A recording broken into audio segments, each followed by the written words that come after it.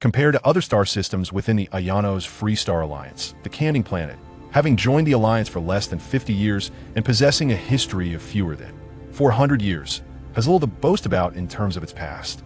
Its resources are notably scarce, to the extent that while sustaining the lives of 10 million inhabitants is manageable, profiting from the export of specialty products proves to be a more arduous endeavor than extracting water vapor from the atmosphere for propulsion. For this reason, it is impossible to contest the affectionate moniker of Border Village bestowed upon it by well-meaning compatriots. Nonetheless, as a member of the Alliance, it is still required to possess the most basic public infrastructure orbital tower, a functional edifice responsible for linking the terrestrial realm with the celestial worlds above. From the vantage point of the third satellite, Qingyue, one can observe a slender metallic tether emerging from the depths of the planet, connecting to a slightly larger cylindrical structure. The entire orbital tower evokes the image of a forsaken child abandoned by the planet, adrift in the vastness of space, an embodiment of desolation.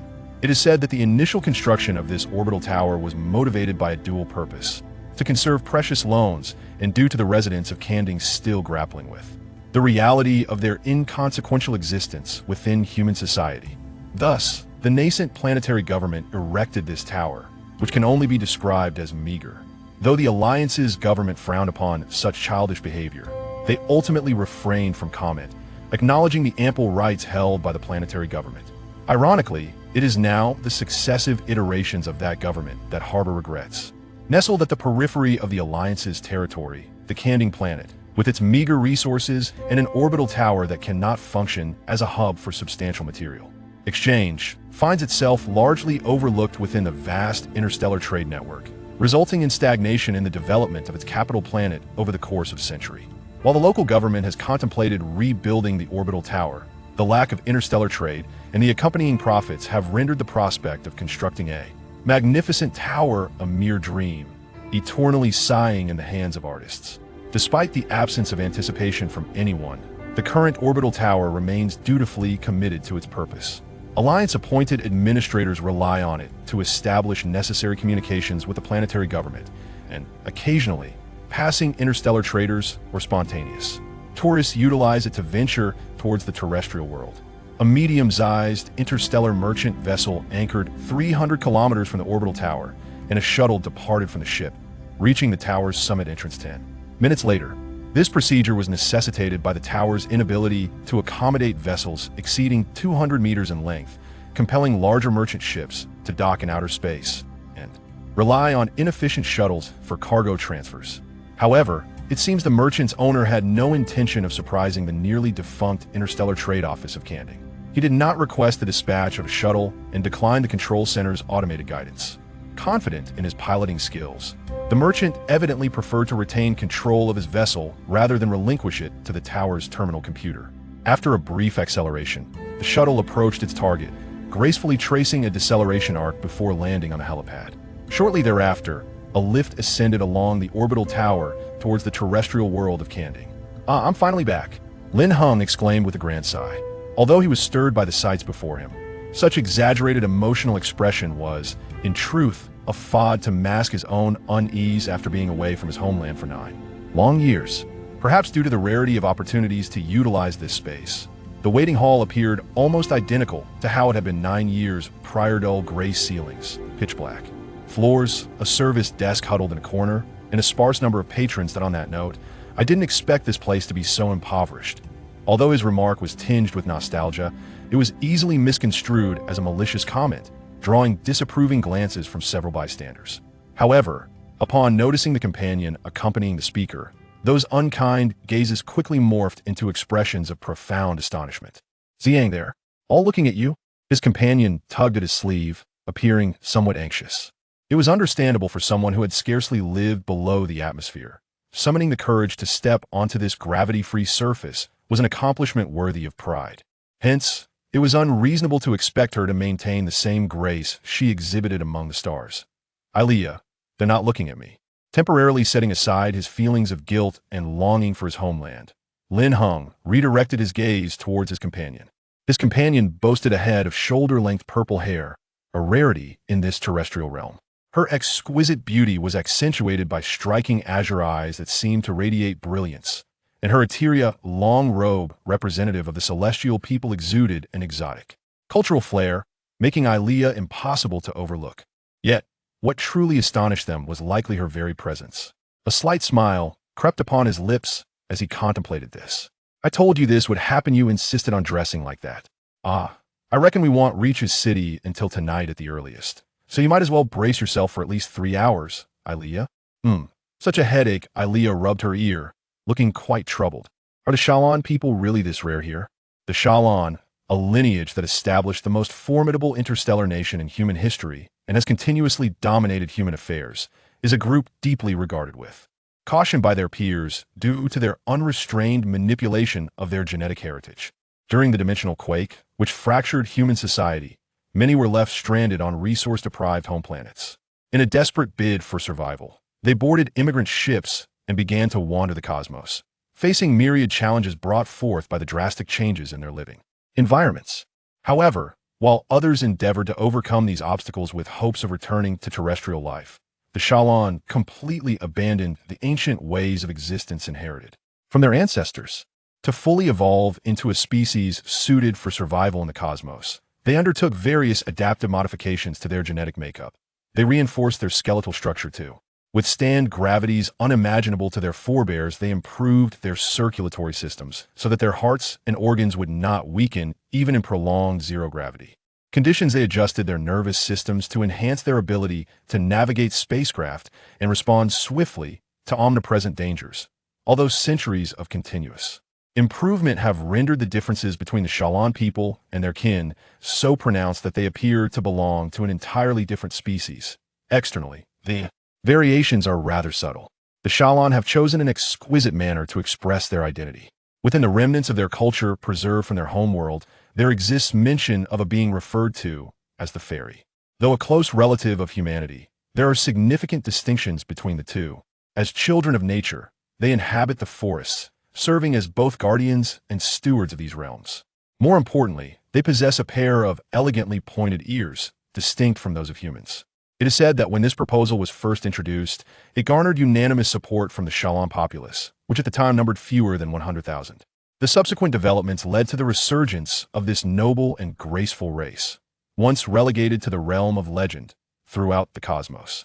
The ears of Shallan, as this unique attribute is termed, may not inherently convey malice or benevolence upon first glance. Nevertheless, the Shallan have embraced this designation with great satisfaction, further enshrining the exclusivity of this symbol within the imperial code. This stipulates that, aside from the imperial royalty, nobility, and gentry, no other individuals are permitted to possess this genetic trait. However, this law is often regarded as superfluous. In the broader human world, few consider the alteration of their offspring's genetic makeup to be a matter of intrigue, and those who deliberately adjust certain genetic factors to provoke the Shallan's unfounded sense of exclusivity and childish obsession are exceedingly rare.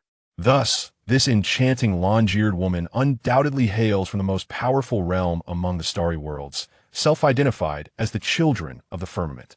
Well, although there may never have been a true Shallan here, I suspect what concerns them more is the identity of this man walking alongside a Shallan. Lin Hung remarked, his eyes twinkling with delight at the sight of his wife's perplexity. But aren't we husband and wife? It is only natural for us to walk together, Aelia responded, her expression one of confusion. She believed she had acquired sufficient knowledge from the information regarding the terrestrial realm and did not perceive any oddity in her actions. However, considering the infrequent exchange of intelligence between the two worlds, it was hardly surprising that such information might be outdated. How should I put this? If everyone were to learn that we, the earthly folk and the children of the firmament, have forged such a remarkable bond, I imagine my simple compatriots would be even more astonished, he mused. Indeed, our union is quite rare, Aelia acknowledged, yet she remained unable to comprehend its implications. But that should not concern them, should it? Could it be that you're upset? Lin Hung began to worry, recalling the painful incident that transpired within the Solidex system of the Empire. Why would I be upset? Her azure eyes reflected bewilderment, which, instead, served to reassure her husband. Speaking of which, I find it curious that the Shallan show no interest in such matters. Lin Hung continued, eager to steer clear of the precarious topic. Your friends and family appear utterly indifferent to the fact that I, The wicked merchant who has abducted the daughter of a duke, am in their midst. Except for my esteemed father-in-law, of course. No, they are actually quite furious. Did you not notice? When they see you, their ears twitch slightly, which is a sign of heightened emotion, Elia explained, gesturing to her own ears, which were gently swaying. Ah, so I'm loathed by so many. Lin Hung chuckled bitterly. However, merely contending with my father-in-law demands all my attention. I simply cannot afford to concern myself with their feelings. That is true. My father is indeed quite disapproving of our union. But have you not reached an agreement? Indeed. Yet the negotiations alone consumed 9 grueling months. Upon recalling the arduous negotiation process, Lin Hung found little humor left in his expression. He felt that even all the difficult opponents he had faced throughout his trading career would pale in comparison to the formidable nature of his father-in-law. Ziyang, that child, our child, what sort of being will he be? Despite her diligent efforts to gather information, she found herself questioning the efficiency of this star system's governmental archive regarding her husband's offsprings. Future, after all, one should not expect a common terrestrial youth to have extensive records maintained within the government archives. Well, during my absence, I am uncertain of the education he received, but at least when I departed, he was a pure-hearted and earnest child. While this was the truth, Lin Hung inwardly began to shift responsibility. If the child had now transformed into a troublesome and irksome brat, it was certainly not his fault. Is that so? Despite her husband's foreboding thoughts about the uncertain future, Elia brimmed with anticipation for the family she was soon to encounter. In a certain academy on the surface of the planet Kongding, an intense competition was underway, though judged by the standards of this planet. It might be more aptly described as a duel, or perhaps even more fittingly so. At the center of the training hall, 2 unadorned youths engaged in combat, practicing martial techniques unearthed from ancient texts. The records pertaining to such ancient martial arts were prominently marked in the documents the Kongding people had discovered regarding ancient civilizations. Consequently, the Kongding people, resolved to revive the essence of these ancient cultures, embraced this invaluable heritage without hesitation and further integrated it into the foundational education of their youth. Although many students found the complex characters and peculiar grammar of ancient literature to be a source of frustration, the martial arts classes stood out as one of the few initiatives in the government's retro education program that genuinely ignited enthusiasm among the youngsters. Despite the substantial medical expenses the government incurred each year to treat injuries sustained during these classes, the financial outlay ultimately proved beneficial, as it resulted in savings on future healthcare costs for adults and pensions for the elderly. Thus, the Kongding people could relish the blessings bestowed upon them by their ancient civilization without any lingering worries. As the battle approached its climax, a youth with flaxen hair, utilizing his agility, cornered his opponent and unleashed a powerful punch. With a resounding crash, the black-haired boy, despite adopting a stringent defensive stance with his arms crossed, found his guard shattered by the oncoming steel fist. The flaxen-haired youth seized the moment to surge into his opponent's embrace, delivering a punishing elbow strike that sent the latter reeling. The devastating blow propelled the black-haired boy into the air, sliding nearly 2 meters backward before coming to a halt. Yet, he soon knelt on the ground, a grimace of pain etched upon his face, as if the remnants of his will had been utterly shattered by the ferocity of his opponent's strike. After a few moments of silence, the audience erupted into a grand ovation for the victor of this display of martial prowess. Amidst the admiring gazes of the crowd, the flaxen-haired boy raised his left hand high, unabashedly reveling in his triumph. The applause grew even louder in response. However, unbeknownst to anyone, the fallen black-haired boy, ostensibly injured, discreetly formed an odd gesture in the shadows of the spectators' vision. Due to the frequent injuries sustained during martial arts classes, these sessions were typically scheduled at the end of the day's curriculum to minimize disruption to other subjects. Consequently, even if a student suffered significant harm during training, they could often recuperate sufficiently to attend classes the following day after spending a night at the medical center. In the recent bout, while many believed the black-haired boy, who appeared to have sustained serious injuries, would require an extended stay at the medical facility, the reality was quite different. The supposed vanquished one was currently humming a cheerful tune as he strolled through the academy's courtyard, as sprightly as a jubilant mouse. Suddenly, a thunderous shout erupted from behind, startling a certain guilty individual, as he swiftly composed himself and turned to face the source of the voice. He was met with a swift punch. "You, what was that all about?" "Ah, so it seems I cannot hide it after all," the black-haired boy thought to himself with a bitter smile, deftly evading the furious blow. His friend, Nangong Chenching, whose courtesy name was Irin, had maintained a relationship of camaraderie since their inexplicable encounter 8 years prior. However, considering their current dynamic, it was more akin to that of a troublesome companion.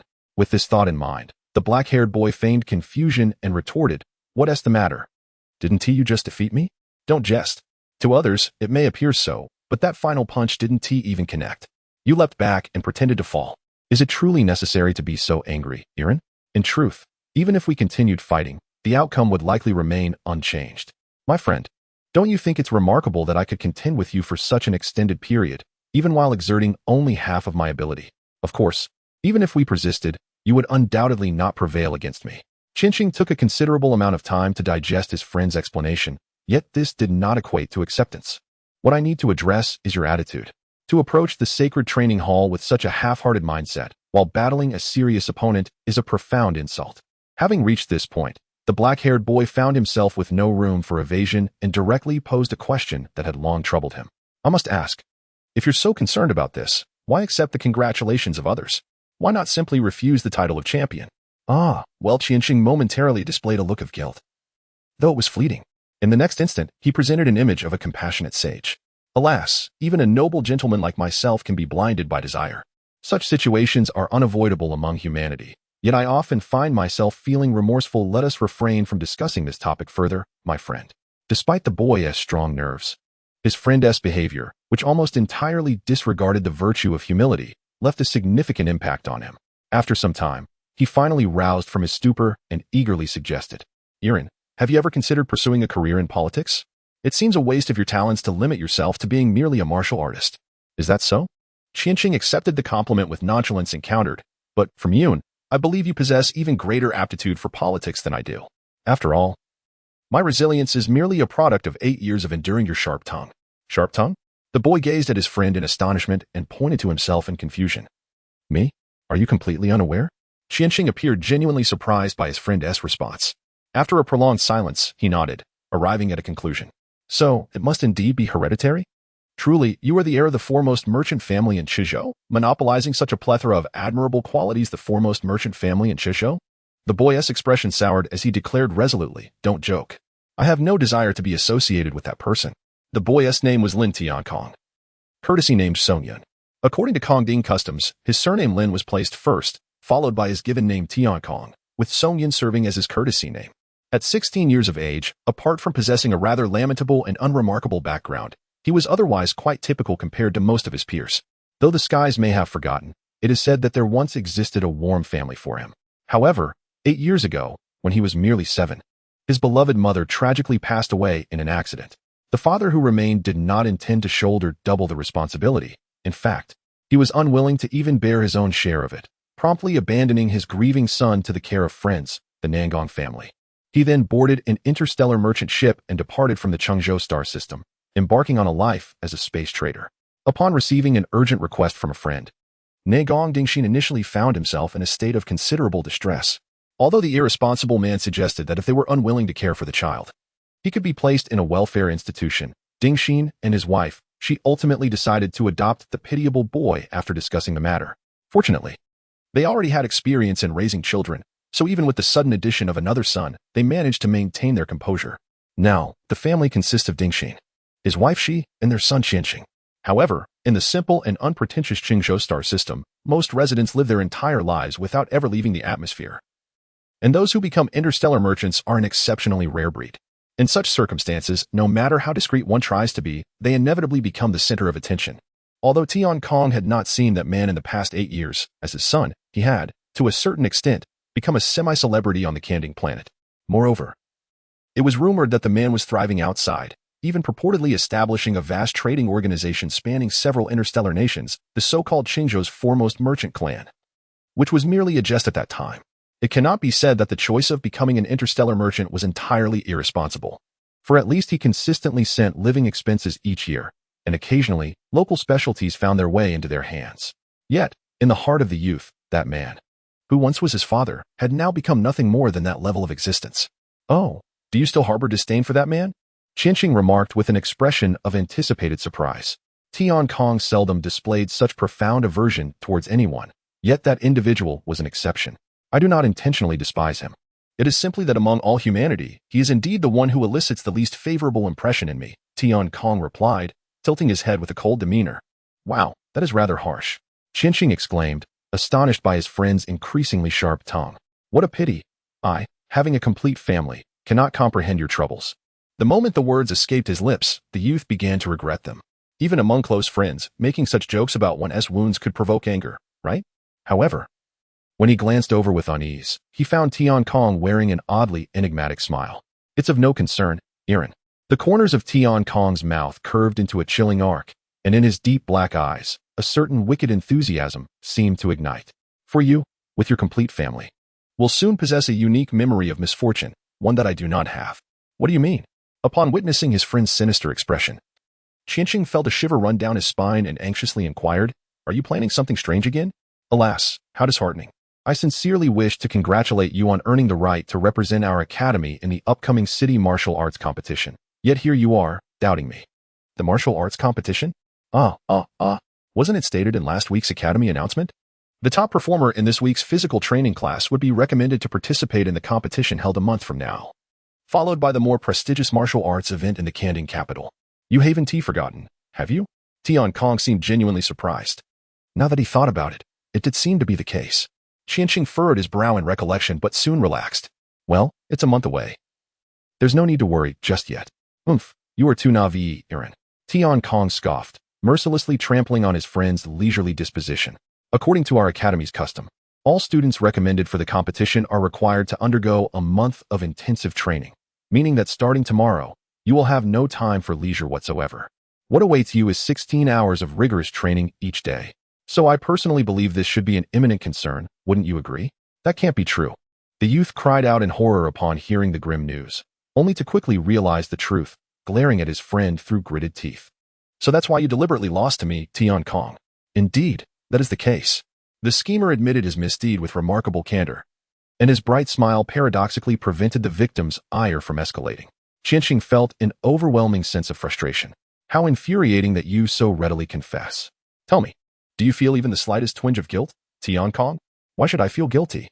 Tian Kong's expression was as innocent as that of a child unaware of the world's perils. Besides, this is not a bad thing at all. Being recommended for the martial arts competition is the dream of many youths. What exactly are you dissatisfied with? You lazy bum. Qinsheng could no longer contain his groans. I do not appreciate being labeled as lazy, Aaron. Tian Kong's brow furrowed, his expression one of deep offense. Moreover, this is not laziness. It is merely, well, I simply do not wish to exert excessive effort on things that do not interest me.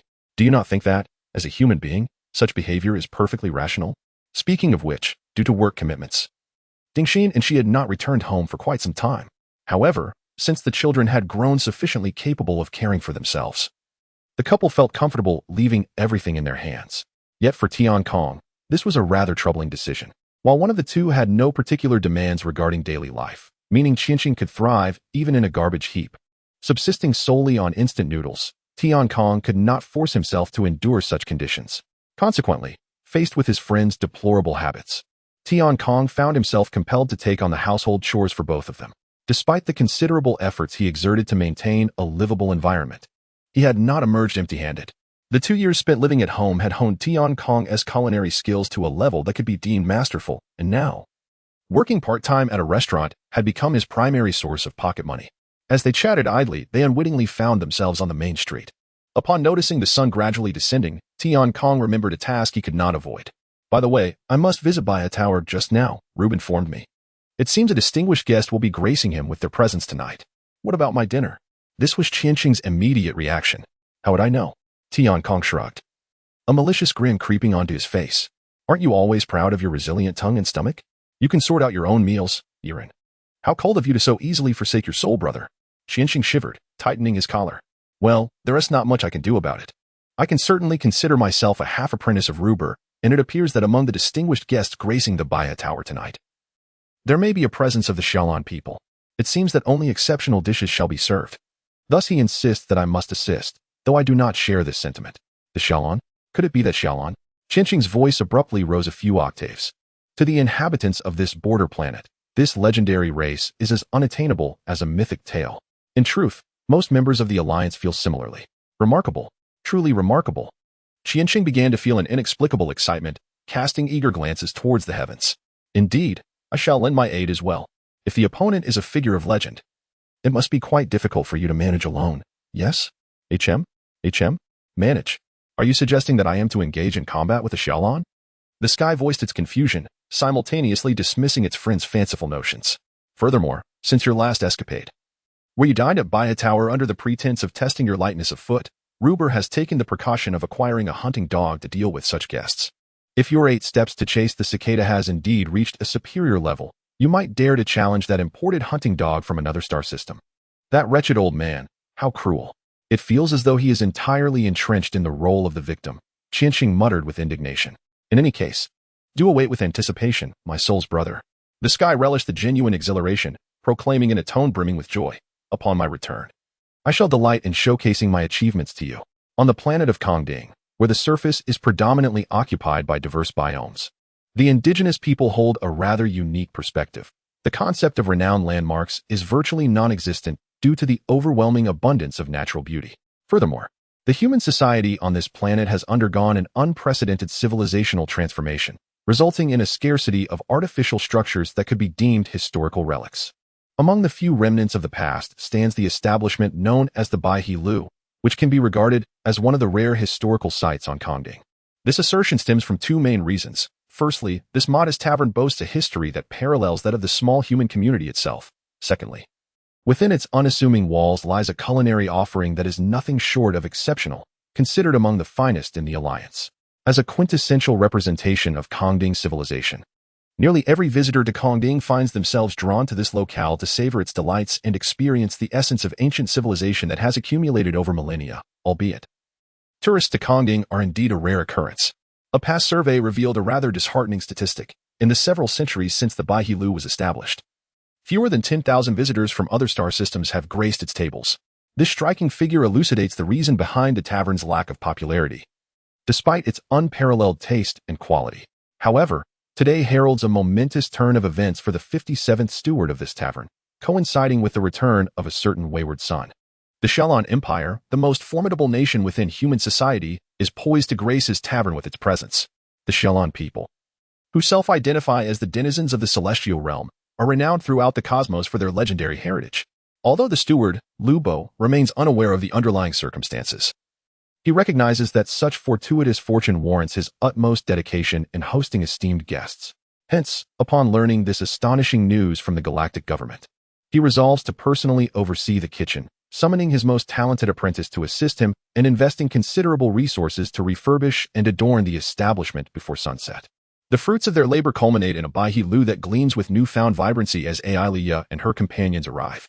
Ziyang, did you not mention that this place is the oldest structure on the entire Kongding planet? Liya inquires, gazing at the tavern, which retains only a hint of its ancient charm. Well, at least before I left, it certainly did not appear this way. Could it have undergone renovations in my absence? Lin Ziyang muses, furrowing his brow. A fire? No, perhaps an earthquake? Is this planet truly so perilous? Liya's expression reveals her concern as she questions, Ziyang, will that child be safe living in such a place? Well, at least up until I retrieved the information from the archives earlier, he was still in excellent health. Is that so? Wonderful. He is quite a resilient child. Liya's innocent smile feels like a sharp dagger, repeatedly pricking the conscience of a man burdened with guilt. Regardless, if the old man is still in charge of the kitchen, the flavors should remain largely unchanged. Liya, shall we step inside to indulge in the finest cuisine of the terrestrial realm? Yes, indeed. To be honest, I am quite intrigued by the food of the surface world. Liya shifts her gaze to the line of servers before the Baihe Lu, smiling as she remarks, it seems I can anticipate today's dinner with great enthusiasm. Rest assured, dear, you shall not be disappointed. In moments of grandeur, Liya, the eldest daughter of the Duke of Heightland, emanates an air of nobility and elegance. Observing the Xiaolon woman walking gracefully among the crowd, Lin Ziyang feels a peculiar sensation swell within him. Truly, as an heir of the ancient lineage, she remains among the most esteemed individuals in the universe, even upon descending to the terrestrial realm. Shaking his head, the returning man becomes lost in this extraordinary sentiment. Speaking of which, that child should have been cultivated in a manner that could not possibly yield such grace. Though I do feel somewhat apologetic toward the Grand Duke, as he utters insincere reflections. The interstellar merchant steps back into the tavern he has been away from for 9 years. following the guidance of the servers. The pair is led to a private chamber on the third floor, elegantly adorned with exquisite classical furnishings and a grand screen. The fabric screen features a meticulously embroidered depiction, presumably adapted from ancient texts, known as the Qingming Shanghe Tuesday. The craftsmanship is exquisite. However, AI Leah finds herself perplexed by the image's significance. Despite her overwhelming curiosity, she gracefully takes her seat at the dining table, with Lin Xiang doing the same. Once they are settled, the attentive servers approach to inquire about the guests' dining preferences. AI Leah, is there anything you particularly dislike? Lin Xiang asks with a smile. Indeed, there are certain dishes that do not pique my interest. However, to my knowledge, they are not included in this planet's cuisine. AI Leah responds with a smile of her own. Therefore, please order as you see fit, Xiang. Then I shall select the tavern's 7 signature dishes. Ah, and let us stick to the original 7, shall we? The confident man suddenly recalls the temporal differences and seeks confirmation. Upon receiving an affirmative response, he adds, the Zui Hongchen, AI Leah. Would you like to try the Zui Hongchen? I assure you, its fragrance and flavor rival that of the Emperor's own vintage. The Emperor's vintage, you say? Truthfully, I'm not fond of that flavor. AI Leah ponders briefly before nodding her assent. Very well. Then let us have a bottle of the century-old Zui Hongchen. What? None available? Lin Xiang's voice rises sharply. Even as humanity has extended its reach to the fringes of the galaxy, the homeland remains an eternal beacon in the hearts of wanderers. This instance serves as a testament to that truth. A man already beset by a penchant for drink can no longer suppress his yearning for the local vintage and begins to coax the server with a mix of persuasion and insistence. Surely there must be some left? The last time I visited, there were still 7 or 8 barrels. What? All sold out? Well, that is of little consequence. I know that old man has stashed a few bottles away. You might inquire with him about any remaining. No, there must be some. Please, fetch me a bottle, and I shall reward you handsomely. AI Leah watches her husband's unexpected side with a look of astonishment, observing the server, nearly fainting, as he scurries away under the pressure of Lin Xiang's relentless entreaties. Once Lin Xiang settles comfortably back into his chair, having finally received satisfactory results, he notices AI Leah's contemplative gaze. Is there something on my face, AI Leah? No, nothing at all. I merely feel as though I have finally glimpsed the true essence of you. As AI Leah utters these words, her expression remains neutral, and her tone devoid of emotion, leaving Lin Xiang utterly perplexed by her thoughts. Nevertheless, previous experiences have taught him that it is best not to delve too deeply into such inquiries, prompting him to shift the conversation. Ahem, in any case, let us now admire the enchanting nightscape of Kongding while we await a sumptuous dinner with hopeful hearts. Alia, I imagine that experiencing the natural descent of night in the earthly realm must be a rather refreshing experience for you. Wouldn't you agree? Xiang, you cannot possibly think that I have never set foot in the terrestrial world, can you? While Alia's earlier reaction was ambiguous, her current demeanor unmistakably conveyed her displeasure. You have visited the earthly realm? This revelation took Lin Xiang by surprise, his eyes widening in astonishment, only to intensify Alia's discontent. That is a misconception. Although many Shalan people rarely descend to the earthly world, any lord possessing territory has, at the very least, undertaken inspections of their domain, Alia asserted. Moreover, I was once the heir of the Root clan, Heightland.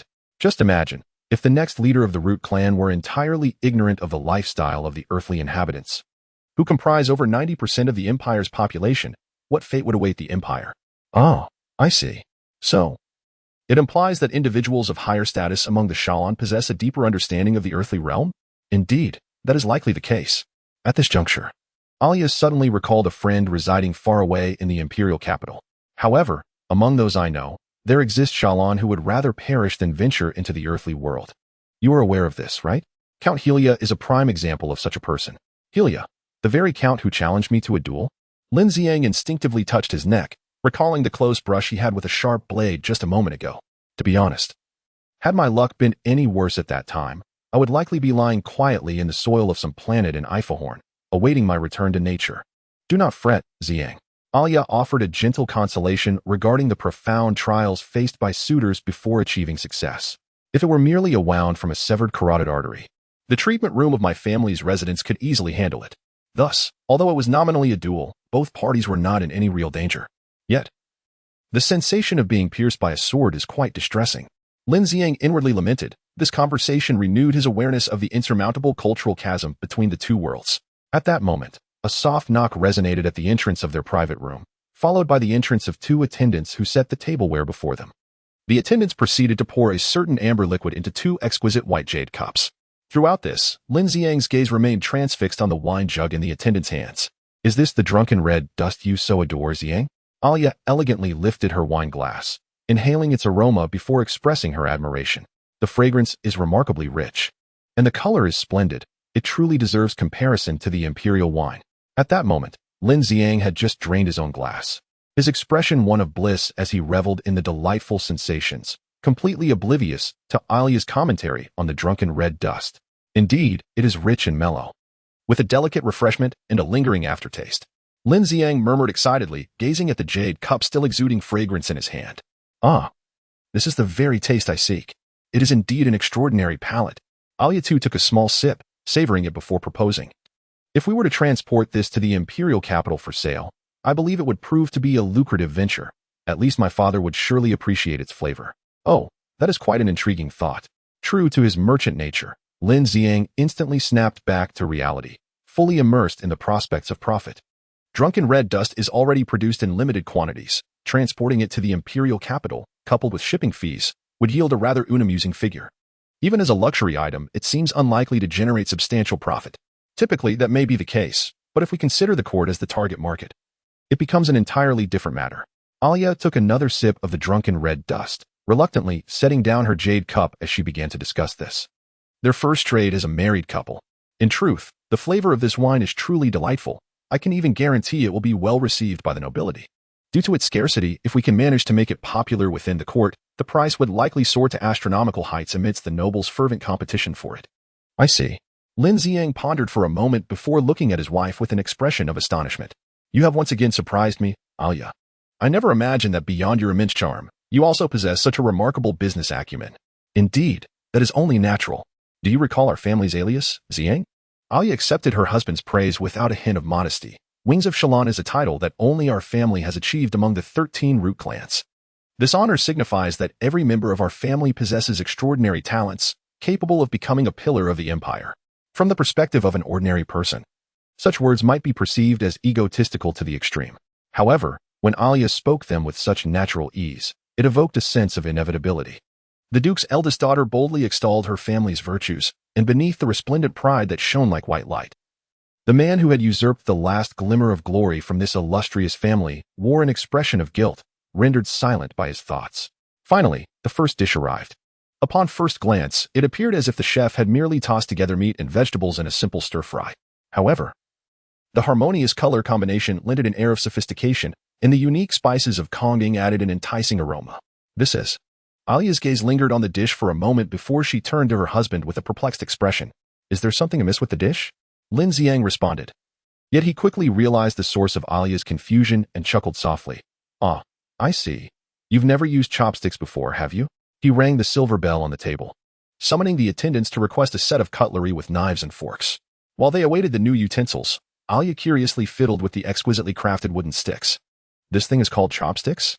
Alia inquired as she attempted to use one of the bamboo sticks to pick up a piece of meat drenched in sauce, only to wrinkle her brow and struggle. "It seems rather difficult to use. Why would one choose such an inconvenient utensil? It appears your preparation regarding the culture of this planet has been insufficient, Alia." Seeing his wife's earnest attempts, Lin Xiang couldn't help but laugh heartily. "However, chopsticks are not meant to be used like that. You should use both sticks together." "Ah, no, that is not what I meant. Just watch how I do it." After a brief moment, Alia watched in amazement as her husband exhibited a remarkable skill. He deftly manipulated the two bamboo sticks with one hand, effortlessly lifting the food. Typically, humans find it challenging to translate what they perceive into precise actions, and this holds true even for the enhanced Shalon individuals. Hence, until the servers replaced the utensils at the table, the noble lady Alia had yet to successfully grasp anything with chopsticks. From the moment the first dish was served until the final cold platter arrived, this duke's daughter from a distant land was immersed in delightful sensory pleasures. Oh, who would have thought that such exquisite wines and delicacies could be hidden in such a remote locale? Alia finally savored the last sip of the intoxicating wine, reluctantly wiping her mouth with a napkin to signal the end of her meal. "Have I disappointed you, dear?" Lin Xiang smiled as he poured the 7th jug of the intoxicating wine into the now empty jade cup. So far, he had drained the decades-old vintage cherished by the owner. "Well, although it may seem somewhat disrespectful to the head chef, this is perhaps the finest dinner I have ever had. Ilea replied with a serene smile. However, upon seeing her husband lift the jade cup once more with a satisfied expression, the wife, having had similar experiences before, couldn't help but express a note of concern. Ziyang, have you perhaps indulged too much? This wine appears quite potent. Oh, so you're saying you're already tipsy, my dear? No, not quite. If I were to have another glass, I might find myself intoxicated. Ilea calmly asserted her sobriety, yet her gaze towards her husband carried a hint of caution. However, from my perspective, Ziyang, it seems you are already quite inebriated. If you were to collapse here, it would be quite troublesome for me. Ilea had previously faced the challenge of caring for a drunken duke, an experience that lingered in her memory. Although she was uncertain of Ziyang's tolerance, she harbored no expectations regarding his drinking capabilities. Let it be known, if you truly get drunk, I shall leave you here unattended, she threatened playfully. Well then, I shall refrain from drinking. Lin Xing hesitated before relinquishing the delightful thought of becoming inebriated at the Baya Tower, and he drained the remnants from his cup. It appears you are indeed a bit tipsy. Ilea observed her husband, murmuring softly. Where shall we go next? Lin Xiang shook his head vigorously, attempting to clear his mind. Though Baya Tower offered accommodations of a certain standard, he was aware of even better places. Furthermore, while he believed he was not in such a hurry, he hoped she did not intend to meet him immediately. Perhaps he is about to emerge? The sky yawned lazily. Reclining against the eaves, gazing at the luminous crescent moon suspended in the deep blue night. Half an hour had passed since the last cold platter was served, suggesting that the esteemed guests should have nearly completed their meals. Although Ruber had repeatedly cautioned against disturbing the guests, it was evident that the curious souls in Baihe Tower were not limited to him alone. This was evident from the fierce competition over the serving of dishes. Despite being a mere kitchen worker, the sky seized the moment when Ruber lamented over his long-preserved wines being completely depleted and stealthily slipped out, hiding in the prime spot beneath the eaves on the second floor, preparing to catch a glimpse of the legendary people. Yang, Lady, Ferlin, Enlin.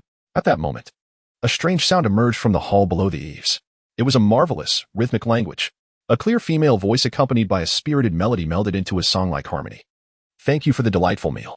This time, the speaker switched to standard Kongding dialect, which sounded somewhat unfamiliar, yet the owner of the voice seemed particularly pleased. I also appreciate your hospitality, Mr. Ruber. It has been 9 years, yet the quality of Baihe Tower has not diminished in the slightest.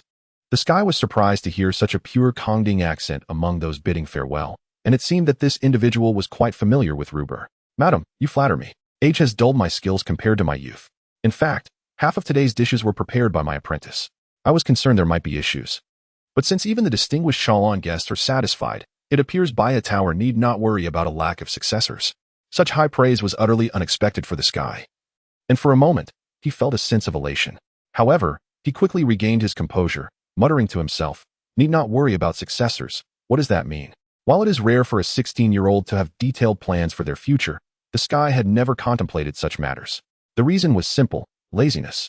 However, this did not mean he would passively accept others dictating his future. To explore the rich possibilities of life and to live freely and leisurely was the ideal existence in the sky's mind, even if it lacked any guiding principles. Because my wife wishes to meet that child soon, we must take our leave. Opportunities are fleeting. Upon hearing this, the sky hesitated momentarily before making a bold move. He crawled to the edge of the eaves, peering down cautiously. Could that be a Shaolin person? A mere glance captivated the sky's attention. Drawn to the slender figure, the woman from a distant land possessed a rare head of violet short hair, and the genetic trait known as the Shaolin ears peeked out from her smooth locks. She donned a long robe rich in exotic cultural flair. Although her features were obscured by distance, the intense presence of the Shaolin woman reached him unmistakably. Perhaps due to nerves, the sky's breathing quickened. A subtle sound change detected by the Shaolin woman, who had been blessed with heightened senses from her genetic heritage. To the sky's astonishment, her elongated ears twitched slightly, and she lifted her head to gaze directly at him. Oh, I've been discovered. The guilty youth's first instinct was to retract his head and brace himself against the eaves in an attempt to rise. However, the ancient wooden eaves of the tavern, having lost their resilience over the years, could barely support even a boy's weight. Thus, when the brittle sound of cracking wood echoed, it was not only the curious boy who plummeted to the ground along with the splintered wood. Alas, in that fleeting moment of falling, the sky experienced an unprecedented surge of crisis. The hard stone ground rushed toward him, while his mind struggled to respond. Instead, his body acted instinctively, adjusting its posture in a way he never thought possible, and gently landing on the ground. Oh, despite the fact that the individuals involved were nearly terrified to death, Onlookers found the series of performances by the youth to be thrilling and flawless, to the extent that half of those present felt an irresistible urge to applaud. However, just as their hands were raised, they realized the inappropriateness of the situation, leaving their applause awkwardly suspended in midair. Am I still alive? The bewildered youth first sought confirmation of his own existence, maintaining a crouched position for an extended period. Upon affirming his survival, he raised his head and silently expressed his deepest gratitude to the Minister of Education, who had been steadfast in promoting physical education in the foundational curriculum. Hey, are you all right? A man with a pristine accent approached from behind, gently patting the youth's shoulder. At the moment that hand made contact, an inexplicable chill coursed through the youth's body, triggering an instinctive and vehement defensive reaction. In retrospect, he found it peculiar that he had unleashed an unprecedented punch in response to someone whose appearance he had yet to confirm. It seemed that his aversion to that individual had become a part of his very instincts. This was the conclusion he reached after much contemplation. Accompanied by a scream. Blood and teeth scattered as Lin Hung floated nearly a meter backward, eventually tumbling across the floor, colliding with several tables and chairs before coming to a halt. What followed was an extended silence. Neither the victim, the assailant, nor the onlookers could muster a response to the sudden turn of events. The first to regain composure was Ilea. Upon recognizing the youth's visage, this foreign mother rushed forward, grasping his hand and examining her son, whom she was meeting for the first time, with palpable excitement. The proximity of this otherworldly beauty left the youth in a state of irrational bewilderment, as the scene before him was beyond even his wildest dreams. Yet, he distinctly felt the warmth radiating from her azure eyes and the unknown comfort conveyed through her firm grip. Despite Ilea's earnest attempts to convey her feelings in her native tongue, the urgency of the moment led her to inadvertently express herself in her mother language, leaving the youth only aware that she was fervently communicating something to him. Suddenly, an eerie laughter began to swirl throughout the hall. The deep timbre contained a self-deprecating rhythm that sent chills down spines and instilled a sense of foreboding. At this moment, the injured party, previously overlooked by his wife and others, slowly rose from the pile of debris and approached. Long time no see, my dear son. Lin Hang disregarded the swelling and painful half of his face, forcing a joyful expression. His benevolent smile and eyes brimming with longing emanated warmth, even as his voice trembled with emotion. I have returned. If the preceding events had merely tested the mental fortitude of those present, the bizarre unfolding that followed surpassed their capacity to accept reality. At this moment, apart from the two involved, everyone, including the youth, fell into prolonged stupor. Time flowed in silence. After a significant period of inertia, a powerful emotion began to awaken within the youth's heart. A boiling malice erupted from the depths of his memory like a volcanic eruption, yet he feigned confusion, tilting his head as if struggling to recall something. Excuse me. May I ask who you are? Hey, you haven't forgotten your own father, have you? Lin Hung immediately adopted an exaggerated expression. Though a bitter smile crept into his heart, was this truly how they were destined to meet? You? Father? The youth's expression was one of innocent bewilderment. Yet he posed a question that could render even the faint-hearted breathless. Whose? Even Lin Hung, possessing a nerve of steel, faltered momentarily before such overt malice. However, true to his reputation as a formidable figure in the business world, he quickly recovered from the initial shock and adopted an even more fervent demeanor. My dear son, it seems that your sense of humor has surpassed mine in this time apart. Yet, no matter how much you attempt to conceal your emotions, it is futile, I am aware. Just as Lin Hung was about to display an expression of overwhelming sentiment, a sudden pang of pain shot through his injury, causing his forced smile to appear rather grotesque. Even separated by the vastness of time and space, you should have recognized me in an instant. Your father, Lin Hung, who has been longing for you. And yet you offer me such a warm welcome. That punch, can it be interpreted in such a manner? A cold sweat broke out among the onlookers. Oh, Lin Hung, is it? The youth squinted, seemingly recalling the name and its biological significance, yet his tone turned remarkably frigid. So, the one bearing that name still clings to life? How ironic that I have been wishing upon stars daily, praying for this conglomeration of malevolence to be reduced to cosmic dust. Truly, it is astonishing that even such a nefarious existence can persist. No wonder the universe is deemed a cradle of sin. Ah, my son, from your words, I can sense your concern for your father. Lin Hung, seemingly oblivious to the palpable malice in the exchange, finally overcame his pain and displayed a radiant smile akin to the sun breaking through after a storm. Perhaps it is due to your prayers that Lady Luck continues to favor me, bringing me abundant fortune with each venture. With a son as dutiful as you, I desire nothing more. Oh, is that so? The youth's expression remained unchanged, yet his voice grew colder, like the frozen soil of a planet untouched by starlight for eons. Since there are no regrets, perhaps there is no need to linger in this world any longer? Rest assured, all arrangements for your departure have long been made, ensuring that your journey will not be delayed. The long-absent father and son engaged in a fiercely contentious war of words, both wearing smiles. Yet their eyes crackled with an invisible electricity, igniting sparks in the air. The atmosphere soon filled with pointed barbs, as the lingering malice coalesced into an imperceptible storm. From the clouds. Just as he regained his senses from the initial shock, Rupert sensed the overwhelming malice and, astonished by the developments, intended to intervene in the escalating confrontation between the father and son. However, he soon realized that despite being the master of this place and one of the parties involved, he had no opportunity to intervene. The two adversaries were oblivious to the presence of this well-meaning elder, prompting him to retreat in frustration. What a magnificent reunion between father and son. Yet, Aliya's voice was filled with mirth. She felt fortunate to have learned the language of canning from her husband before coming here. Otherwise, she would have certainly missed this splendid scene. On the other hand, the grand confrontation between father and son continued unabated. How thoughtful of a son to prepare so meticulously for his father. It truly moved me. The ability to disregard such intense animosity demonstrates a resilient spirit that surpasses mere shamelessness. In any case, Lin Heng showed no sign of wavering. Instead, he seized the opportunity to steer the unfolding events back onto the predetermined script. Fear not, my son. Until the 13th generation of the Lin family is born, even if the heavens were to collapse, I shall remain unscathed. So, is this why you still cling to the mortal realm? Even a child inheriting the talents of his lineage is still bound by the experiential gap that comes with age. Thus the sky failed to perceive the trap before him and stepped right into it. However, do not harbor any hopes regarding this matter. For the first thing I intend to do upon reaching adulthood is to abandon this surname. Moreover, my descendants shall never bear the title of heirs to the Lin family. The youth proclaimed this with such righteous fervor. Such a resolute tone. What do you plan to do? Lin Heng appeared intrigued, even beginning to engage in a serious discussion with his son. It is worth noting that on the Canning planet, there are no valid grounds for changing one's surname. Yet even in other star systems, relinquishing one's family name without cause is seldom viewed as commendable. Do not worry, the sky continued, completely unaware of the amused glint in his father's eyes. Even if I were to marry into another family, I shall undoubtedly abandon this name for you. Oh, the resolve you possess is already so profound. Lin Heng mused, swiftly covering the trap before his son had the chance to realize something was amiss. My dear son, your determination is commendable. However, compared to such a humiliating approach, I have a far superior suggestion. Would you care to listen? What do you intend to do? The sky regarded his father warily, a sense of foreboding creeping in. Allow me to elucidate. A foreign voice interjected, its tone revealing a lack of fluency in canting. Turning to look, the sky saw the beautiful Shalon woman, Aliya, standing beside him, her gaze unsettling yet devoid of malice. Aliya, the eldest daughter of Duke Heightlander Yadi Yanod, scion of the Shalon Empire, was the sole heir of the Heightlander family and the chief strategist of the Celestial Army.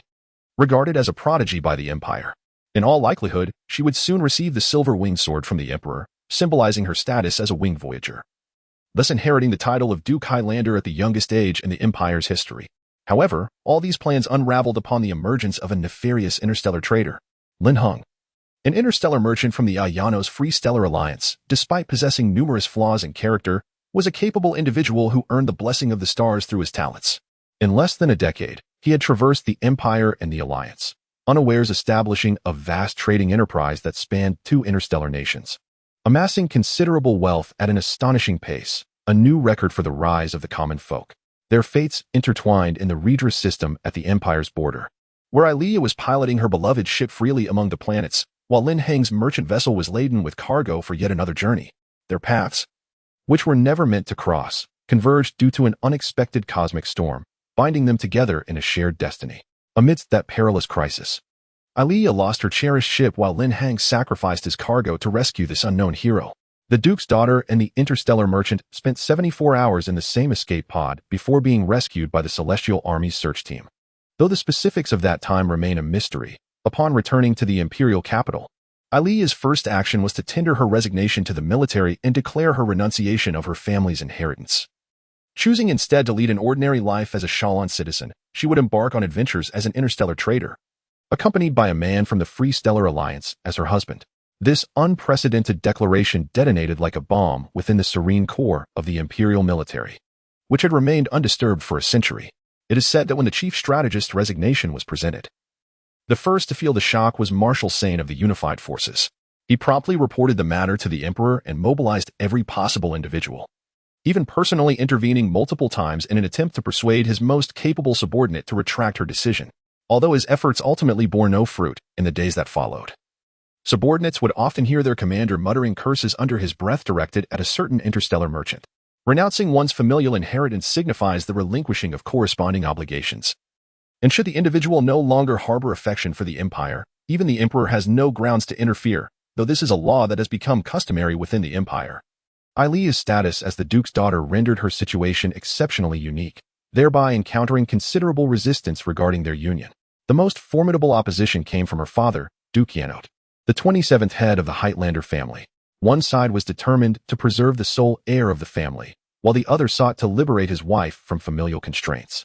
After countless exhausting negotiations, the obstinate father-in-law and son-in-law arrived at a simple realization: the child of Ayliya's husband equates to Ayliya's child, which in turn equals Duke Yanot's grandchild, thereby making them the heirs to the Highlander family.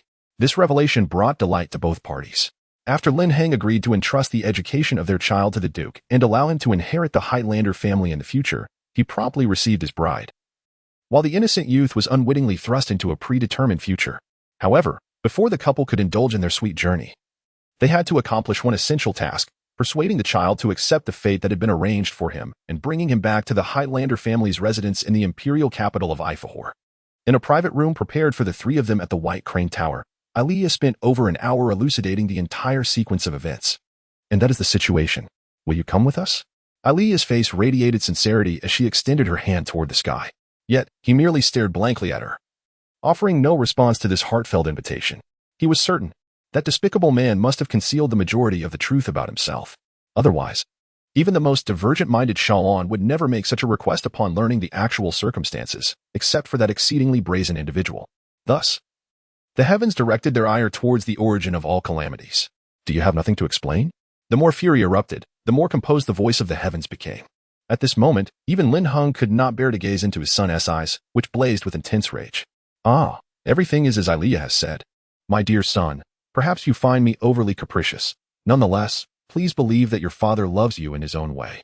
Indeed, I am certain of your profound affection for your son, to the extent of sacrificing his freedom for your own happiness." The heavens sneered, interrupting his words. Is such a twisted perspective even permissible? What else is there? The fervent anger finally severed the last thread of reason, causing the heavens to slam the table and rise, unleashing a torrent of vitriol upon the man before him. "You despicable, cold-blooded wretch. 9 years ago, you abandoned your child at your wife's funeral, frolicking in the cosmos. Now you return, demanding my freedom as a sacrifice for your happiness? Is there such a benevolent arrangement in this world? Dream on, you scoundrel." For a moment, overwhelmed by his son's fervor, Lin Heng fell into a brief silence. However, being a seasoned interstellar merchant who had endured countless trials, he quickly resorted to a more effective method when he realized gentle persuasion was futile. "It is not within your rights to refuse, my son. According to the laws of Kongdang, only citizens over the age of 16 possess the authority to veto their parents' decisions, and you have 3 months remaining before you can exercise that right. Moreover, if necessary, I trust our administrative chief would be more than willing to assist a troubled father in shaping his child's illustrious future." Although he recognized that continuing this dialogue would irreparably fracture his relationship with his son, Lin Heng found himself unable to stop at this point. "So, you might as well accept your father's goodwill, yes? Resist no longer. Even the most determined minor cannot escape their parents' grasp. You wretch! You wretch!" The heavens glared at the despicable man, as if to incinerate him with his gaze. It was perhaps at this moment that his feelings toward the individual before him escalated from disdain to loathing. What a troublesome pair of father and son they are. Ayliya sighed softly, having long been aware of Xiang's obstinacy, yet she was taken aback by the tenacity of his son. That said, to force Xiang into resorting to threats speaks to the true nature of this child, the destined heir of the Highland family. However, is it merely a phase of rebellion? It seems that the heavens harbor a deep-seated animosity towards his father. Had the Duchess's eldest daughter experienced parenthood herself? She might not have formed such an impression. At least, in the eyes of more knowledgeable individuals, the youth's behavior far exceeded the boundaries of a mere rebellious phase. The atmosphere in the room grew increasingly sinister, the oppressive heaviness inducing a sense of suffocation. In such a climate, neither father nor son could continue their negotiations, prompting the Duchess's daughter, as a crucial party, to step forward. May I call you Yin?" Ayliya interjected cautiously.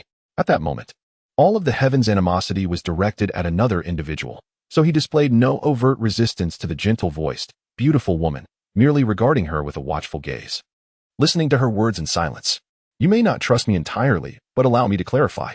Aliyah offered a warm smile, striving to establish her first impression in the child's heart. "In truth, things are not as dire as you envision, Yun. Our family, the Heightland family, is one of the 13 founding clans of Shalon and is quite esteemed within the empire.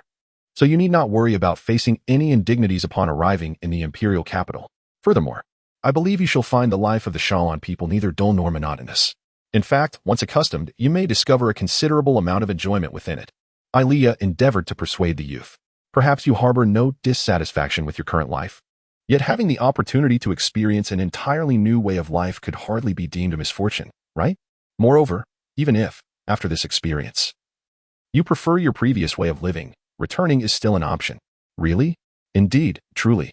I assure you in the name of Heightland that upon fulfilling your obligations, you shall be free to pursue any endeavors you desire after inheriting the title. At that time, no one shall interfere with you. Even returning to this planet to continue your life shall be within reach. According to imperial law, one of the primary conditions for inheriting a title is serving a requisite period in the imperial military. For a viscount, it is 8 years, for a baron, 10 years. And for a duke, the successor must serve at least 16 years in the imperial military." Aliyah did not disclose these particulars to the heavens, whether out of caution or the belief that they were unnecessary. "So, after that, I shall have no further connections with this man?" The heavens inquired through gritted teeth. "Well, one could say that. In truth, you are already the designated heir of the Heightland family, should Xiang continue to meddle in our affairs. It is likely that not only my father, but perhaps even His Majesty the Emperor would no longer remain indifferent, considering the previous incident. I find it hard to imagine what kind of retribution he might face from the Empire." When she spoke these words, Aliyah's tone was remarkably calm. Yet her husband could not suppress a shiver, as fear seeped into the previously unwavering expression on his face. "Please do not utter such terrifying things, Aliyah."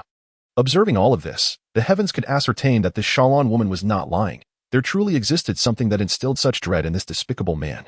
And now, this colossal entity extended its hand toward him. If only he could sever ties with this man. If only he could erase this individual from his life. After all, returning later would still be possible. Hatred and the desire for revenge churned within the youth's heart, suffocating the presence of calm. In a matter of seconds, the heavens made a decision he would regret for a lifetime. "Very well, I agree." 3 days later, the boy who had been neglected for 9 years, suddenly embraced by both the goddess of misfortune and the deity of fortune, stood in the waiting hall of the orbital ground station, feeling quite disheartened.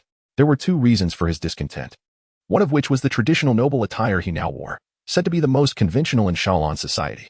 Although this nearly pure white ensemble was unassailable in terms of comfort and approached perfection in appearance, the peculiar discomfort it evoked was akin to a parasite clinging to his very being, rendering this humble youth utterly uneasy, especially upon noticing the curious gazes from those around him. Had it not been for Aliyah's insistence, he would have surely cast aside this ill-suited garment at the first opportunity, to pawn it for money. However, he could not reject the owner of those clear eyes, and thus, resigned to his profound discontent, he stood in the waiting hall, enduring the skeptical stares of the townsfolk. "How envious I am, truly envious of you." The voice, reminiscent of a spectre-esque lament, echoed once more, prompting the sky to turn in ire, fixating its gaze upon the source of the sound. This was the second reason for his profound discontent. Ever since he learned of the peculiar fate that had befallen him, this dear brother had entirely relinquished the dignity associated with being a resident of Kongding, endlessly repeating such phrases. Initially, this brought a measure of joy to the sky. Yet as he reflected on the indifference of those closest to him back home regarding his departure, he became acutely aware of how trivial his own longing for his homeland truly was. The once optimistic youth fell into a deep melancholy. "Enough. If you truly feel that way, why not beseech Aliyah to take you along?" Due to his abysmal mood, the sky's sharp tongue lost its usual edge. "I have indeed asked. However, Miss Aliyah mentioned that while she would be delighted to take me, she first requires the consent of my blood relatives. It is no stretch to imagine that my antiquated relative, whose mind is turned to fossil, would never agree." "What? You actually inquired?" The sky was taken aback. "What is it about Shalon that you find so appealing? The boundless universe, the dazzling stars, the tumultuous journey of life, and most importantly, the endless array of beautiful women." As he spoke, Qianxing's eyes seemed to shimmer with a radiant light. Indeed, it was rumored that through the enhancement of genetic factors, the inhabitants of Shalon, regardless of gender, possessed a beauty akin to myth. After witnessing Aliyah's beauty firsthand, The Sky found himself largely inclined to believe in the veracity of such claims. However, the thought of living among a populace blessed with semi-divine beauty intensified his existing unease. Therefore, he could not permit this fellow to bask in triumph, even if it were merely a figment of imagination. You are indeed harboring such intentions. The Sky let out a long sigh. You scoundrel, have not your 23 previous heartbreaks revealed the truth of your unpopularity among women? Or do you acknowledge this fact yet refuse to admit it? From the clouds, you are aware of the saying, a jade must be carved to become a gem, correct? Of course. I am aware. Excellent. Then there is no need for further explanation. It seemed this fellow would never shed his warped personality. With another sigh, the youth remained oblivious to the fact that he was the very cause of his friend's distorted character, abandoning the idea of further discourse. The Sky turned his attention towards the front hall of the waiting area. There, Ilea and that individual were engaged in what appeared to be a significant ceremony with the envoy of the galactic government. Although he vaguely understood that this was related to a substantial financial aid package provided to the Chungshou star system, the Sky could not muster any joy for the brilliant future of his homeland. On the other hand, Ilea had completed the signing of documents and was exchanging them with the envoy. It seemed they were nearing the conclusion. If my father were not at the capital of the Alliance, he would have been the one to handle this, Qianxing remarked. The father to whom Qianxing referred was his own, Nangong Dingxin, who currently held the position of Chief Executive Officer of the Galactic Government's Foreign Affairs Bureau. Although the term father was not particularly respectful within the culture of Kongding, the Sky greatly envied the camaraderie shared between the father and son. However, considering the circumstances, my father should be returning soon. Huh? That is a statement that cannot be overlooked. The Sky's attention swiftly returned to his friend, exclaiming, Dingxin is coming back? Oh. That's the situation, Qianxing shrugged casually. If I were to let you depart without taking any action, I would be the one to face the consequences. Therefore, 3 days ago, I informed my father of this situation. If he received the letter and rushed back, the timing should align perfectly. The Sky stared, dumbfounded, at his friend, who consistently managed to create pivotal surprises at critical moments, as if he were seeing him anew. Well, consider it my final favor to you. Qianxing patted the Sky's shoulder, donning an unusually earnest expression, and said sincerely, if you truly do not wish to leave, the only person capable of stopping this is my father. You shall decide your fate then. The youth fell silent, feeling his already tenuous resolve wavering once more. In any case, let us anticipate a splendid spectacle. As he spoke, a certain malevolent enthusiasm ignited in Qianxing's eyes, reminiscent of their usual banter. In the language of the planet Kongding, there exists a term that describes the warm welcome received by a prodigal son returning home after achieving great success. In the case of Lin Hong, although not everyone embraced his return, indeed, some expressed considerable disdain for this heartless and ungrateful individual, his arrival, as the sole interstellar tycoon born from the rich history of Kongding, nonetheless created a significant stir within this ancient human society. Moreover, the woman accompanying him back was from the most powerful nation in the galaxy and was a figure of considerable nobility even within that legendary empire. Consequently, when the galactic government organized a public farewell ceremony for the two, nearly the entire Chuzhou star system's attention converged upon the small orbital tower. In fact, this dramatic farewell was recorded as a momentous event with profound implications for the Chungshou star system in its annals. Lord Xiang, Your Grace, the eldest daughter of Duke Hateland, I am profoundly grateful for your assistance. With your help, this planet will finally have the opportunity to transform its archaic and insular societal structure. Truly, I cannot thank you enough. The government official, gripping the freshly signed economic aid proposal, appeared quite exhilarated. According to this proposal, AI Luya would leverage the Hateland family's resources to establish a comprehensive interstellar trade platform for the Kongding planet, while Lin Heng would mobilize the Lin Consortium's vast resources to elevate the Chungshou star system into a vital trading hub within the expansive interstellar trade network of the Ioannis Free Star Alliance. This is nothing extraordinary. I merely acted in accordance with my duty as a citizen of Kongding. No, it is more accurate to say that it was imperative, Lin Heng replied nonchalantly, though only those who truly understood him could perceive the concealed pride behind his humble demeanor. AI Luya, certainly among them, chose not to point out her husband's contradictory words, merely casting a glance his way. By the way, there is a matter I might require your assistance with. As if suddenly recalling something, the interstellar merchant tightened his grip on the official's hand. Regarding my son's relocation to the Shalon Empire, could you kindly relay this to the Lord of the Nangong House? Although I wish to express my gratitude in person. It seems that Duke Hateland, my father-in-law, can hardly wait to meet his grandson. Upon mentioning this, AI Luya, who had previously appeared indifferent, suddenly showed keen interest. her long ears perking up attentively. She focused intently on the official, prompting him to puff out his chest with renewed vigor. Of course. I would be delighted to assist you. Influenced by his vanity, the young official, forgetting the age-old wisdom that states a clear official should not meddle in family affairs, foolishly accepted a commission that was far beyond his capacity to handle. I will communicate this matter to the esteemed head of the Foreign Affairs Office. I am confident he will understand your predicament. Rest assured. Is that so?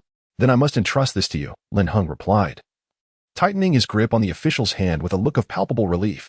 This way, I can proceed to the imperial capital with peace of mind. I do not agree. The sudden, thunderous outburst echoed through the hall, plunging the gathering into a momentary state of chaos. When the crowd regained their composure and traced the source of the interruption, they were met with a starkly different expression. At the exit leading to the space station, a robust man strode purposefully towards them. His attire, a safety suit worn during interstellar travel, did little to diminish the intense aura of suppressed fury that surrounded him. As he approached, an overwhelming pressure began to envelop the onlookers, causing Lin Heng, who bore the brunt of this intensity, to breathe rapidly, his complexion paling. Oh, Jiunda. You returned so swiftly. Lin Heng forced a smile, greeting his friend. However, the response was a silent, iron fist.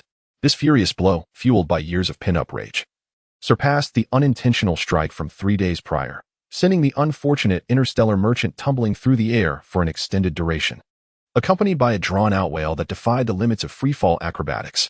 Crash! The sound of a violent collision between biological tissue and plant fiber erupted, as yet another exquisite wooden artifact, masterfully crafted, was reduced to kindling by the impact. The onlookers stood in stunned silence, fixated on this dramatic scene, before shifting their focus to the defiant assailant. Under the gaze of Nagong Dingxin, the young official who had previously assured someone stuck amidst a pile of debris that everything was under control, cowered to the side like a startled rabbit, too intimidated to utter a word. Esteemed head of the Foreign Affairs Office, what exactly is happening? A bolder official mustered the courage to voice the collective concern. Nothing of great consequence, merely attending to some family matters, Dingxin replied, tempering his wrath. When someone attempts to take my family without permission, it is only fitting to teach them a lesson. Despite the discomfort of witnessing a senior government official assaulting a valuable investor, as they observed the unfortunate individual buried beneath the debris, the crowd suddenly recalled that this head of the Foreign Affairs Office was among the few experts in Kongding who possessed both internal and external prowess. Thus, they collectively adopted expressions of understanding, retreating to the sidelines in silence. Dingxin then shifted his gaze to the young man beside him, causing the latter to instinctively shrink back. It seems we need to discuss this matter thoroughly. In the face of imminent peril, Tianshang could no longer afford to maintain his pride or dignity. However, when he turned to seek assistance from the side, he was enraged to find that the friend who had been standing beside him had, at some point, retreated to the edge of the hall, gazing contemplatively at the ground below. To his astonishment, the figure now shielding him was none other than his theoretical new mother, the elegant and formidable Shalon woman, Ai Luya. Ai Luya. Tianshang opened his mouth but found no words to express, as he beheld the steadfast figure standing protectively before him. A peculiar and long-forgotten emotion began to stir within his heart. Years later, he would reflect that this moment marked the beginning of his gradual acceptance of his identity as a member of the Hateland family. Ai Luya and Dingxin exchanged silent glances, while the onlookers oscillated between anxiety and confusion. Fortunately, even under the weight of ancient might, the honor of the Genji clan remained unyielding. After several minutes of stalemate, Dingxin averted his gaze first. In Kongding culture, regardless of the reason, engaging in conflict with a woman was deemed dishonorable. Thus, he redirected his ire towards the audacious individual still sprawled amidst the debris. Get up. I know that punch was nothing to you. Dingxin approached the reckless man, who remained unresponsive, lying still on the ground. Oh, has a few years rendered you so feeble? Ding Xin revealed an expression of astonishment as he grasped Lin Heng's collar, lifting him into the air and shaking him vigorously as if to rid himself of some unsightly debris. Cough, cough, cough. Lin Heng coughed violently a few times before finally regaining his senses. However, upon meeting the fiery gaze of his long-lost friend, even this interstellar merchant, renowned for his resilience, couldn't help but entertain the thought of slipping back into unconsciousness. Your greeting is indeed enthusiastic, Junda. Lin Heng forced a smile, suppressing a surge of pent-up blood in his throat. It's been years. You've certainly improved your skills. In the past, I might have had a chance to evade you. Who would have thought that after so long, your already flawed character would deteriorate even further? If you were still the person I once knew, you wouldn't resort to such underhanded tactics. Haha. By the way, how is Sheila these days? I remember you two always moved as a pair. Lin Heng chuckled awkwardly, attempting to divert the conversation. Could it be that a romantic crisis had emerged? If needed, I would be more than willing to assist. Oh, there's no need for you to concern yourself with that. In fact, while we were attending to some important business, we suddenly received news that someone intended to abduct my child, which compelled me to return hastily, leaving Sheila behind to continue. Although I have been questioning whether I was being overly paranoid, it seems my response was, in fact, just right.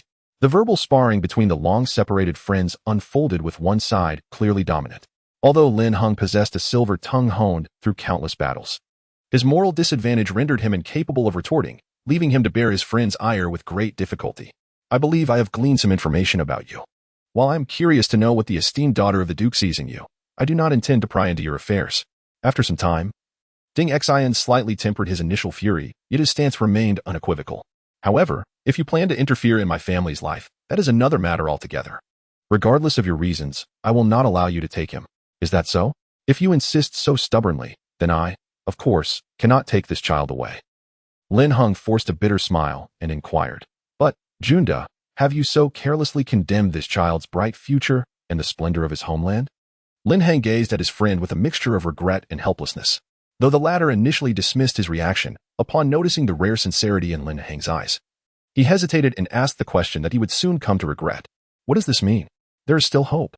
While secretly delighted, Lin Heng maintained a composed demeanor and narrated the entire story, albeit with filtered details.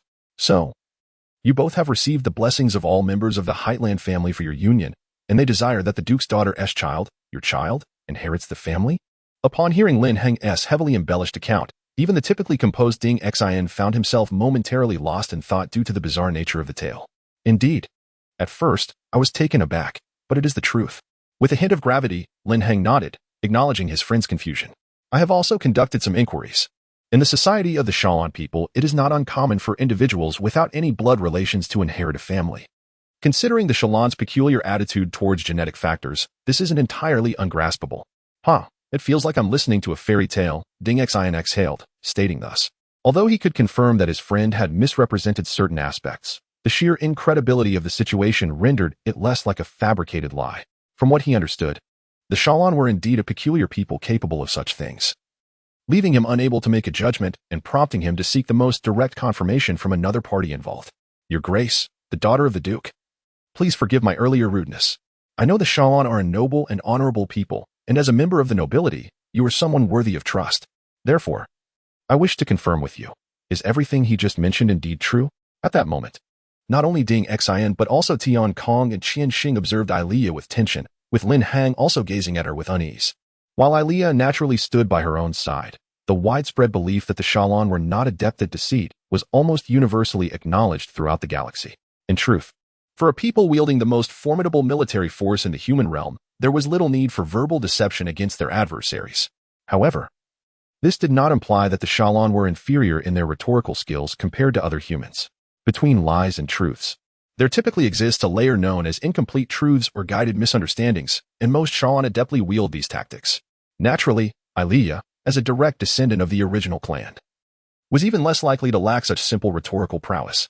My father, His Grace Duke Yenot of Heightland, indeed wishes for this child to become the heir of the Heightland family. In the gaze of all present, Ilea spoke slowly and clearly. Then, as if responding to the gravity of the Duke's daughter's words, the attendees fell into a contemplative silence. After a prolonged moment, Ding Xian sighed and reluctantly accepted this reality. I believe I understand now, Your Grace, the daughter of the Duke. Your family may indeed be in dire need of an heir. And as the child of your husband, Yunsha is likely the most suitable candidate. Ding Xian swiftly organized his conclusion and then clasped his hands together, earnestly regarding the noblewoman. However, even so, I have no reason to hand this child over to you. Of course, there are reasons, the Duke's daughter asserted confidently, her self-assured demeanor leading one to believe she would soon offer promises of unparalleled status and immense wealth. I can provide him with a grand life experience unattainable in the terrestrial world, along with the love of the entire family. Upon hearing these words from the Duke's daughter, even the battle-hardened Ding Xian found himself momentarily stunned, blinking several times as if to confirm the statement. Even if you say so, and even if you keep Tian Kong here, what could he possibly gain from you? Although puzzled by the sudden shift in her demeanor, Ilea had every reason to press forward, given the stakes involved in the child's custody. To my knowledge, since assuming the position of Foreign Affairs Minister 3 years ago, You have not cared for this child at all, correct? That is because he has already developed the ability to live independently and make his own judgments. So I believe allowing him to grow freely is more beneficial for his life. This is my educational philosophy. Do you find it flawed? Allowing a child to develop freely?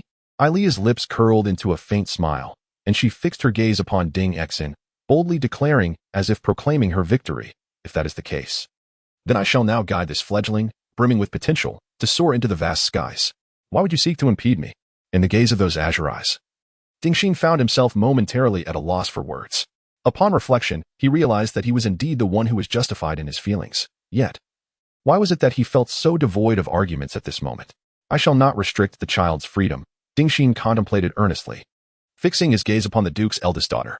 However, I will also not permit anyone to interfere with that child's liberty. This is my answer, Your Grace. In other words, everything will be left to the boy's own choice. In the silence, a mutual understanding blossomed between the two, and they simultaneously turned their attention to the young man who had been listening intently. What? Under the scrutiny of two formidable figures, the youth became flustered and found himself unable to respond. Ailea exchanged a glance with Dingxin. The former inclined her head slightly, while the latter sighed and addressed the sky. Let him choose for himself from the heavens. Ultimately, it is for you to decide whether to remain in this ancient society with us or to follow this lady to a world of stars. To decide for myself. The boy first cast a deep glance at the beautiful woman who sheltered him, then glanced sideways at the person he felt furthest from. There lay the potential to gain the power to avenge that individual. Perhaps within that realm, there would be those who would genuinely care for me. If I were to go to the world of stars, the youth reaffirmed his feelings and, in less than a minute, arrived at a decision. I wish to go to the world of Shalon. The capital of the Shalon human empire, the city of Eiffel, stands as the birthplace of the mightiest empire in the annals of human history, rich with countless awe-inspiring tales, among which the legend of its inception is but one. During the era of cosmic wandering, the Shalon people resided in a colossal colonial fleet composed of 13 massive ships, including the flagship Yanaleting, the battleship Asir, the factory ship Inuhogar, the auxiliary ship Hateland, the exploration vessel Kadnikazer, alongside 3 escort ships, 3 habitation ships, and 2 resource vessels. Aboard these 13 interstellar behemoths, the Shalon traversed the vast expanses of the universe, arriving at innumerable inhabited star systems, ultimately choosing to establish their nation in a system untouched even during the zenith of the previous galactic civilization. This system boasted a young and stable star, with over half of its 5 planets capable of being transformed to provide varying degrees of life-sustaining environments. More importantly, this star system was encircled by 4 portals leading to different star realms. To this day, no other known star system possesses such unparalleled conditions. The Shalon anchored the Yanalevig between the 2nd and 3rd planets, designating it as the 6th planet of this system. Although initially this artificial planet could not compare in mass or size to the other planets of the same solar system, as the Empire's territory gradually expanded, its scale grew at a pace that made all other artificial celestial bodies pale in comparison. As the Imperial Palace, the Yanalevig serves as the heart of all structures in the capital, having undergone numerous extensive expansions that have obscured its original form. Now manifesting as a hexagonal cube measuring 165.2 tenometers on each side. Various types of vessels perpetually traverse the palace's surface, the majority being liaison ships from the myriad star system governments scattered across the Empire's vast expanse. All administrative matters requiring central processing converge here, subsequently relayed back to the respective star system governments. Among the residents of the palace, approximately 160,000 are permanent inhabitants, including the emperor and the highest officials of the empire, while the rest consist of liaison envoys and various levels of governance, frequently traveling across the empire. Although at peak times the palace's population has surged beyond 7 million, it typically maintains an average of around 3 million residents. Surrounding the palace are the residences of 4 royal families, the lodgings of various lords in the capital, and the collective abodes of the nobility, alongside multifunctional residential areas for the gentry, aerial gardens, shopping streets, and other buildings serving distinct purposes. These structures are distributed in 6 non-aligned circles centered around the palace, each following its own orbital path. Observing from the 2nd planet, Aina, or the 3rd planet, Juma, one would behold a radiant star encased within a colossal sphere composed of countless moving celestial bodies. Due to the initial design considerations focusing more on functionality, even now, its aesthetic appeal could not be deemed particularly exquisite. However, when viewed from a grand perspective, this vast cluster of artificial celestial bodies indeed offers an unparalleled visual spectacle to its observers. At this moment, the Sky found himself enveloped in such awe. This is the imperial capital, Eiffel. Standing on the observation deck at the front of the transport vessel, experiencing the immense presence of Eiffel up close. The Sky struggled to find words to articulate his feelings. It was simply unbelievable. I am glad you feel this way, young master. I believe that after spending some time in Eiffel, you will come to cherish this ancient capital even more. A refined voice emerged from behind him as a strikingly beautiful woman approached. She was Shania Pei-Heller-Yaji, the steward of the Haitland family's residence in the capital. While it is said that the Shalan, born from genetically modified lineage, possess fairy tale-like beauty, Sky initially stubbornly believed that Eluya's allure ranked among the highest even among the Shalan. However, his perspective shifted entirely upon arriving in the capital. Despite the stark differences in their temperaments, every Shalan he encountered radiated exceptional beauty, and the woman standing beside him was undoubtedly among the finest. Her hair, a delicate silver, appeared as if crafted by a master painter. Her eyes, warm and clear like topaz, complemented her elegant and dignified features. With gracefully swaying long ears, by the standards of Kanding Planet, Yaji was undeniably a paragon of beauty. Perhaps for this reason, although Sky felt no particular barriers in interacting with women, he always sensed a certain discomfort in the presence of Yaji. This occasion was no exception. To mask his discomposure, he initiated a question. Miss Yaji, will we be able to see our destination from here? I fear it may disappoint you. As one of the oldest structures in the capital, the Haitland family palace operates on the innermost orbital path alongside the 4 great royal palaces. So it is unlikely you will see it from here. Oh, I see. Sky did not feel particularly disappointed. However, Yaji felt a twinge of regret and continued. In 2 hours and 32 minutes, we will reach the inner orbital path where your family's palace resides, and you will have ample time to admire its grandeur and elegance. Before that, however, there are numerous notable sights along the way. If you are interested, I would be delighted to introduce them to you. Very well. By the way, Miss Yaji, you truly need not speak to me with such formality. At last, the Sky mustered the courage to voice his thoughts, simultaneously realizing that his discomfort stemmed from the overly cautious etiquette employed by the vassals of the Haitland family since their initial encounter. The way Aji addressed him as young master felt particularly unsettling. Are you suggesting that perhaps you are unaware, but I was not born in the Empire? No, I am aware. The rumors surrounding your lineage have become the most talked about topic in the imperial capital. So even we cannot be oblivious to the origins of the future master. Sky was deeply affected by the notion that the whispers regarding his lineage had turned into a sensational topic of discussion. The mere thought of potentially being scrutinized as an imperial noble or even an emperor sent shivers coursing through his entire being. Well, you should know that just a month ago, I was still an ordinary person utterly ignorant of the Shalan Empire, right? Struggling to gather his spirits, Sky reminded himself to focus on the issue at hand. I believe, that for someone as utterly ordinary as myself, there is truly no need to display such reverence. I must say, I am pleased to see your humble nature, young master, Aji replied with a genuine smile, yet this did not imply that she accepted Sky's viewpoint. However, if you were to ask me for my opinion, you need not feel uneasy about this. For the Empire, your family is regarded as a significant entity. Akin to having wings, I believe you will come to fully appreciate this in due time, holding a status comparable to that of the royal house of Yonalivine. As a crucial figure in the continuation of your family's legacy, you may hold your head high and accept any form of respect with dignity. Aji encouraged the evidently insecure young master. Is that so?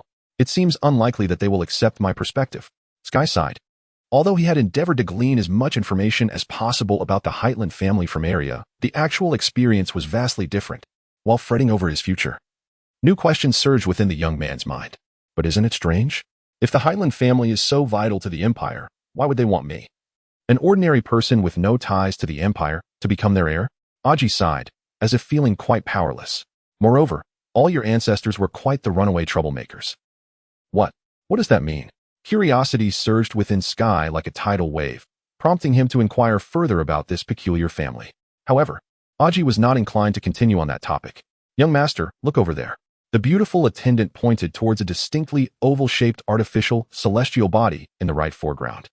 That building is the Institute of Nurturing, one of the most significant facilities in the imperial capital. Perhaps you are already aware. But it is the place where we Shalan people are born and spend our early years. The Institute of Nurturing. Sky recalled that he had indeed heard this term from Area, but he only knew it by name. Although it's your birthplace, what exactly is its purpose? Young master, do you know how we are born? Aji's smile reminded Sky of the expression of a female teacher during his foundational education class when she posed a question to him. and he realized that he was about to receive an impromptu lesson on the basic knowledge of Shalon society. While I can't say I know everything, my understanding of Shalon culture is mostly based on hearsay, so I cannot guarantee its accuracy. Although he felt as though he was being regarded as a child, Sky did not take offense. Rather, Aji's question left him at a loss for words. While living in the terrestrial world of Kongding, Sky had indeed learned about the Shalon Empire in his modern history class, but those were merely official documents.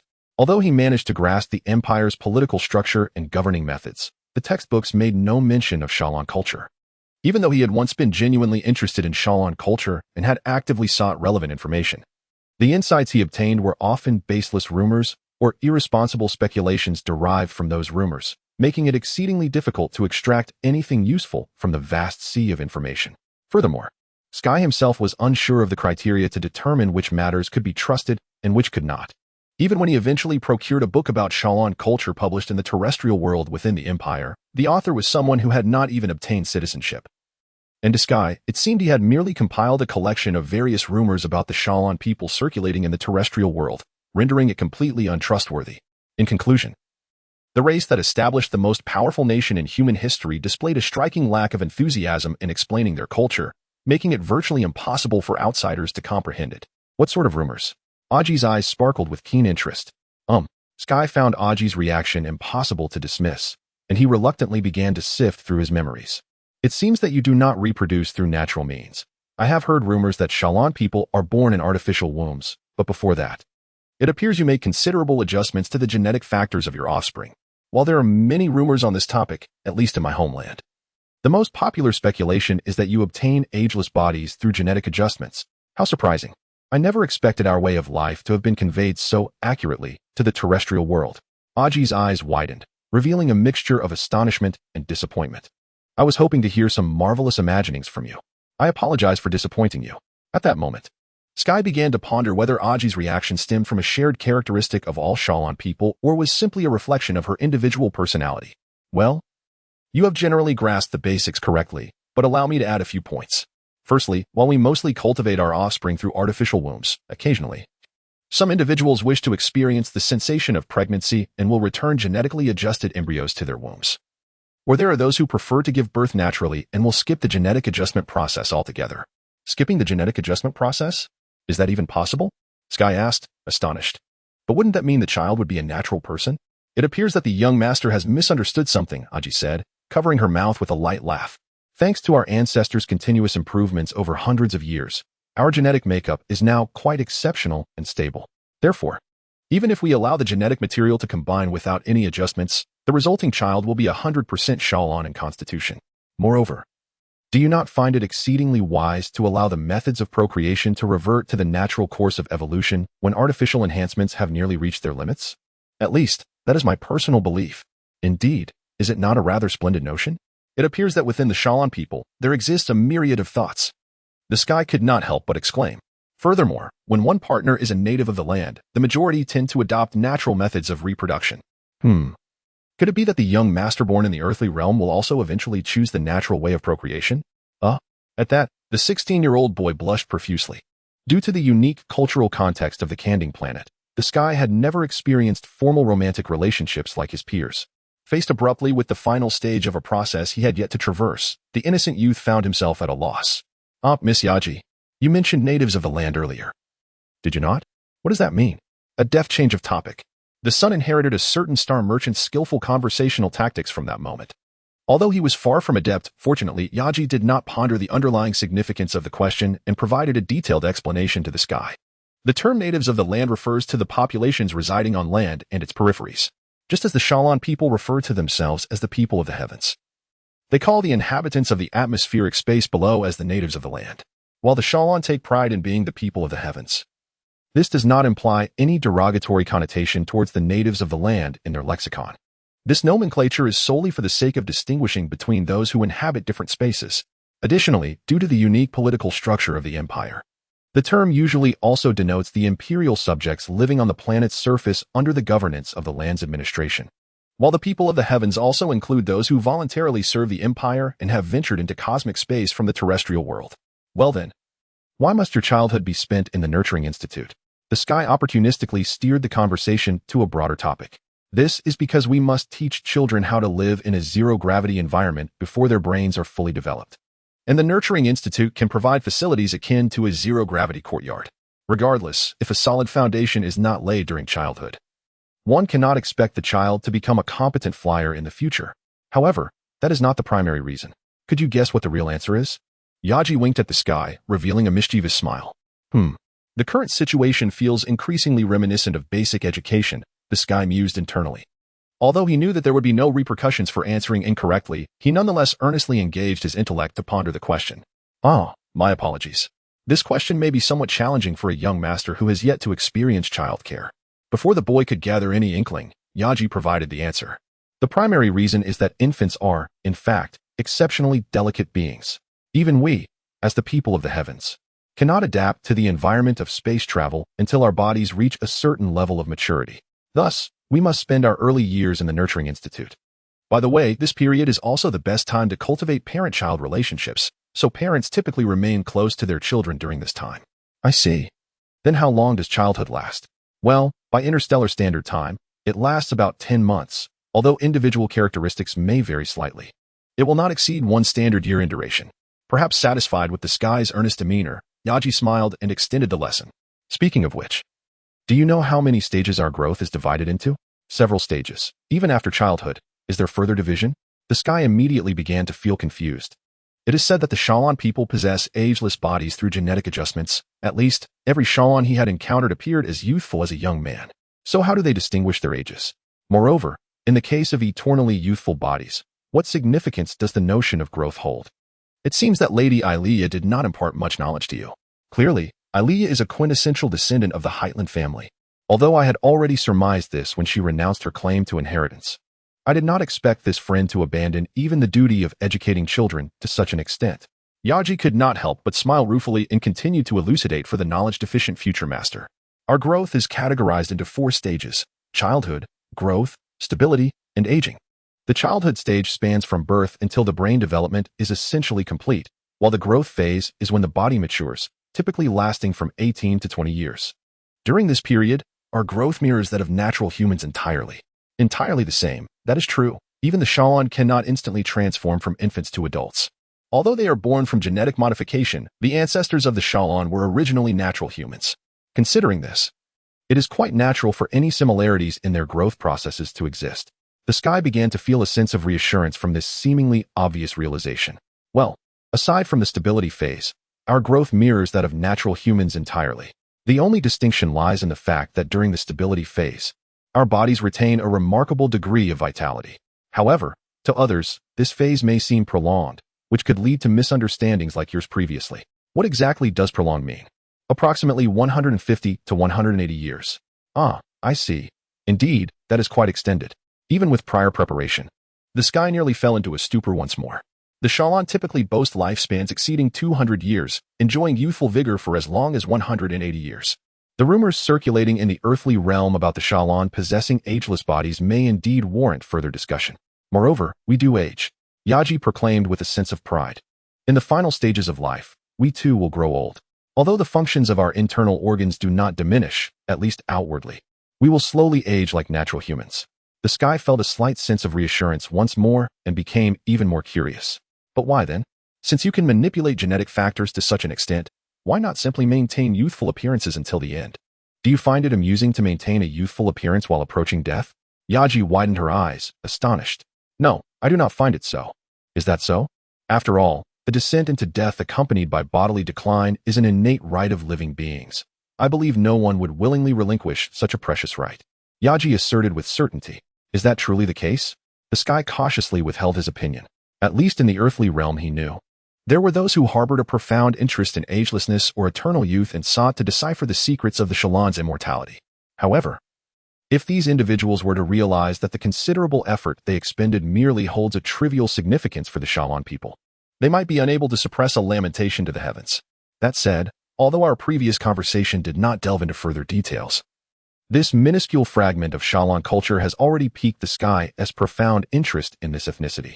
One must concede that, in comparison to the meager and peculiar rumors circulating in the terrestrial realm, the authentic Shaolin culture is vastly richer and far more compelling. While the youth may not yet be filled with fervent anticipation for the days to come, thoughts of an arduous future have begun to diminish. By the way, Miss Yaji, since your appearance remains unchanged during the stabilization period, how exactly can one discern another's age? After some contemplation, the Sky decided to pose the question. Should he wish to integrate into Shalan society, his foremost challenge would likely be determining the ages of others. Well, I believe there are generally no particular situations that necessitate such judgments, right? Seemingly taken aback by the Sky's inquiry, Yaji pondered before responding. However, if you were to encounter such a situation, I would recommend assessing the individual as demeanor. By demeanor? Yes, akin to life experience or something of that nature. Regardless, even in completely identical circumstances, there exist subtle distinctions in demeanor between the elder and the younger. With a little attentiveness, it becomes quite apparent, Yaji conveyed with ease. Even so, I suppose I currently lack such life experience the most. The Sky sighed. Despite perhaps possessing a slightly richer life experience than the average peer due to a tragic fate, for a mere 16-year-old, the notion of life experience is undoubtedly a rare luxury. It is not a difficult matter. For instance, there is a significant disparity between myself, who has recently entered the stabilization period, and my mentor, who has traversed half a lifetime. I am confident you will soon come to recognize this, Yaji remarked. Mentor? Ah. I refer to the Duke. For some reason, Yaji's face flushed, and she began to explain with enthusiasm. The Duke has previously served as the head of the Military Talent Institute. Although I am currently undergoing training under the supervision of the Political Talent Institute, I received considerable guidance from my mentor during my student years, which is why I sometimes unconsciously revert to the old title. Military Talent Institute? Political Talent Institute? What are these?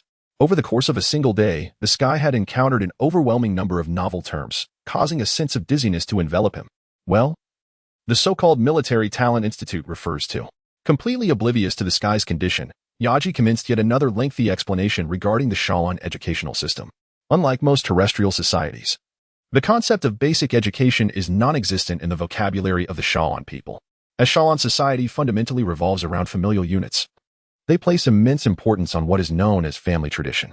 Generally, when children are still young, their parents take on the responsibility of teaching them to read and write.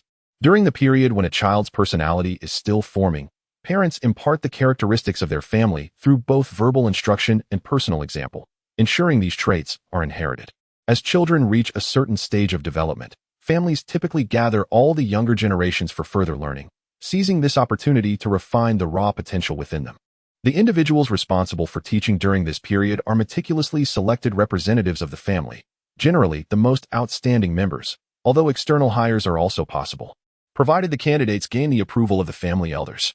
Once it is confirmed that the children possess the willingness and requisite abilities to choose their future, they are permitted to enter one of the 3 exclusive institutions under the Imperial Education Department for Advanced Education: the Military Talent Institute, the Political Talent Institute, and the Business Talent Institute. As their name suggests, the Military Talent Institute primarily cultivates talents related to military affairs, encompassing 32 disciplines such as shipbuilding, engineering, armaments, and integration studies. It can be described as a hub for the Empire's most cutting-edge technologies. Each year, hundreds of thousands of research students graduate from here to join the military, thus earning it the title of the Cradle of the Celestial Army.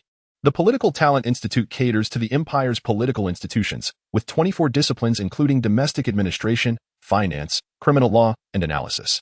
Graduates from the Political Talent Institute include officials who assist the Emperor in governing the Empire, as well as retainers who help lords manage their territories. As for Yaji, she is a top scholar from the 332nd cohort of the Domestic Administration discipline. Her capabilities would easily suffice for the role of chief steward in the Imperial Palace, making her voluntary position as a mere steward in a feudal lordess residence a rather intriguing inquiry. Moreover, for the Shalan people, interstellar trade is not only an amusing pastime but also an enviable lifestyle, and the Business Talent Institute teaches fledgling talents how to properly enjoy this pleasure. Consequently, among the 3 institutions, its admission requirements are the least stringent, merely applying typically guarantees acceptance. In contrast, the other 2 institutions often reject over 30% of first-time applicants during entrance examinations. And that is the gist of it. Do you have any inquiries, my lord? Upon concluding her explanation, Yaji gazed at the Sky as if completely unwearied, while the latter teetered on the brink of exhaustion. For now, I shall simply remember it. However, even if I abandon any hope of understanding the content, the Sky found that his mind could not process such a plethora of information all at once. By the way, that should be nearby. Suddenly, Yaji raised her head, searching for something in the projection outside the observation deck. Ah, found it. Please look there. That cluster of buildings is the Military Talent Institute I mentioned earlier. Following Yaji, the sky beheld a group of man-made stars shimmering with an inky brilliance. The intertwined structures formed a marvelous pattern resembling the roaring dragon emblem of the celestial army in the void. And although he could not grasp the sense of scale in the cosmic expanse, his intuition told him that its magnitude surpassed the limits of his imagination. Truly remarkable. Yes, my lord will be spending over 3 years there. I believe that after that period, you will gain a more profound understanding of it. Oh, is that so? Just as the sky intended to nod along, he suddenly detected a discrepancy. Wait a moment, Miss Yaji, did you just say, I will be staying there for 3 years? Indeed. Why? My lord is to inherit the Heitland family, is he not? Yaji expressed an incredulous look. If one does not obtain the training permit from the Military Talent Institute, how can one enter the Celestial Army? Enter the Celestial Army. An ominous premonition descended like a heavy cloud, instantaneously overshadowing the sky's previously buoyant mood. He trembled as he inquired, could it be a condition for inheriting the title? Indeed, as your family is one of the 13 most esteemed clans within the empire, holding a hereditary ducal title. You must serve in the imperial military for no less than 16 years or at the very least attain the rank of winged knight before inheriting your title. Did my lord truly have no knowledge of this? Yaji's eyes grew increasingly filled with confusion. Such matters, I have never heard of. The sky exclaimed with a voice laden with despair. So, Arya never once mentioned anything regarding the conditions for inheriting the title? Yet, why had he never contemplated such matters himself?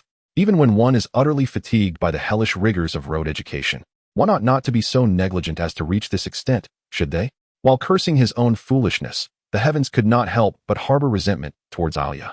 How infuriating. I should have realized long ago that one who would fall for that insufferable scoundrel could never be a person of commendable character. Alas, does this mean my life is doomed? The young man squatted on the ground, cradling his head in profound self-loathing. My lord, are you all right? Aki seemed startled by the sudden display from the heavens. Ah, I'm fine, just a bit shaken, that's all. Yes, truly, it's nothing. I believe I will adapt soon enough, for I have endured similar experiences before. It is said that when human emotions become excessively agitated, one loses control of their faculties and begins to babble incoherently, and it appears the heavens are currently in such a state. Is that so? Although Aki could not shake the feeling that the heavens were far from all right, she refrained from pressing further. In truth, she could empathize with the heavens' feelings at this moment.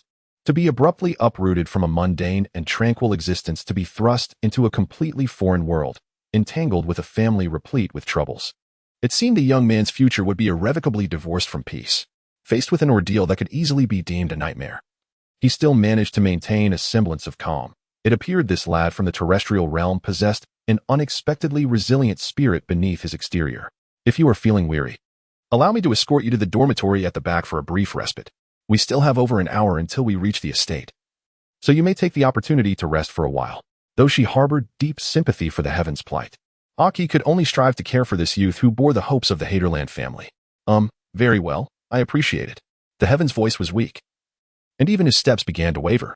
Compared to the shuttle they had taken when departing Condor Planet, the Haderland family's dedicated vessel, Snow Moon, was far superior in both structure and functionality.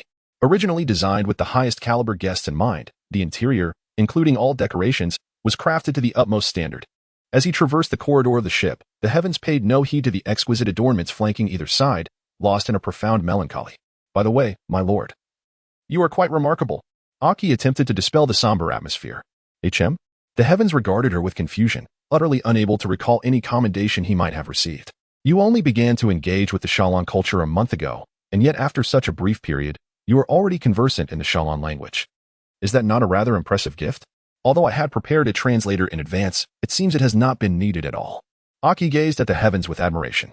Truly, he is the chosen child of Princess Alia. This innate talent seems reminiscent of the Haderland lineage. If he possesses similar capabilities in other areas, there would be no issue in having him inherit the family legacy. That is due to. The heavens offered a wry smile as he explained to Aki. After departing the Omastar system, he had boarded Lin Xiang's interstellar merchant vessel en route to the Shalon human empire. However, due to trade obligations, the journey was anything but direct, extending nearly 2 weeks longer than anticipated. During this time, while he had not spoken a word to his father, he had not rejected the illuminating presence of his future mother. Alia had resolved to acclimate the youth, who was nearly ignorant of Shalon culture, to the standards of Shalon behavior before their arrival in the imperial capital. Thus, his days were consumed by etiquette training and cultural studies. Amidst this hellish bombardment of education, the young man often felt dizzy and exhausted, yet the results were far from satisfactory, perhaps even dismal. The sole consolation was that, while he had yet to master the myriad exquisite rhetorical devices of the Shalon language, he had become proficient in basic conversation. This miraculous development was entirely attributed to the fact that the Shalon language and the tongue of his home, Condor Planet, seemed to stem from a shared cultural origin. If one were to trace back further, it might be surmised that the ancestors of the Shalon people and those of Condor Planet shared some common cultural blessing. Is that so? Aki's eyes sparkled with intrigue once more. What a wondrous twist of fate. In that case, it is only fitting that you inherit the Haterland family, for you are indeed a direct descendant of the Root clan. Even if you say so, I cannot find joy in it. The heavens murmured softly, though his spirits lifted slightly. Ah, we have arrived. Aki halted before a door and issued a command to open it via the terminal bracelet on her wrist. My lord, please enter. Thank you. The heavens stood at the threshold, surveying the interior, only to be taken aback. Is there a problem? No. It's just that I did not expect it to be so spacious and quite luxurious, isn't it? Is this truly the interior of a transport vessel? While the heavens felt this way, his only point of comparison was the interstellar merchant ship he had previously boarded, Lin Xiang's vessel. Nonetheless, the disparity between the two was so vast that it evoked this astonishment in him. Though it was a dormitory, the space exceeded 80 square meters, furnished with a bed, sofa, multifunctional table, and all the amenities one could desire, each exuding an air of high quality at first glance. Surrounding the room were several exquisite decorations, and the wall bore the banner of the Haterland family, the golden wing, an emblem of a golden wing emerging from a background of blazing crimson, reminiscent of roaring flames. So this is the emblem of the Haterland family. For some reason, merely gazing at that banner stirred a tumult of emotions within the heavens. If Princess Alia knew you took a liking to it, she would be overjoyed, for it is her personal design for this vessel.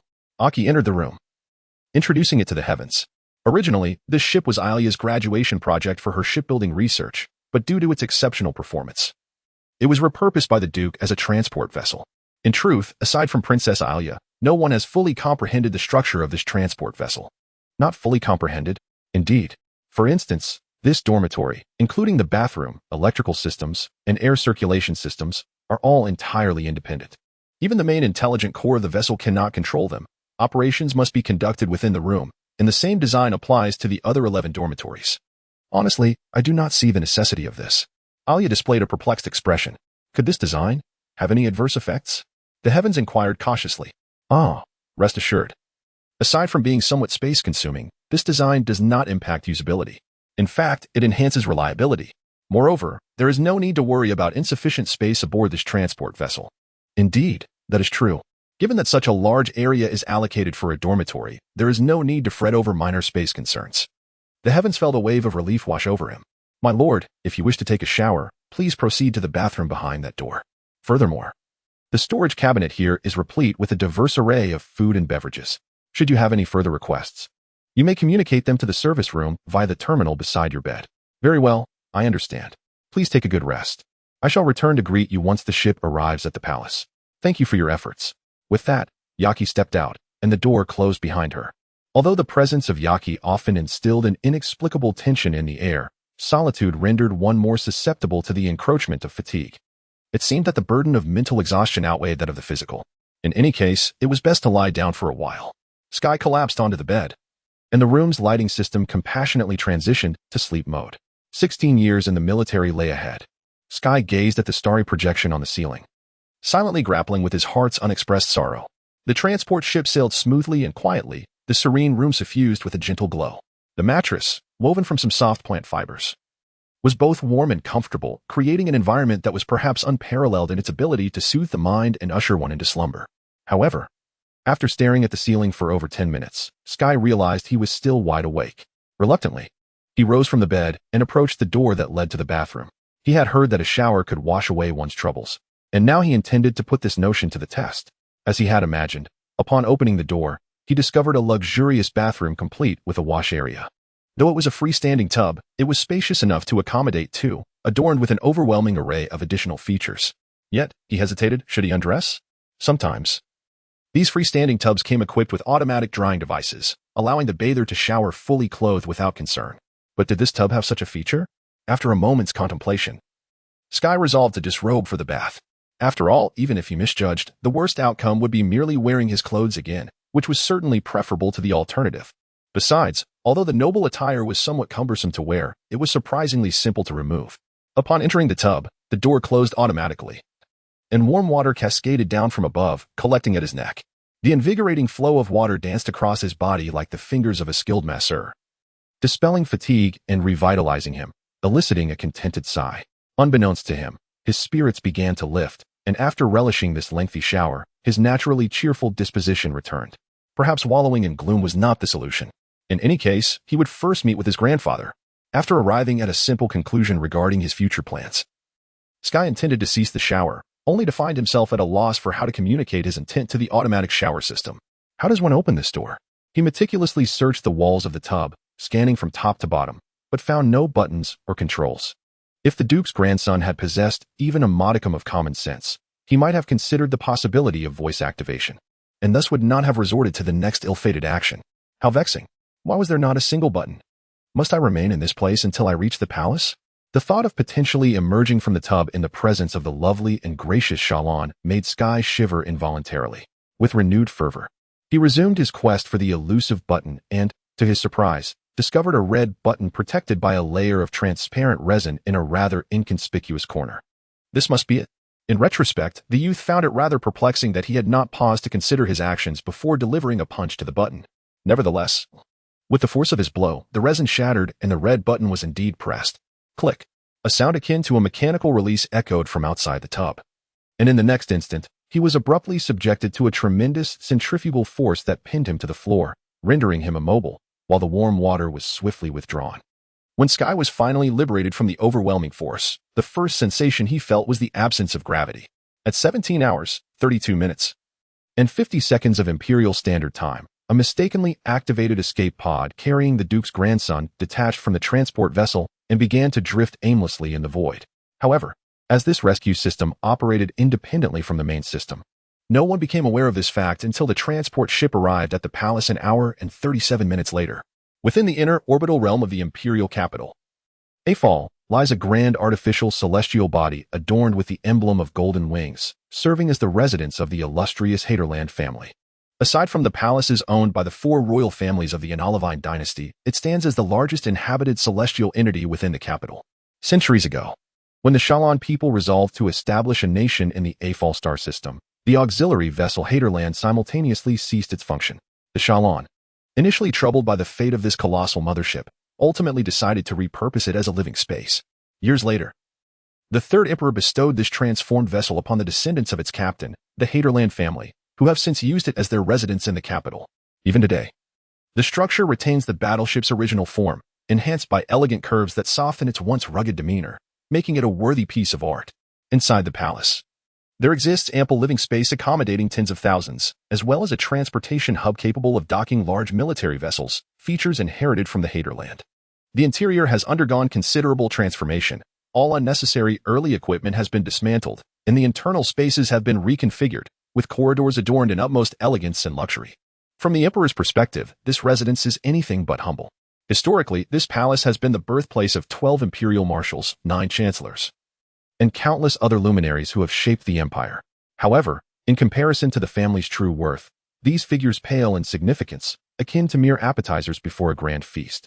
The Haderland family possesses unmatched educational prowess within the Shalon Empire, often catalyzing a flourishing of talent across various fields, which constitutes their genuine value.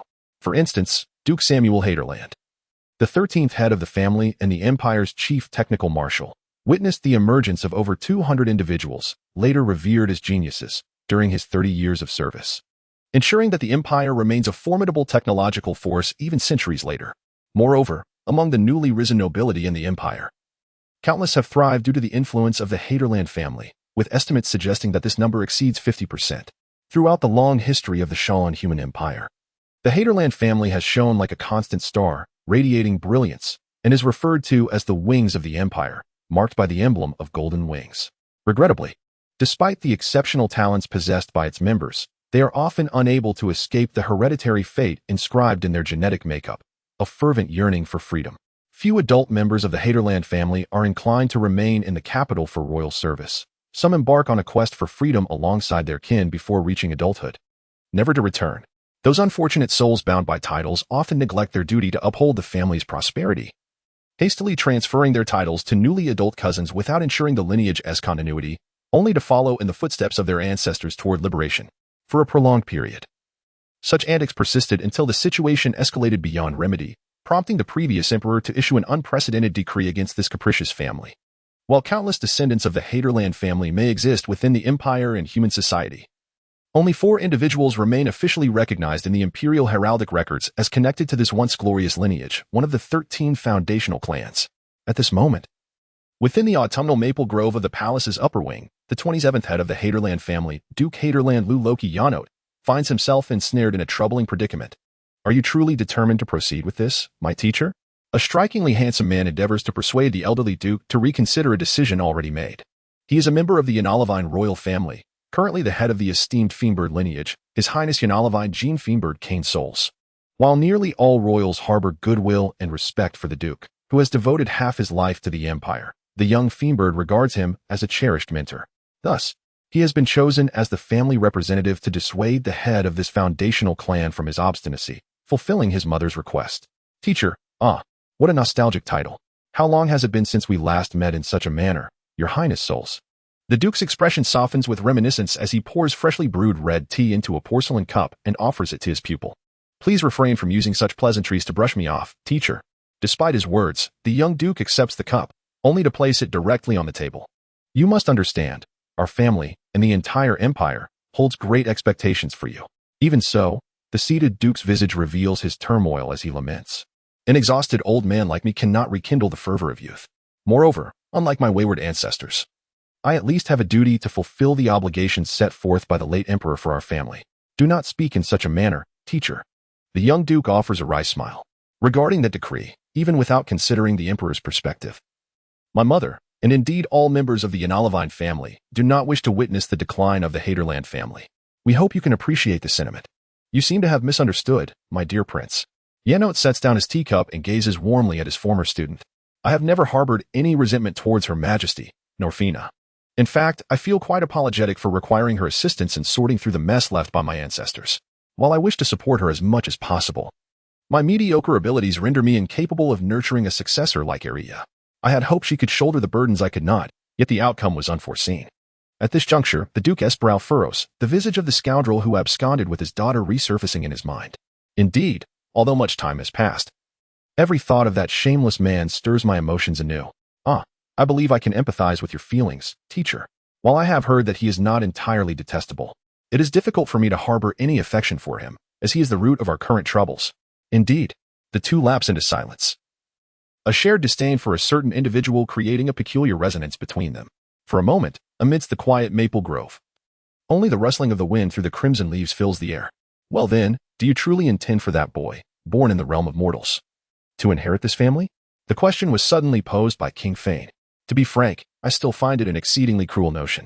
Even if the Hetran family were to cease with this generation, no one would attribute blame to the teacher. Yet, I cannot fathom why the teacher would impose such a grievous burden upon that innocent youth.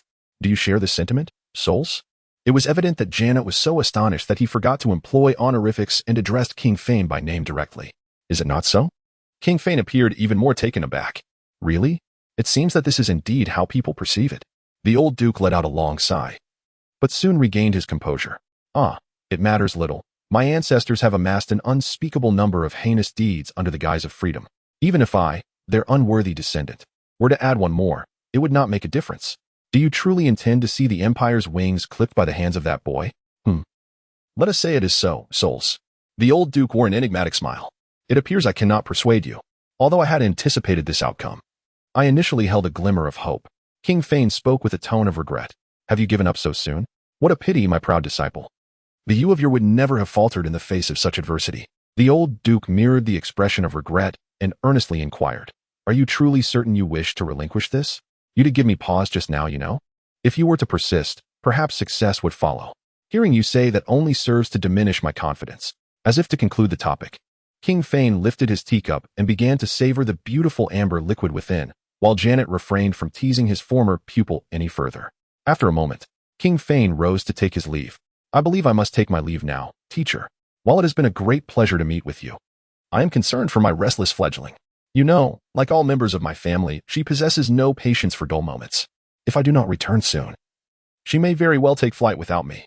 At that point, I might have to borrow your beloved ship to return home, though piloting it is quite delightful. Haha. It seems that Her Highness the Princess is thriving splendidly. There is nothing more gratifying than that. The old Duke rose as well, walking alongside King Fane out of the courtyard adorned with falling maple leaves. Allow me to escort you to the transit port. It is not every day that Her Highness deigns to visit my humble abode, and as the host, I must at least extend my greetings. Reflecting on that spirited princess, the old Duke could not help but smile. Yanalavine Jean Fanebird Darshain, the first princess of the Fanebird royal family, had visited Duke Janet 8 years prior, accompanying her father. However, at that time, she was an overly exuberant child. Perhaps it was the first opportunity to visit the Palace of Wings that had her so excited. As the princess drove the mobile platform about the palace, resulting in unprecedented chaos within its walls, it was as if a typhoon had swept through, leaving a trail of disarray in the corridors. More critically, the private garden, which the old Duke had meticulously tended, suffered near destruction under the rampage of the mobile platform. Faced with the remnants of fallen leaves and withered flowers in the courtyard, the old Duke was engulfed in profound sorrow and fury, although the deeply ashamed father sincerely apologized, promising, in the name of the Fanebird royal family, to restore the palace to its former beauty in the shortest time possible. The still fuming Duke insisted on holding the culprit accountable, and King Fane found no grounds to refuse. Consequently, for the following week, the illustrious first princess of the Fanebird royal family was compelled to exchange her exquisite gown for coarse work attire, laboring amidst dirt and plants throughout the day. While one could argue that this was a novel experience in its own right, our supreme military educational officer seized the opportunity to correct the slight deviations in the princess's character. Perhaps it was because of the haunting memories of that turbulent time that, in both public and private spheres, one would never encounter her presence wherever the old Duke appeared. This time was no exception. King Fane had to exert considerable effort to persuade his daughter onto the transit vessel, only to find that she preferred to remain confined within the narrow craft rather than step outside the palace. It seems that this palace is one of the few places where my unruly daughter feels she cannot act with impunity, and you, teacher, are her sole object of reverence. A graceful smile graced King Fane's lips. I truly hope that she could exhibit even a modicum of trepidation towards the world around her. What an honor that would be. The old Duke laughed heartily. However, you may be worrying excessively, young father. From what I gather, all members of the Yanalavine family possess an indomitable drive and fearless courage. And our princess is merely staying true to the family legacy inscribed in her very genes. Perhaps, yet there must be a matter of degree. King Fane furrowed his elegantly long brows. In truth, I often reflect on where my approach to educating that child has gone awry, resulting in her inheriting her parents' genetic traits while failing to embody most of her father's virtues. I see this as a positive outcome. The old Duke patted King Fane on the shoulder. Frankly, you are not an exemplary model. If our princess were to aspire to be like you, it would indeed be an irreparable loss for the empire. I have long been aware of this, so even in light of your critique, I harbor no dissatisfaction. Well, you needn't be so despondent, souls. While I cannot ascertain whether the educator or the educated is the more remarkable in terms of outcome, you have indeed cultivated an exceptionally capable heir. If this is meant as consolation, teacher, King Fane's voice bore a hint of weariness, then I extend my gratitude to you. If memory serves, our princess is but 16 years old, is she not? To have secured admission to the Academy of Military Talents at such a tender age is truly an extraordinary feat. I believe she stands among the rare prodigies even within the Yanalavine family. Indeed, that is so. Yet, as a father, I cannot bear to witness this reality. A profound sense of disappointment shadowed King Fane's countenance. For me, nurturing the next generation is a source of immense joy. And now I find myself deprived of at least 3 years of that happiness. I say, souls, you do not view our esteemed princess, who may one day ascend as the next emperor bearing the future of the entire empire, as merely an amusing toy, do you? The old Duke suddenly wore a terrifying expression, and his inquiry left the young father deep in thought for some time. Well, is that not the case? I see now. I had long wondered why our princess was so eager to leave the nest, not realizing that the answer lay in such an unfortunate parent-child relationship. Janet nodded in understanding. Wait a moment, teacher. Do you mean to say that it is due to my flawed educational methods that the child is so eager to leave my side? Have you not noticed at all? Souls? The Duke expressed his surprise and replied, "While I would love to enlighten you on the intricacies of child rearing, for the sake of the Finbird family's honor, I believe it prudent to refrain from further discussion on this matter." As they conversed while walking, they unknowingly approached the transportation port, when suddenly a brief tremor was felt beneath their feet, indicating that a transport vessel had just departed. They exchanged glances, a shared apprehension dawning upon them. Nevertheless, the Duke confirmed the situation with his terminal wristband, then spoke with a tone of regret. "It seems your concerns have materialized, Your Highness Souls. Yet perhaps it is for the best. After all, welcoming two equally unpleasant individuals can indeed be a daunting prospect for our delicate princess, whose nerves have yet to be tempered. It is entirely reasonable for her to wish to escape. Therefore, one cannot expect her to muster the courage to return and greet her father." King Fin appeared unfazed. "It cannot be helped. Teacher, may I borrow one of your transport vessels? No need to rush, my dear prince. Soon, my grandson, whom you have yet to meet, will arrive at this palace. Are you not curious to meet a potential future imperial chancellor?" The Duke began to ardently persuade King Fin to stay. "If you can assure me that this prophecy will come to fruition, I would certainly be inclined to remain." Sensing that he had finally grasped the true intentions of the current head of the Heitland family, King Fin felt a surge of interest. "I cannot guarantee such outcomes, as I have yet to meet this child of Ariulia, and cannot accurately predict his future." The Duke shrugged, uttering precisely what King Fin longed to hear. "However, he is merely a 16-year-old youth, still malleable to a considerable extent. I believe that under my personal tutelage, he could indeed become a figure befitting the heir of the Heitland family." "What delightful news!" exclaimed King Fin, his eyes widening with astonishment. "Why did you not mention this sooner? I have been anxious about how to report to my dear mother." "My disciple, I regret to inform you that your worries were in vain," the Duke said, a mischievous smile creeping across his face. "If you had held a bit more trust in your teacher, you would surely recall that he is the most responsible among the Heitland family heads throughout the generations." In the confined space of zero gravity, the sky floated silently. Until just moments ago, he finally understood the current predicament.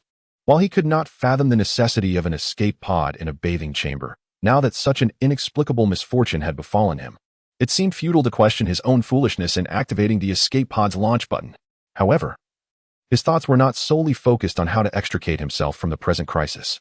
Before the imminent danger loomed closer, he was enveloped by a profound sense of solitude emerging from the surrounding darkness. So cold, the air circulation system functioned normally, maintaining a temperature and humidity level that was bearable. At least, this condition would persist for the next 24 hours. Yet, the palpable chill seemed to emanate from the depths of his soul, gradually filling the space of less than 2 meters in diameter.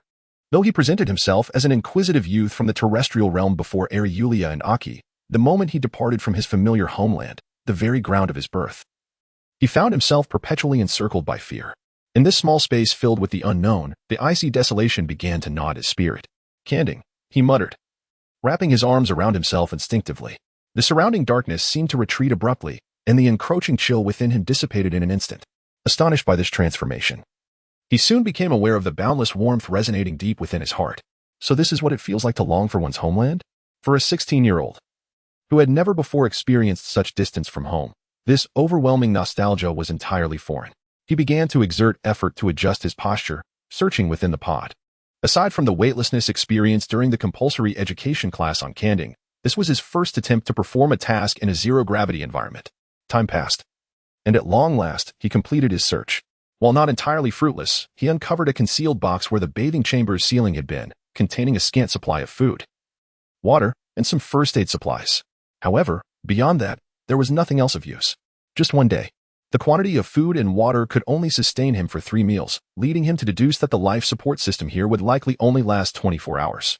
After all, this was outer space. No amount of food or water could sustain life in an environment devoid of oxygen and warmth.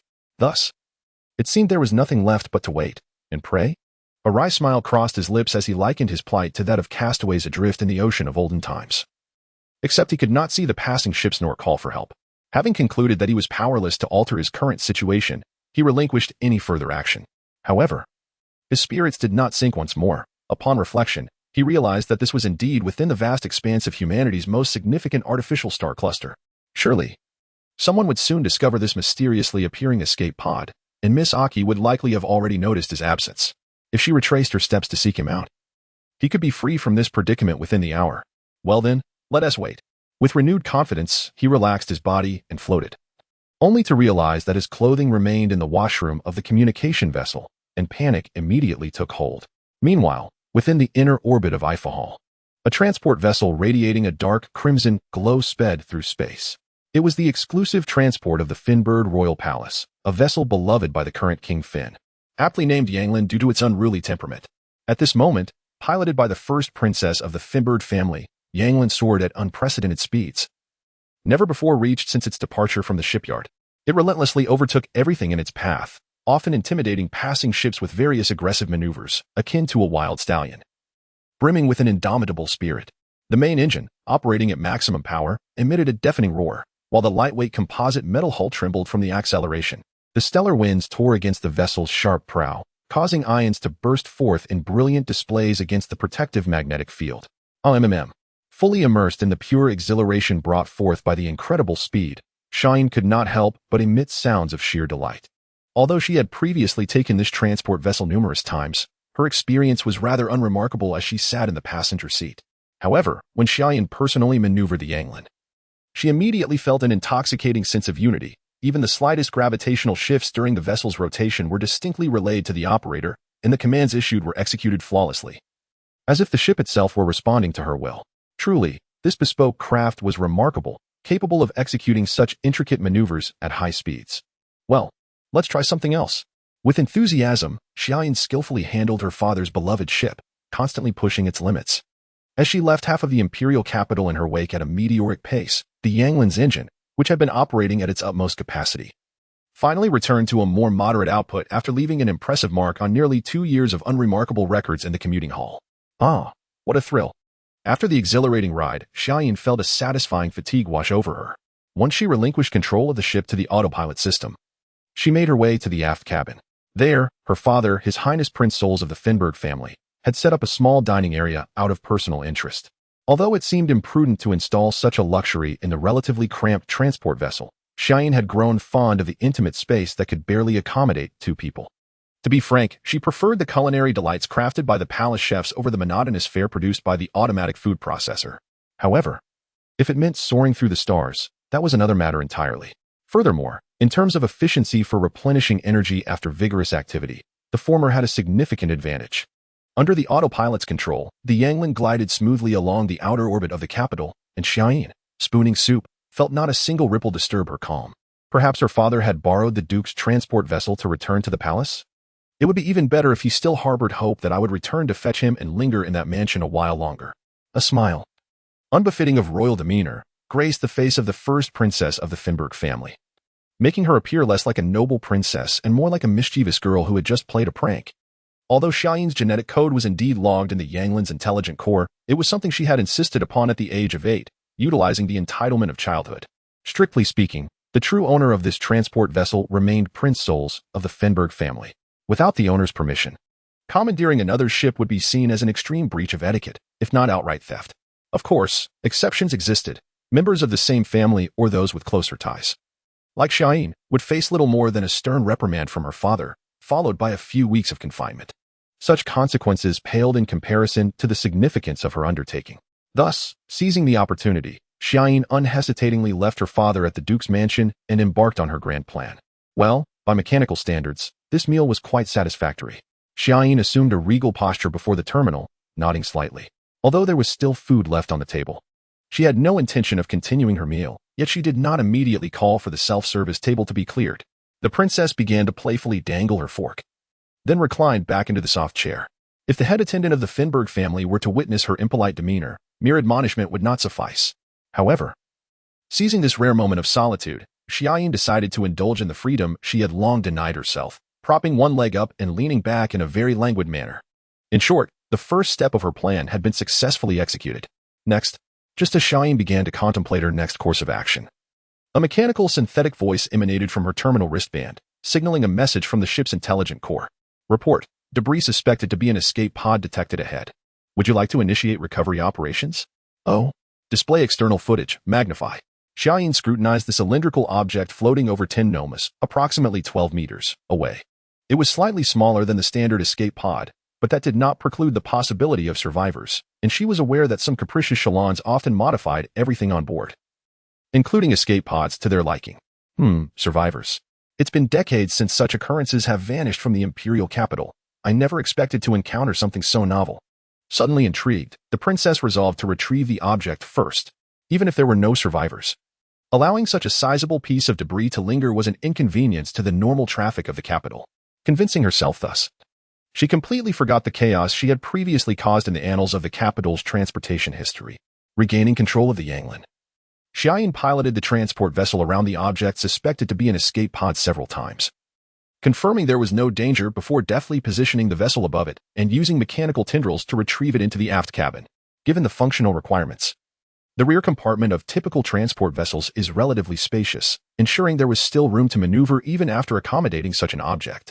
Once pressurization in the aft cabin was complete, Xiaoyin eagerly entered, circling the cylindrical object with delight, before discovering a fiery red emblem with golden wings at its apex.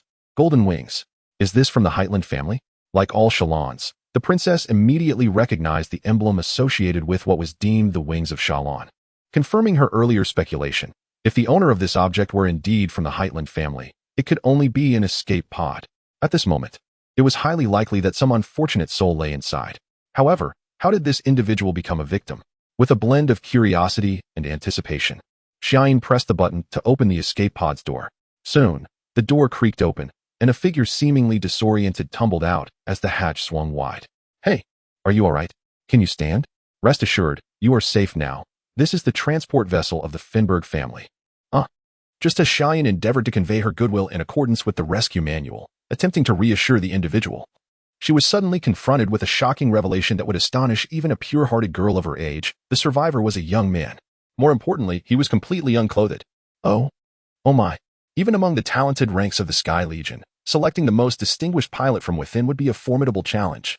However, if the candidates were drawn from the Empire's most exceptional court officials, one name would undoubtedly rise to the top of the list: Xuanya Pei Helayaji. The high regard for Xuanya Pei Helayaji is not solely due to her unprecedented record of 3 consecutive years as the top student in the Domestic Affairs Department of the Political Talent Academy, but also because of her remarkable accomplishments that were evident to all. Before Aki's arrival at the Heitland family, the family's mansion was in a state of utter neglect. The head, Duke Yenner, held the dual roles of Dean of the Military Academy and Supreme Commander of the Sky Army, leaving him little time to manage the estate. Coupled with the dwindling number of family members, the mansion was primarily maintained by a few elderly retainers for an extended period. Eventually, as these retainers retired, the once grand and illustrious edifice, born in the same era as the Imperial Palace, was reduced to mere automated mechanisms sustaining its operation. No one, from the exalted emperor to the ordinary nobility, could accept that such a lifeless realm existed in the innermost orbit of the capital, where the 4 great noble houses stood side by side.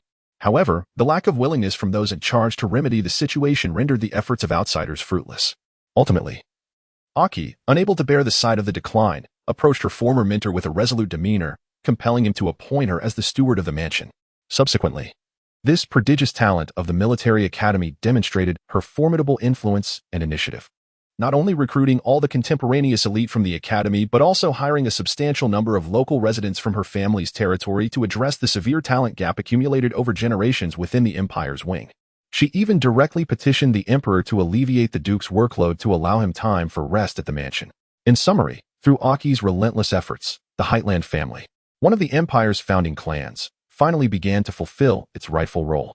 The duke himself ceased his aimless wandering between the dean's office and the command center, returning to the mansion to live the life befitting an aristocrat. It could be said that Aki single-handedly salvaged this family on the brink of disintegration. Henceforth, the name Xuanya Pei Hela Aki became widely recognized as the most sought-after retainer among the lords, reigning over half of the capital's social circles as a representative of the Empire's wing. Many eligible bachelors even vacated their positions for her, viewing this perpetually smiling woman as the ideal companion to share life's journey. Yet at this moment, the most distinguished retainer of the Empire appeared flustered, gazing at her mentor with tearful eyes, while he listened with a mixture of gravity and astonishment to her account. So, the section of the transport ship designed by Iluya, thought to be the bathing system, actually also served the function of emergency evacuation? And my fortunate grandson was the first to uncover this secret? The old duke summarized. Yes, I am truly sorry. It was my negligence that caused me to realize the young master's disappearance only just before reaching the mansion. Aki appeared quite distressed, although we immediately turned back to search. We received no distress signals whatsoever. Mentor, what should I do? For now, just remain calm, Aki. The old Duke rubbed his temples as he began to untangle this headache-inducing situation. Because that child exited in an escape pod, regardless of whether it was his intention or not, he should be in no immediate danger. As long as we find him before the escape pod's energy runs out, there should be no problem. But we can't detect any signals at all. Perhaps Aluya didn't set up any signaling devices on the escape pod?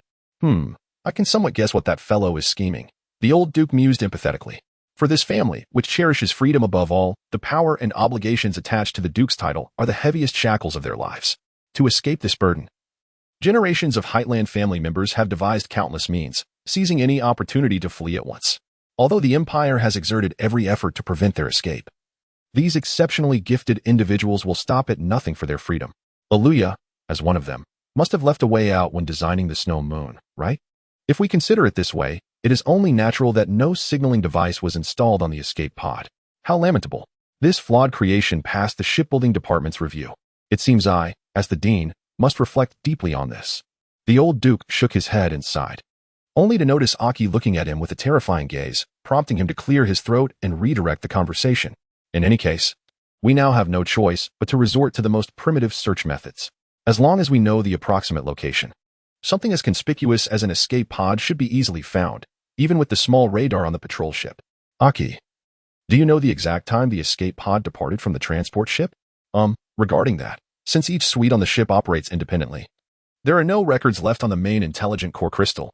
Aki, feeling utterly at a loss, was deeply frustrated. I see. The old Duke was taken aback. Without even a rough location, it is impossible to conduct a carpet search across the entire capital. I think, although there are no records on the main intelligent core crystal, we might find something on the ship's mass monitor. The ever-silent King Finn chimed in. The mass change caused when the escape pod departed should be quite pronounced, right? If we can pinpoint that moment, we might be able to ascertain where the young master encountered trouble. I understand. Yes, to think of that so swiftly. You truly are deserving of your past accolades in the technical theory class. The old Duke smiled with satisfaction, while Aki promptly established contact with the intelligent core crystal aboard the transport ship. The only significant mass fluctuation occurred at 1521, 37 Imperial Time. So, the incident involving the young master took place in the outer orbit of the capital. Aki's complexion turned pale. Oh dear, this truly is a misfortune upon misfortune. If he inadvertently drifts out of the capital, there will be no hope of rescue. The old Duke stroked his chin, lamenting his grandson's plight. Prior to this, the Snow Moon had transported hundreds of distinguished individuals, and the old Duke himself frequently piloted it through the stars. It had never encountered any accidents, nor even a minor malfunction, yet it displayed its mischievous side on a youth who had just stepped into the world of the stars. This is indeed a situation that elicits both laughter and tears. Or is it that my grandson's luck is rather unfortunate? Minder. Aki seemed quite displeased with the old Duke's nonchalant attitude. In any case, I will contact the commuting hall immediately and request that they dispatch a patrol boat team for a thorough search of that area. The commuting hall is a specialized department responsible for maintaining transportation and public order in the capital, directly under the Bureau of General Affairs. The integration of transportation and public order functions stems from the overwhelming majority of disputes in the capital being traffic-related, despite the exceedingly rare criminal records. Due to the functional requirements, their patrol boats are equipped with arms and reconnaissance systems not found on ordinary civilian vessels, although their performance falls short of military ships. They are more than adequate for such emergencies. Let me handle this matter. King Finn reiterated his suggestion. Directly contacting the head of the commuting hall would be more efficient. The privileges enjoyed by Solus were not merely a consequence of his status as the head of the Finbird royal family, but rather stemmed from a unique bond he shared with the chief officer of the capital's commuting bureau. Although the culture of the Shalon people lacks a term for marriage. In essence, these two individuals, who had already sired 2 children, shared a relationship akin to what is referred to as a marriage in the terrestrial realm. Soul, is that you? Just the person I needed to see. As the terminal bracelet connected their private circuit, the image of Eurosha appeared on the screen. She set down the report in her hand and cast a reproachful glance at her partner. I just received a report indicating that half an hour ago, a transport vessel caused a significant traffic disruption on the inner third ring road of the capital. I have been inundated with nearly 100 complaints from several departments. Moreover, according to footage provided by eyewitnesses, the vessel in question is none other than the Finbird royal family's flagship, Crimson Solar Unicorn. Do you have anything to say about this? The King of Finn, drenched in cold sweat, shrugged in a gesture of surrender. My dear, That was not me. I am currently at the Heightland Estate, discussing the training program for the future Imperial Chancellor with the Duke. You should have guessed by now, right? The intelligent core crystal of Solar Unicorn does not merely contain my genetic code. Then it must indeed be your untamed young hawk, Yorosha replied, placing a hand on her forehead in a gesture of exasperation. However, her partner's expression betrayed dissatisfaction upon hearing this. What do you mean by your young hawk, Yorosha? Let us not forget, she has inherited your genetic traits as well. You are the one responsible for educating that child, my dear prince. Shirking responsibility does not befit royalty. Yorosha gracefully accepted Solas's retort. After my recent conversation with the Duke, I began to doubt my educational methods. The King of Fynn found himself at a loss for words. As the conversation meandered into trivial matters, and their lord appeared to be enjoying this soap opera-like scene, Yaji could no longer contain herself and let out a loud cough. Ahem. My lords, is this truly the time for such discussions? After a brief explanation, despite her incredulity, Yorosha immediately dispatched two-thirds of the security fleet from the commuting bureau to search for the escape pod of the Duke's grandson on the outer orbital track of the capital. After all, allowing a guest from the terrestrial world to lose their life due to such a foolish reason would undoubtedly tarnish her career as the chief of capital transportation, especially considering that the young man was the sole heir of the Heightland family, an individual of utmost importance. Bearing the expectations of both the royal family and the nobility of Shalon, I have dispatched all available security vessels. If the Duke's grandson is still in the capital, we should locate him within 40 minutes. Rest assured, I believe this young gentleman is not unfortunate enough to meet such a dire fate. Yorosha initially assured with confidence. However, 30 minutes later, as the designated search areas yielded no results, her expression turned grave. Yaji, without hesitation, bypassed the lord and commanded all vessels from the Heightland Estate to take to the skies in search of the young heir, personally piloting a transport vessel towards the outer space of the capital. 40 minutes later, with a somber expression, Yorosha appeared on the screen. Your Grace, we have not found any trace of the escape pod in the outer orbital track of the capital.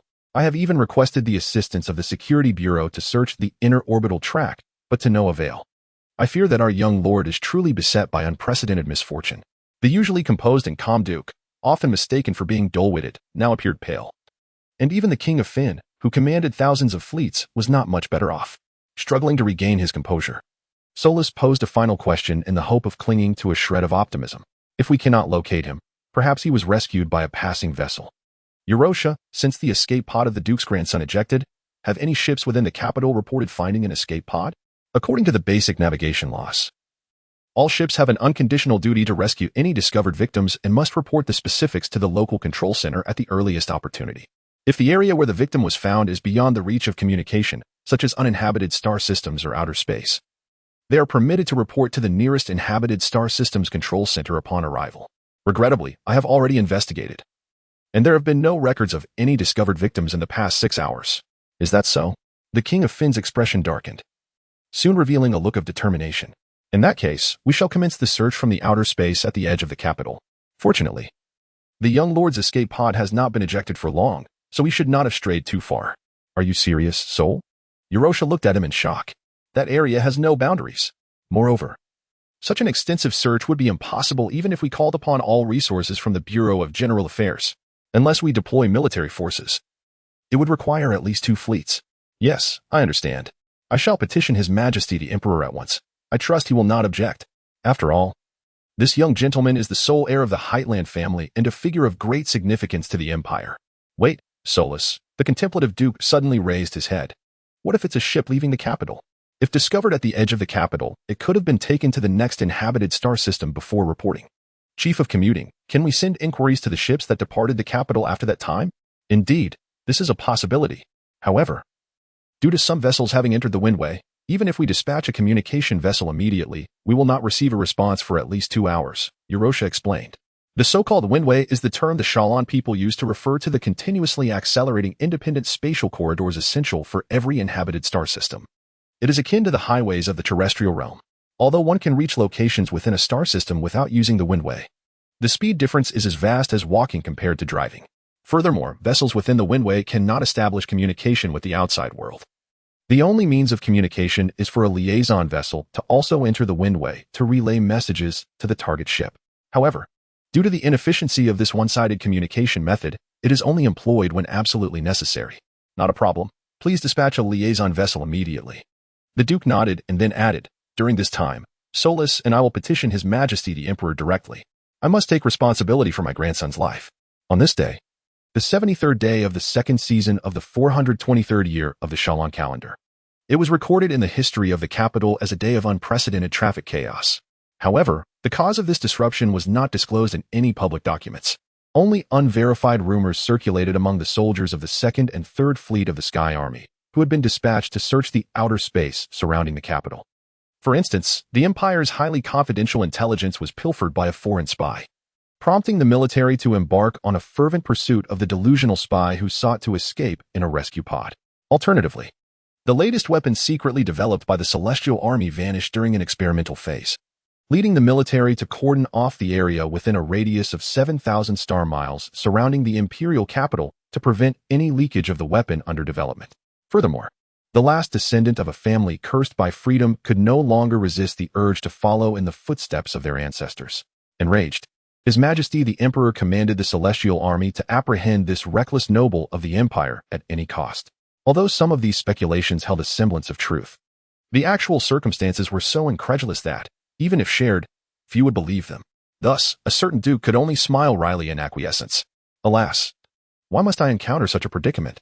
Sky, battered and bruised, lay in the passenger seat, inwardly cursing the deity of misfortune that had been watching over him since his departure from Todd Planet. Waves of pain emanating from his back caused him to involuntarily grimace. In the driver's seat ahead sat the girl who had launched herself into the void with dazzling finesse. At this moment, she bit her lip, her gaze fixed unyieldingly ahead. The atmosphere was palpably awkward. However, Sky was acutely aware that he bore at least half the responsibility for this outcome, after all. Who would have thought to dash out of a rescue pod in the nude? Though dozing off while awaiting rescue was not a grave error, being naked before the girl was undeniably mortifying. Even if subjected to such treatment, he found little ground for complaint. If only he were on solid ground, he mused.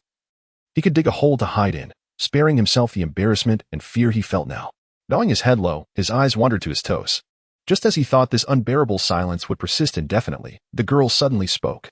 I am fully aware of the situation. Her voice was as cold as the frozen tundra, prompting Sky to involuntarily empathize with the feelings of a condemned criminal awaiting judgment. Since it is not entirely your fault, I shall not pursue your responsibility. Be grateful. Having resigned himself to the notion of sacrificing his life, he was taken aback by such a simple act of forgiveness, which brought him to the brink of tears. Ah? Yes, indeed. I am exceedingly grateful for your magnanimity. May I ask your name? Sky Lin, the eldest grandson of Duke Haderland, the girl declared proudly, before introducing herself with even greater pride. My name is Yanalevine Rufinbert Shan. Ah, simply stating your name. Yet you proclaim it as if delivering a victory decree? Sky was momentarily taken aback. However, in light of this peculiar circumstance, I shall grant you permission to refer to me as Shan. Her tone suggested she was bestowing a significant favor upon him. Conversely, I shall simply call you Sky. If that is agreeable? Of course, that is perfectly fine. Thank you.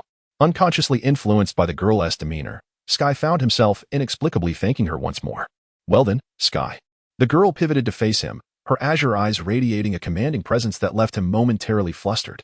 While I have already learned of your background from my father, I wish to confirm, are you indeed the grandson of His Grace the Grand Duke Yanet, the designated heir of the Haderland family? Does it not seem so? Unable to discern whether her authoritative gaze bore goodwill or malice, Sky sighed. I am well aware of this matter, so there is no need for repetition. Shine scrutinized him with an enigmatic gaze before inexplicably smiling.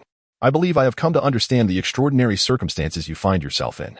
After all, you are a part of the Haderland family, and it would not be particularly surprising for anything peculiar to occur within that lineage. Is that so? Upon hearing this, Sky felt a wave of panic, beginning to doubt whether his resolve for the future was sufficient.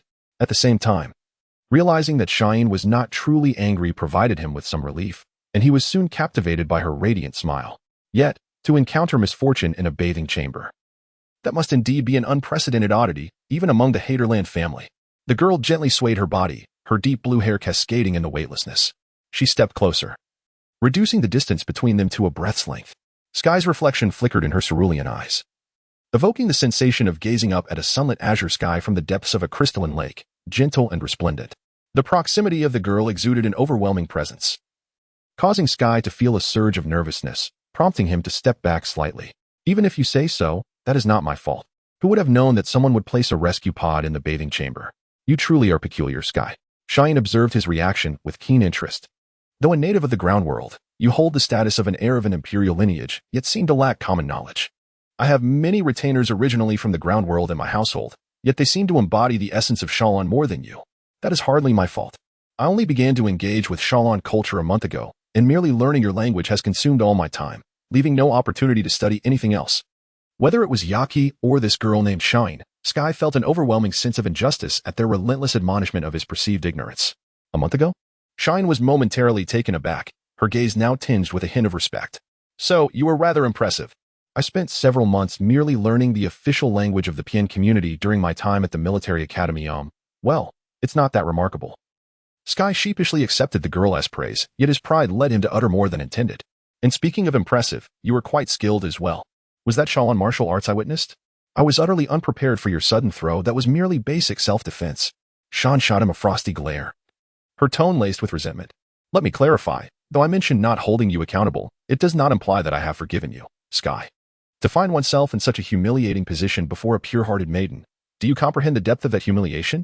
Moreover, you are the heir of the 13 imperial clans. This is the first time I have realized how capricious women can be. Sky reflected on gaining yet another invaluable life lesson. I apologize. However, in this situation, there is little recourse other than a heartfelt apology, is there? Consequently, he nearly pressed his forehead to the floor in shame. How humiliating. As a lady among ladies, to find myself in such a predicament. Shine bit her lip, murmuring to herself. Though defending oneself might yield little benefit, remaining silent would undoubtedly lead to worse outcomes. Thus, Sky summoned all his courage and blurted out a few words. While such events may be unpleasant for you, I must confess that as the person involved, my own spirits are rather low. Such deceit. Xiaoyin gazed at the sky with a look of deep resentment. I have heard that there are individuals in the world below who derive excitement from exposing themselves before women. How on earth does she know about such rare occurrences, even in the world below? Before I could ponder this perplexity, the sky let out a desperate cry. Please.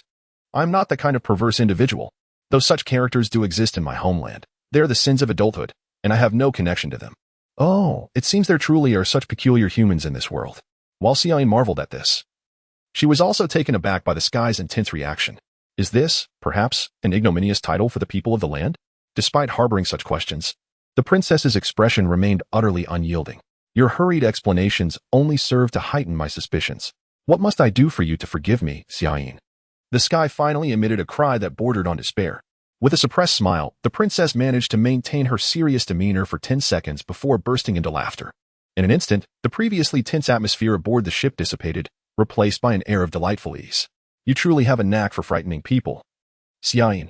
The sky smiled wryly, yet felt a sense of relief. I did not intend to scare you. Even now, I have yet to fully forgive you, Sky.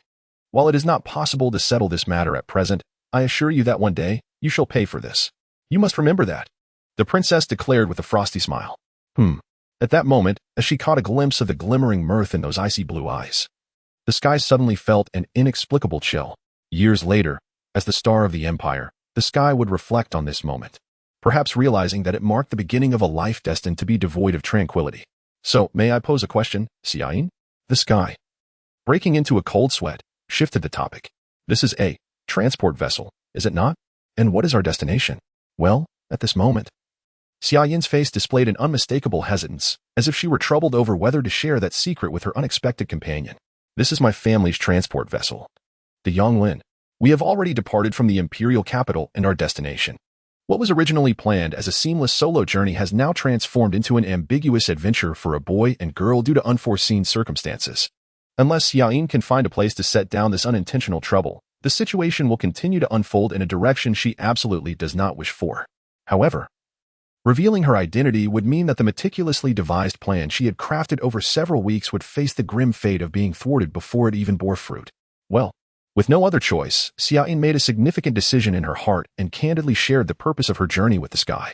We are currently heading towards the vicinity of the Snortar star, but since we are submerged, I cannot allow you to disembark at this time. I apologize. You must accompany me for now, Sky. Submerged? The sky was momentarily taken aback. The term submerged refers to navigating while severing all connections between the ship and the outside world, due to its high level of concealment. This method is typically employed by military vessels or smuggling ships, although the Empire does not impose strict restrictions on civilian vessels submerging. The absence of guidance from a control center significantly diminishes safety, making it an act not generally encouraged, even the sky possessed this level of common knowledge. Though the girl before him bore no resemblance to a smuggler, the sky could not find similarities between her and his preconceived notion of a soldier. Yet, upon noticing a flicker of something akin to guilt in the girl's gaze, a deep unease surged within him. You wouldn't be running away from home, would you? The elegant dark brows of Xiaoyan arched, and a piercing gaze compelled the sky to bow his head. Why yes, I'm sorry. But isn't the area near the star devoid of anything? What remote star system do you hail from, Sky? Xia Yin's expression revealed a hint of surprise. Yet her tone lacked malice. At least within the Empire's borders, there are antimatter factories surrounding every inhabited star system, so it cannot be devoid of all resources. I see. Then what brings you to the antimatter factory? Feeling the weight of the sky's scrutinizing gaze, Xia Yin nervously twirled her long, deep blue hair, her eyes lingering on the instrument panel before her. After a while, the princess finally spoke with a tone that suggested she was bestowing a favor. Well, allow me to share this with you. In the long and storied history of the Xiaolan Empire, the pages inscribed with iron and blood constitute an overwhelming majority. For centuries, the empire's territorial expansion has been the result of both invasion and counter-invasion. Without hesitation, the empire has brought weaker star nations under its dominion. Even when faced with interstellar nations stronger than itself, the empire remains indifferent to the potential for defeat, boldly responding to their challenges. Should war be declared, there will be no room for compromise. The empire will never cease hostilities until the adversary's armed forces are completely dismantled and disbanded at the level of their star government. Such a militant consciousness has caused a portion of the empire's vast body to evolve into an extraordinarily sharp entity, the Celestial Army, the most formidable armed force in human history, instilling unease in the other interstellar nations, even as they exert every effort to bring their own militaries to a level comparable to that of the empire. The disparity in spirit alone suffices to create a decisive difference. 100 years ago, the demise of the second most powerful force in human society, the Karkila Confederation, made this abundantly clear to the other interstellar nations. In the century that followed, no interstellar nation dared to challenge the empire, nor could the empire find a justification for declaring war against them. Tranquil times flowed on, and in the absence of conflict, even the elite celestial army could not help but become somewhat dulled. Thus, to maintain the army's combat readiness at a high standard, the empire allocates a substantial sum from its national budget each year for weapons development and military training. Recently, during a military exercise, the Celestial Army was set to unveil its latest model of warship, the assault ship. Ever since learning from her father, who was responsible for planning this exercise, that the location would be in the Snordar Star region, Xia Yin had been plotting to witness the new ship's grandeur firsthand. Now that the princess had finally seized the opportunity, piloting the only transport vessel capable of interstellar travel, the Yang Lin, from the royal palace of the Finbird, she had no intention of relinquishing it due to a mere accident. I see. The sky nodded, yet a new question arose. However, since this is a military exercise and a trial for a new vessel, it should be kept confidential from the outside, should it not? Is it wise for us to proceed like this? Of course it poses a problem, which is why I must submerge. Xia Yin whispered. If it weren't for avoiding detection by the control center, I would have already found a place to drop you off, you fool. I understand now. Although the princess's candid words left the sky feeling quite conflicted, the final remark, you fool, imparted an oddly comforting sensation. But, is there truly no danger? For instance, being mistaken for a spy. Although such inquiries were made, the sky had already resolved to accompany the young girl until the very last moment of their journey. Rest assured, I will carefully conceal this transport vessel, the proud girl confidently declared. However, her subsequent assurance caused her companion's heart to race exponentially. Moreover, even if we are discovered, we can undoubtedly escape safely. After all, the Yanglin is one of the fastest vessels in the entire imperial capital. And among the trainees of the same cohort, my piloting skills are the most exceptional. She believed, as the sky began to persuade herself to embrace this truth. The wind path from the imperial capital, Ifahal, to the Snodaya star domain is, in fact, a series of spatial constant speed rings separated by 200 anno units. Although the significance of this route does not warrant restrictions on entrance, to maintain a minimal level of safety, every ship passing through is required to report its identification code to the checkpoint. Otherwise, it cannot access the initial ring to enter the wind path. Given that this route is primarily traversed by the transport ships regularly visiting the Snodaya antimatter factory, there are seldom any other travelers, resulting in a recent reduction of inspectors at the checkpoint to a minimum.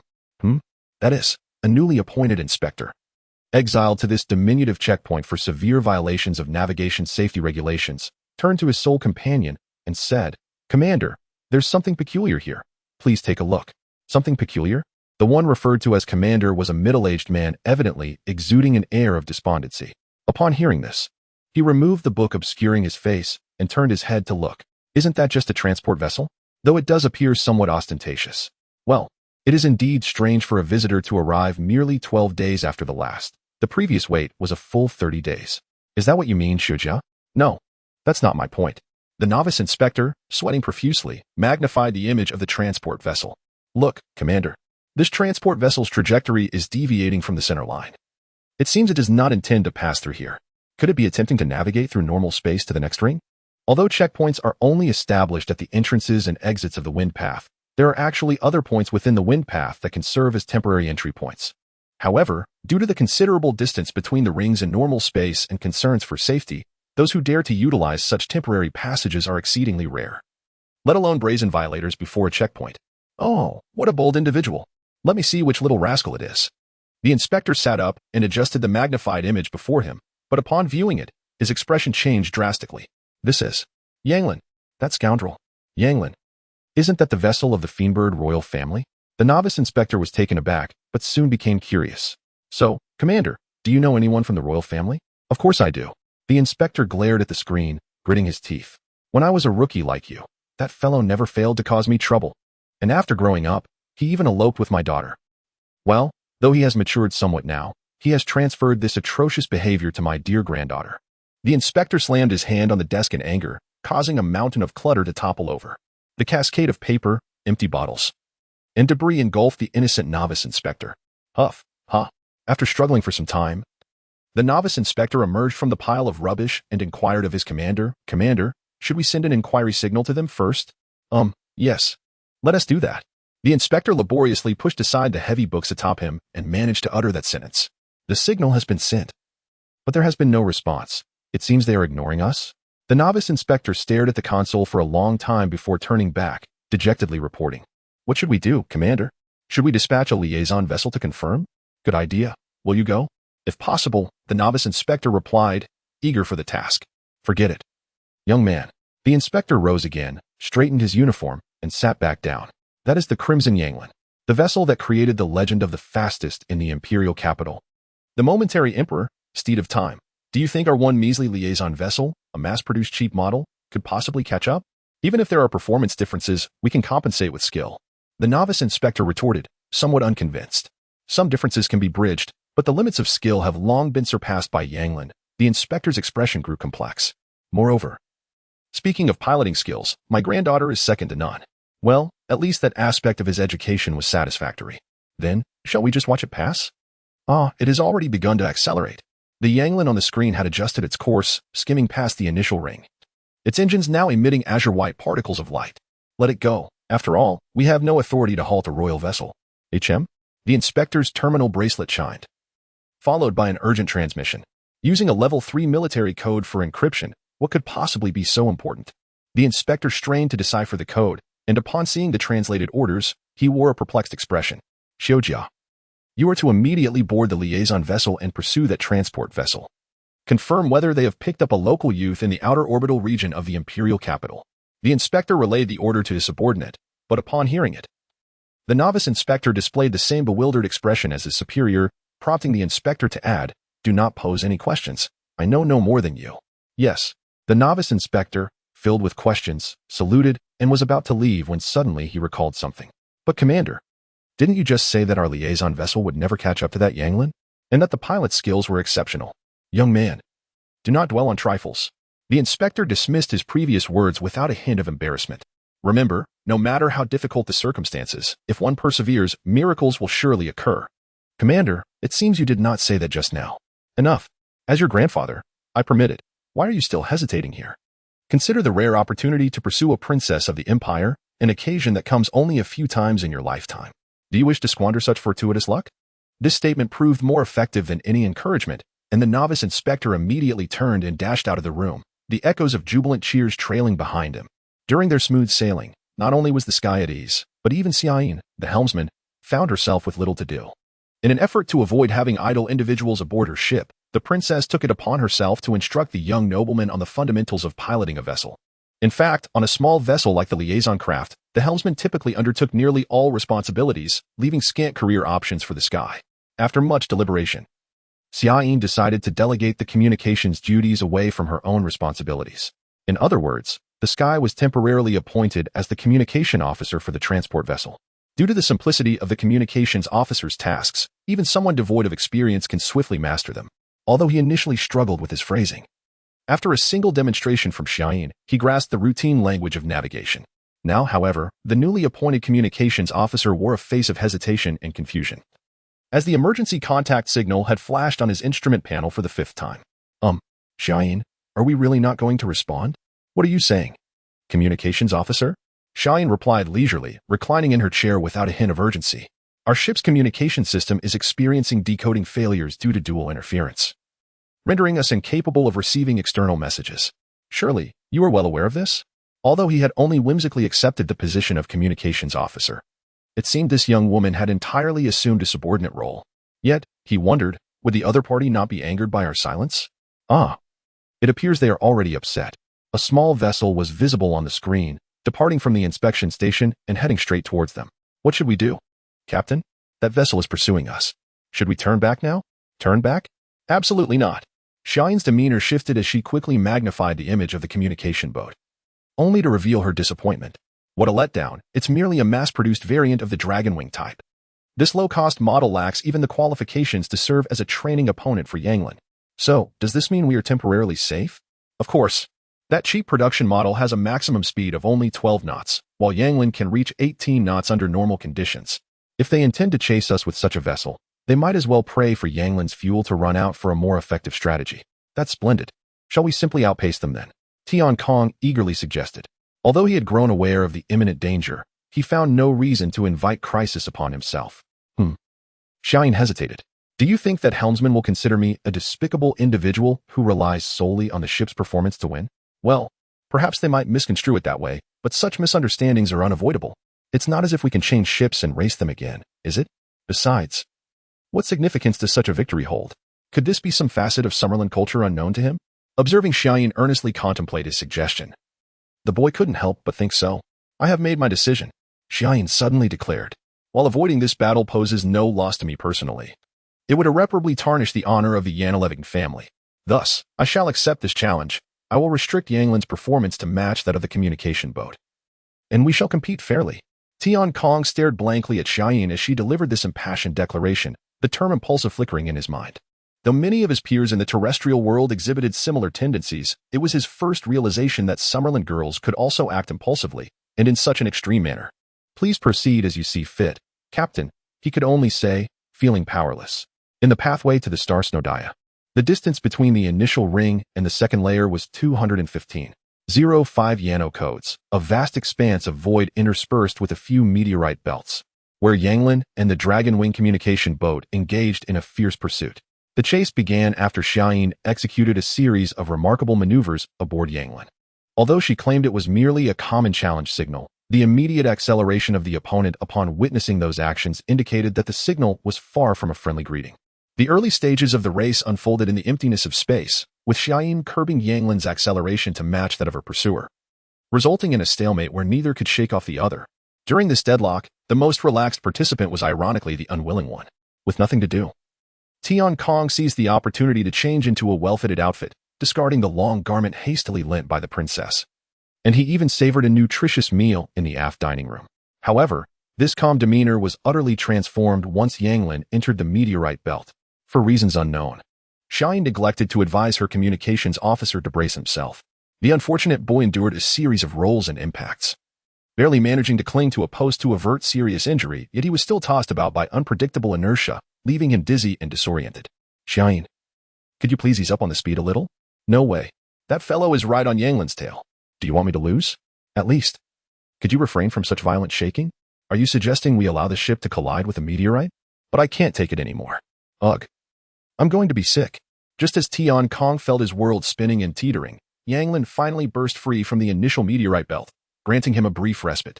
Phew. Someone who had gained a profound understanding of the laws of inertia hurried back to his seat and secured himself with the safety belt. Is this how you Summerlanders play? It seems rather perilous. For novice pilots, It's not particularly safe. Xiaoyin deftly maneuvered Yanglin through the endless void, leaving her opponent far behind. Especially in such an environment, the impact of meteorites posed a catastrophic threat to the lightly armored transport vessel, particularly at the current high acceleration. A collision would be fatal. Fatal.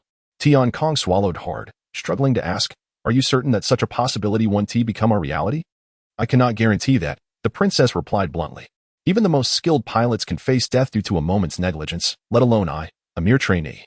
In typical circumstances, there is about a 70% chance of safely navigating this meteorite belt." Xiaoyin's expression grew serious, with only her eyes betraying a glimmer of amusement. Witnessing Tian Kong's complexion gradually pale, the princess's mood seemed to brighten. "However, that is only true for me. Now that you are aboard Yanglin, Tian Kong, I must take responsibility for the lives of my crew as captain, so I am operating in a very steady manner. You can rest assured that you will survive to meet that Duke." Mischief danced in the azure depths of the girl's eyes as Tian Kong suddenly realized he had been played for a fool, yet he felt no anger. A sense of helpless amusement washed over him, and he noted the peculiar tone in Xiaoyin's reference to that Duke, prompting the following thought: "That Duke refers to Duke Haderland, does it not? Xiaoyin, you wouldn't harbor any strange thoughts about that Duke, would you? Huh?" The usually poised girl appeared flustered. Why would you think that? Is it not so?" Tian Kong's expression turned contemplative, as the realization of having gained the upper hand filled him with delight. "I had thought that your bias against me, the esteemed grandson of the Duke, stemmed from that very reason, but it appears that is not the case. Well, of course, even if my impression of the Duke is rather unfavorable, it would be inconceivable for me to direct that animosity towards you. Although it may not align with the elegant traditions of my family, Xiaoyin is still a member of the noble royal lineage. For her, who may one day lead the entire empire, training in oratory skills is certainly not a priority." Thus, when the sky utilized the eloquence inherited from his father, a merchant renowned for his cunning, to set a small verbal trap, the unsuspecting princess fell right into it. "I see. I believe I now understand the reasons behind the series of injustices I have faced." Sky nodded calmly, a radiant smile gracing his features. Xiaoyin bit her lip, her expression tinged with reluctance, yet she ultimately acknowledged the prejudice that lingered within her heart. "Yes, I confess I harbor some discontent towards His Grace the Duke, and consequently, I may have been a tad less cordial towards you." "Very well, I apologize, Sky." How curious indeed.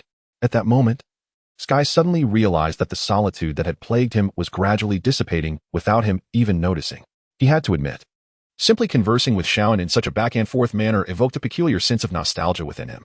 However, if that were the case, Xiaoyin, there would be no need for you to apologize. It felt as though his spirits had returned to the carefree days of Todd. And Sky began to playfully tease Princess Xiaolan. "After all, I had no ties to the Empire, and if it were not for that fellow's reckless actions, I would hardly have known of the surname Hateland. For someone as ordinary as I, being treated with such courtesy as an heir of the imperial lineage is indeed a profound honor."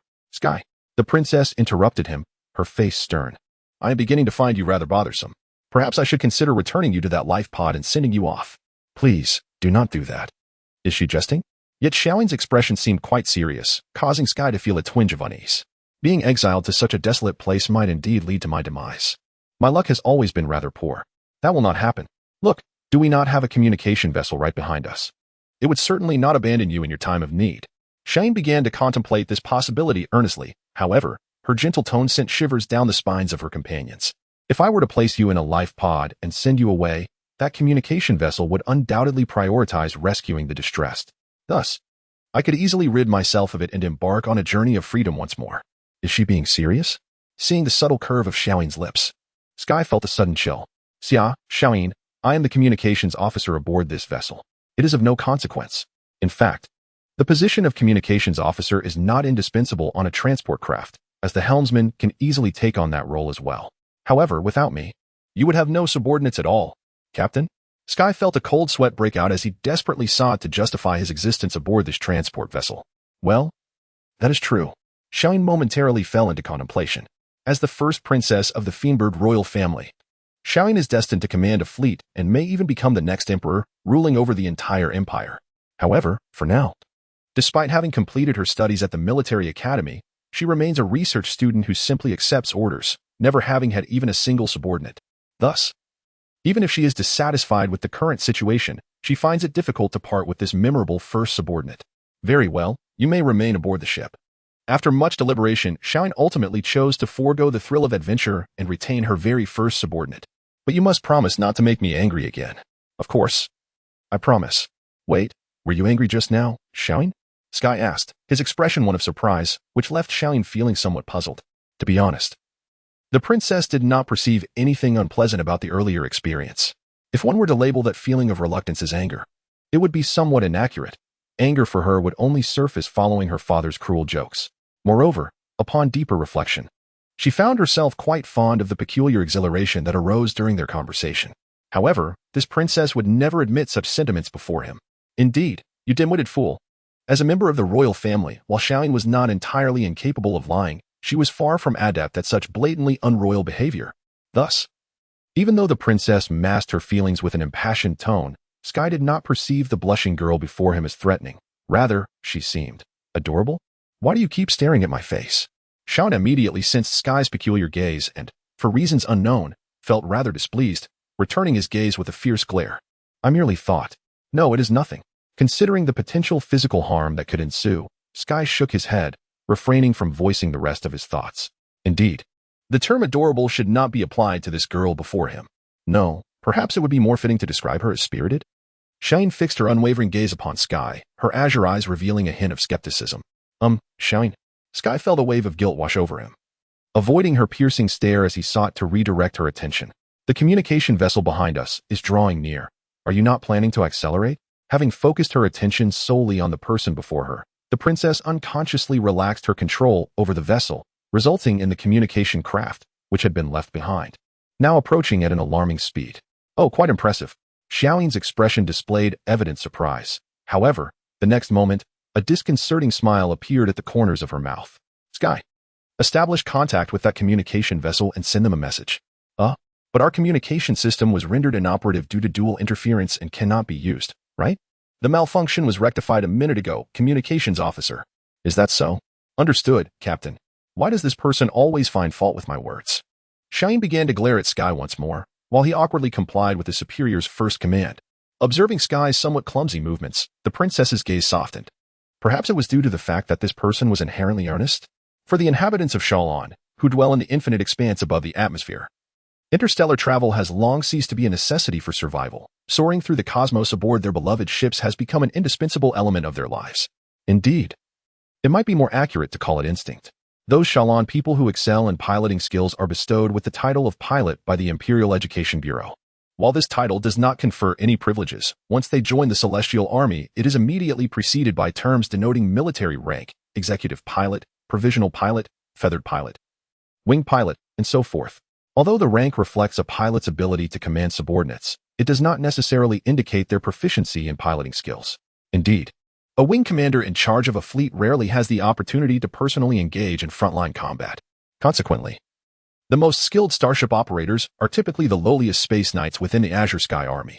Kadaya Devi Shuga is one such space knight. At the mere age of 25, he has held the title of top single-ship combatant in the Imperial Capital Garrison Fleet for 4 consecutive years, and he is renowned for repeatedly declining promotions from the military. In fact, there are many such willful individuals within the Azure Sky Army, so the military generally doesn't pursue the matter.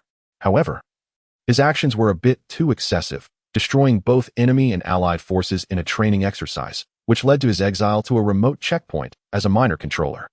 However, Shuga is currently elated, as it has been a long time since he experienced such a sensation, freely traversing the boundless expanse of space. Dancing on the edge of light and darkness, like a forceful wind caressing his face, it brings him an exceptionally intense feeling of elation. He truly owes a debt of gratitude to Her Highness the Princess, otherwise, that old man would not have released him. After exiting the asteroid field, Shuga can visually acquire the red transport craft. Having faced numerous formidable adversaries, he naturally does not take the trainee, Xiaoyin, seriously. In truth, if the Yanglin's performance were not exceptionally superior, the princess's little escapade would likely have ended there. Nevertheless, Shuga is confident that he can intercept the Yanglin before it enters the second ring. Forgive me, Your Highness, Shuga mused, but your journey may have to conclude here. Just as Shuga prepares to accelerate, the communication port, which had been silent, suddenly emits a signal, followed by a voice that inspires little enthusiasm. This is the Feinbard Royal Transport Craft Yanglin, announcing to the rear liaison ship. Indeed, the Feinbard Royal Family's Yanglin, Shuga thought. So, Her Highness the Princess. A male voice. Upon noticing this anomaly, Shuga's restless mind immediately conjures a series of possibilities. A runaway? He initially assumed the princess was out for some solitary recreation. But now it seems his initial conjecture was inaccurate. Then, a kidnapping? Unlikely. While the princess certainly possesses the allure to warrant such a risk. And there are indeed individuals in the vast cosmos harboring such notions, attempting such a feat in the imperial capital would require not only immense courage but also extraordinary luck. Therefore, the next most plausible possibility is, as the notion dawns on him, Shuga feels a tremor of apprehension. It seems the terrestrial term for this is elope. Repeating, my ship will commence full-speed navigation in 15 minutes, standard time. If your ship does not intend to return, please act promptly. In other words, the Yanglin will submerge at full speed in 15 minutes, leaving the Dragonfly far behind. No matter how exceptional the starship operation skills, the vast difference in ship performance would be insurmountable. So, you haven't been exerting your full power, Your Highness. Shuga chuckled wryly. However, at this moment, a voice emanates from the communication port once more. Is this satisfactory, Xiaoyin? Yes, we are about to accelerate. Sky, remember to secure yourself. I will be displeased if you hinder my operation of the ship. Also, at this juncture, you should address me as Captain. Understood, Captain. Although I have secured myself as much as possible, could you, Captain, perhaps consider your communications officer's delicate nerves when operating the ship? Yes, I will consider it. Sky, your communicator is still active. Does that mean our previous conversation was? Just turn it off. Yes. Following this, a prolonged silence ensues. Although neither party can see each other, Shuga inexplicably feels a twinge of sympathy for the young man's predicament. Simultaneously, a deeper perplexity arises in the Space Knight's mind. So, what am I then? A villain disrupting someone's romance? Or the most fortunate third wheel in history? The thought momentarily tempts Shuga to abandon the pursuit. However, he promptly shakes his head. Striving to dispel the numerous distractions and concentrate on the Crimson transport craft gradually accelerating ahead. Along the wind tunnel from the Imperial capital to the Snordia star, a Scarlet liaison craft silently navigates. Its voyage is so steady and serene that, set against the backdrop of the constantly flowing space around it, it imparts an illusion of stillness. In reality, however, this liaison craft is traveling at an extraordinary speed of 225 knots, an impossibility in outer space. Of course, due to the transport craft's comprehensive protective measures, traveling at this velocity within the wind tunnel does not impose any physical strain on the two passengers inside. Sky. There's unfortunate news. Xiaoyin frowned, informing her companion, we're running low on fuel. It should have been sufficient to reach the antimatter factory on Snordia star. But it seems we consumed too much energy during the recent pursuit. I suspected as much. Sky reclined in the co-pilot's seat, his voice sounding feeble. The preceding, excessively intense chase had left the bones in the youth's body feeling as if they had been disassembled and reassembled, and his muscles were incapable of mustering even a modicum of strength. Although he felt deeply ashamed of his condition, Sky lacked the will or strength to alter the situation. For a young man from terrestrial society who had just entered the Sharon society, this encounter would likely provide him with a profound understanding of the potentially lethal, so-called heterogeneous cultural differences between two disparate worlds. Therefore, we must stop at the mid-station on the 12th ring to replenish fuel and supplies. Xiaoyin glanced at Sky out of the corner of her eye, seemingly displeased with his disheveled appearance. Of course, if you wish, you may rest there and wait for me to pick you up on my return trip. Truthfully, that is a very tempting offer. Thus, Sky was momentarily consumed by earnest deliberation. The opportunity to rest was undeniably desirable. In fact, he was on the verge of complete physical and mental collapse. However, there were considerations to be made. If this young woman were to inadvertently forget, unlikely, right? She seems to be the type of person who is completely immune to the word careless, so the possibility is slim. However, if she were to deliberately forget my existence, that would be another matter. Why does my intuition suggest that this is highly probable? If I were to disembark here, I would likely be stranded at that supply station for a considerable period. Perhaps. Sky shuddered at his own thoughts, then said with great difficulty, I believe I shall continue to serve as your communications officer, Xiaoyin. You need not force yourself. Xiaoyin cast a frigid gaze upon Sky. As far as I know, it is exceedingly difficult for a natural human to endure such acceleration. If you were aware of that, why did you accelerate to such an extent? Sky emitted a profound lament in his heart, regarding the proud young woman with a plaintive expression. While that was indeed a painful experience, there should be no more high-speed pursuits, correct? Perhaps, but I cannot guarantee it. Xiaoyin adopted a pensive demeanor, then regarded Sky with a slightly malicious glint in her eyes. If by any chance we were to be discovered by the exercise fleet, we would likely find ourselves in a more perilous escape. Perhaps you might even have an experience more intense than before? Would you allow such a situation to arise, Xiaoyin? Sky made a concerted effort to control her facial muscles, striving not to exhibit any signs of panic, instead donning a look of surprise. I had thought you would be able to conceal this transport vessel quite effectively. Of course, with my skills combined with the performance of the Yonglin, even if the opponent were a patrol ship, detection would be utterly impossible. In truth, it is not just Xiaoyin. It seems that any member of the Shalon would react similarly when their piloting skills are called into question. If that is the case, then I have nothing to worry about, do I? Sky's smile was as innocent as a child's, and in that moment, upon witnessing such a smile, Xiaoyin immediately realized that she had fallen into yet another trap. Sky, you truly are insufferable. The wind path from the imperial capital to the Snowdia star spans 173 Yano codes and is composed of 25 layers of constant speed rings, ranking as the third longest wind path within the Snowdia star system. Accordingly, as per the basic regulations of navigation, the Imperial Capital Construction Bureau has established corresponding supply stations along this wind path, though they are seldom utilized. Now, this centrally bulging, disc-shaped mid-station was welcoming its first batch of guests in the 423rd year of the Snowdia star. By the way, how long does it take to refuel? Xiaoyin. Walking alongside the nominal captain towards the lounge, Sky suddenly inquired. Well, typically, it takes about 20 minutes to refuel a standard transport vessel.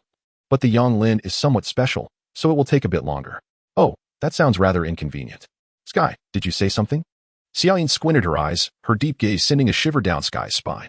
Although the princess has yet to possess a ship that truly belongs to her, there exists a certain profound bond between the Yonglin and this princess. Therefore, any act of belittling this transport vessel would be perceived as a challenge to her dignity. Right. Since we have over 20 minutes to spare, we should be able to relax properly, shouldn't we? Speaking of which, what facilities are available here? Sky, sweating profusely, swiftly changed the subject, but soon noticed a peculiar glint in the girl's eyes, prompting him to add, Please remember, I am but a ground dweller without common knowledge. Such a statement, which seemed to have completely abandoned any sense of pride, left Xiaoyin without grounds to continue her reproach. She looked at the boy from a distant world with pity, explaining, Although I have never been to this mid-station, it should have the usual amenities. If I were to be more specific, it would include facilities like a lounge, dining hall, bathhouse, courtyard, shops, and dormitories. A bathhouse? The sensitive mention of that term stirred unease within Sky. Surely it wouldn't be one of those hazardous contraptions that could serve as an escape pod? Of course not. To my knowledge, no technician aside from the members of the Heightland family has ever placed an escape pod in, well, such an illogical location. Moreover, aside from you, the Duke's eldest grandson, no one has ever been unfortunate enough to meet their demise while bathing. Even though he was fully aware that he bore no responsibility for the absurd developments, Sky's face flushed slightly, rendering him momentarily speechless. In fact, if it weren't for the resilient nerves inherited from his bloodline, he might have wished to dig a hole and bury himself, though making a hole in the alloy floor of the mid-station was nearly impossible. Rest assured, I can guarantee that such an accident will not occur again, Your Grace. Xiaoyin regarded him with a discontented gaze. Therefore, I suggest you make sure to clean yourself up. Honestly, you look quite disheveled, Sky. Sky could envision just how disheveled he must appear after the terrifying chase, relentlessly battered by inertia. Thus, he developed an irrational sense of resentment towards the girl beside him, who had endured the same storm yet remained composed and countered, I admit I look a bit rough, but Xiaoyin, you cannot claim to be pristine either, can you? You two have sweated quite a bit, haven't you? It seems this is the first time I've noticed myself. Xiaoyin's eyes widened in surprise, and she began to sniff her own clothes, ultimately furrowing her brow. It appears you're correct, Sky. Perhaps I should also take a bath. But, what? This proud girl surprisingly accepted his suggestion so readily that Sky felt a surge of emotion. However, I cannot trust your integrity. Xiaoyin completely unveiled her skepticism towards the character of her subordinate and further asserted her control over the priority of using the bathhouse. Therefore, you must remain in the lounge until I emerge from the bath. Can I object? It seems she is still brooding over the previous incident. Sky sighed internally, having essentially accepted the fact that he was in a position of complete disadvantage before this girl. Of course not. In the military, the orders of superiors must be obeyed without question. Having fully embraced her role as captain, the princess declared with utmost solemnity, although entirely unnecessary. The designer of this mid-station adhered to the regulations set forth in relevant documents, or perhaps out of personal interest, by creating a bathhouse designed to accommodate 10 individuals simultaneously. However, since the completion of the space station, the total number of humans who have ever used this bathhouse has not exceeded 10. And now, the first princess of the Fiendbird royal family has left her companions behind to indulge in the luxury meant for 10. Perhaps taking a bath is indeed a most delightful affair. Immersed in the warm waters, the accumulated fatigue seemed to flow away along with the sweat. Xiaoyin began to feel quite content. Although she had not noticed it while with that person, the moment she relaxed, an overwhelming sense of fatigue crashed upon her like an avalanche. Even now, soaking in the comforting hot water, she was reluctant to move a single finger. In retrospect, she had never encountered such an intense chase even at the military academy. It was no wonder that her body had accumulated such fatigue. Yet why had she not been aware of it until just now? As she languidly floated in the hot springs, Xiaoyin completely relaxed her body, allowing her thoughts to drift along with the water's ripples. Could it be because of that person? Such a thought initially astonished the princess, but she soon found herself smiling. Perhaps it truly is the case. Although that person is lacking in common sense, weak, and possesses a peculiar disposition, he is, indeed, a rather intriguing fellow. Being with him brings an exceptionally peculiar sense of exhilaration, something she had never felt with anyone else before. Despite his shortcomings as a subordinate, she resolved to nurture him as her first true subordinate from now on. Achoo! Bound to the chair, Sky suddenly felt an inexplicable chill and promptly sneezed. Is someone speaking ill of me? Rubbing his nose, Sky muttered to the empty hall. He had been sitting in the lounge for nearly 20 minutes, and it was hardly surprising for an ordinary person to start feeling bored. However, the Sky showed no inclination to rise from the chair. The objective reason for his stillness lay in the carbon fiber rope binding his feet to the base of the seat, a manifestation of the high-minded maiden's wariness towards her male peers. At least thinking this way provided him with some solace. Subjectively, the individual harbored no intention to alter his predicament. In other words, he was simply too lethargic to move. From the perspective of the Conting planet, this hall, as part of a cosmic facility, was exceedingly vast. In this expansive space devoid of any company, even without symptoms of agoraphobia, the Sky began to feel uneasy. Although the gentle luminescence streaming from all around and the faint music echoing in his ears somewhat alleviated this eerie sensation, he still yearned for at least one conversational partner. Even if it were merely a mouse. Before long, just as the overwhelming sense of solitude reached an unbearable level, an unexpected visitor rescued the boy from the earthly realm. This is the Imperial Capital Control Center, calling transport vessel Yanglin. Please respond. This is the Imperial Capital Control Center, calling transport vessel Yanglin. Please respond. The communication device stationed in a corner of the hall emitted this inquiry, yet the Sky hesitated, contemplating whether or not to answer. Although he was incredibly bored and desired someone to converse with, the thought of potentially defying the maiden's will and the ensuing consequences sent a chill through his heart. This is the Imperial Capital Control Center, calling transport vessel Yanglin. Please respond. Yanglin, do you hear me? Please respond.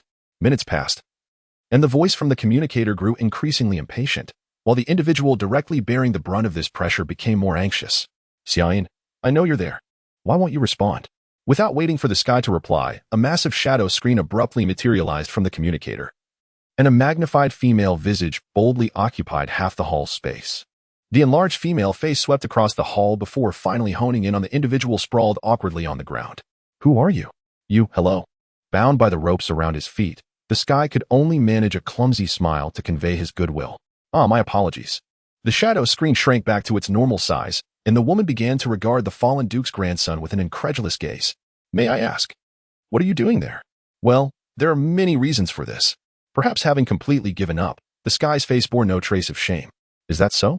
Then you are. Though it may not be very formal, I am, for now, the communications officer of transport vessel Yanglin. I suppose. Communications officer? Of Yanglin?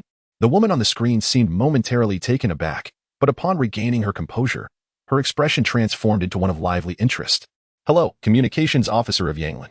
I am the administrator of the Imperial Capital Commuting Bureau. Is your captain present? She is, but currently, she is in a situation where she cannot come out. Could you please elaborate? Take a look at this. That should give you a hint. The Sky twisted his body to reveal the ropes binding his feet. I'm sorry, but I seem to be utterly confused about the situation. The woman on the opposite side furrowed her brow, revealing an anxious expression. While this may be quite interesting, I must ask you to tell me directly, if you would. Well, fine. I've already lost enough face, so it wouldn't make much difference to lose a bit more. The Sky reached this conclusion and candidly stated. To put it simply, the captain is currently in the bath and changing, and I have been ordered to remain in the hall until she returns. So, it was that child who tied you up here? This time, Urasa seemed to take half a minute to regain her senses, and when she did, a profound smile appeared on her lips. The sky felt his heart race, perturbed by Urasa's enigmatic smile and ambiguous gaze. And when he noticed that the woman on the screen bore a striking resemblance to Xiaoyin, he suddenly became very tense. May I ask, are you Xiaoyin, the captain's relative?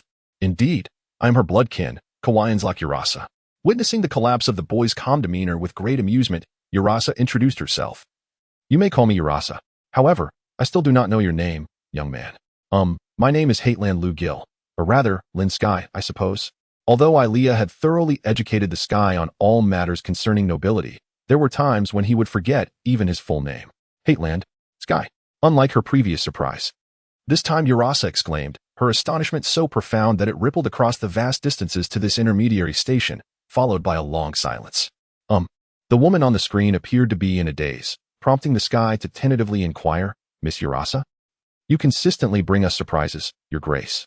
The Duke's grandson. Urasa sighed deeply, as if releasing a burden. You know me? The other party seemed entirely unaware of her own standing, causing Urasa, recalling her earlier labors, to feel an impulse to strike out in frustration. Dear Duke's grandson, allow me to explain what has transpired. In the search for the sole heir of the Hateland family, who was regrettably lost in the outer space of the imperial capital, namely you, His Majesty the Emperor personally ordered the Commuting Bureau, the Office of General Affairs, and the Special Affairs Bureau to collaborate and scour the entire imperial capital twice. Even the 1st, 3rd, and 7th fleet stationed in the imperial capital, totaling 60,000 warships, were mobilized to search the outer space of Ephor for your whereabouts. Millions of people simultaneously rushing about for the disappearance of one individual. This has never occurred in the history of the Empire, has it? Do you think I could possibly be unaware of you? The intensity of her tone revealed an accumulation of dissatisfaction on her part. At this, the Sky was rendered speechless. No, utterly dumbfounded. Given the significance of your family to the Empire, such an extent is not excessive. However, if those valiant souls searching the outer space were to discover that the individual they were seeking was someone so utterly oblivious to their own importance, they would surely feel quite disheartened. I apologize. Had I not been bound by these ropes, I would undoubtedly be prostrating myself before you in apology. However, fortunately, Princess Fian of the royal family had not neglected the training and restraint during her combat lessons, thus preserving the honor and dignity of the Empire's wings. Your Grace. Urasa took a deep breath to calm her emotions. In any case, please return immediately. I will promptly notify Duke Yeno to bring this unprecedented farce to a close. Ah, all right, I will. The Sky prepared to rise from the ground. But halfway through, he suddenly lost his balance and fell back down. Consequently, he had to lie there, pitifully gazing up at the highest transportation officer of the imperial capital, asking, Lord Kawaiians, what transportation should I take to return? Isn't Yanglin over there? Although it is so, I suppose I cannot persuade the captain to return, can I? The Sky revealed a faint, pained smile as she requested the blood relative of Xiaoyin for assistance in convincing her. I see. Despite understanding the crux of the contradiction, Urasa lacked confidence in persuading that child to abandon the adventure they had embarked upon halfway. It was truly baffling from whom that stubborn personality had been inherited. This mother, who had not had the opportunity to nurture her daughter, silently lamented. Had she known, she would never have entrusted that child to Solus, who had raised her to be so remarkably independent. How on earth had he accomplished that? Perhaps there is a way? Suddenly, a new thought struck Urasa. Since the safety of his grace, the Duke's eldest grandson, has been assured, it should pose no issue to allow this extraordinary pair of youths to embark on a small adventure, should it? After all, this star system is akin to a backyard for the Shalon people, and with Yanglin as their vessel, coupled with the Navigator-S complete inheritance of maternal piloting skills.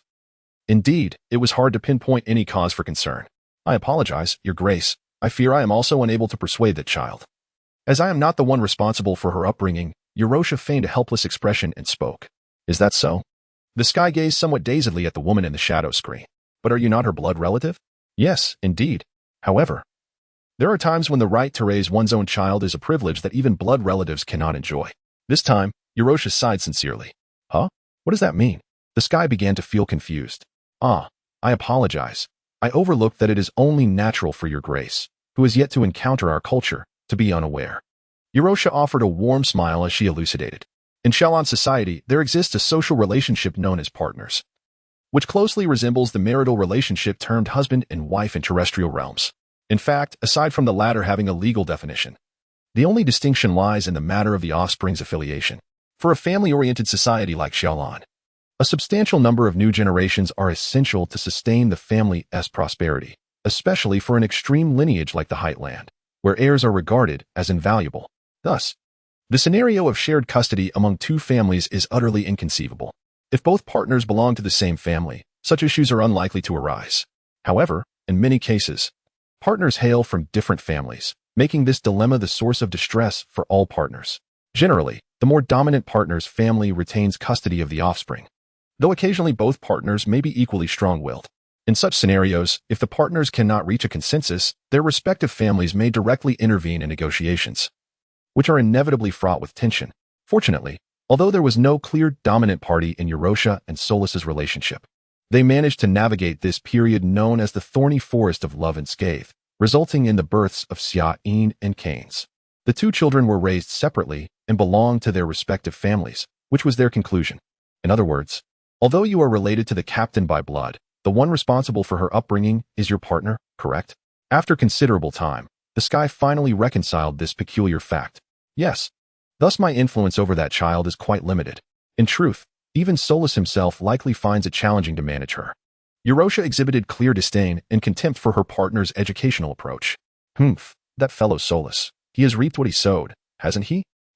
Well, the sky endeavored to regain the attention of the woman lost in a moment of petty revenge, asking, what should I take back then? Although there are preparatory transport ships stationed at the central hub, I doubt your grace will be piloting one, correct? Upon seeing the boy's frantic nodding, Eurosha suddenly felt an overwhelming urge to embrace this adorable creature before her. However, recalling the vast distance separating them by tens of thousands of light seconds, she halted her hand midway. Ahem. While it is somewhat regrettable, may I kindly request you to accompany that child on her journey for the time being? Eurosha finally expressed her true intention. I shall promptly relay your message to His Grace the Duke, and I am confident he will arrive at the earliest opportunity to escort you, so please rest assured. In truth, had Eurosha known her daughter's destination was in the military exercise stellar domain, she would never have uttered such words. However, due to the frequent delays in relaying effective information, this enlightened mother ultimately chose to indulge her daughter's whims. I understand. At this juncture, what more could I possibly say? The sky pondered deeply, counting on her fingers, and ultimately abandoned the notion of leveraging Eurosha's name to secure slightly better treatment before Xia-in. While success would indeed be gratifying, considering that girl's unwavering disposition, he had no desire to face the potential consequences of failure and be treated poorly. There is no need for such dejection, Your Grace. Completely unaware of the boy's thoughts, Eurosha began to console him. Though as a mother, I perhaps should not say this. That child is nevertheless a member of the Yanalavine royal family. The opportunity to travel alongside an imperial princess is exceedingly rare. Do you not think you ought to display a bit more joy, Your Grace? I apologize. It seems I have yet to acclimate to the environment of outer space. My hearing appears to have faltered, as I think I just heard some rather peculiar words. The sky shook his head, attempting to evade the reality that was far beyond his comprehension. Peculiar words? Eurosha furrowed her brow, reflecting on her previous statements. If you refer to terms such as royal or princess, then I believe your hearing is indeed functioning normally.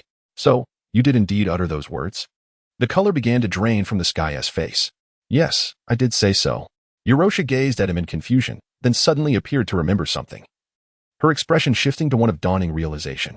Ah, I see. Your Grace is originally from the terrestrial world. I have heard that most terrestrial realms seem to adopt a democratic republican system of governance. Your homeland must follow suit. Yes? Therefore, it is quite understandable that you are unaware of the imperial system. No, in fact, I am aware. A large bead of sweat formed on the boy's forehead. As an unprecedented supersized nation among humanity, the Xiaolan Empire boasts a population exceeding 7 trillion, of which over 90% are referred to as subjects from the terrestrial world. While they reside in territories governed by the empire, they bear no responsibility toward it. Nevertheless, among the subjects, some willingly relinquish their status to serve the empire. They are known as citizens, for whom the empire takes responsibility. The total number of citizens is approximately 6.2 billion. Meanwhile, the population of Xiaolan people stands at around 1.5 billion, the vast majority of whom are aristocrats. Above them are the nobles responsible for managing the empire's vast territories, totaling roughly 300,000. Among these 300,000 nobles, those presiding over inhabited planets are termed feudal lords, of which there are currently 1,824, bringing the total, including family members, to nearly 70,000. As for the upper echelons of the Xiaolan Empire, they are constituted by 13 noble clans, Yanalavine, Heiderland, Iser, Ingiahor, and so forth. Each clan possesses its own unique traditions and continues to dominate a specific realm within the empire. For an extended period, the management of the empire's operations has been entrusted to a family bearing the Yanalavine surname, which is regarded as the imperial lineage among the Shalon populace. Although the emperor is unequivocally the highest ruler of the empire, and only the offspring of the Yanalavine family can ascend to the throne. In the eyes of the Shalon people, the 13 noble clans, including Yanalavine, are considered equal entities, differing only in their respective functions. There is even a saying among the Shalon that the Yanalavine family lacks any exceptional talents, thus relegating them to the mere role of emperor. Therefore, in this sense, Sky and Shine, as heirs of the noble clans, hold an entirely equal status, though neither party is aware of this. In the astonished gaze of Eurosha, Sky remained in a state of stupor, not out of admiration for the empire's remarkable governance, but rather engulfed by a tumult of confusion and an inexplicable, intense unease.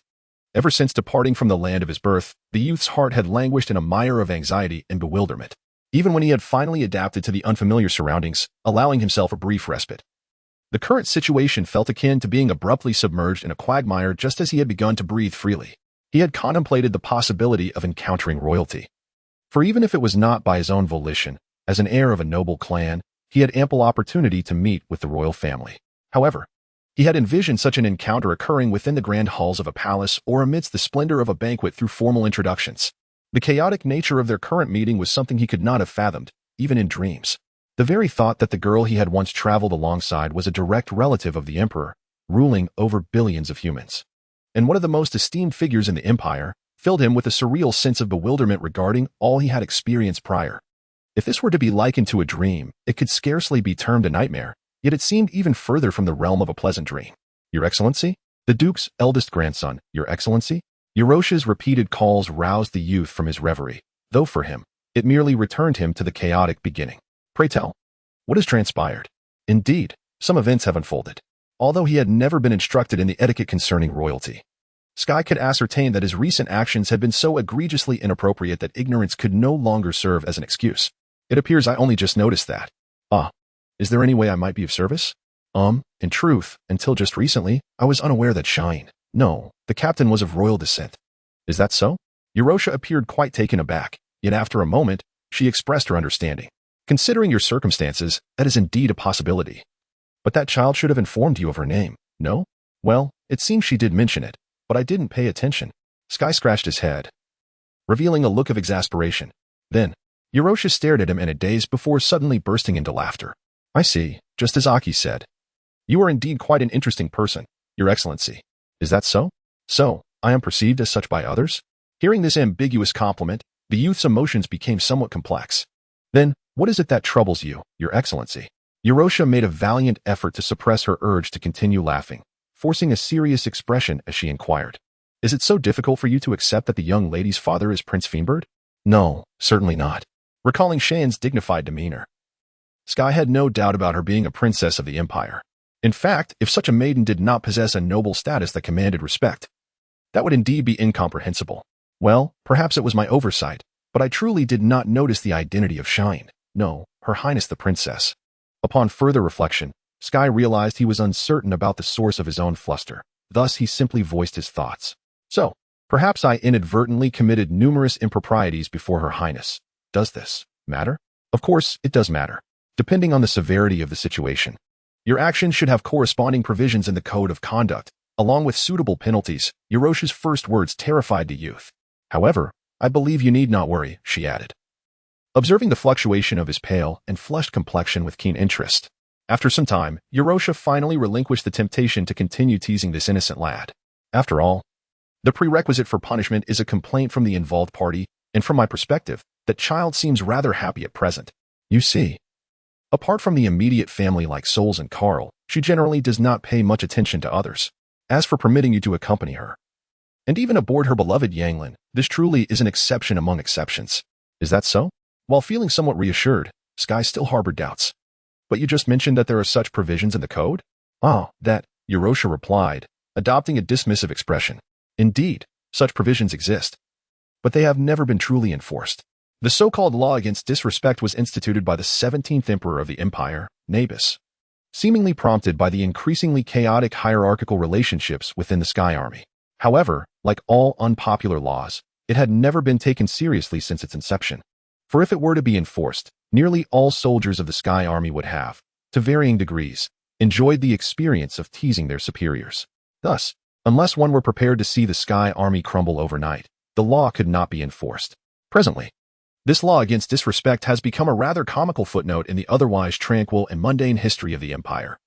And it can be said that not a single Shallan person regards this law with serious eyes. Rather, it is the inhabitants of the terrestrial world who find such obsolete laws intriguing and often concoct amusing tales that leave Shallan people in stitches.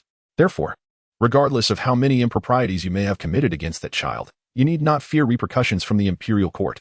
Observing the sudden joy that appeared on Sky's face, Yorosha smiled and added, however, should there be retaliation from the individual herself, that would be a different matter altogether. I have complete faith that if that child were intent on avenging herself against someone, the effect would undoubtedly rival the most severe punishment from the Imperial Court. I harbor no doubt about that. The youth shivered, fully agreeing with Yorosha's assertion. In any case, please continue to interact with the young lady as you have before. Your Excellency, the Duke's son, Yorosha implored. If possible, I hope you can regard that child as a friend. Although solitude is an inherent fate of royalty, perhaps you could become her companion. Might your expectations be a tad high? To be so eagerly anticipated brings joy, however, considering the stark realities. The youth resignedly acknowledged his own helplessness. There is no such thing. As a mother, I understand well that even that child will inevitably require assistance at times. Moreover, it seems you are a person worthy of trust. Yorosha appeared utterly sincere, and this brought a glimmer of happiness to the sky. Before returning to the imperial capital, I entrust you with my little girl, Duke's eldest grandson. Although I do not believe she will require my help, I still bowed my head in promise to the woman in the shadows, who wore a curious smile. Yet, should such a situation arise, I will do my utmost. What are you doing, Sky? Until Shine entered the lounge, Sky remained on the ground, bound and helpless, resembling some ancient insect. Witnessing his own pitiful state after just having made a decision, the princess's mood understandably soured. Well, I was just hesitating for a moment. Sky decided to withhold Yorosha's request for the time being. After all, their previous interactions, while not overly pleasant, had been relatively amicable. Introducing this delicate seasoning into such an unstable relationship could yield unpredictable consequences. I'm simply reluctant to move. Shine swiftly issued a command via her terminal bracelet to unbind him. If you do not rise within 5 seconds, I shall place you in the storage compartment and freeze you for transport back to the imperial capital. If you do not comply, I will be grateful, Shine. A shiver ran down Sky's spine, and he quickly scrambled to his feet. However, please allow me to accompany you until we return to the imperial capital. What are you talking about? Shine blinked in surprise. Wasn't he that already decided? That is indeed true. Sky shrugged and diverted his gaze from her starry blue eyes, only to notice that the girl's attire had changed since their last encounter. Shine, is that the uniform of the Celestial Army? Perhaps for the sake of convenience, the princess had exchanged her previous intricate yet impractical court attire for a standard soldier's uniform. Though Sky had encountered many soldiers on his journey to the imperial capital, he had never witnessed anyone in formal uniform quite like Shine before. She radiated a dazzling presence. The Celestial Army's uniforms are predominantly deep black, accented with azure trim, and while the belt varies according to rank and position, all uniforms feature the emblem of the Celestial Army, a silver dragon, fiercely rearing against a dark backdrop. Perhaps due to the princess's recent growth spurt. The tight-fitting shirt accentuated her slender form, yet it did not convey much feminine allure, though Sky lacked the courage to voice such thoughts. It was likely for this reason that the commanding aura Shine exuded became even more pronounced in this uniform, her formidable presence making Sky feel anxious even to speak. How do I look? Despite her nonchalant tone, even Sky could sense the anticipation concealed within. Thus, even knowing it wasn't a compliment, he dutifully expressed his thoughts. Honestly, you look like a general now, Shine. Is that so? The princess, momentarily taken aback by such an assessment, displayed a fleeting expression of delight, which was quickly replaced by concern. Just a general? That won't do. I must become a marshal at the very least. If I were merely a general, that would be quite troubling. Shine murmured in a voice too soft for Sky to hear. Wait, why am I fretting over such baseless comments? Moreover, that person hardly seems trustworthy. The princess soon regained her composure and felt embarrassed by her earlier lapse. What? Oh, it's nothing. The princess lifted her head and glared at Sky, stating, I have just checked the records from the intermediate station. I understand the location of the exercise. The fuel for Yanglin has also been replenished. We shall depart now. But I haven tea. There is no time. Give it up, Sky. Don't worry about me. I can endure a bit of discomfort. Such a self-centered declaration left Sky at a loss for a counter-argument. And thus he endeavored to secure one last concession for himself. Then at least let me have a drink. The food supplies were replenished alongside the fuel. And there is ample water aboard the transport for you to drink. If you do not wish to come, you may stay here. The elegant brow raised in a way that conveyed danger, and even in their brief acquaintance, Sky recognized the implication. Consequently, he swallowed his grievance and hurriedly followed the girl, who had already distanced herself from him. What have I done to anger her this time? Yet, this question lingered in his mind. The most formidable combat group in the human realm is an unprecedentedly vast fleet known as the Celestial Army. This fleet belongs to an interstellar nation called the Shalon Human Empire, and it is the Shalon people, a human ethnic group, who have forged this most powerful realm in human history. Having conquered hundreds of star systems and vanquished numerous interstellar nations, the Celestial Army reigns supreme in the cosmos. Throughout the centuries of warfare accompanying the Empire's growth, this fleet has continuously evolved through the crucible of conflict, ultimately becoming the most elite force in the universe, causing unrest among the surrounding interstellar nations. Currently, the Celestial Army's main combat strength comprises 5 major ship types: the patrol ships, which play an irreplaceable role in reconnaissance, patrolling, and enemy detection, possess the highest mobility in the entire universe. The assault ships, with their high maneuverability and destructive capability, tear through enemy formations like heavy cavalry racing across the stars. The frigates serve as the backbone of the fleet during warfare, while their maneuverability is relatively low. They boast the highest defensive capabilities among all ship types. The battleships deliver lethal strikes, renowned for their unparalleled destructive power but hampered by minimal maneuverability, excelling in long-range combat while struggling in close quarters. The siege ships, essential for capturing fortresses, are the sole type designated for such operations. Equipped with extraordinarily reinforced defenses and pinpoint destructive capabilities. After centuries of refinement, these 5 ship types have reached a pinnacle of performance. And the military academy houses tactical materials that would take an ordinary person a lifetime to exhaust. It can be said that the combat effectiveness of the Celestial Army, relying on these vessels, has evolved to its utmost limits. However, this also implies that the Celestial Army may no longer experience any groundbreaking advancements, or rather, it has lost the potential for further evolution. Considering this, the Celestial Army began developing new ship types several years ago, following countless discussions among the military's upper echelons. A new type of long-range assault ship was ultimately conceived based on the proposal put forth by the esteemed Duke Heightland. Due to its development as a strategic weapon capable of turning the tide of war, His Majesty personally designated this new type of vessel as an assault ship. Prior extensive long-range navigation tests, spanning half the Empire, have confirmed the new ship's overwhelming advantages in ultra-long-distance maneuvers. The next step is to conduct a comprehensive assessment of the new vessel's combat capabilities during this live exercise, determining whether its prowess meets the minimum strategic requirements. As the primary aim is merely to evaluate the overall combat effectiveness of the new type of ship. The exercise is structured quite simply. A blue fleet composed of a mix of patrol and assault ships will encounter a red fleet entirely made up of assault ships, each side striving wholeheartedly for victory. Given that the nascent assault ship lacks any established tactics and its combat effectiveness remains solely theoretical, the military has assigned a rather conservative combat objective to the red fleet. Victory is not required, nor is a stalemate insisted upon. Retreat is acceptable as long as it does not lead to utter rout. Nevertheless, the commander of the Red Fleet harbors considerable grievances regarding his current situation. Why has this troublesome task been assigned to me? On the bridge of the Red flagship, a young man adorned with a plain feathered headband rests ungracefully on the command console, seemingly voicing his dissatisfaction. Samuel D. Iden and Dia Ward, a pilot of the Celestial Army and the commander of the newly formed assault fleet, possesses exceptionally rare black hair among the Shalon people, and his appearance closely resembles that of the Earthlings. This is due to his two blood relatives' intention to allow genetic factors to combine naturally, resulting in only the most basic modifications to embryos that merged Shalon and Earthling genetic traits. However, the handsome visage now bears the weight of dissatisfaction and lethargy. Such demeanor from the commander inevitably dampens the fleet's overall morale, yet only the unfortunate adjutant has the leisure to concern herself with her superior's mood. My lord, we shall encounter the enemy in 34 standard minutes. Do you have any instructions for the fleet? The tone of Sherera is more interrogative than inquisitive, her beautiful eyes glaring at her commander, who seems to have delegated nearly all responsibilities onto her, conveying a strong sense of reproach and danger. Cough. Sherera, what do you think I can do in our current situation? Under her scrutinizing gaze, even Ward must respond. All tactical methodologies related to this new type of ship have yet to be established. And I only command a force equivalent to 3 detachments, though the enemy is similarly matched in numbers. Yet, the battlefield is a stellar domain devoid of resources. Without the utilization of natural terrain, this meager force cannot yield any remarkable strategies, and the potential for failure is far greater.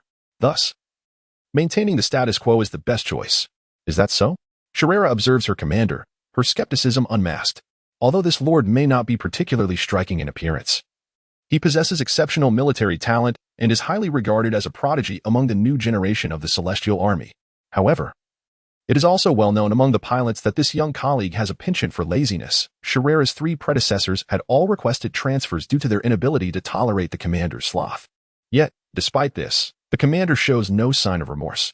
Thus, even with Ward's rational reasoning, Sherera cannot help but feel that he is simply seeking to evade responsibility. Hey, what kind of expression is that?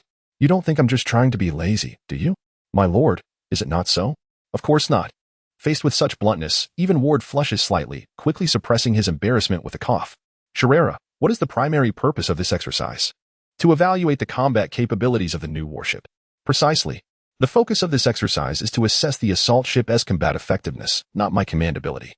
Therefore, we shall proceed in our current formation, and upon encountering the enemy, we will launch a full assault. A mere collision will suffice to yield results. Is that so? Sherera stares blankly at her commander, then lets out a deep sigh. I think I now understand why several predecessors chose to leave. But, my lord, do you truly not harbor any desire for victory? Hey, Sherera, our opponent is the renowned Admiral Mirdan. Known as the Deep Red Fong, do you genuinely believe victory is within our grasp? I do not believe so, the beautiful adjutant reluctantly concedes, biting her lip. Upon noticing her commander's expression of acceptance, as if to say, it is only natural to lose, she realizes that it is utterly impossible to correct his inertia single-handedly. Thus, the astute adjutant resolves to enlist the aid of another. No pilot within the Celestial Army would dare disregard that individual's presence. However, if we were to suffer defeat, the upper echelons of the military would likely question the practicality of the new vessel. If such a scenario were to transpire, it may even lead to the cessation of the development program for this new type of ship. Then what of it? It has no bearing on me. Ward suddenly trembles, visibly unsettled, his previous composure evaporating. But the idea for the new vessel came from Duke Heightland. If memory serves, the chief supervisor was once your mentor. Alas, the fruits of one's labor being dismissed by an underperforming student would incite fury in most individuals. It seems no one has ever witnessed the chief supervisor in a fit of rage. My lord, Sherera's sentence remains unfinished as Ward shudders at the mere thought of such a possibility materializing, a sheen of cold sweat appearing on his pallid countenance. Sherera, immediately reorganize the entire fleet. Aside from maintaining the escort fleet attached to the command ship, divide the remaining forces into 3 squads, forming 9 combat groups. Furthermore, reduce speed and retreat, maintaining distance from the enemy fleet until the reorganization is complete. Additionally, dispatch 3 reconnaissance squads to scour the airspace within 5 Fano units around our fleet, ensuring that no intelligence reaches the enemy. In an instant, Ward springs from the command console, shedding his earlier lethargy, and issues a flurry of commands like a true pilot. However, the crooked belt on his uniform somewhat undermines his authoritative image. Yes, my lord. Sherera's lips curve into an elegant smile as she salutes briskly before turning to leave. Behind her, the sound of her commander's flustered voice rings out. Damn, where's the star chart for this sector? I recall placing it in the intelligent core crystal. Under the cover of the Snodius star, a small transport vessel stealthily infiltrates the recently designated military exclusion zone. In the presence of the immense stellar body, which radiates endless scorching light, the crimson transport vessel appears inconsequential, remaining undetected even by the most advanced patrol vessels of the Blue Fleet. Soon, it silently navigates past the Blue Fleet's formation, approaching the airspace controlled by the Red Fleet. See, I told you we wouldn't be discovered. Xiaoyin proudly lifts her head, casting a condescending glance at her companions. Indeed, you are right. The sky smiled wryly, nodding in acknowledgement of the princess's wisdom. However, why do I sense a lack of sincerity in your words? Are you merely humoring me? The princess furrowed her brow, feeling slighted by what she regarded as her pride.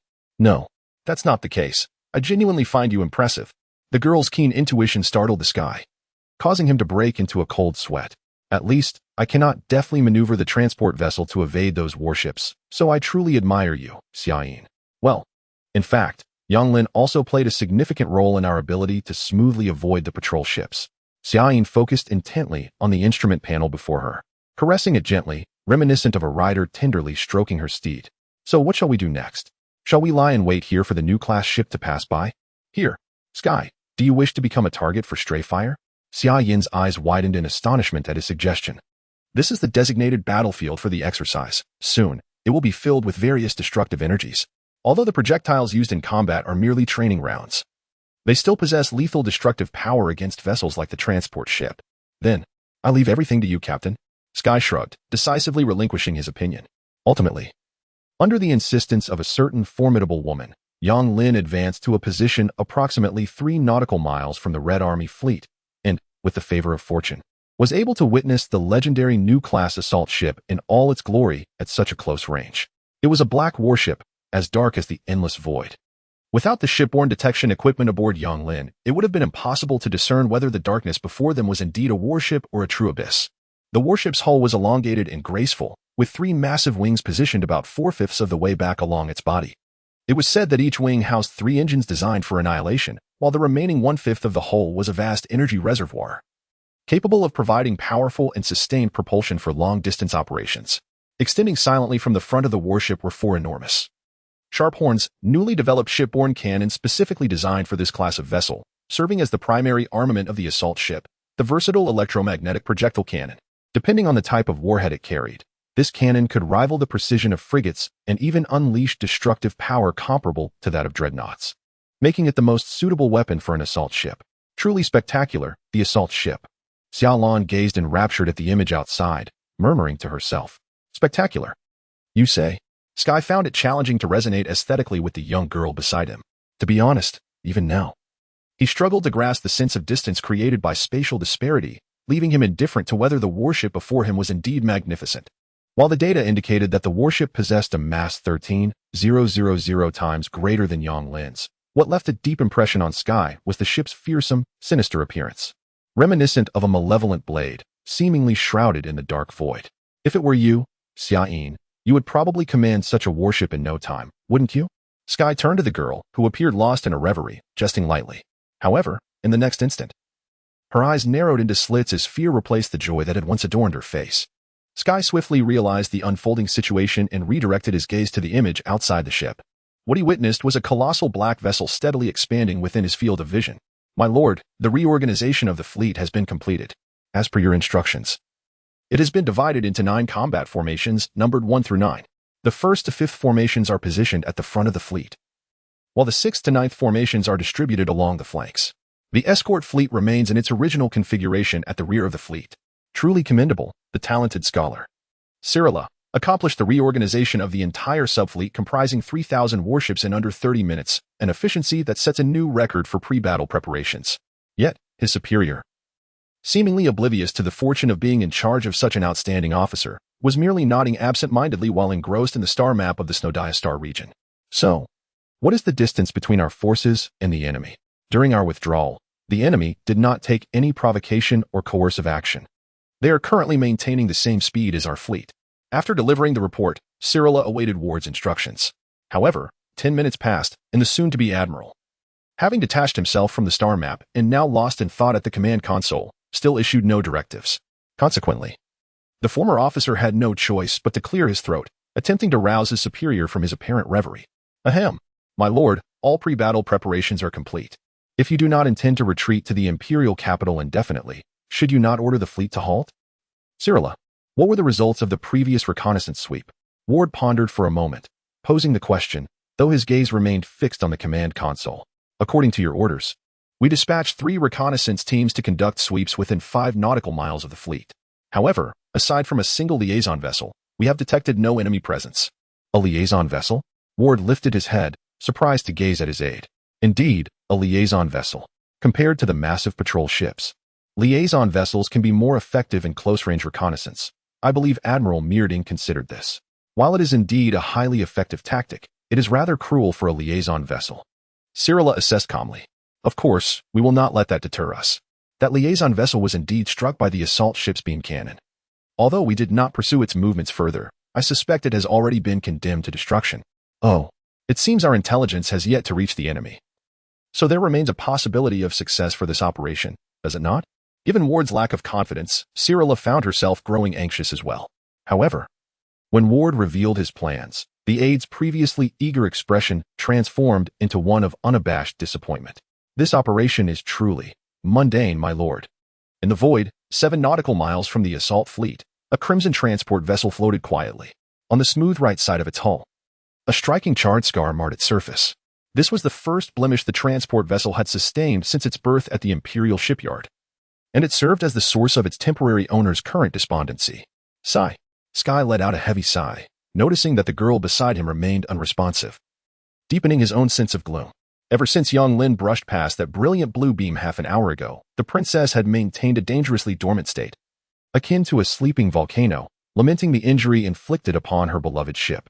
Although Sky was grateful to be alive after the violent turbulence, the princess seemed to feel otherwise. Despite the girl's beauty remaining undiminished by her expressionless demeanor, every time Sky beheld her lovely visage, he was inexplicably reminded of his childhood visits to observe wild animals. At that time, he was lifted by some unknown individual next to the observation wheel-s window, witnessing, through a thin railing, the blood-soaked maw of a large carnivorous creature dripping with fetid saliva at an alarmingly close distance. Subsequently, he fell gravely ill, taking nearly a month to recuperate. And this incident became an indelible wound in the spirit of the Sky. Now, however, the Sky felt as though he had returned to that very moment. Yet, more troubling was the fact that there was no railing separating him from the ferocious beast this time. Why, oh why, did such memories resurface? That cursed individual. Had I known, I would not have merely struck him once. The Sky silently cursed the instigator of both past and present, striving to lighten the atmosphere aboard the ship. After all, lingering in such a harrowing ambience might well inflict another wound upon his fragile soul. Thus, it was imperative to restore the mood of this dangerously volatile lady as swiftly as possible. I must say, Xiaoyin, you seem rather fragile, don't you? With no comforting words to offer, the Sky decided to take a gamble. As anticipated, the silent girl immediately reacted. What are you saying? She turned to him, her ice blue eyes radiating a chilling authority. Perhaps due to the reflection of the Yanglin's exterior, her pupils began to take on a faint red hue, reminiscent of the fierce glow cast upon the earth just before a star sinks beneath the horizon. Isn't it so? Just a minor scrape on the ship has brought you to this point of despair. How would you cope in the face of more dire circumstances? Though his heart quaked with fear, the Sky boldly proclaimed his stance. How can I trust you with my life, given such a disposition? Captain, upon hearing this, Xia Yin's eyes widened momentarily, then she scrutinized the air to the Empire's wings as if seeing him for the first time. You are right, Sky. I have indeed lost my composure. Xia Yin averted her gaze. At that moment, the strange red hue vanished from her eyes, and her tone softened. It was because Yanglin is of immense significance to me that I momentarily lost control. I apologize. I did not mean to belittle your life, Sky. You needn't apologize so earnestly, Xia Yin. The Sky scratched his head in confusion, noticing her mood had once again dipped, and he endeavored to console her. In truth, even I can see how much you truly cherish this ship, Yanglin. There can't be any special reason, can there? A special reason? Xia Yin seemed taken aback by his question, tilting her head in contemplation. I can't think of any particular reason. Does one need a detailed rationale to appreciate something? No, certainly not. I was merely curious. You needn't dwell on it. Well, actually, I have thought of a reason. Xia Yin suddenly exclaimed with a spirited tone. This transport vessel, Yanglin, was born on the same day as I, thus it shares my age. Born at the same time. The Sky finally recognized the limits of his imagination, for no matter how hard he tried, he could not reconcile the concept of birth for two completely different beings. What I mean is, the moment I emerged from the artificial womb coincided with Yanglin's completion at the shipyard.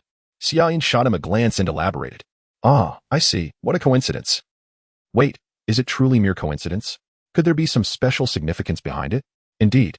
Sky, do you know the term fated ship? The light in Xia Yin's eyes began to shimmer with a joy that contrasted starkly with her previous demeanor. Fated ship. Though I hear it for the first time, I believe I can surmise its meaning. It refers to a vessel that shares the same birth date as its master, correct? It seems the princess's anger and dissatisfaction have finally dissipated.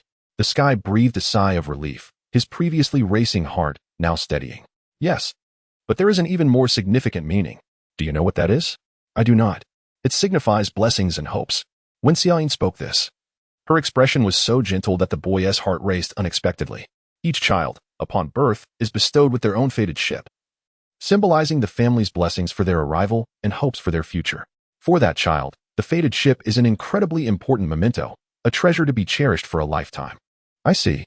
The Sky smiled warmly as he absorbed her words, then inquired, "So, Yanglin is your fated ship then? That is why you treasure it so?" "No." Xiaoyin promptly refuted, and in the next moment, the Sky wore an expression akin to someone who had suddenly twisted their waist. "No, it isn't? No, it is not. It should be so, but my father has not transferred ownership of Yanglin to me." Xiaoyin appeared troubled, her tone imbued with a profound sense of grievance and dissatisfaction. A ship born on the same day as a child is that child's fated ship. This is common knowledge among parents. Yet, despite my persistent requests, my father refuses to hand over ownership of Yanglin, insisting that a child without a fated ship possesses greater life possibilities. Nonsense like that. I see. The Sky fell silent. It turns out familial issues are not confined to the world above. It seems that, at least in the realm of parental disdain, this princess stands on the same side as he does. Reflecting on this rare discovery, a peculiar thought suddenly crossed the Sky's mind. Xiaoyin, could it be that, after much hesitation, the Sky decided to voice his thought? Perhaps Yanglin was indeed meant to be your fated ship, but your father. Though such a hypothesis may be impertinent, might Prince Fiendbird have developed an affinity for Yanglin and thus wishes to retain command over this transport vessel, which is why he has yet to transfer ownership to you. Upon finishing, the Sky fixed his gaze on Xiaoyin's face. However, contrary to his expectations, the expression that appeared on Xiaoyin's face was one that should never have graced her formidable countenance. She seemed utterly stupefied. Of course, she did not notice when the Sky had become aware of her identity as the first princess of the Fiendbird family. Then, an extended silence ensued. "So that is how it is." "Yes, it must be so." Xiaoyin suddenly sprang from her seat, fist clenched, her piercing gaze seemingly penetrating the endless void. Aimed directly at the imperial capital, at that moment, Souls, who was en route to the commuting hall with Duke Hateland, inexplicably shivered.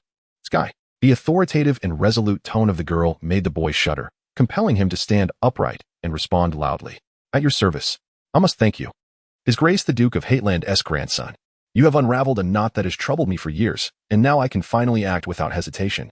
Yes, therefore, I must erase my father's genetic code from the intelligent core crystal of Yanglin. Please, I implore you to assist me." "Understood, Captain." Cough. Cough. After responding in a resonant voice, the atmosphere suddenly felt oppressive, requiring several deep breaths to regain composure. Yet, in an instant, he became rigid, as if struck by a terrifying thought. "Sky, what is wrong?" Summer inquired, gazing at him with perplexity. "Summer, do you not feel a bit breathless?" The color was rapidly draining from Sky's face. "Are you suggesting?" Without hesitation, Summer manipulated the console, and as a series of crimson digits illuminated the display, the lovely princess's complexion paled to match Sky's.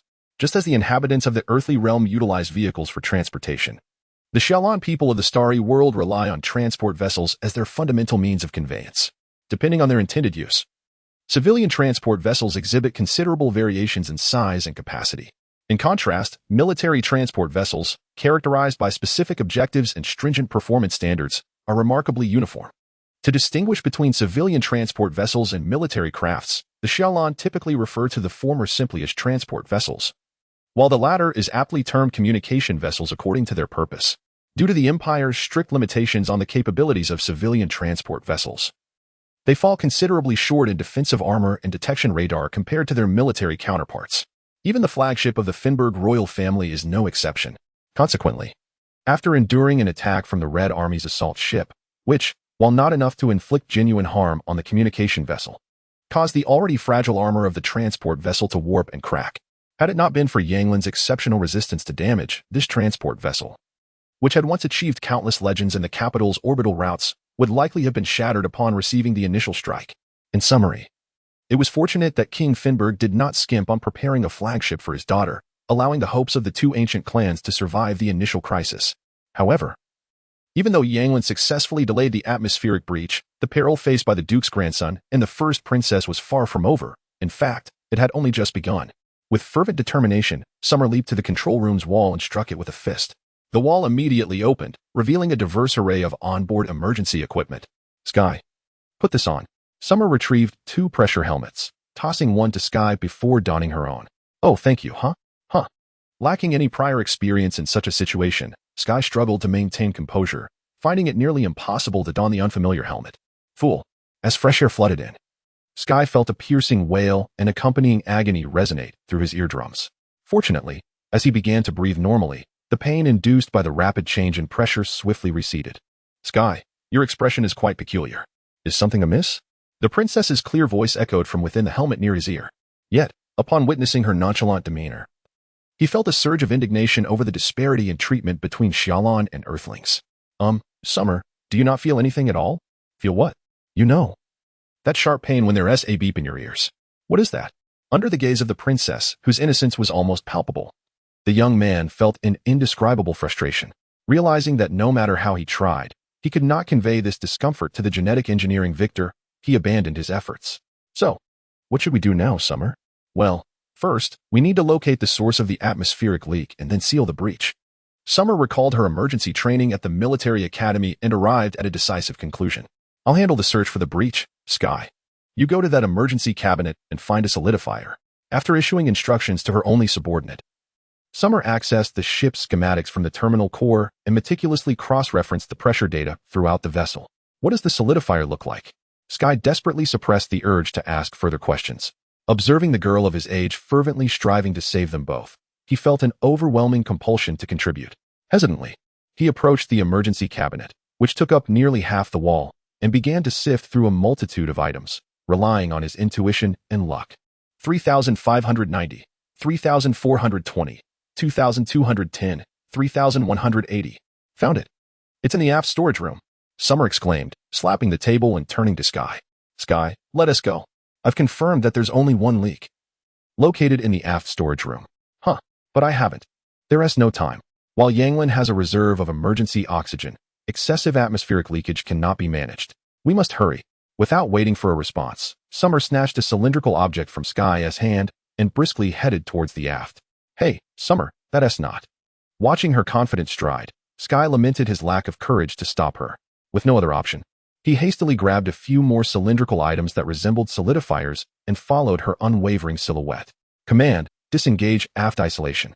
Summer dashed through the airlock chamber, heading straight for the storage room. For this 16-year-old girl, such a thrilling experience had never occurred in her life. Yet, even in the face of imminent peril, Summer remained astonishingly calm, surprising even herself. Not a shred of anxiety lingered. Instead, she felt an exhilarating surge of excitement and an inexplicable fighting spirit. Each step as she crossed the airlock threshold was light and swift, as if every cell within her body had transcended its limits, awakening something dormant within. At that moment, if Sky had walked alongside Summer, he would have noticed that her once icy blue eyes had transformed into a fiery red, reminiscent of the Yanglin's hull basking in the glow of the Snowdia star. In Xiaolan society, which is fundamentally structured around family units, every historically significant clan possesses a unique genetic symbol, enabling easy identification of family members or the continuation of family traits. The 13 oldest clans in the Xiaolan human empire, known as the 13 progenitor clans, each possess their distinctive genetic symbols. The gene symbol known as Fire Eyes belongs to one of these 13 progenitor clans, the royal family of Yanalevig. Although this trait typically remains dormant, it manifests in the members of the Yanalevan family during moments of heightened emotion, especially in anger, when their pupils transform into a fiery crimson. A hue regarded as both the most beautiful and perilous in the cosmos, earning their eyes the moniker of Scarlet Flame Eyes. Now, for the first time since her birth, this hereditary characteristic had emerged in Xiayin. Huff, huff. How frustrating. Why must I encounter such situations? How many times have I lamented about this? As he trudged towards the aft cabin, the Sky, while catching his breath, pondered this question. It seemed that the optimistic and ambitious version of himself felt like a distant memory. Yet, it had only been a month since leaving Konging. Is this the life of the Xiaolan people? At this moment, the youth truly began to grasp the essence of Xiaolan life. Firstly, it was fraught with peril, a constant possibility of vanishing into the endless void. On the other hand, the exhilarating sensation of confronting and surpassing sudden crises was equally intoxicating. It was akin to riding a spirited steed, reveling in the exhilarating rush of speed while being aware of the potential to be unceremoniously thrown off. Sky, what are you dawdling for? Hurry up. Xiaoyin's slightly dissatisfied voice echoed through his helmet, snapping the youth from his reverie. Understood. I'll be right there. By the way, Xiaoyin, the solidifier, is it all right? Solidifier? No, that is not the issue. Just come quickly. Her tone was tinged with urgency and anxiety, causing the Sky to simultaneously express gratitude to the rare stroke of fortune that had lent him a helping hand while worrying about the impending situation. For the Xiaolan people, ships are not merely modes of transportation. They symbolize a way of life. In fact, Most Xiaolon individuals harbor a tendency to treat their vessels as an extension of their homes. Thus, it is not particularly astonishing when someone exaggerates to the point of bringing pets aboard for companionship. However, despite knowing that the Xiaolon sometimes bring animals aboard their ships, Sky found it challenging to accept the reality before him. "Xiaoyin, is that what you need me to help with?" Sky inquired, pointing towards a creature that resembled a fluffy ball, cowering in the corner. "Yes, I can't catch it alone, but with two of us, we should manage." Not long ago, Xiaoyin had effortlessly completed a repair task, yet now she appeared quite impatient.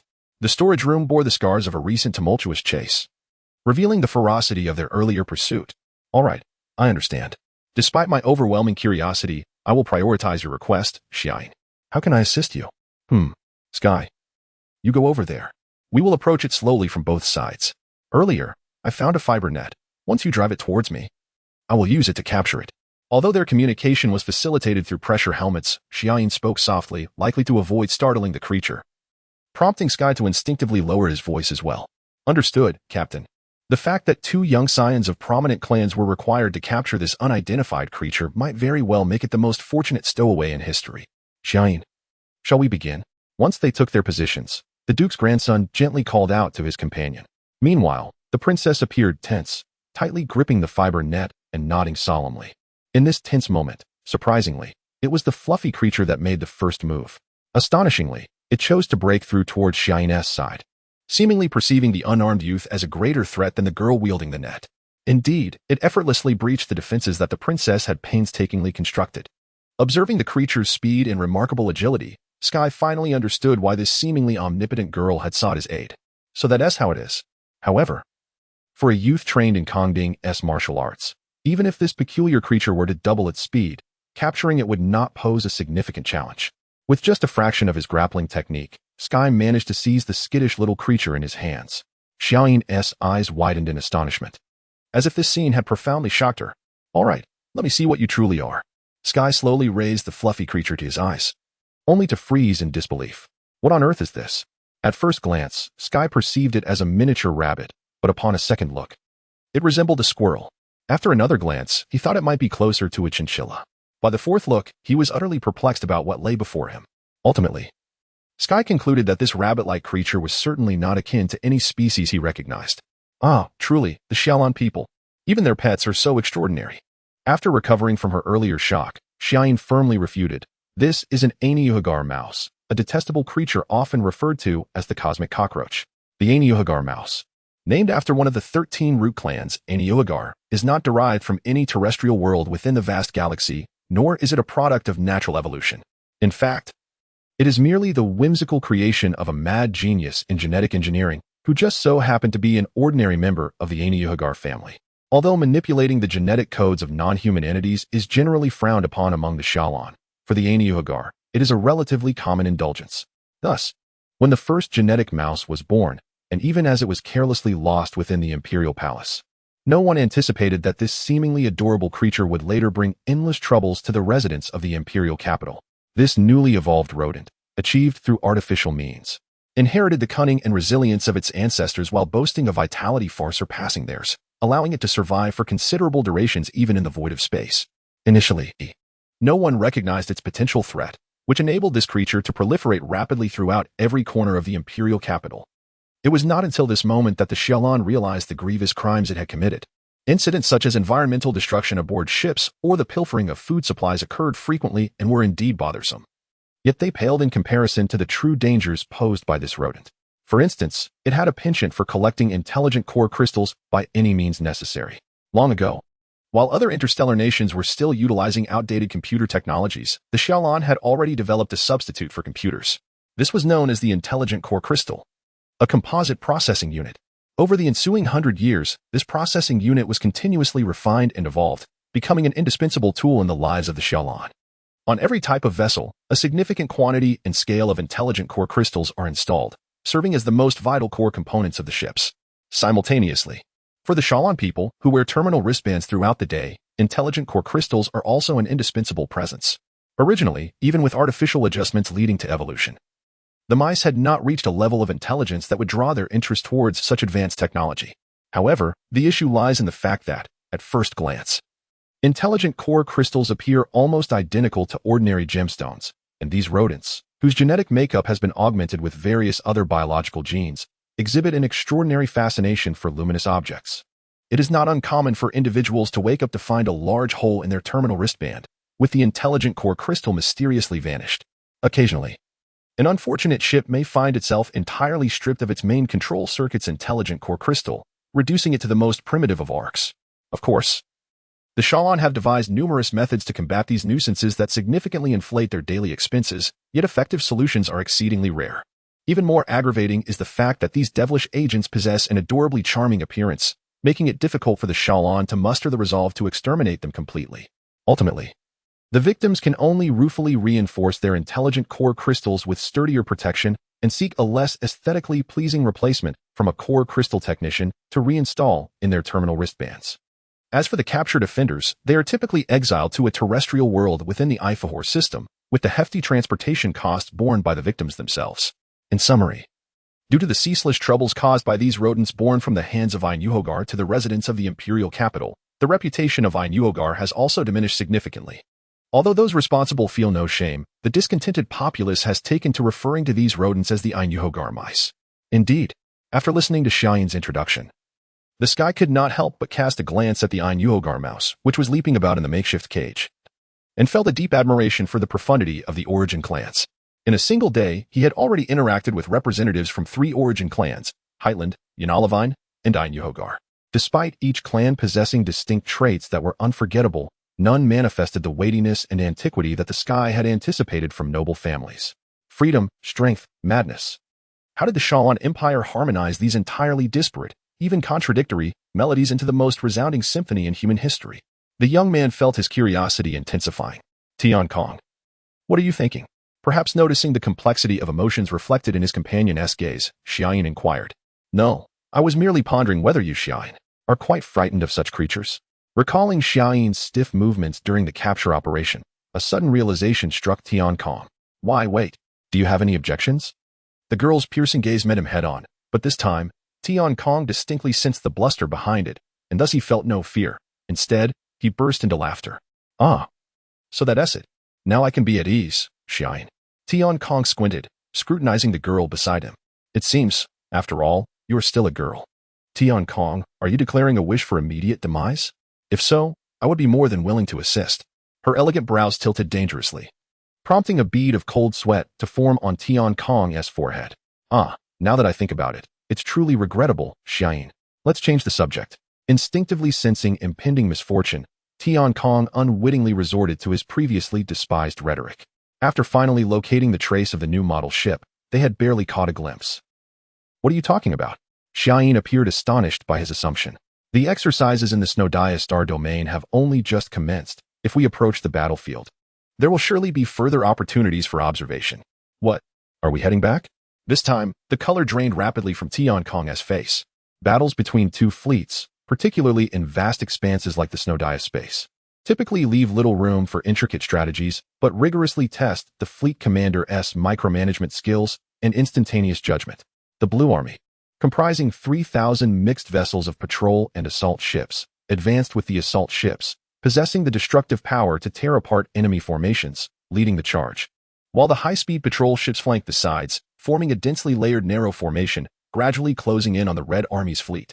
On the Red Army's side, perhaps to fully unleash the main weaponry of the new model ships, the versatile electromagnetic projection cannons, they arranged themselves in a counter-arc formation opposite to the Blue Fleet. 3,000 assault vessels were arrayed in a crescent shape, with the Arc's center position at the forefront of the Blue Army's formation. The 2 fleets proceeded in unison until they were 2 ion codes apart, then halted simultaneously. The commencement of battle was signaled by the advance of the Blue Army's assault vessels. The Blue Commander ordered the assault ships to charge at maximum speed from the onset, targeting the left flank of the opposing arc formation. Naturally, the Red Army promptly responded to the Blue Army's audacious, nearly reckless maneuver with even greater aggression. All assault ships in the Red Fleet launched an attack simultaneously, as if completely disregarding ammunition expenditure, unleashing a barrage of projectiles armed with precious nuclear fusion warheads 3 times in unison. Nearly 30,000 nuclear fusion warheads, like splendid fireworks, traced countless lines through the void, targeting the Blue Army's assault vessels. Due to the use of training rounds, The assault vessels focused upon by the nuclear fusion warheads did not suffer explosions or other damages. However, the intelligent core crystals aboard the assault vessels calculated the damage to the hull based on the attack data, even simulating corresponding vibrations. Aside from not facing destruction, such exercises closely approached real combat scenarios. Vessels deemed sunk would remain in place until the exercise concluded. After enduring a barrage of nuclear fusion, approximately one-third of the assault vessels, nearly 700, halted in their tracks. Although the initial assault yielded significant results for the Red Army, the average accuracy rate was dismally low. A substantial factor contributing to this was the crew's unfamiliarity with the new weaponry, compounded by the commander's directive to suppress the enemy with sheer volume rather than precision, which further diminished their own accuracy. Having breached the initial round of sniping, the assault vessels swiftly closed in on the Red Army's left flank. During this period, the Red Army unexpectedly refrained from launching a second round of sniping, choosing instead to consolidate their left flank forces into a dense circular formation to counter the Blue Army's assault vessel's fierce retaliation.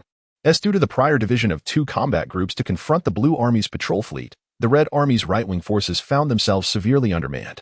Consequently, when a squadron of Blue Army assault ships redirected their attention to engage them, the invasion fleet originally dispatched to assist the left-wing forces instead found itself in a precarious situation.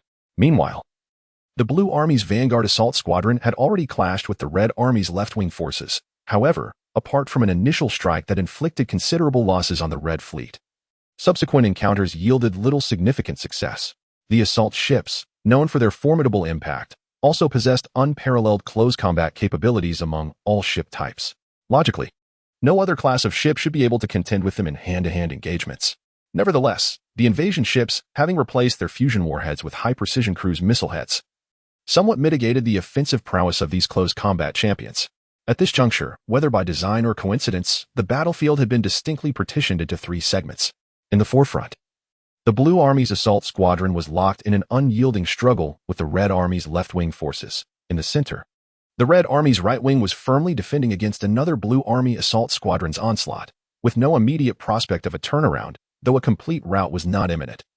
And at the rear, two Red invasion ship combat groups faced off against a fully formed Blue Patrol squadron.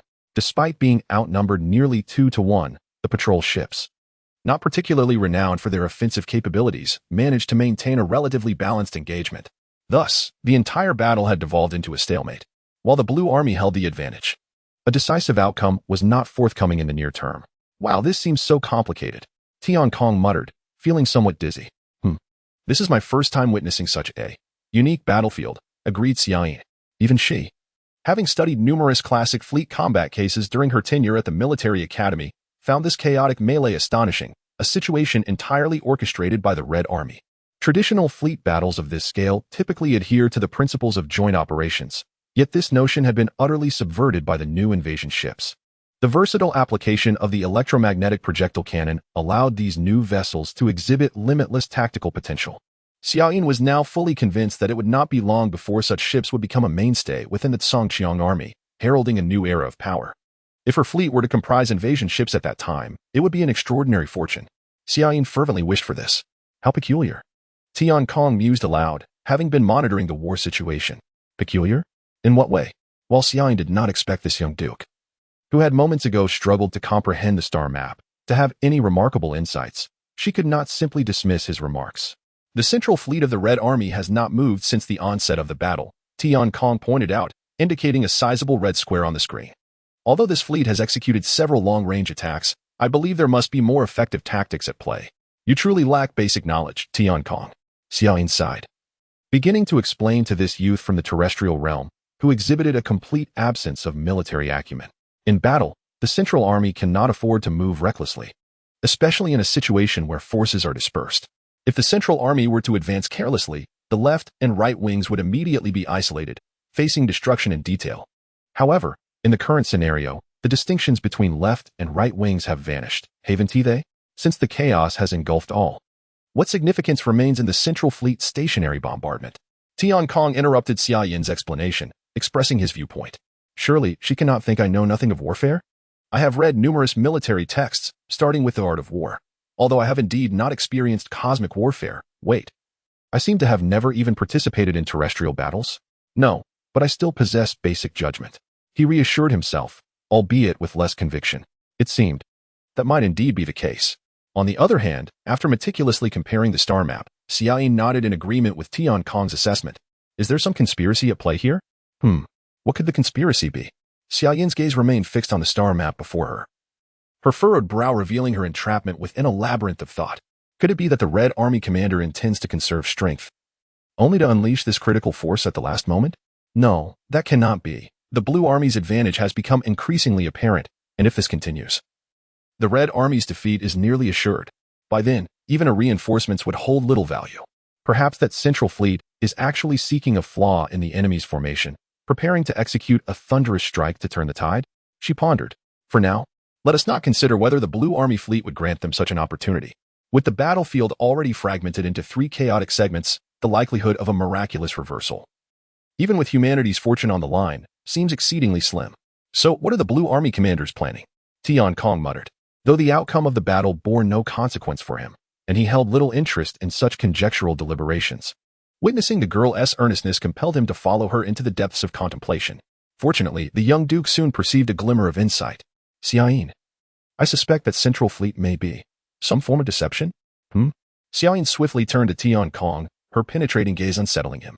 Fortunately, her focus did not linger on him for long. Deception? Yes, if a minimal number of invasion ships were combined with a quality interference device, it could indeed simulate the presence of a Central Fleet. Xiaoyin's expression morphed into one of realization as her gaze returned to the star map. Thus, the Red Army's true Central Fleet is not located here. Could it be a flanking maneuver? A flanking maneuver is a straightforward yet effective tactic. It involves splitting the entire fleet into 2, with one squadron serving as bait to attract the enemy's attention while the other maneuvers to launch a surprise attack from the enemy's rear. If executed successfully, the enemy fleet would undoubtedly face utter annihilation. However, 2 prerequisites must be met for this tactic to succeed. First, the bait fleet must withstand the enemy's assault until the other squadron can initiate its rear attack. Second, the battlefield must provide the necessary spatial environment to allow the flanking fleet to infiltrate undetected to launch its strike. In the current battlefield scenario, due to the unprecedented tactics employed by the Red Army commander, the combat area has been segmented into 3 parts, resulting in a stalemate where neither side is likely to suffer a rout in the short term. Thus, the first condition is met. Regarding the second condition, although it is commonly understood that overly open spatial domains are not conducive to operations requiring high concealment, considering the new ships possess exceptional stealth capabilities, executing a flanking maneuver within the Snowdia stellar region remains quite feasible. Yes, absolutely. The contemplative Xiaoyin finally emerged from her spiral of thought. Then, the first thing the princess did was to carefully scrutinize her first subordinate from head to toe. Initially, she thought he was merely an ordinary youth, unfortunate enough to be shrouded by the wings of misfortune. However, upon closer inspection, she realized that a re-evaluation was in order, despite his glaring lack of common sense. The fact that he learned the Shalan language in just a month indicated his commendable capacity for learning. It would not be long before he possessed knowledge befitting the heir of the Genji clan. Moreover, his remarkable agility, demonstrated when he caught the Aina Hojer mouse barehanded, suggested that he could perhaps rival her own skills. Thus, one could reasonably anticipate that he would play a pivotal role in the naval battle. Ultimately, she was quite taken aback by his considerable talent for military strategy. Although his ability to discern the Red Army's strengths and weaknesses might have been mere coincidence, such an uncanny sixth sense was likely the legendary instinct possessed by the native people of the region. Regardless of the nature of his talent, it certainly held promise. Initially, she thought she had stumbled upon a mere kitten, only to discover that it was, in fact, the cub of a lion. Xiaoyin's current mood mirrored this scenario. As for Tian Kong, the princess's thoughts were utterly inscrutable at that moment.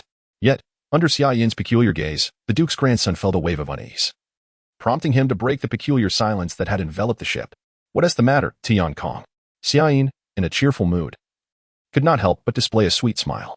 The girl's smile, shimmering like sunlight filtering through morning mist, was stunning. However, the stark contrast left Tian Kong's hair standing on end at the sight of that enchanting grin. I merely wish to inquire about our next course of action. He exerted every effort to conceal his apprehension from the formidable presence before him, unable to fathom the dire consequences that would befall him should his unease be revealed. While the princess's delicate fingers gracefully pointed to a specific location on the star map, her voice seemingly infused with mirth. Tian Kong, let us proceed here. On another front, the situation on the battlefield had begun to shift once more. The experienced Blue Army commander could not overlook the anomalies that even the two untested fledglings had noticed. Initially deceived by the Red Army commander's brilliant performance, she resolved not to feign ignorance any longer. In the fragmented battlefield, the Blue Army fleet held a significant advantage in both the central and rear sections, with the Red Army's central fleet having lost its intimidating presence. The Blue Army was able to withdraw several assault ships and patrol vessels from these positions to form a formidable mixed reserve fleet, launching an assault against the Red Army's superficially strong central fleet. It appeared that the Blue Army commander intended to establish a new battlefield in this small cosmic domain. Or perhaps she aimed to dismantle the now divided Red Army fleet with the might of this mixed fleet alone, tilting the scales of victory entirely in favor of the Blue Army by merely repositioning this auxiliary force. In truth, the somewhat audacious maneuver of the Blue Army commander produced substantial results. The Red Army fleet, now aware of their scheme, had lost the confidence with which they had initially approached the battle. Faced with the rapid advance of the Blue Army's mixed fleet, the Red Army's central fleet offered no resistance, disintegrating like a scattering of sand under pressure. Simultaneously, the Red Army fleet, now divided into three, began to converge towards a singular point. The forward Red Army left-wing fleet, under the least pressure, quickly extricated itself from the chaos of battle, of course. The enemy did so as well. The central Red Army right-wing fleet endured a prolonged period of suppressive attacks, but, as the majority of enemy ships had been drawn from this section to form the new squadron, the pressure on them significantly diminished. Ultimately, although they sustained considerable losses, the right-wing fleet managed to disengage from the fray and head towards the left-wing fleet for regrouping. Unfortunately for the two assault ship formations that had branched off from the Red Army right-wing fleet, they faced dire circumstances, though their adversaries did not obstruct their retreat. Just as they were about to exit the combat zone, they were assaulted from the 6 o'clock position by the Blue Army's mixed fleet. Surrounded, these two assault ship formations hastily formed a tightly knit circular defense to withstand the avalanche-like attacks of their enemies, but escape had become utterly impossible. As the two assault ship formations of the Red Army bore the brunt of their adversaries' oppressive assaults, the other two fleets of the Red Army completed their regrouping. As did the two fleets of the Blue Army. Two equally formidable main fleets faced each other across the river, neither confident of achieving victory over the other, leading to a temporary silence. The Red Army awaited the arrival of the ambush fleet dispatched before the onset of hostilities, eager for them to flank the enemy and deliver a decisive blow. Conversely, the Red Army also awaited the moment when the two surrounded assault ship formations would be entirely eliminated, anticipating the return of the mixed fleet and patrol squadron to concentrate their superior forces and obliterate the Red Army's last vestiges of resistance. Time ticked away, and the scales of victory gradually tilted toward the Blue Army. Under the combined onslaught of the Blue Army's mixed fleet and assault ship squadron, the circular formation of the Red Army's assault ships grew increasingly tenuous. At this rate, within an hour, the Red Army would have no chance of recovery. However, the ambush fleet ultimately caught up. Yet, inexplicably, instead of appearing from the expected flank of the Blue Army's assault fleet, they appeared behind the Blue Army's patrol fleet. In a moment of surprise for both sides, they launched a thunderous assault that shattered the Blue Army's patrol fleet, relieving the pressure on the assault ship formations. Realizing the shift in the tide, the Blue Army's mixed fleet launched an immediate counterattack, but their response was slightly delayed. The remaining assault ship formation had already dispersed its circular defense and retreated swiftly behind their allies, facing the brunt of the Red Army's ambush fleet. The unexpected turn of events rendered further waiting pointless, prompting both the Red Army and Blue Army main fleets to simultaneously engage the enemy before them. However, with both sides nearly equal in numbers and nearly depleted of ammunition and energy, determining a victor would prove exceedingly challenging. In this context, the outcome of the secondary battlefield would ultimately decide the fate of the conflict. It appeared that the fatigued Blue Army mixed fleet would struggle to contend with the well-rested Red Army ambush fleet. At this juncture, there were no factors capable of altering the balance of victory. The result of the battle seemed all but certain. However, at that moment, a command encrypted with a Level 5 military code appeared simultaneously on the command terminals of both fleet commanders. Order to the assault fleet: cease the performance. Level 5, a rank held by only one individual within the entire Shan Empire. When Yanglin departed from the battlefield, it coincided with a moment of utmost perplexity for the Red Army commander. The ambush fleet, originally scheduled to appear behind the main Blue Army fleet, had returned to its initial position after an unexpectedly prolonged absence. Although their return played a decisive role in the battle, had it been known that this would be the outcome, it might have been wiser not to separate the fleet in the first place. Such a decision could have made victory somewhat easier. However, The reason behind the ambush fleet's retreat could not have been anticipated by the Red Army commander until contact was established with the returning fleet. From this perspective, Sky might possess a more comprehensive understanding of the overall situation than the esteemed commander. For anyone surrounded by countless mines could easily deduce what had compelled the ambush fleet to withdraw. Xiaoyin, are you certain that these mines are all specially designed for exercises? Gazing at the seemingly endless expanse of mines ahead and behind, Sky inquired with as steady a tone as he could muster. Indeed, these are unquestionably exercise mines. Although she asserted this, Xiaoyin's expression remained far from relaxed. As Sky had surmised, her subsequent words rendered him entirely numb to the fear of death. However, for the fragile armor of the transport vessels, the lethality of exercise mines is indistinguishable from that of live munitions. The only difference lies in the former perhaps allowing the crew a moment longer to experience the approach of death, while the latter offers no such opportunity. I see. So, should we look forward to this rare experience that may befall us? Sky was surprised to find himself capable of jesting in the face of imminent death. Whether or not to anticipate it is your prerogative. I shall not interfere. Xia Yin's cold retort, accompanied by a fleeting glance at the Duke's grandson, showed no resonance with his rare humor. However, I absolutely will not respond to your expectation. That would be the best outcome. In truth, I do not particularly wish for such a fate to befall us. Sky shook his head, revealing a frail smile. But how did we manage to traverse the center of the minefield unscathed? The tale began when these two fledgling adventurers left the main battlefield. With untested military acumen and a significant reliance on intuition, Xiaoyin swiftly discerned the Red Army ambush fleet's targeted position and piloted Yanglin directly toward that area. During their flight, Xiaoyin was astonished to find that what should have been an open expanse of space had inexplicably transformed into a belt of meteoroids. For someone as skilled as her, navigating through the sparsely distributed meteoroids was a simple task. In fact, throughout the journey, she ensured that no meteoroid came within the critical proximity of Yanglin's 0.5 notation, a distance that would trigger the mines. Due to their presence on the battlefield, Xiaoyin maintained the vigilance expected of a soldier, even as a mere trainee. Meanwhile, under Xiaoyin's firm insistence, Sky began to recount tales from his ordinary life on the planet Kongding, which felt refreshingly novel and peculiar to the girl who had never ventured below the atmosphere. Indeed, this usually taciturn youth managed to evoke laughter from her on several occasions. However, had it not been for their light-hearted conversation diverting much of her attention, the astute princess would have likely noticed the increasingly unnatural arrangement of meteoroids around Yanglin before stepping into the deadly zone, thereby preventing their current predicament. Their salvation emerged in the form of a Red Army ambush vessel. This fleet, which the Red Army commander had high hopes for, encountered numerous mine attacks before reaching even half of its designated route. While the damage inflicted upon the ambush fleet was not catastrophic, the fact that nearly 100 vessels sustained varying degrees of injury was undeniable.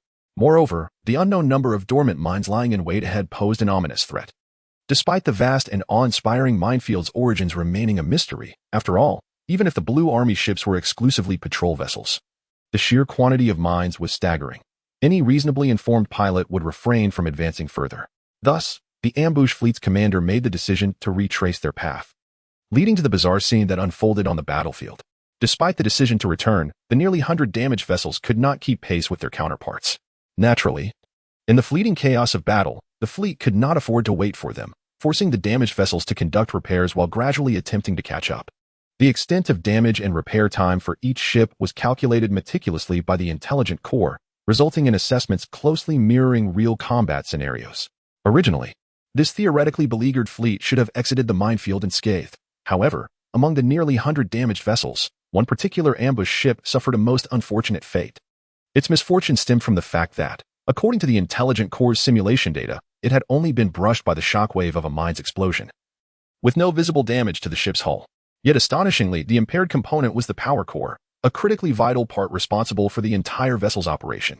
Despite being heavily shielded, the crew of this vessel, understandably disheartened by such an inexplicable outcome, could not accept their fate with equanimity. However, as the order to disengage from simulation mode could only be issued by the flagship, their frustration was directed toward the ingenious family that developed the peculiar system. As the power core was compromised, the crew struggled to manually maneuver the ship out of the minefield, all the while cursing the name of Ainuhager. The erratic path they charted sent shivers down the spines of their fellow vessels. Numerous instances have shown that, in tasks requiring precision and accuracy, human efficiency pales in comparison to that of machines. This time, the crew of the unfortunate vessel was evidently not favored by fortune. As they navigated through the most densely populated region of the minefield, Only 7 fathoms from the edge, they inadvertently grazed a meteoroid. At that very moment, the mine masquerading as a meteoroid sprang to life, fulfilling its deadly purpose in a flash of brilliance. Of course, had this been the only mishap, it might not have alerted the 2 scions of the Root clan to the impending danger. However, the explosion triggered a chain reaction among the nearby dormant mines. Nearly 1,000 mines activated simultaneously, tracing arcs of varying lengths through the void, surging toward the ill-fated fleet beset by unfortunate circumstances.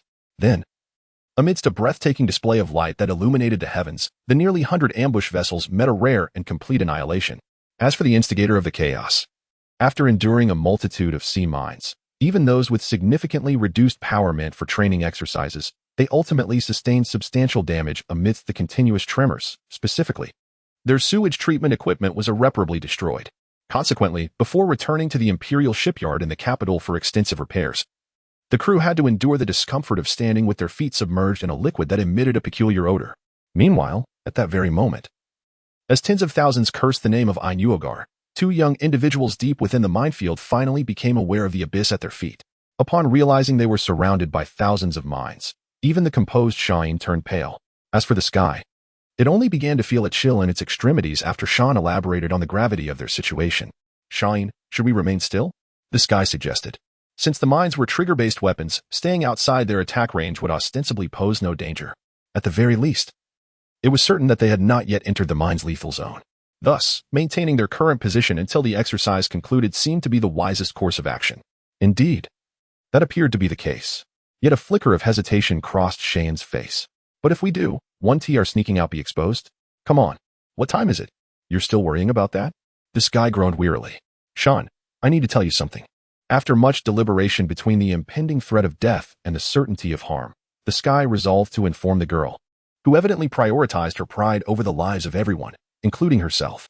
In truth, the fact that we sneaked out is likely already spread throughout the capital. During the sky's revelation, an indescribable expression settled on Shane's face, compelling the boy to feel as though he was engaged in an act as reckless and foolish as tossing explosives into a volcano. So, my plan to rescue you was doomed to fail from the very beginning? Sean inquired after a notable silence, her voice heavy with the weight of reality. It seems. So, the sky admitted, guilt gnawing at him, as he prepared himself for the possibility of being thrust back into a lifeboat and ejected from the ship once again. However, a sudden spark ignited in Shane's eyes, not out of anger, but as her originally azure pupils mirrored the hues of flames. Shine, your eyes? The sky was taken aback, unaware of the Yanalivine family's genetic trait of the fire eyes. Momentarily forgetting her anger, Shine turned to observe her reflection in the smooth metallic wall. In the gleam of the mirrored surface, she beheld a stunning girl with brilliant crimson eyes gazing back at her. This is the fire eyes. Shane's astonishment seemed to surpass that of the sky. Every member of the Shalon royal family undoubtedly possessed the genetic marker of fire eyes. Yet the timing of their awakening varied significantly among individuals. Some awakened during their growth phase, while others did so only upon reaching a stable period. Although the mere awakening of this genetic marker bore no impact on one's physical constitution or abilities, members of the Yanalivine family held an unfounded belief that an early awakening of the fire eyes would yield great fortune, with those awakenings sooner being viewed as more promising for the future. Indeed, most emperors throughout the history of the Shalon Empire had awakened their fire eyes during their formative years. Nevertheless, to the members of other foundational clans, the Yanalivine family's narrow view was merely the result of an oversimplified conclusion. It is indeed the fire eyes, the genuine fire eyes, Shine mused, realizing that she, like all descendants of the Yanalivine family, had always believed she could become the sovereign of this vast empire. It was just that until now, no. Until just a moment ago, there had been no evidence to substantiate this belief. Upon inadvertently obtaining her first proof of being a candidate for the throne, the first princess of the Finberg royal family found her spirits lifted, banishing the recent feelings of frustration and anger. What on earth has transpired? The sky gazed at the girl's ever-changing profile in confusion, though entirely unaware of what had ignited such excitement in the noble girl. It seemed he had narrowly escaped a calamity, and thus he breathed a sigh of relief. Misfortune often befalls those who are happy, it is said, originating from some distant realm. Although the sky felt far from joyous in their current predicament, misfortune suddenly descended upon their small transport vessel. Despite most meteors maintaining a relatively stable velocity, a few stubborn ones continued their course. Among these, a significant proportion comprised artificial celestial bodies disguised as meteors. While the 2 young heirs of the foundational clans found solace for differing reasons, Yinlin had unwittingly entered a relatively vacant region of the minefield. Under normal circumstances, the likelihood of a mine attack in such a scenario would be minimal. However, the boy was among the rare few favored by both the goddess of misfortune and the goddess of luck, thus this once-in-a-lifetime encounter unfolded before him. A mine camouflaged as a meteor, propelled by inertia, drifted lazily along its trajectory. Suddenly, an unfortunate fire-red transport vessel obstructed its path. Boom! A violent tremor accompanied the mournful cry of the ship's hull as it shattered, echoing throughout the cockpit in an instant. If the previous experience of being struck by the ship's beam cannon had felt like a minor earthquake, then the tremor generated by the mine's explosion could only be likened to the fragmentation of a planet. Amidst the tumultuous upheaval, both individuals, caught entirely off guard, sustained varying degrees of injury. In truth, even if they had anticipated the impending shock, it would have been impossible to evade harm entirely. After all, even their very means of survival, the Yinlin itself, had suffered irreparable damage. Ugh! Shine groggily emerged from a brief state of disorientation. Inspecting her body and discovering that aside from some minor discomfort in her legs, she had sustained no other injuries. To have emerged from such a violent impact with only this level of harm was nothing short of miraculous. Sky, are you still alive? At that moment, Shine felt profound relief for not having removed her pressure helmet immediately after repairs.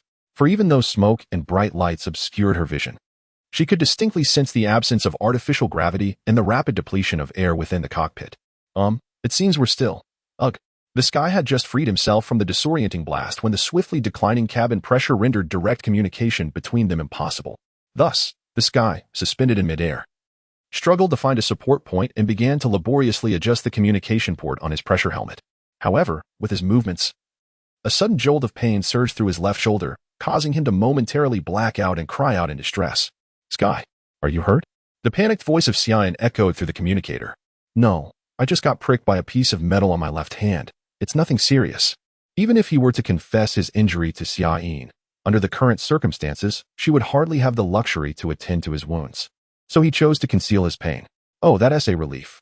The sound of Xiaoyin's relieved breath on the other end stirred an inexplicable emotion within him.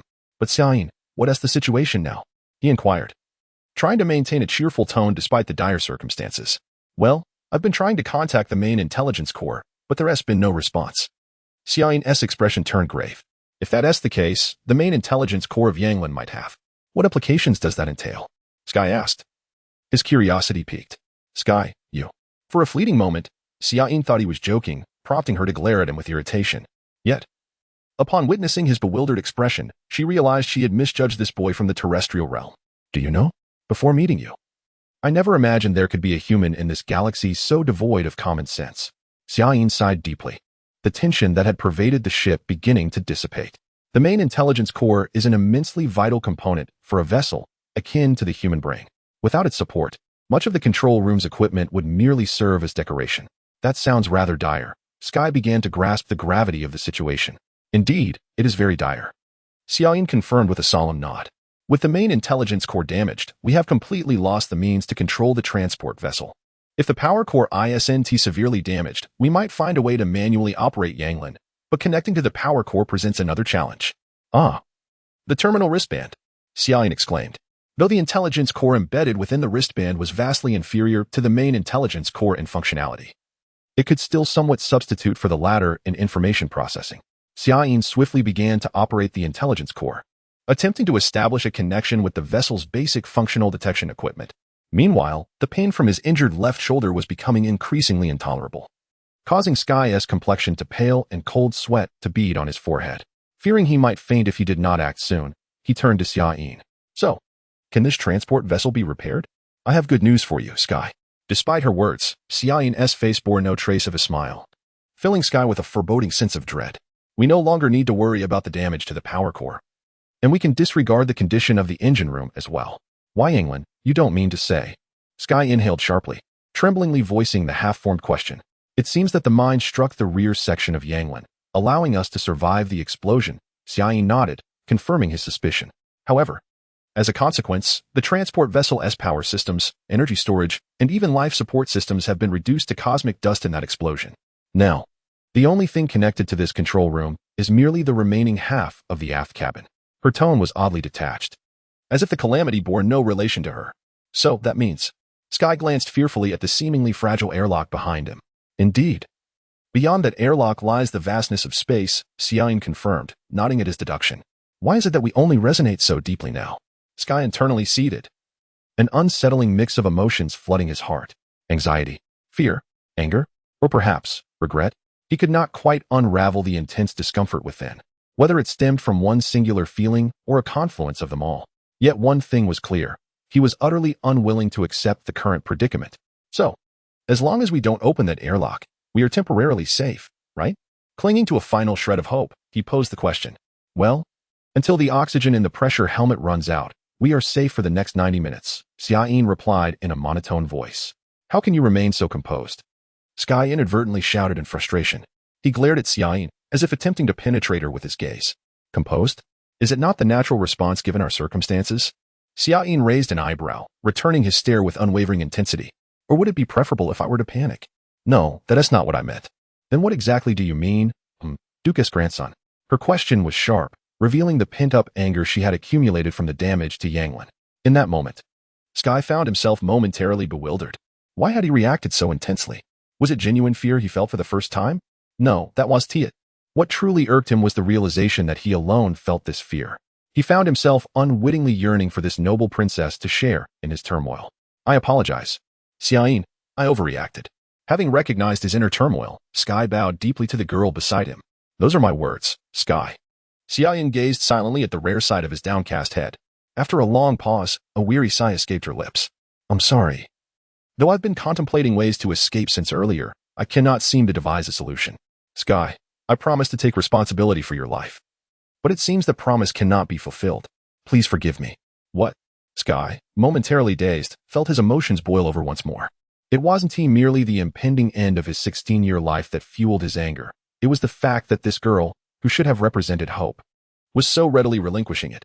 Please, Xiaoyin, I do not wish to hear such words. In response to his outburst, she remained silent. Xiaoyin, you. Seeing her in this state, he could no longer contain his urge to lash out. However, at that moment, something drifting before him caught his attention. It was the cage that had held the previously captured Ainuohujia mouse. Now, due to the complete loss of atmospheric pressure within the vessel, the small creature began its final struggle for life. Sky silently observed the mouse, named after the Genji clan, reached out and gently captured it, placing it into the pocket of his uniform. Due to the dual-lock design of the pocket, which features holes connecting to the interior of the uniform, when the Sky opened the internal passage of the uniform, allowing the minuscule atmospheric circulation maintained solely by the pressurized helmet to encompass the pocket, the once struggling Ainuohujia mouse gradually fell silent. Sky, what are you doing? However, it seemed that Xiaoyin was unable to accept his actions. What do you mean? Can't you see? Yet, regarding the oxygen, what does it matter? After all, there isn't much difference between 90 minutes and 85 minutes. How can you treat your life so recklessly? Even Xiaoyin herself did not realize that this proud princess was genuinely feeling anger for someone for the very first time. Those were my words. Sky finally could not contain himself and shouted, confronting the strong-willed girl for the first time. The one treating their life recklessly is not me, but you. I have not given up. I absolutely will not give up. So, you shouldn't give up either. Xiaoyin, we will be saved, undoubtedly. Xiaoyin stared blankly at the impassioned figure before her, finally realizing that she was not as strong as she had imagined, and that this person before her was not as fragile as he appeared. Well, Sky, you were right. It is not yet time for despair. True to the fierce blood of the Yanolivine family, Xiaoyin almost immediately regained her composure and stood up, declaring with a voice prouder than before. I am destined to ascend the Jade Dragon throne. If I cannot overcome even this level of crisis, it would be laughable. Indeed, that is the spirit. Sky's mood lifted alongside hers, and the pain in his left shoulder seemed to diminish significantly. There must be a way. Sky, help me. Xiaoyin kicked the wall, using the reaction force to glide gracefully through the air, then began to meticulously search every corner of the ship. On the other hand, Sky could not move as nimbly as the girl in the weightless environment, so he had to rely on the wall, progressing slowly step by step. In any case, let's first confirm the extent of the damage in the aft cabin. Though fear lingered in his heart, Sky nonetheless approached the airlock cautiously, peering through the carbon crystal wall outside. In that moment, the boy's eyes emitted a radiant glow, and the next instant, he shouted with all his might, Xiaoyin, come here quickly. Upon receiving the imperial decree from His Majesty Emperor Alinsha, the two armies embroiled in conflict immediately ceased their assaults. However, due to the unprecedented chaos prior, both fleets remained in disarray. Therefore, until the two esteemed envoys mentioned in the decree arrived in the Snowdiastar domain. Both the Red and Blue armies were preoccupied with reorganizing their chaotic formations and tallying the data from the previous battle. With sufficiently detailed data, even if the exercise was not conducted thoroughly, the Celestial Army staff could deduce the combat capabilities of the new type of ship, indeed, even without a special analysis. The soldiers who participated in this exercise would no longer harbor any doubts about the combat prowess of the invading ships. Thus, no one noticed the small explosion that occurred in the minefield. What on earth happened? Mirrodin, the Grand Admiral, repeatedly read the decree retrieved from his terminal wristband. Order the invading fleet to immediately cease all exercises and related military activities upon the arrival of the decree. Rearrange the troops, and once Duke Hederland and King Fienberg arrive, place them under the Duke's command. Even the highest overseer of the Celestial Army and King Fienberg are coming? I truly cannot fathom what could warrant such attention from these two significant figures. As he gazed at the perplexing decree, confusion flickered in Mirrodin's violet eyes, and his beautiful brows furrowed. My lord, I think. Just as this exquisite tri-leaf knight temporarily lost herself in the labyrinth of thought, her aide, Raelia, a winged knight, displayed a worried expression, cautioning her superior. Could it be that because we recklessly employed the untested new type of mines from the Military Research Institute during the exercise, His Majesty ordered the cessation of the exercise? That shouldn't be the case, right? Mirrodin paused, then refuted with a tone lacking confidence. Although we did use that new type of mine based on the Military Research Institute's commission, Baron Barnes assured me that this matter had received the highest overseer's approval. The minefield that rendered the Red Army's surprise fleet ineffective was not part of the Blue Army's planned configuration, but rather an extra resource from the Celestial Army's Weapons Research Institute, the Military Research Institute, under Baron Barnes's firm insistence. Mirrodin had no choice but to accept the untested new weapon. So that's how it is. Raelia nodded, calmly analyzing. However, as far as I know, Lord Yenno was the one who initially proposed this new ship concept. As the father of the invading ship, I believe he would not agree to actions that disrupt the balance of exercise combat power. But Barnes did assure me. Mirrodin began to sweat coldly. This tri-leaf knight, known for his unparalleled bravery on the battlefield and nicknamed the Crimson Tooth, possessed a critically fatal flaw in certain aspects. While his eyes could discern any traps on the battlefield, they remained oblivious to the conspiracies that existed beyond it, making him repeatedly fall victim to the machinations of others, primarily the weapon enthusiasts of the Military Research Institute. Fortunately, he had an aide with exceptional skill in navigating schemes by his side. The highest overseer mentioned by Baron Barnes. Could it possibly refer to the highest financial overseer? Raelia suddenly considered another possibility and then realized. Conducting tests of a new type of mines during the invading ship exercise would indeed save a substantial amount of expenditure. If it were Lady Grace, she would surely agree. Could it be truly so? Veins subtly surfaced on the pale palm of the tri-leaf knight, as the silver-winged decorative sword emblematic of her status was twisted into an eerie arc under her fury. The next moment, the roar of the Crimson Tooth reverberated through the heavens. That scoundrel Barnes has deceived me once again. In accordance with the highest overseer's request, an impromptu meeting would soon take place aboard the flagship of the Blue Army fleet. Therefore, although Commander Ward of the Red Army fleet was reluctant, he still boarded the liaison vessel to the heavy patrol ship, Red Princess. Greetings, Grand Admiral Mirrodin. Thank you for your efforts in the previous battle.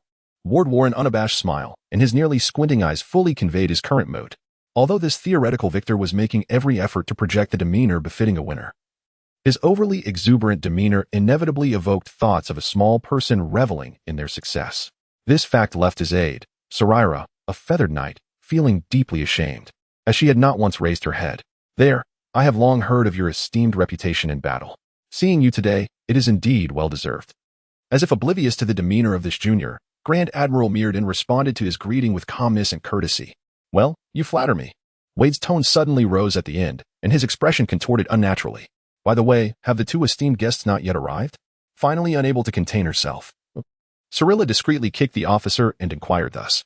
Lord Yanot and His Highness Soars are currently en route aboard a liaison vessel and should arrive at our ship in a few minutes, Raelia replied with a smile, though the ambiguous glint in her eyes indicated that the aide had noticed the hasty actions of her colleague moments ago. Speaking of which, I did not expect the Supreme Coordinator to come in person. It must be a matter of great severity, right? On the other hand, Wade, having finally recovered from the shock caused by the aide, joined the conversation and posed the question.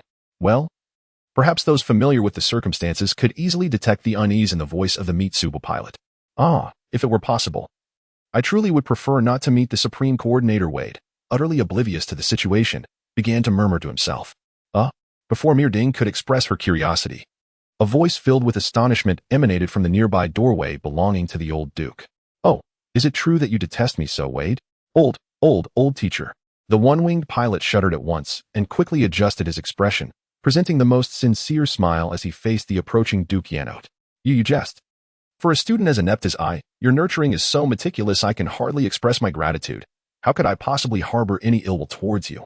Oh, but I distinctly heard you say, I truly would prefer not to meet the Supreme Coordinator. The old Duke appeared quite perplexed. That was perhaps a misunderstanding on your part, teacher. Is that so? For the moment, the old Duke seemed to accept this reasoning, and he turned to the side to lament to Prince Fien. Your Highness soars. It seems I am indeed aging. My hearing has suffered so greatly, perhaps I should seriously consider applying for retirement from His Majesty. You jest. The teacher, originally observing their exchange with amusement, was startled by the last remark and hastily replied, That is certainly not an issue with your hearing. Is that so? The old Duke still appeared bewildered, and thus cast his gaze upon those around him. Indeed, those who met his gaze nodded vigorously, as if fearing that any delay might lead to irrevocable consequences. Everyone seems to concur, don't they, Wade?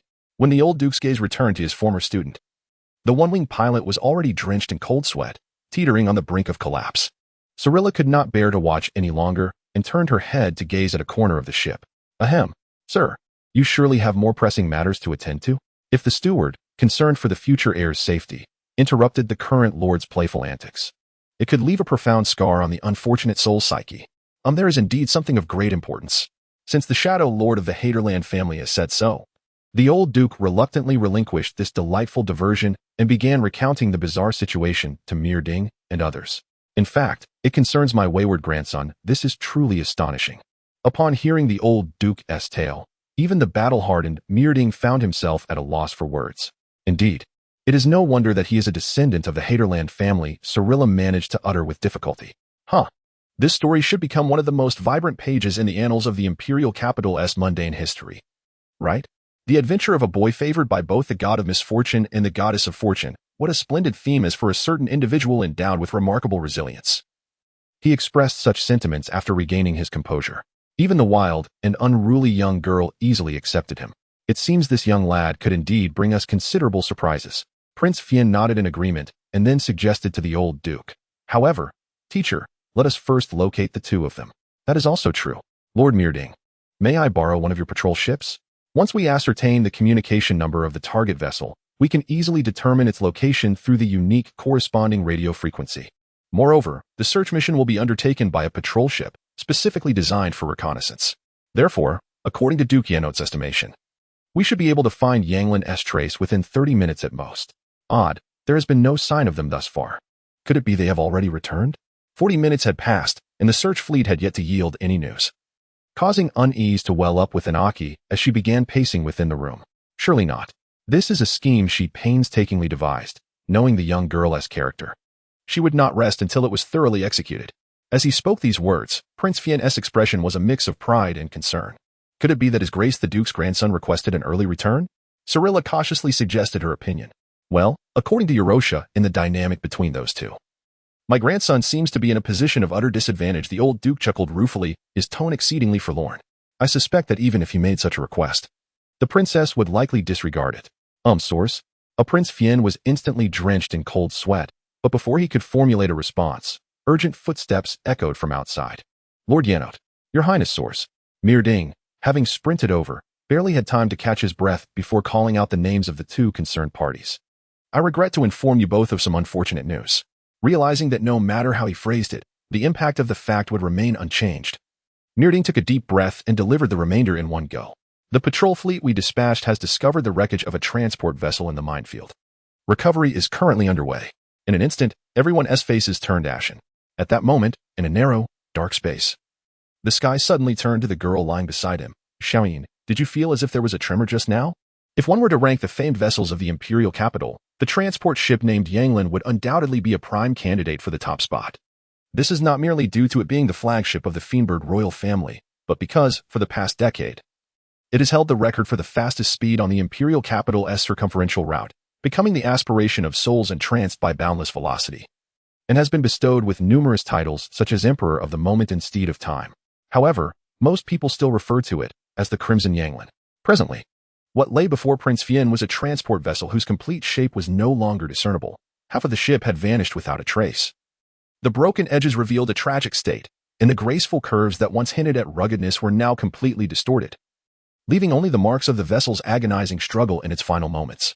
Had it not been for the ship's bow still retaining its distinctive sharp angle, Prince Fien would never have believed that this was once the illustrious Crimson Yanglan that crowned the imperial capital. However, once the true identity of the transport vessel was confirmed, before the anguish of loss could wash over him, Soares felt an overwhelming sorrow, as if he were ensconced in an ancient glacier. Even without conducting any scans, any individual with functioning eyesight could discern that, given the thorough destruction of the craft, the likelihood of any survivors among its occupants was virtually non-existent. In fact, initial assessments revealed no signs of life within the wreckage. Xiayin, he murmured, invoking the name of his beloved daughter, whom he had nurtured with all his heart. His numbed mind could no longer contemplate, and King Fien felt an icy chill enveloping his entire being. His mentor, too, appeared little better off. Upon witnessing the remnants of the Yonglin, the old duke seemed to age decades in an instant. Expressions of pain and despair rapidly spread across his visage, emanating an aura of decay that enveloped the last vestige of the empire's wings. How could this be? It was as if her legs could no longer bear the weight of such grievous news, and Yaji sank helplessly to the floor. Her vacant gaze pierced through the thick hull, descending into the endless void of despair. In this somber atmosphere, the two senior flyers standing nearby fell silent as well. Yearning gazed sorrowfully at the wreckage of the transport vessel, the last to carry the scions of the Root clan, while Huada, typically so nonchalant, dared not even draw a breath, maintaining the most standard posture of the Celestial Army's flyers with utmost caution. The ambience within the ship grew palpably heavy, saturated with a suffocating tension. Time itself seemed forgotten, as all became ensnared in the profound depths of sorrow, unable to extricate themselves. Your Excellency, there is something. Despite Relia's attempt to lower his voice, in this space rendered silent by pain, his words rang out starkly, drawing the attention of everyone present except for the three. We can discuss it later, Yearning replied tersely, his displeasure evident. However, we discovered. Relia appeared anxious. I said we will discuss it later, Yearning growled, his voice laced with anger. That is not acceptable, Your Excellency, Relia exclaimed, realizing that if he did not speak now, his fate would be dire. I must report this to you immediately, MM. The resolute determination of the winged flyer finally roused the three who were enveloped in profound sorrow. The old duke managed to lift his head to glance over. You, very well. Relia, winged flyer, I permit you to report. Speak. Yearning glared at his subordinate, his irritation palpable. Yes, Your Excellency, while analyzing the wreckage of the transport vessel, the technical advisor found a cylindrical object suspected to be an escape pod. Regarding whether to conduct further investigation, I leave that to your judgment. Yearning's sentence was abruptly cut short as King Fien seized him by the collar, propelled by a surge of uncontrolled emotion, rendering him breathless. Is what you said true? In this moment, the king, usually recognized within the Yanalivine family for his rare gentle disposition, acted with unimaginable fervor, compelled by the tumult of his feelings. Soares, calm down. It was the Duke Yanot who intervened, rescuing Relia from his impending suffocation. What are you doing? Even concerning the lives of two lights of the Empire, you cannot arbitrarily deprive another of their freedom to breathe.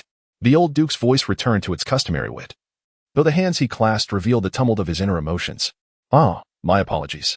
Realizing his error, King Fien immediately released his grip, stepping back to offer Relia an apologetic smile before turning to his superior officer with an insistent tone. Admiral, please issue immediate orders for the flyers to investigate that escape pod. Additionally, prepare a set of pressure suits. I wish to go personally. Certainly. I will arrange for 2 pressure suits at once. I will accompany you. Yearning eagerly input a series of commands into his terminal. Wait. A deep yet commanding voice halted their departure. Unable to ignore the authority behind the voice, the 2 senior flyers paused and turned to face the Supreme Coordinator. Teacher, is there something else? Although King Fien's tone was soft, it betrayed his urgency.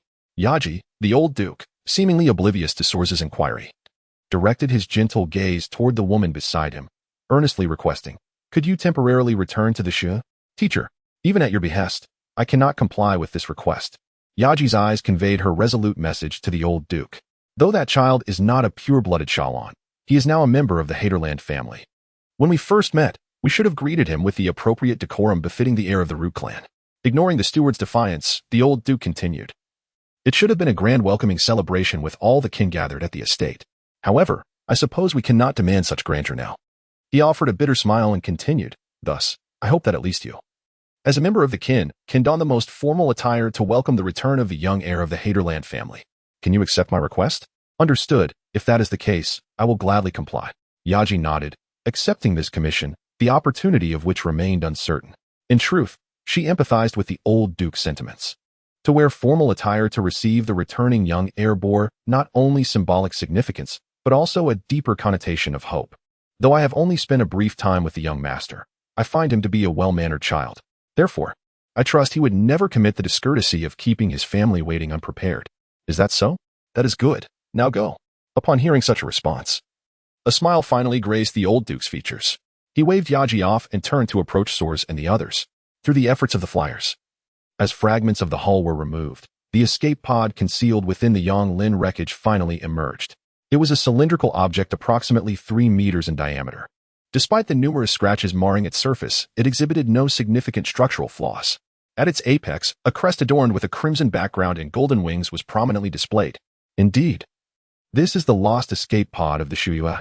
The old duke nodded in confirmation upon seeing the insignia. So, they might very well be inside? King Fian inquired hesitantly. While a simple investigation could yield the answer, he was not the only one caught in the web of uncertainty regarding whether to unveil the closely guarded mystery so near at hand. I believe it is best not to open the hatch immediately. Let us first connect to the escape pod's communication port and listen for any sounds from within.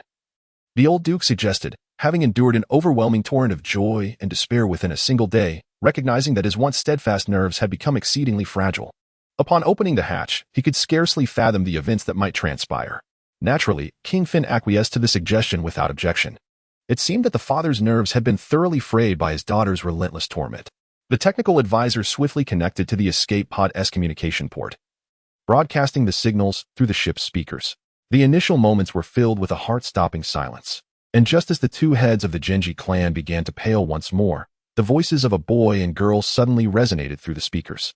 Sky, how much longer must we remain in here? The girl's voice brimmed with indignation, yet, in light of the current situation, it evoked a sense of unreasonable petulance. Even if you were to inquire, I suppose anyone would merely offer a wry smile, wouldn't they? At this juncture, the assembled individuals began to grasp the implication of the old duke's earlier observation regarding the apparent imbalance in power within the relationship between the two. You are my subordinate. Responding to my inquiries is your duty, Sky. A sense of absurdity was increasingly palpable in the collective gaze of those present, including the old duke. Turned towards King Fin. The father, already plagued with doubts about his parenting methods, now found himself utterly devoid of confidence in his ability to raise his children. I say, Xia-yin, what exactly are you upset about? The boy's bewildered voice emanated from the speakers. I am not angry. Anyone could discern the simmering frustration underlying her words. And perhaps realizing this, the girl added, I merely feel discontent. Discontent? Is it due to Yonglin? The boy feigned ignorance, though he well understood the answer. Is there anything else? The girl's fury intensified. But there's nothing to be done. After all, the series of unforeseen events that transpired were beyond our control. More importantly, we are both still alive. It appeared that the boy possessed a remarkably broad-minded perspective. Consider it, after surviving a mine attack. We still have the audacity to lament the losses of the transport vessel. Shouldn't we be grateful for that? Xia-yin, that was merely luck. Pure luck. Thus, escaping unscathed is nothing to be proud of. The girl obstinately dismissed the boy's attempts at optimism. Yet without that luck, we would likely have become mere stars in the galaxy by now. Regardless, I quite cherish this stroke of fortune. There was a hint of mirth in the boy's voice. However, it seems that being a Shalon person isn't as splendid as one might imagine. Even the old duke, possessing nerves of steel, wavered momentarily upon hearing this, and the others were instantly engulfed by profound concerns for the future of the empire. Sky, do you regret becoming a Shalon person? The girl hesitantly inquired, her voice betraying her unease and worry. Regret? No, not at all. The boy's earnest reply lifted the spirits of those around him. Although Aurelia assured me that I would never find the Shalon way of life dull or monotonous, I never anticipated it would be this exhilarating. You do not enjoy it? The girl, seemingly unconvinced, sought reassurance. Well, that's quite a difficult question to answer. The boy fell silent for a moment before cheerfully responding. I suppose I wouldn't dislike such adventures. However, to expect me to immediately embrace the Shalon way of life might be a tall order. You indecisive fellow. The anger born from the grief of loss seemed to have subsided, and the girl returned to a more even tone. Subsequently, the two ceased their conversation. Yet, even those outside the escape pod could envision the warm and tranquil atmosphere enveloping them within that confined space, prompting smiles of reassurance among the onlookers. The fledgling members of the Genji clan remained blissfully unaware of their salvation, continuing to await rescue in the cramped lifeboat. Although their elders were close at hand, there was hesitance regarding whether to release the two at that moment. After all, these two individuals were destined to profoundly influence the future of the empire, and they found themselves at a particularly delicate juncture. If all went well, these two bound by an original bond. The heir of the Hatran family and the first princess of the Finbird royal house would undoubtedly become pivotal figures in the empire, heralding a new future for this nascent realm. However, should a moment of carelessness from others thwart the continuation of this relationship, it would be a tragedy of heart-wrenching proportions. Consequently, sensing that they might be witnesses to the dawn of a legend, the onlookers instinctively lowered their voices, as if fearing to disturb the two within. It seems rather inappropriate to disturb them now, Mirdan remarked with a wry smile, voicing the collective concern. Indeed, it is quite inappropriate. King Fin gestured to the technicians engaged in the ship's disassembly, signaling them to momentarily halt their work. Teacher, I believe allowing them to remain as they are for a little longer would be preferable. What do you think? You could be considered to be bending the rules. Your Highness, the old Duke replied sternly, though a smile danced in his eyes. It must be noted that the Hatran family is referred to as the wings of the empire not only due to the numerous individuals of remarkable stature it has produced, but also for a more direct reason. In the lexicon of the Shalon people, the term for marriage does not exist. Naturally, words corresponding to husband or wife also do not appear in their vocabulary. However, they do possess sacred ceremonies akin to weddings in the terrestrial realm. Following these rituals, couples establish corresponding bonds. Although these relationships lack legal standing in any coercive force, no Shalon individual has ever been known to easily abandon such a connection throughout the long history of the empire's existence. Subsequently, those who forge these bonds may refer to their partners with a solemn, sacred, and romantically warm term, wings. For ordinary Shalon individuals, one cannot be regarded as an independent entity until they have found their wings. For the emperor, who governs billions within the empire, the existence of wings holds significance potent enough to potentially destabilize his throne. Indeed, throughout history, every emperor has possessed remarkably strong wings. However, among those who have become the wings of the imperial emperors, the vast majority bear the surname Hatran. Thus, this family has earned the title of the wings of the empire. It remains unclear whether the result begets the cause or vice versa, yet at some point, the notion that one must first secure the Hatran wings to ascend to the Jade Dragon throne has taken root among the Analavine clan. In time, as the younger generations of the four great royal houses vied for the throne, they often found themselves competing for the unpartnered wings of the Hatran family, who had yet to make their escape. However, due to the scarcity of Hatran family members, the intensity of competition for the empire's wings occasionally surpassed that for the throne itself. This may, in fact, be one of the reasons the members of the Hatran family so cherish their freedom, being compelled to do so. In the case of the current head of the Heitland family, the prescient old Duke found his companion immediately after the conclusion of his formative years, thus evading what could have been a foreseen tempest of bloodshed. As for Iluya, she fortuitously came into existence just after the abdication of the previous emperor, thereby escaping a calamity of war, though ultimately, she still fell into the clutches of a nefarious merchant. However, for the unfortunate young man who has descended to the position of the wing's heir, inescapably, he is likely to confront an unprecedented struggle for the wing. As the sole prize at stake, it is worth noting that among the new generation of the Analavine family, there are 7 contenders for the imperial throne of his age. Thus, King Fane's current actions may be perceived as slightly biased towards his daughter. Perhaps such an interpretation is not entirely unfounded. Rarely, Souls exhibited a cunning glint in his eyes reminiscent of a hunter luring prey into a trap. Yet, from beginning to end, no one has coerced the young man into any actions, have they? Upon hearing this, the old Duke's eyes widened in astonishment. He never expected such words to emerge from you, Souls. During your apprentice days, you were so innocent. Well, my encounter with Eurosha has indeed imparted quite a few lessons upon me. From this perspective, perhaps I should also extend my gratitude to my tenacious father-in-law. Eurosha's father, you say? Wait, I believe I've heard of him. He was indeed the prosecutor who continuously sent out peculiar signals when we passed through the checkpoint not long ago, wasn't he? The Duke recalled the moment when their transport vessel traversed the airways from the imperial capital of Ifahal to the Snodiastar region, and the checkpoint had suddenly emitted signals of strong condemnation. Indeed, I can ascertain that our fledgling did not adhere to the proper decorum before the checkpoint. As the source of this indulgence, Souls offered a wry smile. Yet, for our family, this cannot be deemed a flaw. Indeed, the Duke nodded, acknowledging this sentiment. For the members of the Analavine family, Soaring through the endless void is an irresistible temptation akin to a drug in the earthly realm. Nonetheless, I cannot help but feel that this trait is even more pronounced within the Fanebird family, is it not? Well, perhaps that may not be entirely accurate. Teacher, at least among the other Shalon people, there are occasionally individuals who are even more captivated by flight, much like that hapless aviator from before. Oh, you mean that unfortunate fellow who, through sheer misfortune, exhausted the fuel of his transport vessel and is now adrift near the first layer of the ring entrance? Yes. While my father-in-law has requested that we refrain from rescuing him for the time being, I still feel somewhat apologetic as I share half the responsibility for this situation. At this point, King Fane furrowed his brow slightly. Even without having to inquire, he could guess which individual had led that unfortunate aviator into such a predicament. This young father felt pride in Yanglin's achievements while simultaneously worrying about his daughter's character. In truth, you need not fret so much, souls. The old duke easily discerned his student's thoughts and offered reassurance. If my grandson were to become the wing of Fanebird, I can assure you that it would positively influence our princess's character. I sincerely hope so. A complex expression crossed King Fane's face, reflecting a mixture of hope and concern. It was as if he were mourning the complete denial of his educational prowess, and he let out a deep sigh. Ah. Although I originally intended to introduce yearning to His Grace the Duke's eldest grandson, I must admit I never dreamt they would encounter one another under such circumstances and grow so close in such a short span of time. This is merely King Fane's excessive worry. While it is true that the first princess and the Duke's eldest grandson share a certain understanding, and yearning indeed harbors a measure of trust in the sky, it would be a stretch to label their relationship as intimate.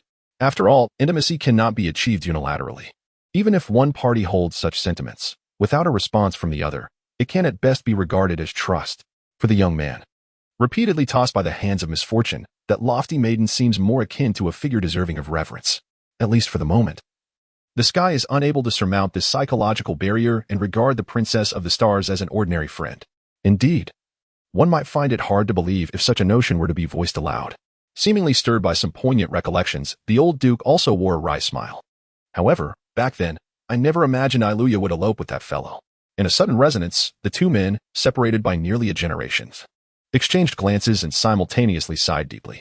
In the tranquil space where time seemed almost imperceptible, the young man and woman instinctively chose dialogue to counter the solitude brought about by the vast emptiness surrounding them. One was born in a world safeguarded by ancient civilization, while the other had soared through the world of stars since birth. Their vastly different backgrounds were rife with wonders that intrigued one another. The sky, do you mean? On the planet of your homeland, people utilize animals as means of transportation? Yearning's eyes widened in astonishment as she queried. Although the sky had endeavored to describe to the princess, who had never descended below the atmospheric layers, what a horse was, upon hearing that animals could serve as vehicles, Yearning's mind conjured a bizarre image of a group of Ainuhagar mice pulling a transport vessel across the cloud sea. Well, one could say that. The sky scratched his head in confusion. However, not all animals are suited for such tasks. The most convenient and commonly used are, of course, horses. There are also those who, in pursuit of individuality, choose oxen as mounts. Oxen? What might that be? Yearning's perplexity deepened. Well, Yearning, if given the chance, I shall take you to Kongding, and you will understand at a glance. Ultimately, the sky had to relinquish the hope of conveying the cultural nuances of his homeland to the young woman. Is that so? Well then, it is settled, sky. Yearning pondered for a moment and made a pact with the sky. By the way, at that time, I could also treat you to some of Kongding's culinary delights at the White Crane Tower. It is the most renowned restaurant in the Chosho star system, offering delicacies that cannot be found elsewhere, and their homemade wine is particularly. The sky enthusiastically proposed, oblivious to the fact that his thought process had inadvertently begun to mirror that individual S. As for restaurants, the imperial capital also has its share. Yearning blinked, interrupting the sky's boasting. On the third layer of the orbital track in the imperial capital, there lies the Royal Restaurant Elegance, which is a property of my family, with dishes of exquisite taste. Upon our return to the imperial capital, I can immediately invite you there to savor the finest cuisine of Shalon. Oh, I truly look forward to that. The culinary instincts of a half-chef made the sky's eyes light up. Soon after, he puffed out his chest in pride. However, Yearning, you might be surprised to learn that I am actually the second chef at the White Crane Tower in Kongding. This time, Yearning was genuinely taken aback, and her gaze towards the sky held a hint of newfound respect. This indeed astonishes me, Sky. I never anticipated you possessed such remarkable skills. In the past, the first princess of the Fanebird royal family once dared to challenge the culinary arts, but it was merely a whimsical notion that led to her father, His Highness King Fiend, becoming the unfortunate victim. As for the outcome of the challenge, the royal kitchen was nearly obliterated, and King Fiend had to endure a painful gastric lavage in the treatment room, which decisively extinguished the princess's desire to pursue any further interest in cooking. Consequently, in Xia Yin's eyes, all chefs were akin to divine beings. Within the Fiend Bird Palace, apart from her father, King Fiend, the individual she held in the highest regard was none other than the chef of the palace. Isn't that fascinating? Sky suddenly regarded the starry princess with a gaze imbued with profound meaning. Is there something strange about it? Xia Yin's response was tinged with a hint of guilt. The terrifying ability to perceive the emotions of others, inherited from her father, allowed Sky to easily see through the immature princess's attempts at concealment. A teasing smile spread across his face. Ah, it seems like quite an amusing memory. Silence, Sky. In exasperation, Xia Yin commanded him with a stern expression, perhaps due to her still adjusting to the weightlessness of the environment. Sky occasionally furrowed his brow as if enduring something during their conversation. However, Xia Yin relished the present moment, the chance to converse so harmoniously with someone her age. An occurrence that had not graced the princess since the end of her childhood. In the eyes of the Xiaolan people, the pleasure of quietly floating in a zero-gravity courtyard was regarded as the pinnacle of enjoyment. And if one were to have their wings by their side during such moments, it would be deemed unparalleled bliss. Although they were not in a zero-gravity courtyard, and the person beside her was not her wings, Xia Yin felt as if she could already imagine that supreme happiness. With this thought, a warm smile involuntarily graced her lips. Yet, in the next instant, the princess's comfortable mood vanished without a trace. Squeak, squeak. The joyful chirping of a mouse shattered Xia Yin's rare good spirits. The Ainuhojal mouse, having awakened from a brief faint caused by oxygen deprivation, emitted a jubilant cry, celebrating its continued existence. Sky, in a surge of anger and fear, the princess momentarily forgot her composure and elegance, shouting his name in a fit of rage. Why are you still keeping that thing? I'm sorry, I completely forgot. Sky replied with an insincere tone as he retrieved the Ainuhojal mouse from his pocket. The escape pod provides breathable air, so there's no need for this little creature to stay in my pocket any longer. Xia Yin, why are you running so far? Sky looked at the princess, who had pressed herself against the opposite wall of the escape pod, in confusion. I warn you, Sky, do not let it go. Otherwise, I will never forgive you. With no time to contemplate what threat would be most effective against him, Xia Yin declared with an uneasy tone. However, isn't it rather pitiful to keep it trapped in a cramped pocket? Besides, even if I let it out, I don't think it would pose any danger. Sky earnestly defended the little creature, recalling the moment when this young girl first found him. Overwhelmed by emotion, he was filled with nostalgia. Squeak, squeak. It seemed that the mouse sensed the concern of the human before it. Or perhaps it had realized from its previous capture that this human was an authority it could never defy. Thus, this Ainuhojal mouse, which had never been tamed before, obediently perched in Sky's hand, waving its fluffy tail vigorously. Look, it's showing affection towards me. Sky teased the spirited little creature with his finger, and it did not shy away from his touch, even licking his finger with its tongue. See, I told you it wouldn't be dangerous. Sky, it seems you possess not only culinary talent, but also a gift for taming animals. Xia Yin observed the harmonious interaction between the boy and the mouse with a complex expression, suddenly feeling a twinge of annoyance. By the way, Sky, I heard that Xiaolan people sometimes bring their pets aboard ships. Are you certain this Ainuhojal mouse isn't your father as pet? Absolutely not. Xia Yin vehemently denied with a resolute tone, her response even more vehement. If my father had such a bizarre taste as to keep this kind of creature, I would have severed ties with him long ago. So, this Ainuhojal mouse is still free, then? The boy's eyes sparkled with intrigue, while the girl felt a sudden chill, and a dire premonition began to surface in her mind. You aren't thinking of anything strange, are you? I plan to keep this Ainuhojal mouse as a pet. Sky's face broke into a mischievous smile as he acknowledged Xia Yin's suspicion. Sky, you. Perhaps emboldened by a newfound confidence, this time Sky remained unfazed by the princess's wrath, at least on the surface. After a frantic mental search, he realized he could not come up with an elegant name, so he turned his gaze toward the girl beside him for assistance. By the way, what do Xiaolan people usually name their pets? Humph.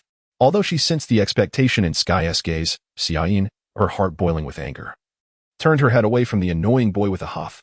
Well, it can't be helped. Little one, from now on, your name shall be Wonkai. With a sigh, Sky chose the most popular pet name on the Kongding planet for the Ainuhojal mouse. Do you understand, Wonkai? Squeak. Perhaps by coincidence. The Ainuhojal mouse responded energetically. Could it really understand my words? Sky pondered, gazing at the cosmic rodent in his hand. Well, I don't understand its language anyway, so let us just assume it agreed. Thus, this Ainuhojal mouse, destined to be historically significant, was temporarily bestowed with such a mundane name due to its owner's laziness. Meanwhile, though the princess possessed both the will and the ability to prevent this historical tragedy from occurring, she ultimately succumbed to her inner demons and failed to exert her influence. Squeak.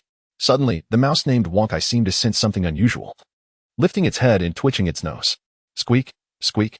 Then it climbed on his Sky's shoulder, sniffing around his left shoulder before turning to call out to the other human in the cramped space, its voice urgent and high-pitched.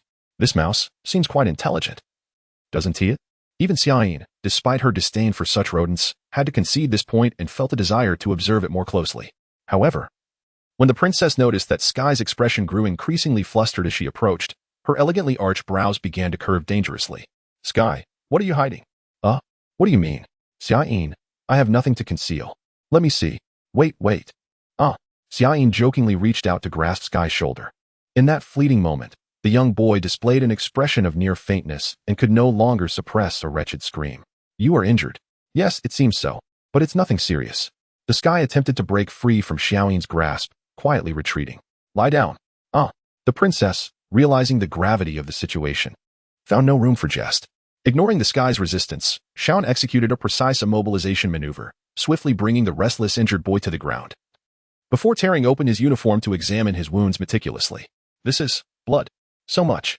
Xiaoyin accidentally brushed against the boy's injury, causing this unfortunate youth to teeter once more on the brink of unconsciousness. Was it when he was attacked by the mind? As this thought crossed her mind, an inexplicable and intense emotion surged forth from the heart of the first princess of the Yanalavan family, igniting a fiery rage that stained Xiaoyin's eyes almost instantaneously. You have endured for so long. Fool, why didn't you tell me? Xiaoyin shouted, unable to contain her outrage. No, I didn't.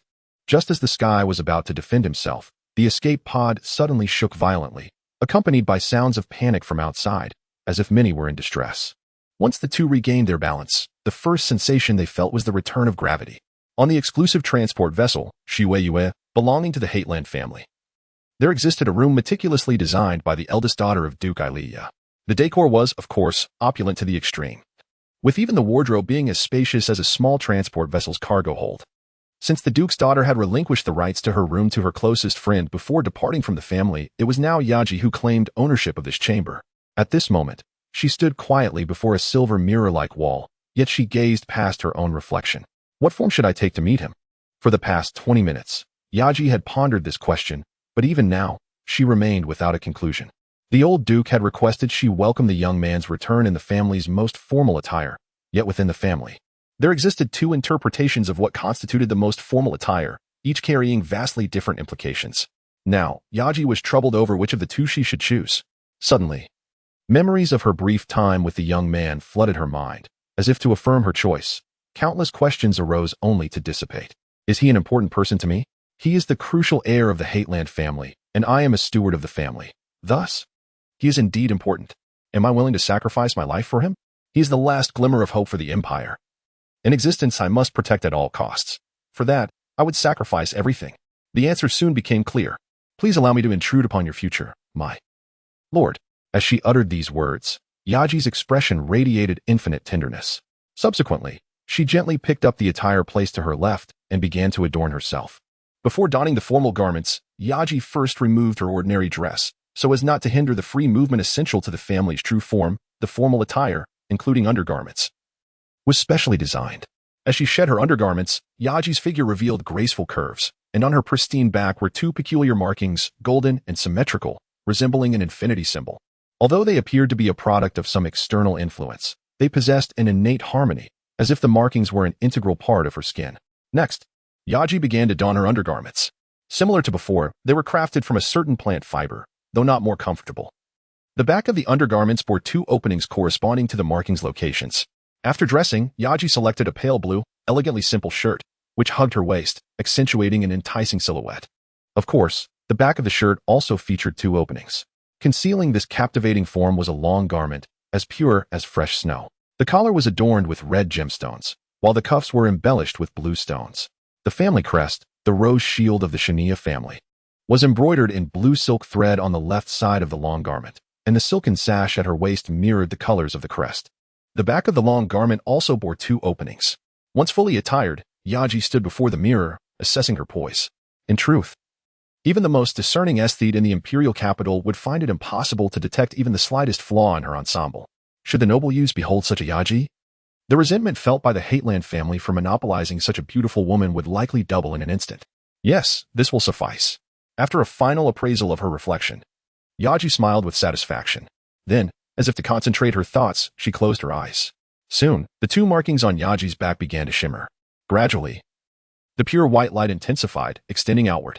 Before long, every object within the room was draped in a veil of pristine light, and the wings of light, reaching their zenith, began to solidify and gradually take form. Minutes later, with a crisp sound, the solidified wings burst into a flurry of white feathers, cascading into the void. Among these fluttering feathers floated a beautiful woman adorned with a pair of pure white wings. Upon Yaji's return to the flagship of the training fleet, she immediately sensed a shift in the atmosphere. Compared to 30 minutes prior, there were more liaison vessels docked on the platform, and soldiers hurriedly traversed the corridors, filling the air with an atmosphere of tension. What could this possibly mean? Yaji observed closely and found that the majority were medical personnel, distinguished by their white belts. Could it be the young master? Startled by this sudden thought, Yaji seized the arm of a passing soldier, urgently inquiring, "Is someone injured?" "Ah. Yes. It is said that His Grace, the eldest grandson of the Hateland family, was attacked by Her Highness, the first princess of the Fimbird royal family, and is now gravely wounded." This soldier, likely one who enjoyed spreading rumors, distorted the information he heard, relaying it to Yaji under the oppressive weight of the Hateland family's influence. The young master is gravely injured? If this chief steward of the empire could retain even half of her usual composure, it would suffice for her to discern the truth of his words. However, upon receiving this dreadful news, Yaji immediately lost her senses, ignoring the fact that she was still aboard the warship. This member of the family unfurled her wings and soared through the corridors of the ship at astonishing speed. The fortunate soldier who witnessed this breathtaking moment stood frozen in awe for quite some time, until another officer came over and tapped him on the shoulder, rousing him from his stupor. "Sir, although I have recognized the greatness of genetic engineering since the day I met you, I never imagined that angels could emerge from it. Ah, I suppose I have no regrets left in my life. Indeed, to be fortunate enough to witness the true visage of the winged family, you may depart in peace."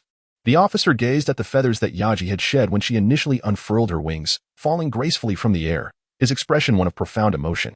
Those feathers represented a loyal vow, a covenant of life, the purest white wings in the universe. "It has been an eternity since I last beheld the wings of purity. 50 years? 80 years? Or has it been a full century?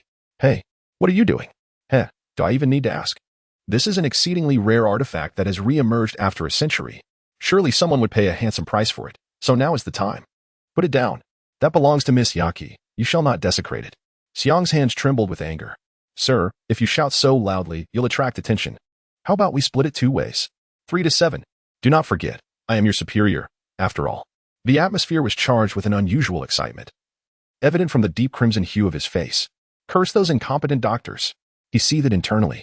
They indiscriminately injected all manner of blood boosters and energy enhancers into his body, as if those remedies were free of cost. Though he had fortuitously fainted, it was said that he was unconscious for less than 10 seconds. Had he known that waking would bring such discomfort, he would have never refused that anesthetic needle. The youth felt as if his mind were a small planet laid bare under the relentless rays of a star, scorched under an unending barrage of light and heat. He could not help but cast a furious gaze at those responsible for his current plight.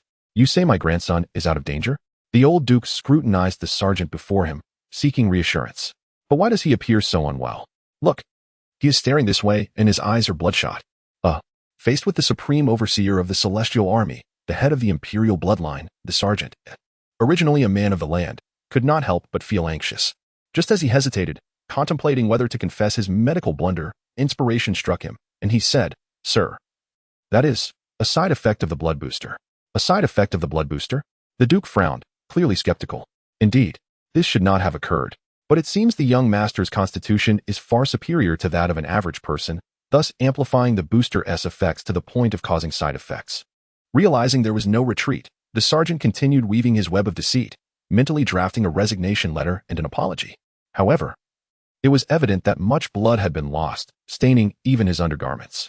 Xiaoyin approached with her father, having completed treatment for her leg wounds, and questioned the sergeant alongside the duke. That is, the unfortunate sergeant finally understood why humanity promotes honesty as a virtue. In fact, upon examination, The blood on the Duke's grandson's clothing had coagulated for at least 3 hours, leading us to deduce that his injuries are not as dire as they appear. Under the watchful gaze of the 3 dignitaries, despite his face nearly in tears, he reported solemnly, "Impossible." At that moment, I witnessed his wounds bleeding.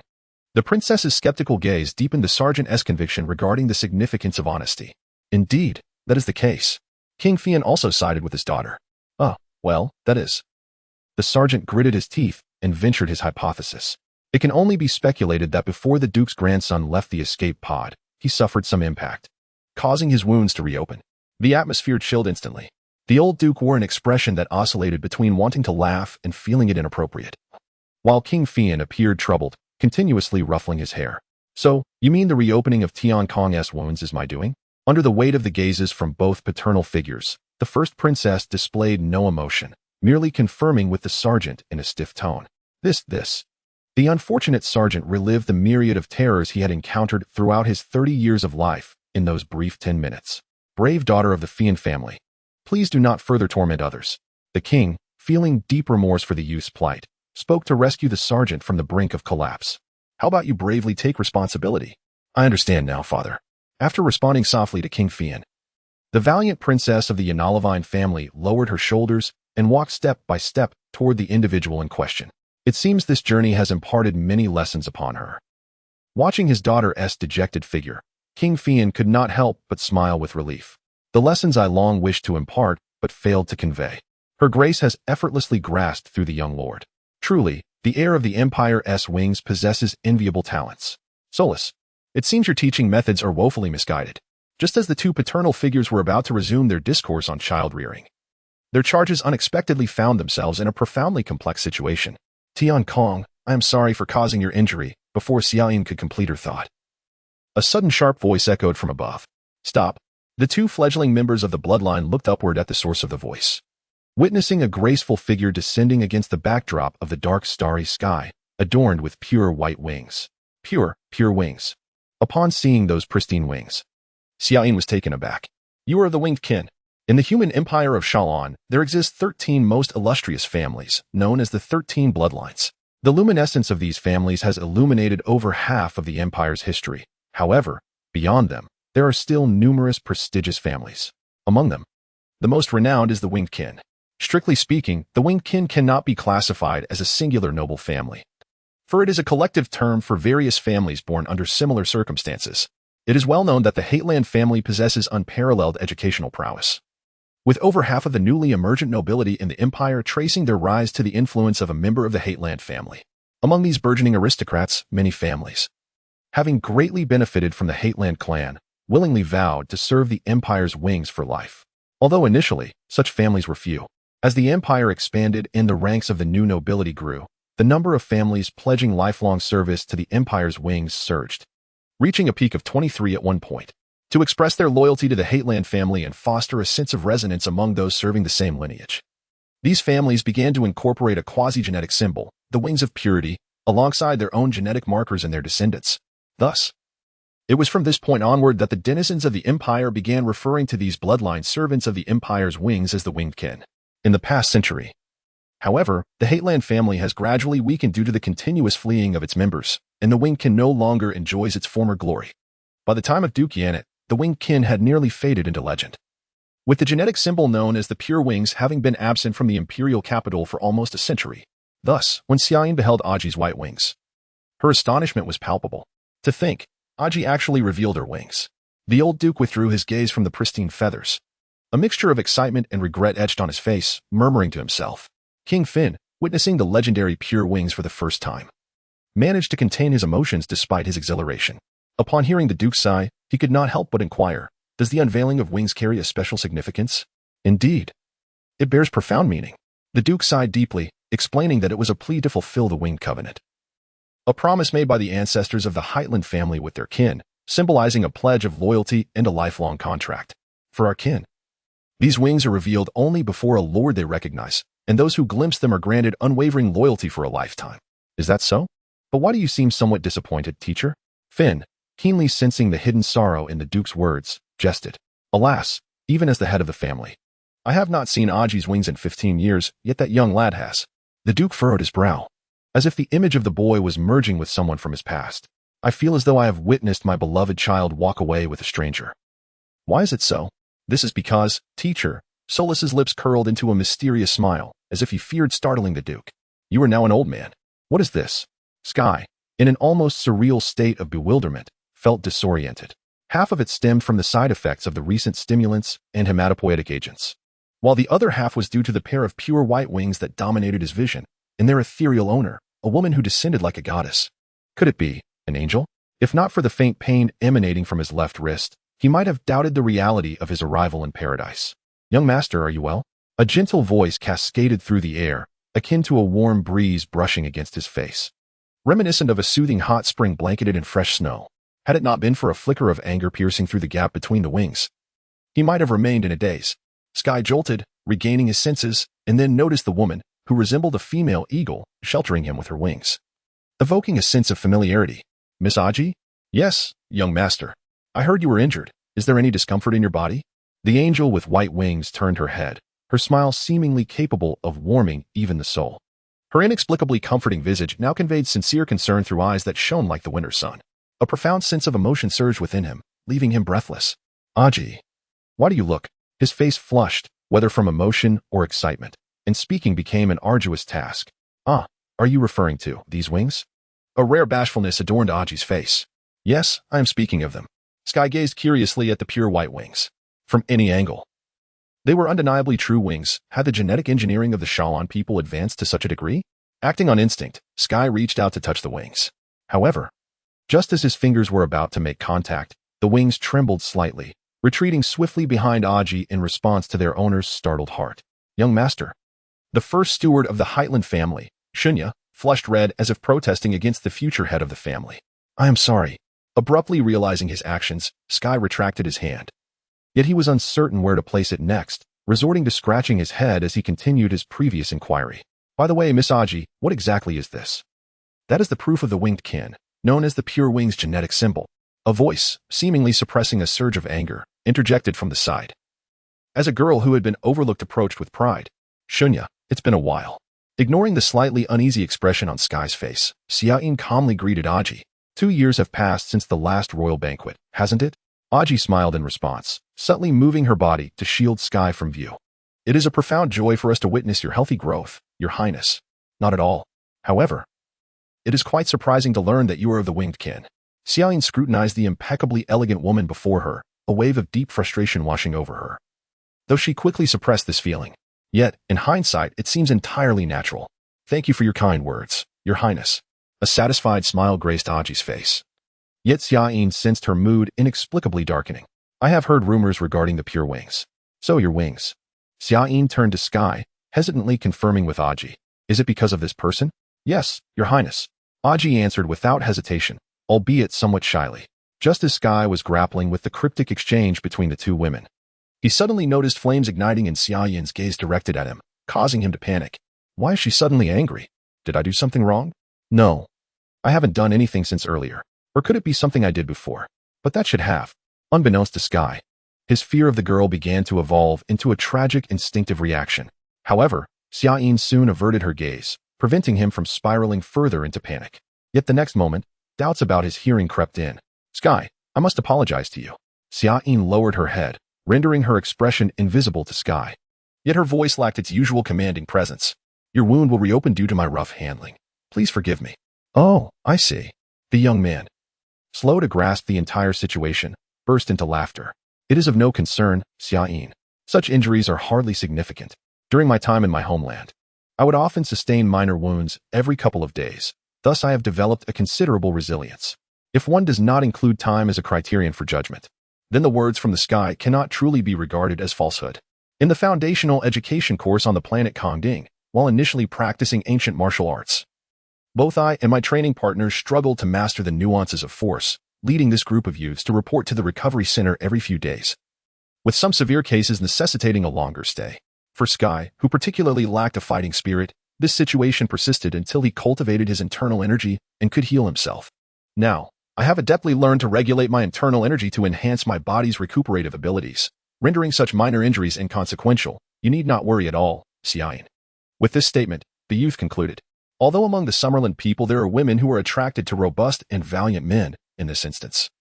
Both women were left speechless by the bloody childhood that the boy had described, before they could even sense his desire to showcase his masculine side. Is the world below truly such a perilous place? This princess, who had never ventured beneath the atmosphere, resolved from that moment to steadfastly embrace the way of life of the people of the sky. How tragic was the boy's childhood. Unconsciously, Yaji, having her maternal instincts fully awakened, embraced the boy she had resolved to protect for life. Why Yaji? Sky's body tensed instantly.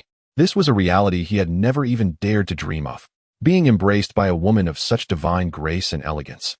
He could distinctly feel the warmth of her chest and inhaled the purest fragrance of the cosmos. At that moment, he even perceived a celestial choir echoing from the distant heavens.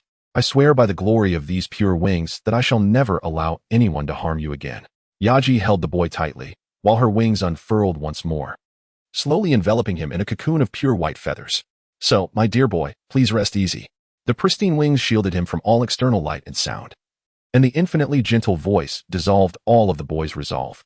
In this supremely comforting warmth of darkness, he was suddenly overcome with a profound weariness and closed his eyes.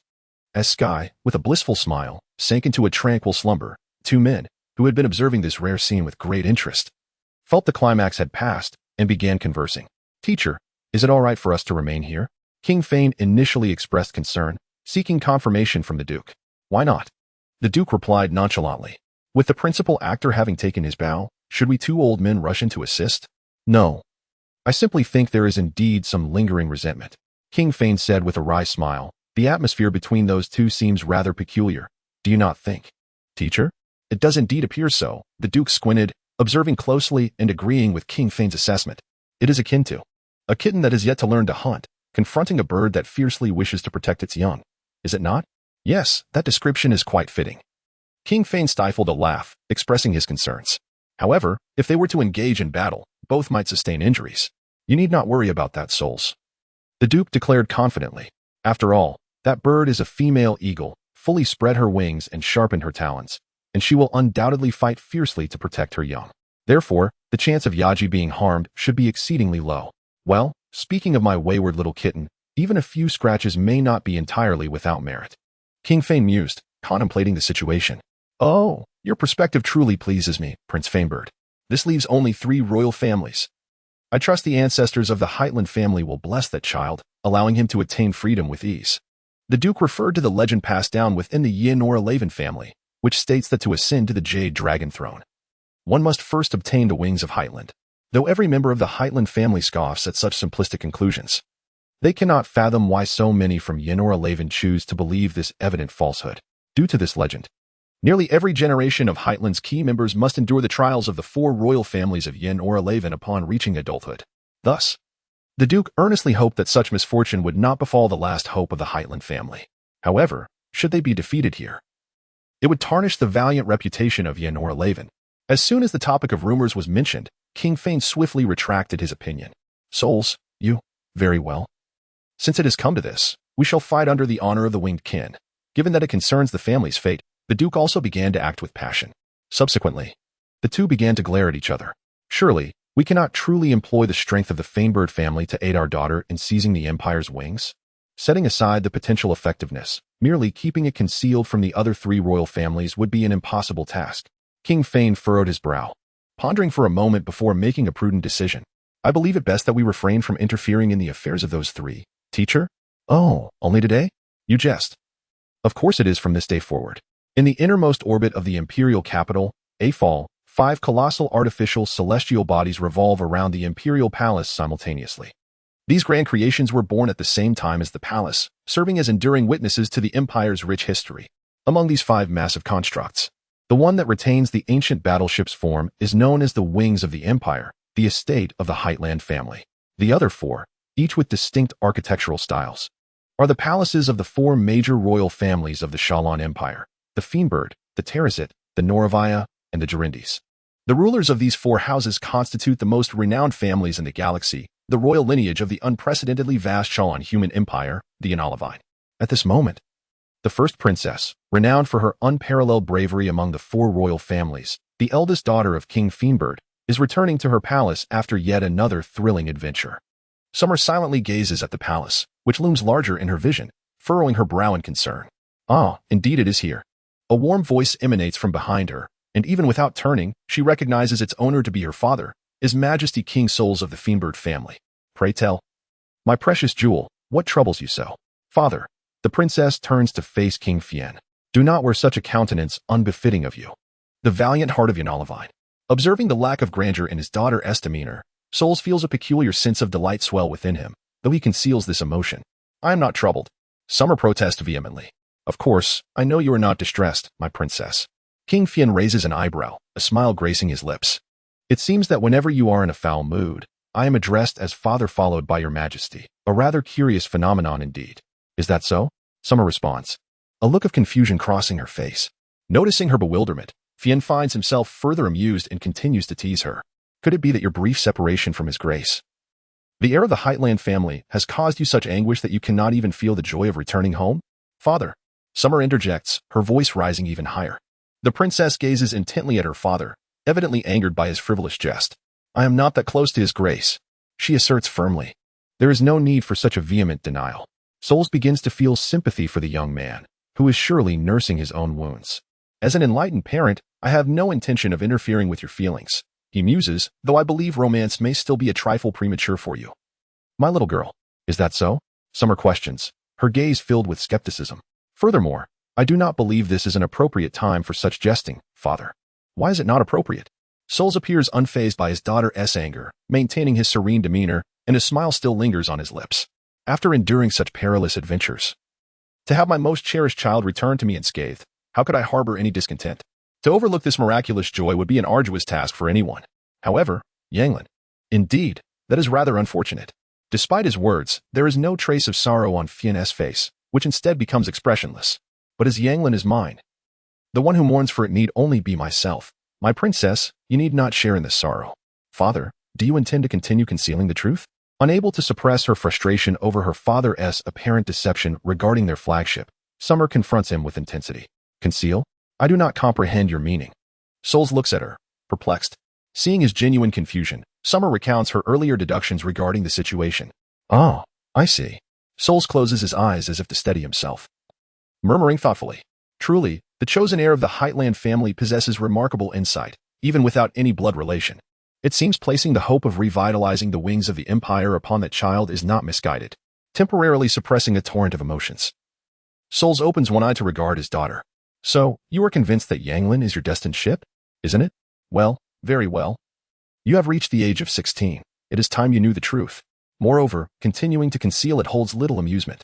Souls nods to himself, finally providing a definitive answer to the question Summer has long sought. Yanglin is certainly not your destined ship, my beloved daughter. Your true flagship has been quietly resting in a place closest to you within the Fiendbird Palace all along. What? Summer exclaims, her eyes widening in astonishment as she gazes up at her father. Just as she is about to ask further, a slight tremor beneath her feet interrupts her thoughts. Oh, it appears we have arrived. Fien rises, beckoning to his daughter. Come, my fortunate child, first go greet those who love you and assure them of your safe return. In the realm of Shallan's couples, where the question of a child's allegiance often leads to one family dominating the fruits of love, it is rare to find relationships as equitable as that of Souls and Eurosha. Souls and Eurosha have two children, the first princess of the Fiendbird family, Summer, and the younger son of Eurosha's lineage, Canis, a boy who inherits his father's gentle disposition but is somewhat timid. However, in truth, Canis's timidity is largely a product of his sister's domineering nature, although Summer is aware of this and has earnestly attempted to express her goodwill towards her half-brother. The effect has only served to deepen his fear of her and diminish her confidence in fulfilling the role of an elder sister. The current situation exemplifies this dynamic. Canis, having mustered the courage to smile and greet her, is instead frightened by the serious expression on Summer's face, which has yet to adjust after disembarking from the transport ship. He swiftly retreats behind their mother, too timid to emerge. Such a pitiful reaction leaves no room for regret. Rather, it engenders an overwhelming sense of frustration within her. It has been a while, mother. Reluctantly, Summer first greets Eurosha before turning to her timid brother with a warm smile and gentle tone. Canis, how have you been? Why yes, it has been a while, your highness, and milady. Milady? Summer is taken aback. When did Canis begin addressing her in such a formal manner? A wave of profound sadness washes over her, and a childhood memory resurfaces. She recalls insisting that Canis address her as such, prompting her spirits to plummet once more. Alas! Princess Eurosha of the Fiendbard royal family chuckled softly, her lips curling in amusement. While I cannot fathom how Soares has instructed you in the etiquette befitting your noble lineage, we, the children of ordinary gentry, are bound to utter a certain phrase upon our return home. Surely, you are not unaware of it? I have certainly taught her. Under Eurosha's teasing gaze, Soares protested indignantly. Moreover, that phrase is a fundamental aspect of etiquette, even among royals. Sister, that phrase is, Canis. Harboring a profound distrust towards their father's educational methods, intended to remind his sister, but was silenced by a sharp twist from Eurosha, her expression betraying her discomfort. Alas! How pitiable it is. Both sister and mother are such formidable figures that Canis finds it impossible to be anything but meek. Well, I have returned.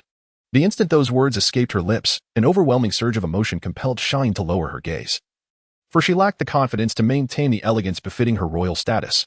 Welcome back, wayward daughter. The voice of King Fien was laced with mirth. I am truly delighted to see you return safely, my dear. It had been an age since Eurosha had last addressed her daughter in such a manner since she had left the cradle. Sister, it is truly wonderful to see you again. Canis declared his joy with unreserved sincerity. Thus, an unspoken warmth began to envelop the most esteemed family of the empire. For certain historians, who have spent their lives beneath the atmospheric veil, such a scene may be utterly inconceivable. However, this tranquility was soon disrupted by an individual intent on re-establishing their authoritative stature within this modest household. Speaking of which, Eurosha, your methods of education seem rather lacking, do they not? Perhaps it is due to your own experiences? Soares, having noticed the subtle actions of his partner, raised a brow in discontent and inquired, much of Canis's character weakness must surely be attributed to you, no? Is that so? I had thought it was due to the inheritance of your indecisive traits. Faced with her partner's challenge, Eurosha appeared unfazed, at least on the surface. Moreover, you have raised my beautiful young lady with such reckless abandon. In comparison, I dare say I possess far superior qualifications as an educator, Soares. I suspect that such an opinion is held by an exceedingly minuscule minority. Soares could hardly concur with such a sentiment. After all, even within the renowned Yanara family, my meticulously nurtured daughter is celebrated as the glory of Fiendbard, the most gifted among the younger generation. To me, and to those unfortunate souls who strive to maintain the stability of the imperial capital, this honor attributed to the Fiendbard royal family serves only as a source of our troubles. Contemplating the recent turmoil that nearly overturned the entire capital and the arduous aftermath that she would soon face, the Minister of Commuting felt a distinct lack of humor. If I may implore you, your Highness of the Fiendbard family, I certainly do not wish for such disturbances to be singular occurrences. If I were to harbor such naive expectations regarding the youngest scion of the Fiendbard family, as your partner, I would appear woefully ignorant. Eurosha's visage bore a tragic acceptance, her tone pleading. Yet, at the very least, please notify me in advance of any such upheavals. Even if I cannot evade the subsequent aftermath, allow me the respite of avoiding the initial shock. My apologies. The brief conflict concluded with the utter defeat of one party, as Soares bowed his head in resignation, raising a white flag to signify his complete surrender. Mother, is this matter truly so grave? Cheyenne's expression reflected her alarm as she anxiously sought clarification from Eurosha. Indeed, the 24 hours preceding this moment shall likely be recorded in the annals of imperial history as the unprecedented day of chaos. While Eurosha wished to comfort her daughter, the impending trials awaiting her offspring compelled the mother to grimace and reveal the truth. The capital experienced a complete transportation shutdown for 24 hours, and the exercises of the new vessels were abruptly halted. Even without my elaboration, my dear princess, you can surely comprehend the severity of this incident, cannot you? Furthermore, I have heard. At this juncture, Eurosha paused, casting a glance at Soares. The head of the Fiendbard family responded with a rueful nod, prompting her to continue. The Yanaravine family has resolved to convene the 13th Council, seemingly intent on addressing the wayward behaviors of the younger generation within their ranks. Eurosha's ensuing words fell upon deaf ears for Shine. The courageous princess's complexion had paled significantly, and the joy that had just blossomed was suddenly overshadowed by a looming cloud of fear. As the royal house of Heightland prepares a grand ceremony to welcome back its wayward princess, the family simultaneously readies for the return of its youngest member, the embodiment of the family's hopes for revival. The atmosphere within the Heightland Palace, resembling a colossal battleship, is currently one of fervent activity. Under the unwavering insistence of the first steward of the empire, the aging Duke has, for the first time in his life, exercised his authority as the head of the Genji clan, requesting the imperial construction team to refurbish the palace which had languished due to infrequent use. With the unwavering support of all involved, including the emperor himself, the once dilapidated palace has, within a mere 18 hours, surpassed its former grandeur and beauty. As the imperial construction team has just departed, the palace's inhabitants are now fervently engaged in decorating for the ceremony and preparing the banquet's culinary delights. Every necessity for the welcoming ceremony is being directly coordinated by the imperial palace's steward, ensuring a seamless supply, nearly every 5 minutes. A transport ship lands on the palace's expansive platform, delivering an unending flow of provisions and decorations. Even the service staff, yet to be recruited for the palace, have been hastily summoned from the imperial household under the emperor's directive to assist temporarily. All of this is in honor of the Heightland family's youngest son, an unremarkable boy of the earth. To receive such extraordinary treatment for merely a banquet, even for one of the 13 Genji clans, is truly unprecedented in the annals of the empire. Should the young man be aware of the grand spectacle unfolding in his honor, he would likely be overwhelmed with tears of gratitude. However, considering his simple nature, it is perhaps more likely that he would faint from shock before being moved to tears. At present, this fortunate yet oblivious youth is exhausted from grappling with endless garments. So, young master, what do you think of this shirt? Aki holds in her hands a pure white shirt adorned with silver threads, far more refreshing than the previous one edged with red gems, suggesting that under normal circumstances, the heavens would make a clear choice. Yet, at this moment, he merely nods numbly and mechanically. After 5 long hours of fitting, the boy, who had never cared much for attire, has finally depleted all his strength, his body stiffening and limbs trembling, slipping into an unconscious meditative state. After all, the woman beside him, seemingly boundless in her energy and possessing profound skill, will undoubtedly continue this seemingly endless trial. The combination looks quite nice. Now, let us try some other matches, young master. Indeed, within the murky sea of his consciousness, this thought flickered briefly before dissolving into chaos. Well then, young master, you may open your eyes. It is uncertain how much time has passed, but the ethereal announcement finally graces the boy, liberating him from the prison of time. Are you ready? The young man opens his eyes, only to be momentarily stunned. Before him stands a slender metallic wall, reflecting the image of an unfamiliar man. Dressed predominantly in white, he wears a pure white shirt accentuated with silver threads, complemented by a matching long-sleeved coat. Its sleeves wide open and flowing elegantly down to his knees, cinched at the waist with a belt that appears to be intricately crafted from silver, featuring an oval yellow gem of significant meaning at its center. A deep blue transparent crystal rests upon the man's forehead, seemingly set within a headband of a dark grayish silver hue. Although devoid of any intricate designs, the young man cannot discern the material of the headband, which is both elastic and soft to the touch, yet conveys a wooden texture against the skin. His originally jet black hair, now tied back, flows softly down, framing the deep blue crystal at the center of his forehead. Within the square-shaped crystal, a delicate golden wing hovers, signifying his belonging to the Heightland family. Known as the Empire's Wing, the figure in the mirror stands unwavering, a quintessential imperial noble, flawless even by the standards of the esteemed Genji clans. If one were to distinguish this image from the idealized perception of the Genji clan held by the Shalon people, it might only be noted in the somewhat unremarkable ears and the merely handsome visage of the man in the mirror. Wait, have I seen him somewhere before? Though the young man should have been astounded by Aki's almost divine artistry and makeup, he is instead overcome by an inexplicable sense of familiarity. I feel like I've seen this person before. He cannot believe that the figure before him is indeed himself, as he tilts his head, searching through the recesses of his memory. Indeed, Lady Aryuya would surely be pleased to see you like this, Aki remarks with pride. Aryuya? Ah, yes, at the farewell party. The young man suddenly recalls the farewell gathering as he departed his hometown of Kongding, where he too was compelled to don a similar appearance, though not to the extent of being unrecognizable. So, this person is truly me. Accepting this truth, he focuses intently on the metallic wall, no longer perceiving the reflection as a mere illusion. Shall we go, young master? Aki's gentle voice reaches his ears. Go. Where? Despite having an inkling of the impending developments, he wishes to prolong the painful wait as much as possible. Surely you jest. We are headed to the welcoming ceremony. Everyone is eagerly awaiting your arrival. Aki's face exudes a maternal warmth as she addresses her reluctant charge. Come, please follow me. With that, Aki turns and takes a step forward, while the young man stands dazed for a few moments before hastily following.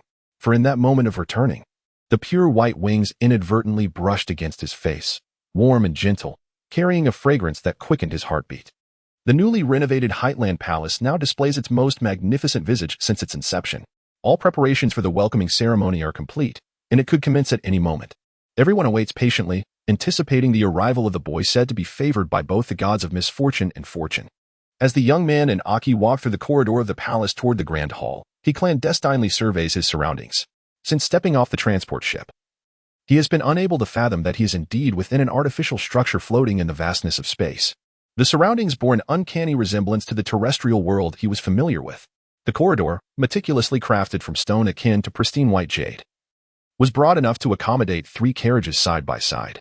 Flanking the corridor at intervals of 5 meters were statues of exquisite figures, both male and female, radiating extraordinary beauty. Between these statues, human attendants moved gracefully. To Sky's astonishment, among the attendants were not only those of earthly descent but occasionally ethereal beings with pointed ears, known as the sylphs. However, these observations alone did not evoke any suspicion in the young man that this might actually be a terrestrial realm of some distant planet. The true conundrum lay beyond the corridor. At first glance, what captured one's attention was an expansive flower field, so splendid it could rival the most enchanting dreams. The proprietor of this floral paradise adhered to a principle of non-interference, resulting in a landscape unmarred by human intervention. Exotic blossoms from across the galaxy flourished here, interspersed with tiny insects flitting about. Yet, upon closer inspection of this vibrant natural spectacle, Sky was struck by a wave of melancholy.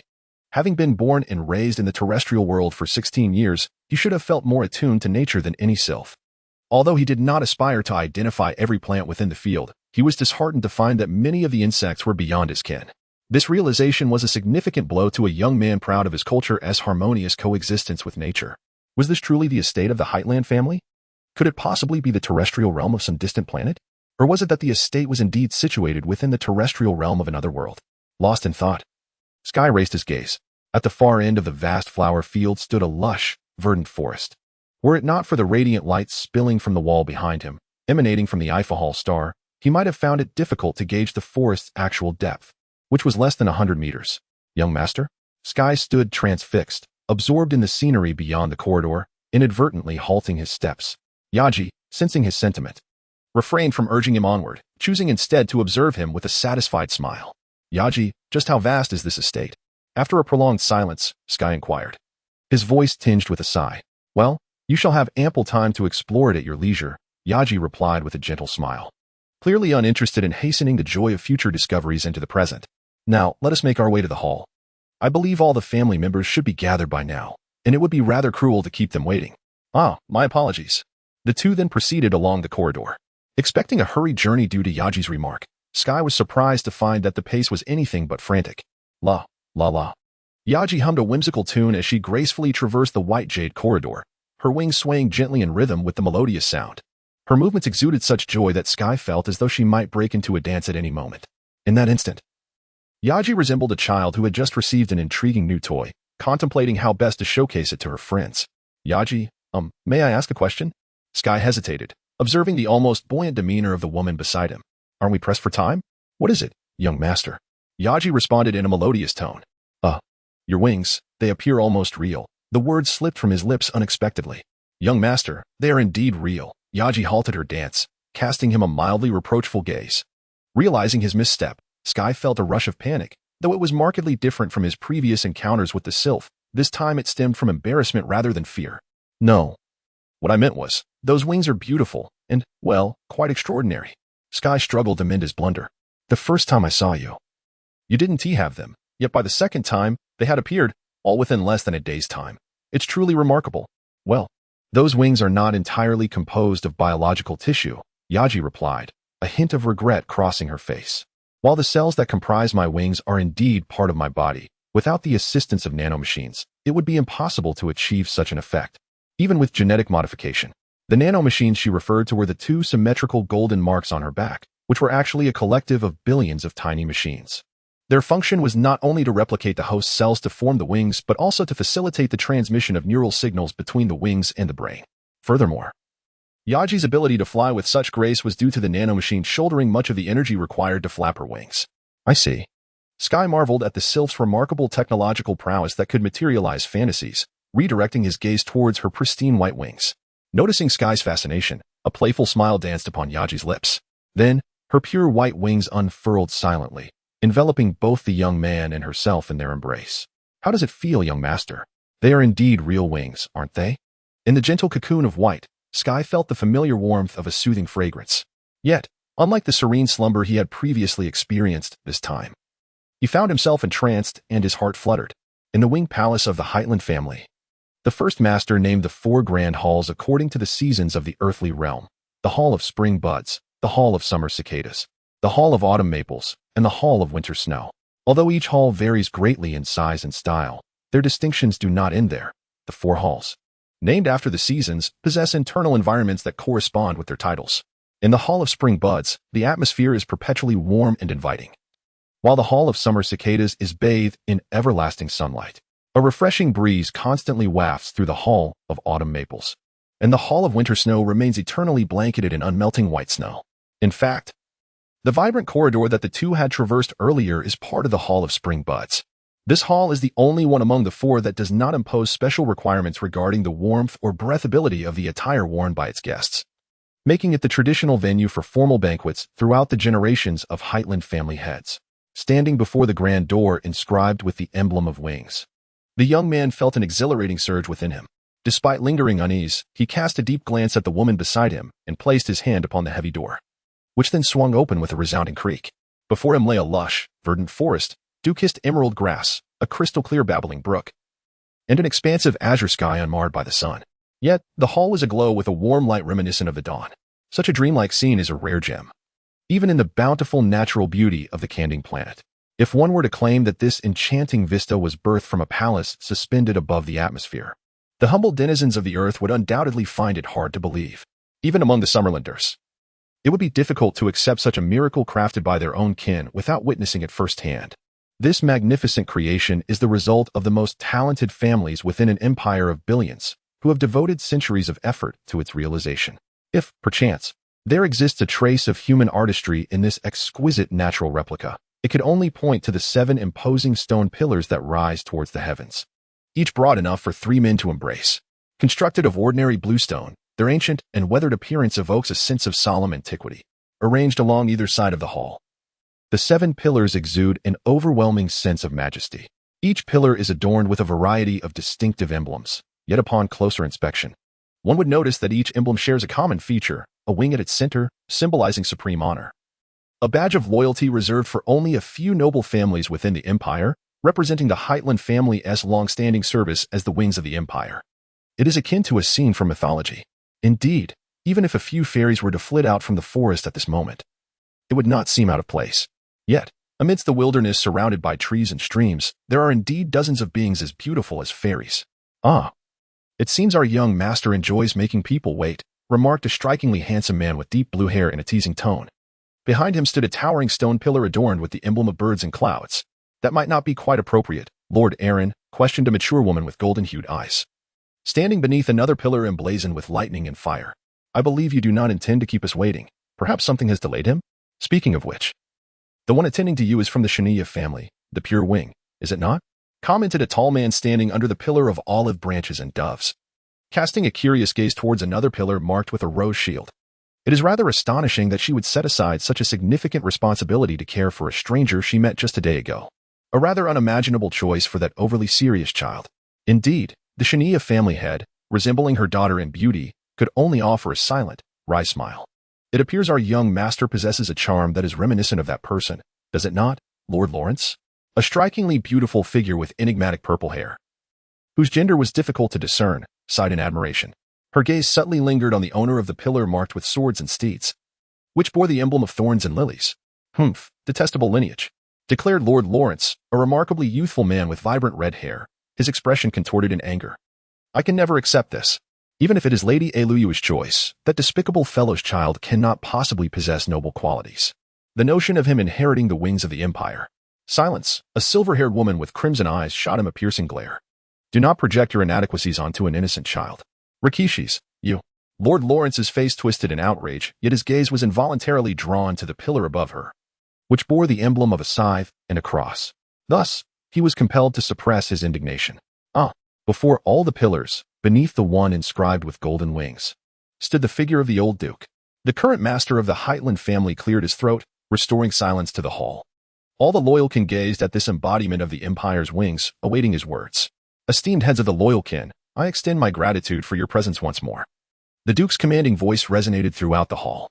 Regarding the matter of appointing that young boy as the heir to the Empire's wings, I understand your doubts. Indeed, not long ago I shared similar unease.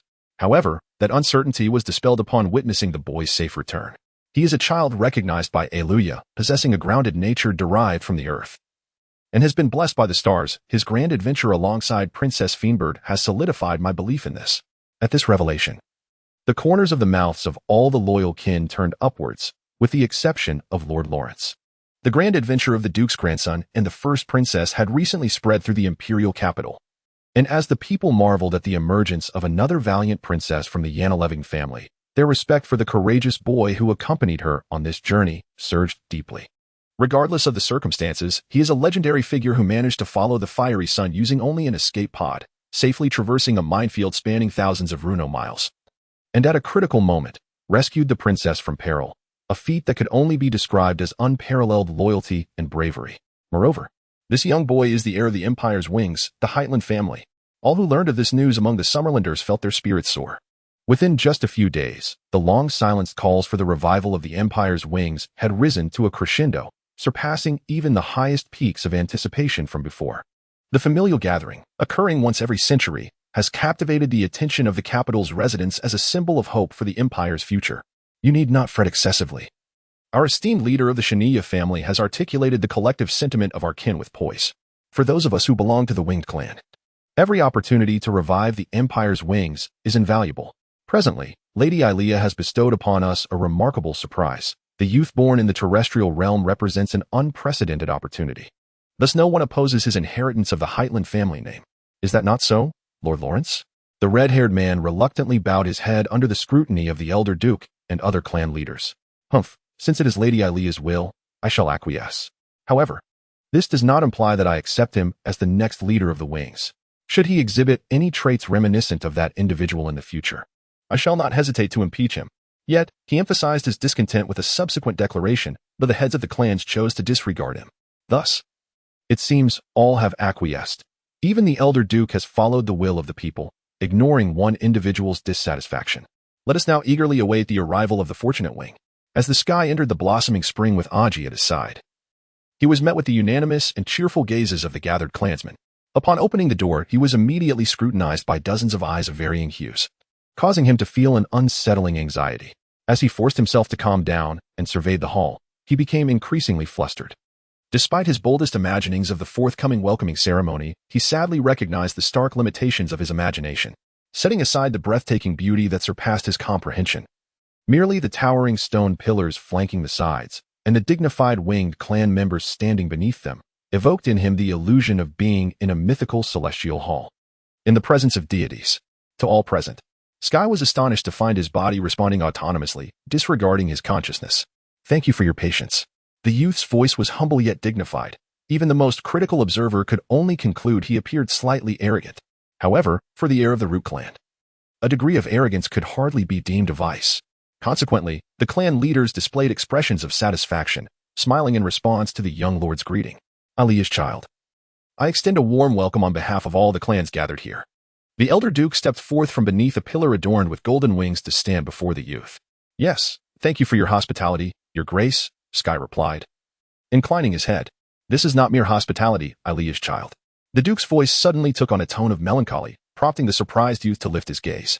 He then noticed the genuine emotions reflected in the elder's eyes, a man who had already traversed half a lifetime. From Yoon, that is your personal name, is it not? May I refer to you as such? The Duke, well versed in the culture of Kongding, was aware of Sky's name and decided to address him accordingly. Certainly. Following this, an uncomfortable silence ensued between the elder and the youth, as both struggled to find common ground. Although Sky had already accepted his fate as the heir to the Heitland family, he found it difficult to foster a sense of closeness with the man he supposed to be his grandfather. It appeared the elder was equally troubled by how to convey his thoughts correctly. Master, I have just introduced the young lord to your flower field. He seems quite fond of it.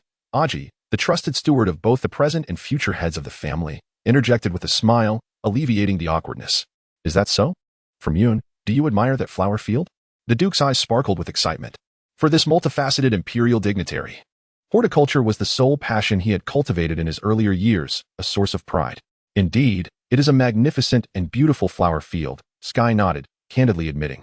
Although I have seen many similar landscapes in my homeland, this is the first time I am utterly unable to identify the species of the plants.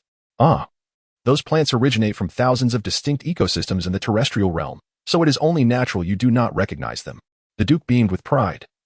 But then, as if recalling something, he eagerly inquired, wait, does that mean your homeland is abundant with plants that are absent from that flower field? Ah, it appears so. Speaking of his cherished homeland, Sky finally stood tall with pride. After all, even among the myriad star systems of the Ionos Alliance, it was rare to find a planet that could rival Kongding in terms of natural resources. Is that so? The Duke squinted his eyes, his hands beginning to rub together excitedly. If you ever traveled to Kongding, I could serve as your guide, dear grandfather. Unwittingly, Sky changed his form of address and further encouraged, however, due to the overwhelming natural beauty of Kongding. Even selecting the most aesthetically pleasing plants for collection could take a year or two. Indeed, that would be quite the endeavor. Though he verbally acknowledged the challenge, the light in the Duke's eyes grew ever brighter, reminiscent of the Heitland family's past heads before departing. By the way, the culture of Kongding is quite unique. It retains a human society that still embodies ancient civilization. I believe there may be no other place in the universe quite like it. Yes? Really? What kind of civilization is it? We refer to that ancient civilization as Han. However, Lady Ilea mentioned it might be one of the origins of the Shalon culture. What?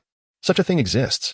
By the way, from Yun, how long would it take to travel from the imperial capital to your homeland, the planet called Kongding?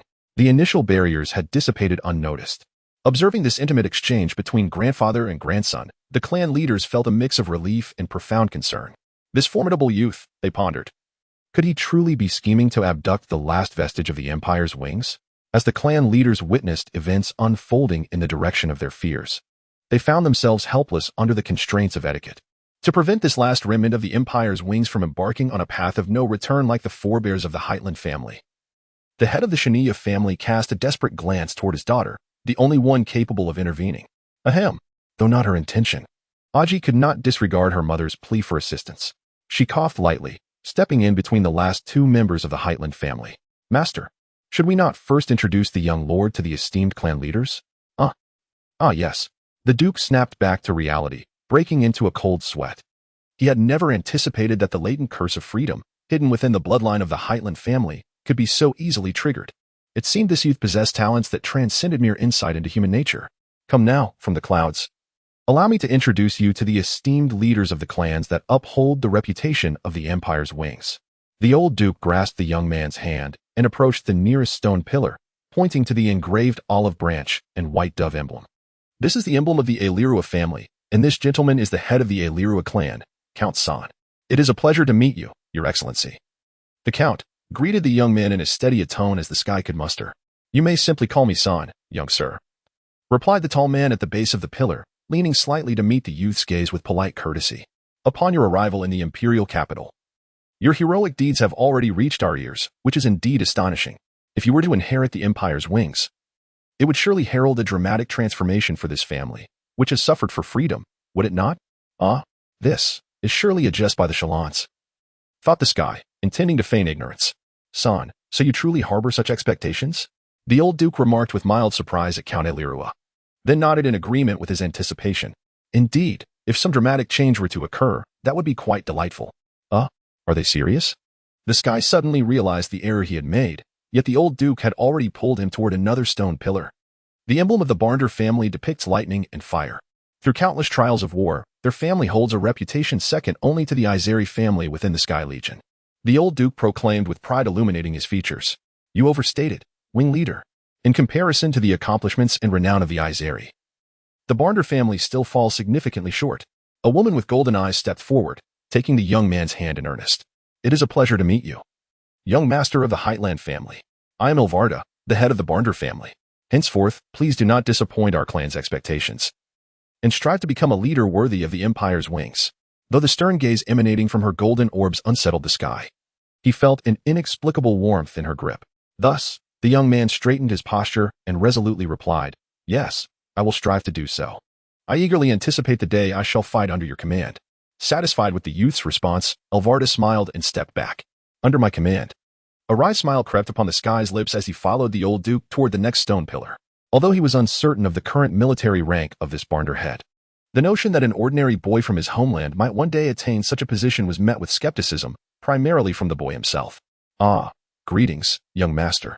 Unexpectedly, a man standing beneath the pillar adorned with flying birds and white clouds approached him directly, speaking in a seemingly intimate tone. The sky hastily returned the greeting. "Oh, you. Hello. He is the head of the Alan family, Mayor." The old duke introduced him with an expression that suggested he was somewhat pained. "Due to several intermarriages, our families are closely related by blood. Thus, to some extent, we have inherited the afflictions of our lineage." "Oh dear, wing leader. You flatter me excessively." The man called Mayor scratched his dark blue hair, seemingly oblivious to the old duke's words, and displayed an embarrassed expression. "Speaking of which, young master, your homeland is indeed a land of great charm." The head of the Alan family warmly grasped the sky's hand before directly expressing his intentions. "By the way, could you elaborate further on that mysterious planet? To be honest, I am quite fascinated by those unknown worlds. Whether it is the realm of the stars or the terrestrial world, there exists a romantic allure for adventurers throughout this universe. Do you not agree, young master?" Could you perhaps share the coordinates of the Canning planet with me?" "Rest assured. I swear by the honor of the Alan family that I shall not disclose it to another soul." "No, that is not a concern." The sky began to grasp why the old duke had mentioned that this family had, to some degree, inherited the empire's affliction. "Do not entertain such notions, Mayor." The old duke coldly rejected the Alan lord's request. "As the supreme overseer of the Sky Legion, I will absolutely not permit your departure, logistics chief." Hey, my esteemed overseer, there is no need for such." "Silence. Last time, if I recall correctly, it was that terrestrial world called Noya. Your sudden departure caused a 2-week delay in the logistics of the Sky Legion. Had it not been for Lakashi's urgently dispatching the emblematic guard to forcibly return you, I shudder to think how chaotic the logistics department would have become." "Well, that was I merely wished to test the adaptability of my subordinates." "This excuse has been employed by you for the 4th time, Mayor." The supreme overseer of the Sky Legion gazed at his subordinate with a tone filled with pity. "To speak frankly, shortly after your return, all members of the logistics department collectively petitioned for the emblematic institute to closely monitor the whereabouts of their commander. And both the Emperor and I have signed an agreement with the petition. This implies." Large beads of sweat began to form on the forehead of the Alan family head. "Your terminal wristband code has been placed on the blacklist of the commuting hall. Without the Emperor's approval, no checkpoint will allow you passage. Now, not only can you not travel to other star systems, but you are also barred from leaving the Imperial capital, just as I am." The old duke's final words went unheard by anyone. How could this be? The once vibrant head of the Alan family crumpled, his expression resembling that of one mourning a great loss, engulfed in an infinite sorrow for the freedom he had lost. "Oh dear, does this mean I am?" Though the sky could not help but feel deep sympathy for the unfortunate clan leader, the old duke seemed unperturbed as he pulled him onward to the stone pillar engraved with the shield of roses. "Come, from the clouds. I shall introduce you to the mother of Yaki." For some reason, upon hearing this, the sky immediately felt a surge of tension. "Yaki's mother. Is she also a clan leader?" "Indeed, young master." A warm voice compelled the sky to raise his gaze, revealing a striking beauty remarkably similar to Yaki, now gracing him with a gentle smile. "It is a pleasure to meet you, child of Lady Elia. I am Waima, the head of the Shunya family. You hello?" The sky inadvertently resorted to honorifics. "Ah, young master, it appears that my daughter holds you in great affection," Waima remarked, glancing at the wings behind her daughter with a knowing smile. "Mother," Yaki protested, as if to evade her mother's gaze, her pure white wings gently retracting. "As the owner of the pure wings of the Shunya family, please do not disappoint this child's trust and strive to be your best." "Yes." In responding, the sky could not help but direct a puzzled glance toward Yaki. Could it be that those wings carry some special significance that he was unaware of? "Now then, young master, it is time to proceed to the Sharn family. Please, follow me." Yaki hurriedly moved toward the stone pillar engraved with roses and lilies. Sister Yaji. From the heavens, this woman, who always appeared so graceful and composed, was clearly concealing something. However, he had no intention of inquiring further. This woman, who cared for him with the tenderness of an older sister, he firmly believed, even if she were hiding something, it could not possibly be a matter of ill intent. Stepping onto the soft green carpet, Tian Kong arrived at the 4th stone pillar. Before that, the owner of the emblem of thorns and lilies had been observing him with a peculiar gaze. "Hello, Sir Shan," Tian Kong greeted timidly. Yet, the matriarch of the clan, with her enchanting purple hair, continued to gaze at him in silence. It's a pleasure to meet you." Tian Kong's second greeting also went unanswered. Just as the boy was about to take action to alleviate his growing unease, the clan leader finally spoke. Young man. Yes. From her piercingly sharp tone, Tian Kong confirmed that this striking clan leader was indeed a woman. As the heir of the Root clan, you must carry yourself with a little more confidence. The head of the Shan family smiled as she made her request to the next wing leader. However, her radiant smile, so sudden and bright, startled the already anxious boy, leaving him momentarily frozen before he could sense her genuine encouragement. Muliert, you still enjoy teasing the young ones, the old duke sighed, patting Tian Kong's shoulder to regain the boy's focus. Do not mind her, Tian Kong. Though this clan leader's personality, well, it may be a tad eccentric, she is fundamentally a good person. Oh ho ho ho. Muliert seemed to relish this assessment, bursting into a high-pitched laughter. Young man, should you have any questions about the Shylon world, feel free to ask me. I shall teach you well. In an effort to conceal his embarrassment, Tian Kong lowered his head deeply. Phew, only 2 clan leaders remain. At this point, the boy finally exhaled in relief. The unfolding events had been astonishingly smooth. He had initially thought that given the significance of the Imperial Root clan, any scrutiny regarding the heir would be excessively rigorous. In fact, he had mentally prepared himself for elimination in the initial trials. However, it now appeared that the so-called trials had merely been figments of his own paranoia. How could it be this simple? Tian Kong murmured to himself, feeling a sense of disbelief. Yet, the boy's disappointment was premature. The next clan leader, Count Helia of the Lawrencist family, harbored a deep disdain for him, the child of that man. This was Count Helia, the head of the Lawrencist family. Even during the introductions, the old duke had to issue a warning with his gaze to this one destabilizing factor present at the welcoming ceremony. Greetings, Count Lawrencist. Tian Kong greeted cautiously and respectfully. Not only did he not respond, but he also turned his head aside, distancing himself. Even a boy born in the diverse cultures of the terrestrial world would not misinterpret the significance of such an action. Helia you.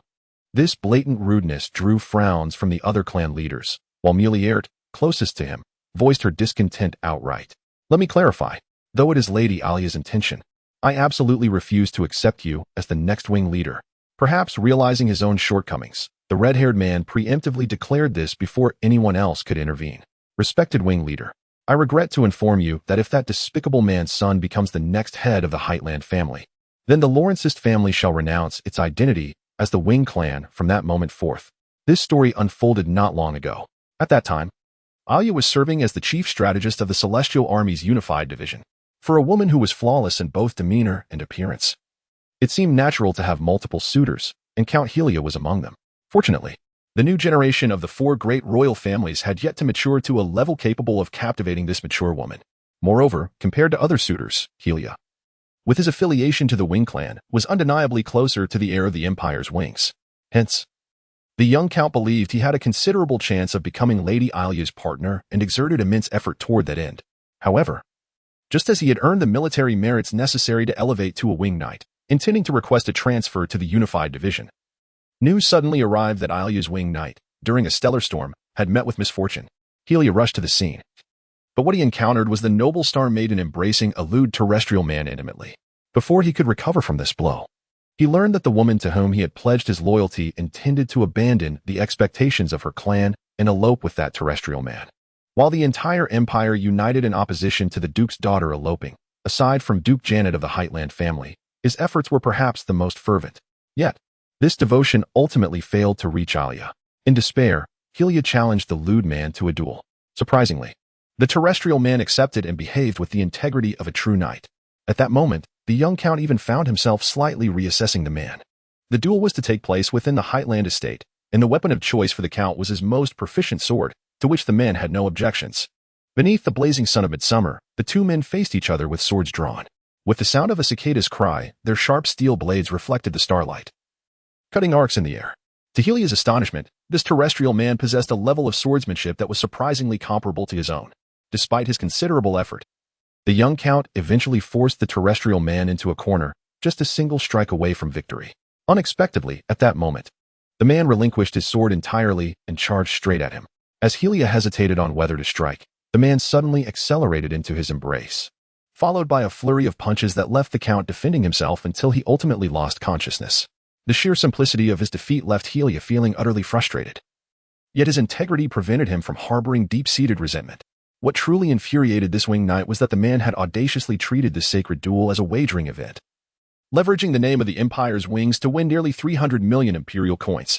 It was likely after this incident that the young count began to harbor deep-seated prejudices against all terrestrial beings and developed an intense loathing for everything related to that man. It was for this reason that Count Lawrence's treated the young man with such coldness. In a corner of the hall, where the declaration by the head of the Lawrencist family had stirred a great uproar, Yaji quietly explained to the innocent boy the inexplicable circumstances that had befallen him. That despicable creature. Tian Kong's forehead began to throb with veins as he gritted his teeth, cursing the embodiment of misfortune that had led him to such a plight. Damn it, why must I bear this hatred in his stead? Suddenly, an inexplicable surge of anger welled up within the young boy. This anger was so intense that not even the heavens could suppress it. My lord. Observing the boy standing silently, Yaji felt an unsettling sense of unease. The heavens' gaze swept through the hall, swiftly identifying a target upon which to unleash this pent-up fury. Yaji, I shall return shortly. Ah, my lord. Yaji, initially intent on following, inexplicably halted, watching the red-haired man surrounded by a throng, silently praying for his fate. The winged clan, initially bestowed with this illustrious name, comprised only 6 families: the Ilirua, Bandur, Aaron, Shania, Shan, and Ald families. Although the number of clans once surged to a peak of 23 over time, it gradually dwindled back to a mere handful due to the decline of the founding houses. Presently, the winged clan consists of 7 families, including the original 6 in the comparatively recent Lawrence family, which has been part of the clan for less than a century. However, given the current circumstances, it seems that before long, the Lawrence family will officially sever ties with the clan, returning the winged clan to its origins. While the eldest clan leaders, including Duke Yanet of the Haderland family, did not view a return to the original state as unfavorable. They lacked any compelling reason to pursue such an outcome. Consequently, the clan leaders gathered around the head of the Lawrence family, attempting to persuade the young earl to reconsider his decision, but to no avail. It appears you have made your choice, Count Horia. Even the usually gentle Shania could not suppress his ire towards the obstinate head of the Lawrence family. Very well, but as punishment for your unilateral departure from the clan, the Lawrence family shall no longer have the opportunity to rejoin. Is that acceptable? Of course. Then, please promptly remove the winged emblem from the Lawrence family crest. Lachesis approached, coldly commanding him. As the head of the heraldic institution overseeing the imperial nobility, she possessed the authority to issue such orders. Understood. I shall remove it. Horia seemed to finally grasp the implications of his impulsive declaration. Yet, no matter his regrets, he could not retrieve the time that had already slipped away. It seems I've spotted something intriguing. The woman, emanating an oppressive chill, suddenly retreated, allowing Horia a momentary reprieve from the grip of her blood-red gaze. Count Horia, is it? A chilling voice emerged from behind, and in an instant of inexplicable fear, akin to an electric jolt coursing through him, Horia reflexively turned, adopting a defensive stance. You once dueled that man, did you not? Why not simply eliminate him? A boy, who had appeared behind him without notice, was filled with hatred and rage. His cold words reminiscent of the frigid wastelands of the starless planet, untouched by the light of celestial bodies. Had you emerged victorious then, we would not be here, harboring mutual loathing. But you lost. That was unavoidable.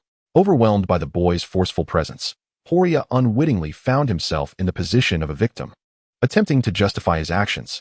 I never anticipated that his unarmed combat skills would be so formidable, leaving me utterly unprepared.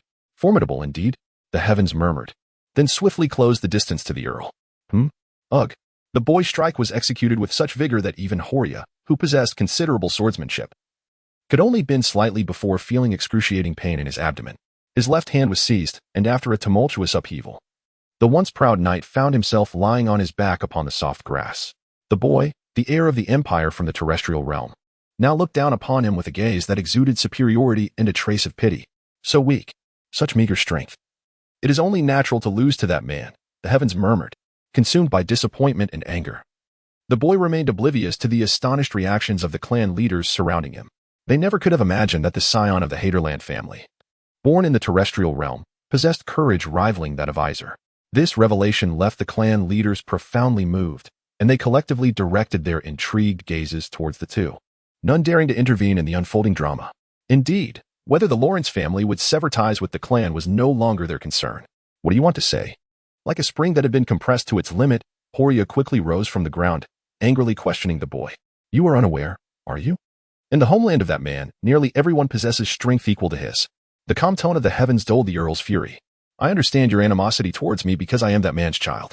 However, Count, is your hatred perhaps misguided? Misguided? Before harboring contempt for that man, Should you not first resent the reality of your own weakness? The heavens rebuke the elder man mercilessly, failing to comprehend this and directing your hatred towards him and all associated with him. Such behavior is but a misdirected grievance, Count. Do you not find it rather contemptible? The boy's words were so incisive that Horia could barely muster a defense.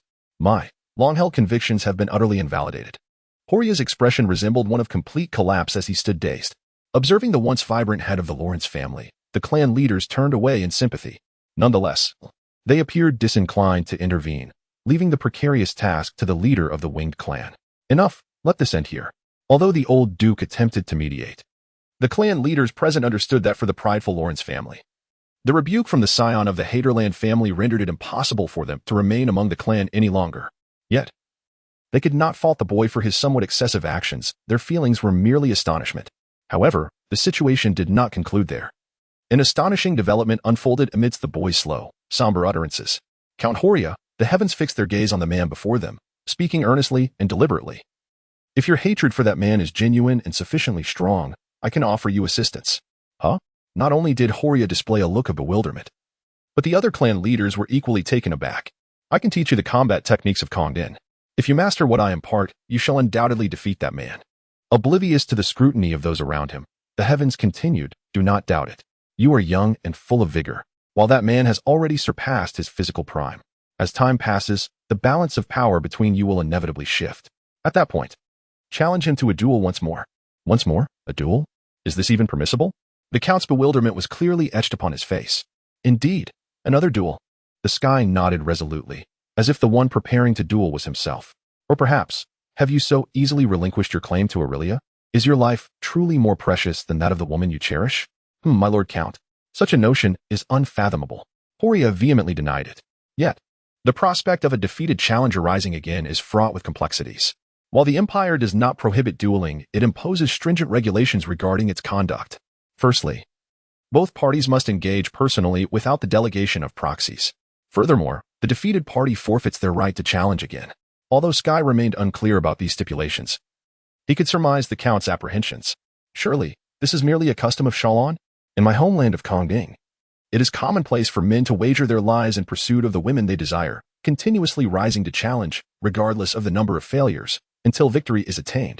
This embodies the spirit of the land's people. If Sky's prior discourse was grounded in a semblance of reality at this moment, he had descended into utter absurdity, though none present seemed to perceive it. Could it be that the noble Count, a scion of the celestial realm, lacks even this fundamental awareness? The youth's provocative voice reverberated through the hall. How infuriating. I certainly wish to contend again, but the dueling loss. The valiant blood of the Lawrence family surged within Horia, akin to a lion ensnared in a cage. His pent-up rage found no outlet, culminating in a fierce blow to the nearby stone pillar. So that is how it is. The youth suddenly wore a mischievous smile and effortlessly lifted both legal and moral constraints from the Count. I believe that law only applies to the Shalon people. Does it not? Yet that man is, in fact, a Kandinger. Moreover, according to Konding's laws, the challenged party doesn't even possess the right to refuse. Upon hearing this, the head of the Lawrence family widened his eyes in shock.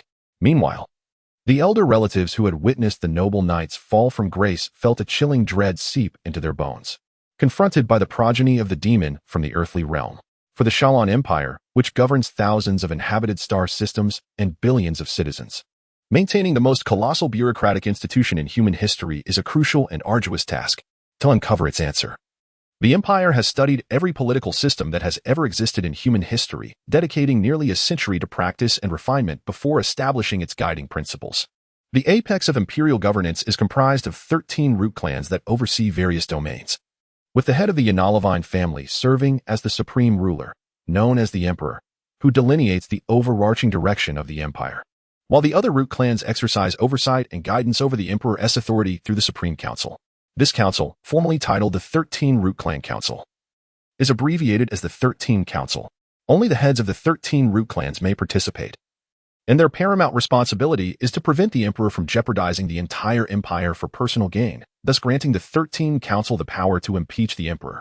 Additionally, the clan heads are tasked with selecting the next Emperor from among the candidates of the Yanalavine family. Given that the fundamental requirement for selection is the ability to govern an empire of billions, the selection process is notoriously rigorous. The children of the 4 royal families vying for the throne are closely monitored from the moment of their birth. while any exceptionally mediocre candidate is sure to be disqualified. Those who accumulate too many blemishes before ascending the throne will also find themselves swiftly eliminated. Therefore, assessing whether the recent misstep of the first princess of the Feenberg royal family falls into either category is quite challenging. To label her as mediocre seems inappropriate, however. Disqualifying her for a mere error would be excessively harsh for one still unrefined.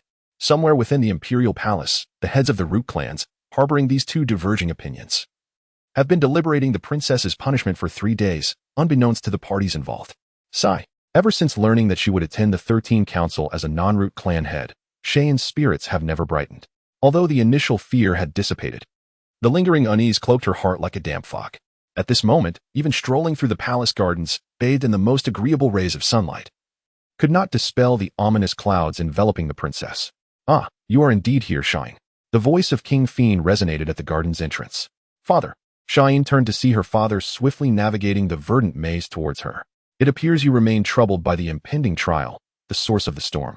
Observing his daughter's expression, King Fian understood that the recent surge in item depletion within the palace was unlikely to cease anytime soon. "Father, did you also partake in the 13 Council?" This time, Cheyenne did not conceal her anxiety. "Indeed, I did." King Fian smiled as he recounted.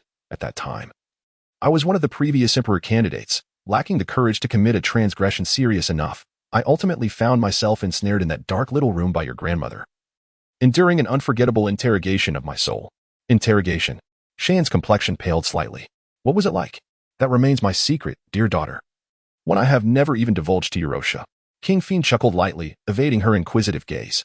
"Yet, I must admit, I was rather surprised when the wayward son of the Noravaya family gained the acknowledgement of the root clan heads." "Oh, father, may I inquire about your emotions upon learning of your disqualification?" Cheyenne began preparing herself for the worst-case scenario that could lie ahead. "That is permissible. However, at that time, I truly felt nothing extraordinary, aside from one particularly strong thought." King Fian pondered for a moment. "What was it?" Cheyenne, unusually focused, pressed on. "At that moment, I thought, had I known that the severity of my transgressions would serve as a criterion for evaluation, I should have committed a far grander error beforehand." King Fian burst into laughter at his daughter's bewildered expression. After a considerable pause, Cheyenne finally emerged from the shock of this peculiar revelation, feeling a surge of warmth bubbling forth from the depths of her soul. She gazed at King Fian and, with a somewhat rigid tone, confirmed, "Are you jesting with me, father? I am here to comfort you, my little one who tends to overthink." King Fian regarded her with an untroubled gaze, gently stroking her beautiful, deep blue hair. "However, I did not speak falsely. That thought did indeed cross my mind." "Father, are you implying that I need not be so concerned about the error I committed not long ago?" Cheyenne cautiously sought clarification. "In order to prevent the palace's daily maintenance funds from being depleted under someone's wrath, I must relinquish the dignity of a father." King Fian let out a half-truthful sigh before turning and slowly making his way towards the entrance of the royal garden. "Come along, fledgling of the Fian bird family. If your spirits have recovered to a point where you can once again embrace joy, I shall grant you a glimpse of something you have long desired as a blessing for your first flight from the nest." As she followed her father through the palace corridors, the familiar surroundings filled Xiaoyin with a sense of suspicion. For if one continued along this path, there would be nothing beyond her bedroom, would there? Yet, King Fian seemed to revel in the delight of revealing the mystery at the last moment. Remaining silent as he walked ahead, a curious smile gracing his lips. "By the way, my daughter," King Fian suddenly called out to Xiaoyin in an amused tone, "are you aware of the small rebellion that took place at the Haderland family estate a few days ago involving the winged kin?" "Huh?" The princess halted and looked towards her father. "I heard that the head of the Lawrence family was dissatisfied with the heir of the duke, who was of common descent, inheriting the empire's wings. Thus, a rebellion broke out during the welcome ceremony." Thus far, King Fian's words had not deviated from the truth. Such a thing cannot be. Xiaoyin immediately dismissed her worries, fervently defending the young man in question. "It is utterly outrageous.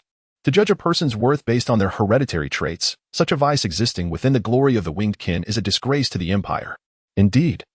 King Fian agreed, though he was slightly taken aback by his daughter's fervent reaction, silently smiling to himself. "However, my dear princess, the Haderland family is regarded as the empire's wings, an entity of immense importance. Do you not find it rather inappropriate to have someone utterly unfamiliar with the Shalon society as their heir?" "That is not the case. For reasons unknown." Xiaoyin felt her emotions surging. Perhaps the duke lacks some of the common knowledge expected of a Shalon, but he possesses a profound understanding of the world below. Just this quality alone far surpasses the leaders of the other root clans. Though he may seem unreliable now, given time, he will undoubtedly become a figure worthy of the title of the Empire's wings. Ah, it appears you hold great confidence in the young Duke. King Fian nodded, allowing his smile to emerge. However, it is a pity that the leaders of the kin did not hear your eloquent speech. For a fledgling of the Fian bird family, this was indeed a commendable oration. Father, are you teasing me again? Xiaoyin was about to voice her concern when she noticed the subtle difference in her father's titles for the young man, and she eagerly clarified. You just referred to him as Duke. Does that mean he has been acknowledged as the heir of the Haterland family? Ah. Now we arrive at the most thrilling part of the story, though I shan't divulge further details. A slightly mischievous smile spread across King Fian's lips. In any case, our young Duke effortlessly quelled the rebellion with his bare hands, and under his firm yet benevolent methods, even the mastermind of the revolt, Count Helia, knelt before him, shedding tears of repentance and vowing to regard him as a lifelong mentor. King Fian's account had undoubtedly undergone numerous alterations, bearing little resemblance to reality. Father, before stronger doubts overwhelm me, I must interrupt your fanciful tales, Xiaoyin stated with unwavering conviction. That young man could not possibly achieve such feats. Spare me your fabrications. Before they realized it, they had arrived at the entrance to the bedroom of the first princess of the Fian bird family. Yet King Fian did not pause at the threshold. He continued down the corridor until he reached its end. This space contains nothing but walls and a single oil painting. He said, Father, what is this? Xiaoyin could no longer contain her curiosity. My princess, King Fian gazed at the nearly wall-sized oil painting, sighing as if burdened by sorrow. I would wager the ownership of this palace that you have never truly examined this painting, have you? Huh? Confused. Xiaoyin turned her gaze to the artwork, and her expression twisted in distaste. The painting depicted a strikingly handsome young nobleman against the backdrop of some earthly realm. The composition and brushwork were exceptional. While perhaps not rivaling the court painters of the imperial palace, it was nonetheless a masterpiece of art. However, the figure in the painting bore an uncanny resemblance to the master of this palace, and it was rumored to be the work of a certain royal family head. In her childhood, Xiaoyin had developed a profound sense of trepidation towards her father, who delighted in teasing her, and thus had no reason to appreciate this painting that exuded an overwhelming sense of pressure. As she grew older, she became increasingly suspicious of her father's motives for hanging a self-portrait at the entrance to her bedroom, finding it repulsive and avoiding the painting altogether. Therefore, King Fian's assertion was indeed accurate. But, how do you know? Xiaoyin voiced the question that lingered in her mind. Quite simply, my beloved daughter, he replied. If you had taken the time to appreciate this self-portrait of your father, you would have recognized a simple truth and not lost your delightful personality by fixating on matters of the heart. King Fian gently pressed a portion of the frame of the painting, and the entire wall, along with the artwork, silently receded to reveal a spacious hall. Well, even if the hall unveiled a picturesque earthly scene, it would not have stunned the princess as much as what lay at its center. A vibrant red transport vessel lay quietly docked, its rebellious form exuding an untamed spirit that reached the princess's eyes unimpeded by the dim light surrounding it. This is. Xiaoyin's eyes widened in disbelief as she beheld the sight before her. Yanglin. Without hesitation, the princess dashed forward, joyfully caressing the hull of the transport ship, the familiar metallic texture igniting an indescribable excitement within her. She quickly input the command to open the door on her terminal wrist, and the transport vessel's hatch obligingly swung open. Yanglin. It truly is Yanglin. With no trace of doubt remaining, Xiaoyin hurried inside, immediately beginning to explore. Meanwhile, King Fian wore an expression that mingled guilt with dissatisfaction, muttering softly to himself, had I known, I would have revealed it to her from the outset. Yet, if this child held a bit more affection for her father, she would have discovered this surprise long ago. Well, let it be a lesson. I truly did not err in my actions. Approximately 20 minutes later, as the initial euphoria began to subside, the princess emerged from the transport vessel and approached King Fian, her voice brimming with joy as she inquired, Father, but wasn't Yanglin completely destroyed? Why? This transport vessel is not Yanglin. The voice of King Fian seemed to plunge into the depths of time. 16 years passed, imbued with a subtle joy and nostalgia as he spoke. Its name is Fire Unicorn, the twin ship of Sun Unicorn. It is also your true, destined vessel. Within the grand estate of the Heitland family, there existed 4 halls named after the seasons of the terrestrial world: spring buds, summer cicadas, autumn maples, and winter snow. Although he had only spent less than 3 days in this estate, remaining utterly ignorant of most of its functions, the sky had already grown fond of these 4 halls, particularly the autumn maple hall. Every morning, when the lighting system of the estate commenced its operations, venturing into that space where a refreshing breeze perpetually danced had become the highlight of the young men's day. Today was no exception. Drink. Accompanied by a wild shout, the sky unleashed a powerful punch. An invisible gust surged through the air, creating a vigorous vortex, and pierced through a towering maple tree nearby. Bang! The tree shook violently, and fiery red leaves cascaded down like confetti. Had a connoisseur of the ancient martial arts from Kongding been present, they would undoubtedly have applauded the boy's remarkable strike. After all, striking a bull from behind a mountain was a rather advanced technique, and without sufficient internal energy to support such a move, it would have been impossible to deliver such a fierce blow. While many in Kongding could wield this high-level skill, considering the boy's age, the conclusion could only be that he was a prodigy. With a sigh amidst the swirling red leaves, the sky exhaled, standing tall, and then executed a kick. The blade kick. Much like the glimmering stars in the night, the boy's kick traced ethereal arcs in the air, and the scattered maple leaves met their fate, severed with precision as if sliced by a sharp instrument. After the motion, the sky casually plucked a fallen leaf, examining it with satisfaction. The effect is quite good. The sky once more moved his hands, the previous sense of stagnation having vanished entirely, leaving only a warm, comforting sensation after inspecting with his internal energy. It seemed the wounds on his hands had healed. "My lord, are you done practicing?" A woman who had been waiting nearby approached, her expression a mix of disbelief as she surveyed the ground littered with bisected leaves. "Sister Yaji, you've arrived," the sky replied, turning with a cheerful smile. Every morning, this gentle woman accompanied him in his morning exercises. Although she merely stood quietly, she always bore a contented smile, for reasons unknown. Upon realizing that this seemingly delicate woman was, in fact, the highest authority overseeing the estate, the sky had once suggested that she need not accompany him, as his practice did not require company. However, Yaji had firmly rebuffed his suggestion, stating, as the steward of the Heightland family, "It is my duty and privilege to care for the young master." Thus, the boy could only settle into this luxurious happiness, though beneath that facade of tranquility, he felt a twinge of guilt. "Towel, please wipe your face." "Oh, thank you." A pristine white towel was offered, and the sky, accustomed to it, accepted it.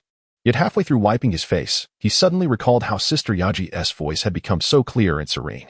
Feeling something was amiss, he inhaled deeply. Noting that the familiar delicate fragrance on the towel was now intensified, yet it carried an ethereal quality. Suddenly, the sky looked up and realized that the woman before him, though possessing the same silver hair, did not have the golden eyes of amber. "Lady Lakethis." The sky immediately recognized those iconic blood-red eyes and exclaimed in surprise. He never expected that the one offering him a towel would be the head of the Alder family. Why the astonishment? A flicker of curiosity danced in her blood-red gaze. Yet aside from that, the head of the clan exhibited no further reaction. "No, didn't he expect Lady Lakethis to visit so suddenly?" The boy stammered, the lack of emotional inflection in her voice leaving him uncertain if she was displeased, prompting him to cautiously inquire, "Is there something you require?" "No. There is nothing." The same emotionless tone persisted.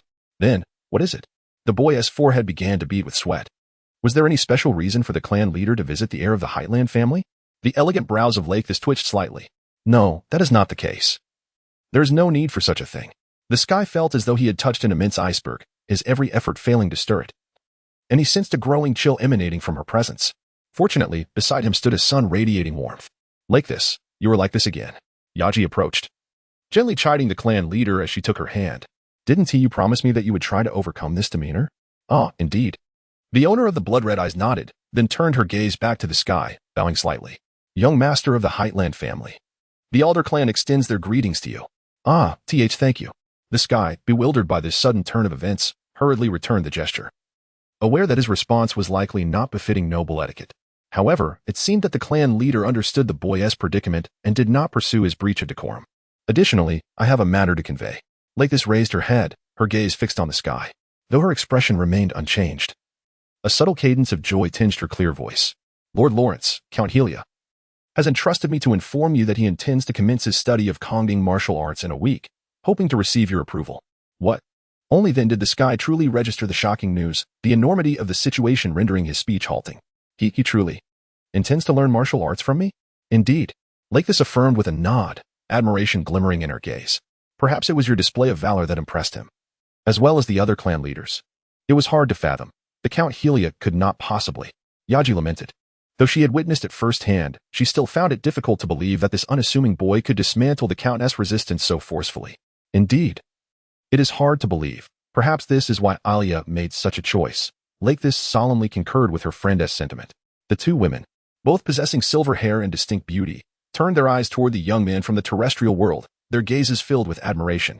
"Please, spare me." Caught in a situation that would delight any man, the boy internally groaned in anguish, beginning to reflect deeply on his recent actions. To be candid, if I were to undertake the same actions as I did back then, it would require at least tenfold the courage I possess now. Moreover, it astonishes me to recall how I adeptly, ignited the Count Helia's desire for vengeance. The mere thought seems unbelievable. Under ordinary circumstances, I would never replicate such behavior akin to that individual. Yet, why does my emotional state spiral out of control whenever the subject of that person arises? Indeed, it appears that one must counter evil with evil. The sky pondered, attributing everything to an inherent loathing for that individual, and in doing so, easily absolved itself. Meanwhile, the young man was lost in his own thoughts, while the two women commenced their conversation. By the way, Aki, have you retracted your wings? Lachesis inquired, glancing at Aki's now bare back for confirmation.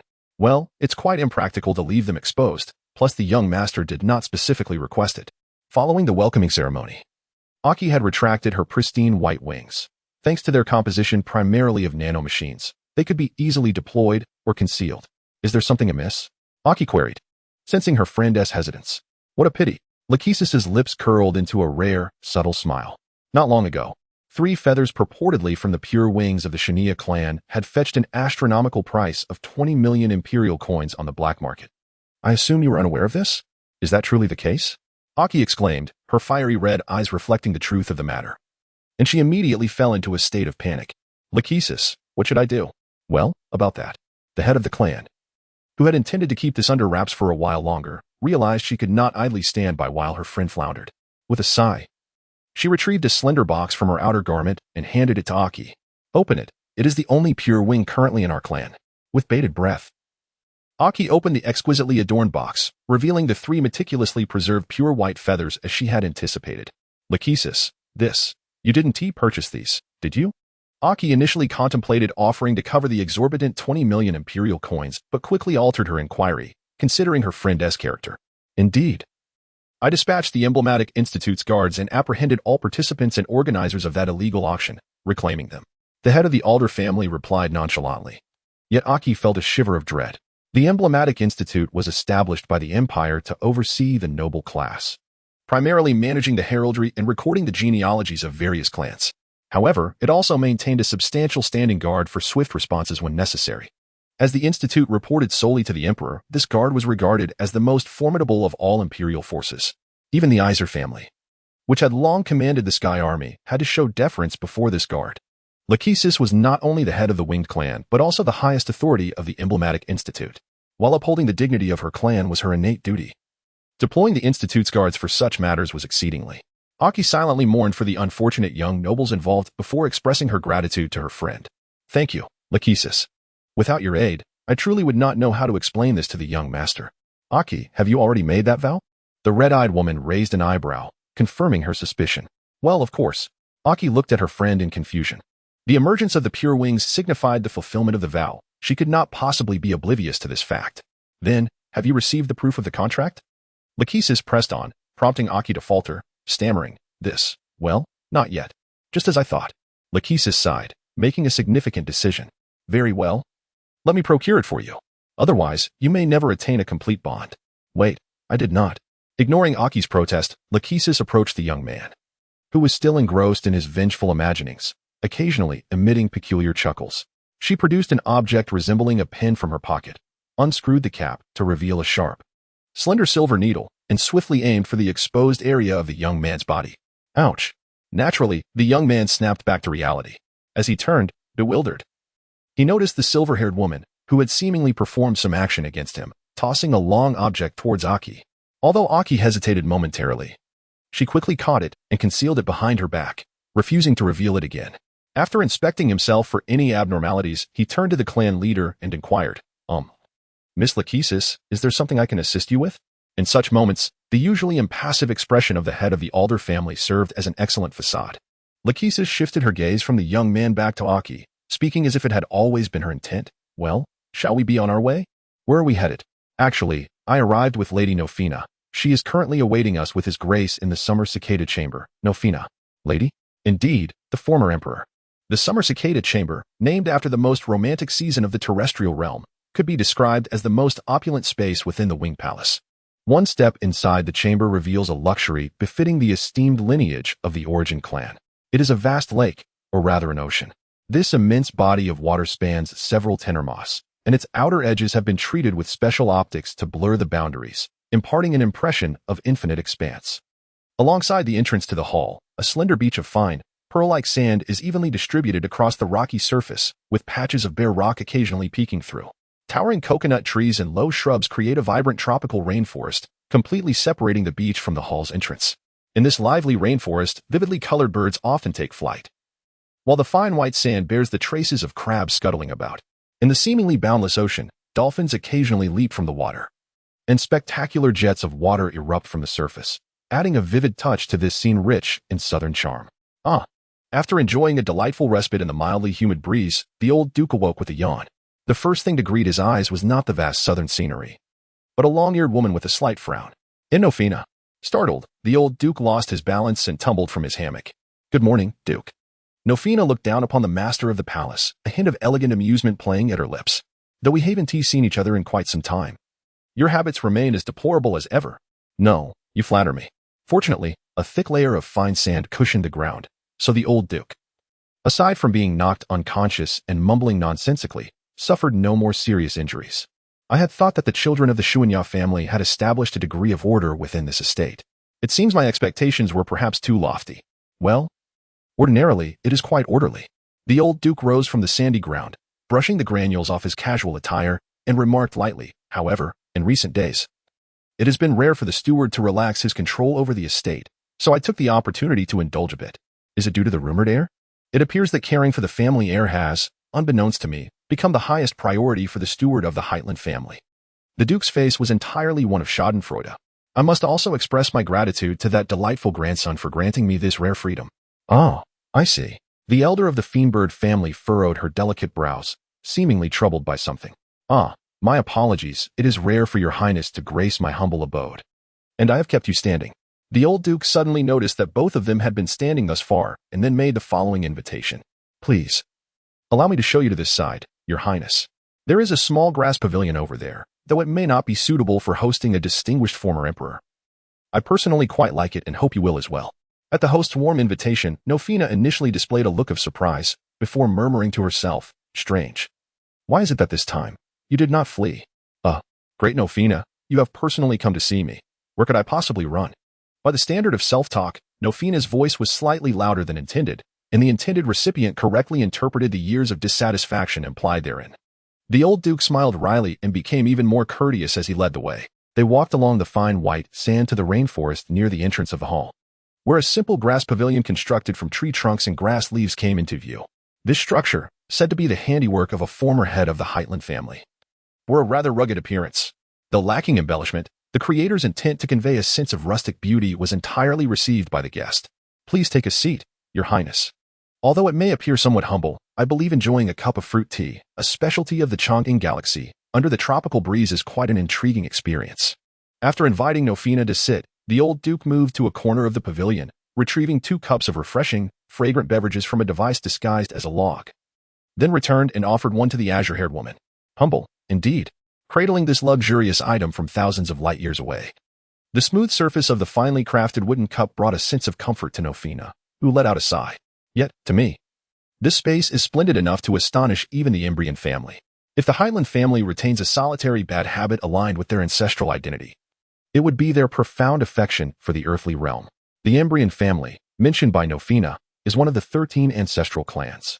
If the Heitland family monopolizes the highest educational talents in the galaxy, the Embryon family undoubtedly possesses the most exquisite business acumen within the empire. For this family, which holds the largest wealth in the empire, the only luxury that could elicit their envy among the opulence of the ancestral clan estates is the Hall of Seasons owned by the Empire's wings, after all. To fully replicate the landscapes of the earthly realm amidst the infinite void, considerable talent and enduring patience are essential, even disregarding the costs involved. Moreover, if one were to meticulously calculate the expenses, the figures would undoubtedly be dizzying even to the silver-clad Embryons, considering this breathtaking view. The vast body of azure water is sourced directly from the ocean of an earthly world in the Ifahor galaxy, with the transport alone requiring dozens of large military supply ships. As for the 2 colossal creatures that occasionally spout jets of water, They hail from a habitable star system thousands of light years away. And convincing the local government that they would thrive in the cosmos demanded a hefty price from the then head of the Heitland family. A bad habit. The old Duke took a sip of the amber-colored liquid in his wooden cup. A refreshing aroma of tea mingling with fruity sweetness began to permeate his mouth. Your Highness, no matter how we adjust our genes, the ancient memories engraved within can never be erased. The Heitland family is merely loyal to the call of these hereditary factors. I understand. Though I know, I still find this truth rather irksome at times. Nofina gloomily brought the wooden cup to her lips, taking a delicate sip. Instantly, the former emperor's expression turned to one of surprise, which was quickly replaced by delight. I didn't expect you to remember my favorite flavor. Of course, great Nofina. The old Duke reminisced about that perilous escape during his youth, and a proud smile graced his face. After all, you invited me to the Fiendbird Palace for 49 days. And each day you kindly took me on tours. Looking back, that was indeed the most unique period of my life. I am glad to hear you say so. Your Grace. A warm smile graced Nofina's face, yet within her icy blue eyes, a chill began to flow like frost. But it seems you departed without a word. Didn't you? I thought it was due to dissatisfaction with the royal family's hospitality, and I have felt guilty ever since. Not at all. In truth, it was your Highness's hospitality that was so overwhelming that I felt guilty and dared not intrude further. The old Duke was suddenly drenched in cold sweat as the former emperor unexpectedly recalled old grievances. At that time, I allowed you to escape. Nofina's gaze seemed to penetrate through the currents of time, as the amber liquid surface appeared to conjure the image of the princess who was once blissfully unaware of the world. What a humiliation. The first princess of the Fiendbird royal family, defeated by a mere commoner. Nofina murmured, then shifted her gaze to the old Duke, who was now analyzing the fruit tea's components with a grave expression. Under the pressure of the former princess of the Fiendbird family. The Duke's head drew ever closer to the wooden cup. Of course, I would never blame you, Your Grace. Nofina observed the Duke, nearly burying his head in the table. A gentle smile gracing her lips. After all, it was merely the unreasonable tantrum of an oblivious princess. Please do not take it to heart. I understand. I comprehend. Your Highness, please do not say any more. The layers of guilt finally overwhelmed the Duke's mental defenses, and he weakly raised his head, displaying a tragic expression of surrender. If there is anything you require, please feel free to command me. What are you saying, Your Grace? Having departed from the Jade Dragon Throne, what authority do I possess to command the Supreme Commander of the Celestial Army? Dear Nofina, if you have any troubles, please do not hesitate to confide in your most loyal and trustworthy friend. Actually, it is but a trivial concern. Although Nofina stated otherwise, the old Duke's years of serving the former emperor imparted a significant understanding. This was certainly more than a mere trifling concern. The Heitland family earned the title of the Empire's Wing largely because the wings of successive emperors were born from this lineage. While there had been a few exceptions throughout the Empire's extensive history, prior to Dukianate, such anomalies had never persisted more than twice. Thus, I find myself in a state of worry should such an anomaly occur again. It would be a heavy blow to our customary laws. Nofina gazed at the source of this turmoil with a worried expression, her ice blue eyes filled with an air of warning. I can only assure you that such exceptions will not arise due to my influence. Compared to a certain brazen interstellar merchant, the old Duke felt a greater sense of responsibility towards that unrelated youth, and even under the immense pressure from the former emperor, he refrained from actions that would jeopardize his grandson's future. Well, that suffices, Nofina nodded in satisfaction. Though he had visited several times before, upon entering the summer cicada chamber, the sky was immediately overtaken by a disorienting sense of inversion. Logically, he understood he was within a man-made structure surrounded by endless void. Yet on the other hand, the boundless natural vistas before him evoked a powerful sensation akin to returning to the land of Kongdang. This is a vexatious fascination tormented by the vast emotional and rational chasm. The youth could not help but harbor resentment towards the ancestors who had created everything. What did you say, young master? The woman beside him had, unbeknownst to him, unfurled her pure white wings, now striding with a proud demeanor at his left.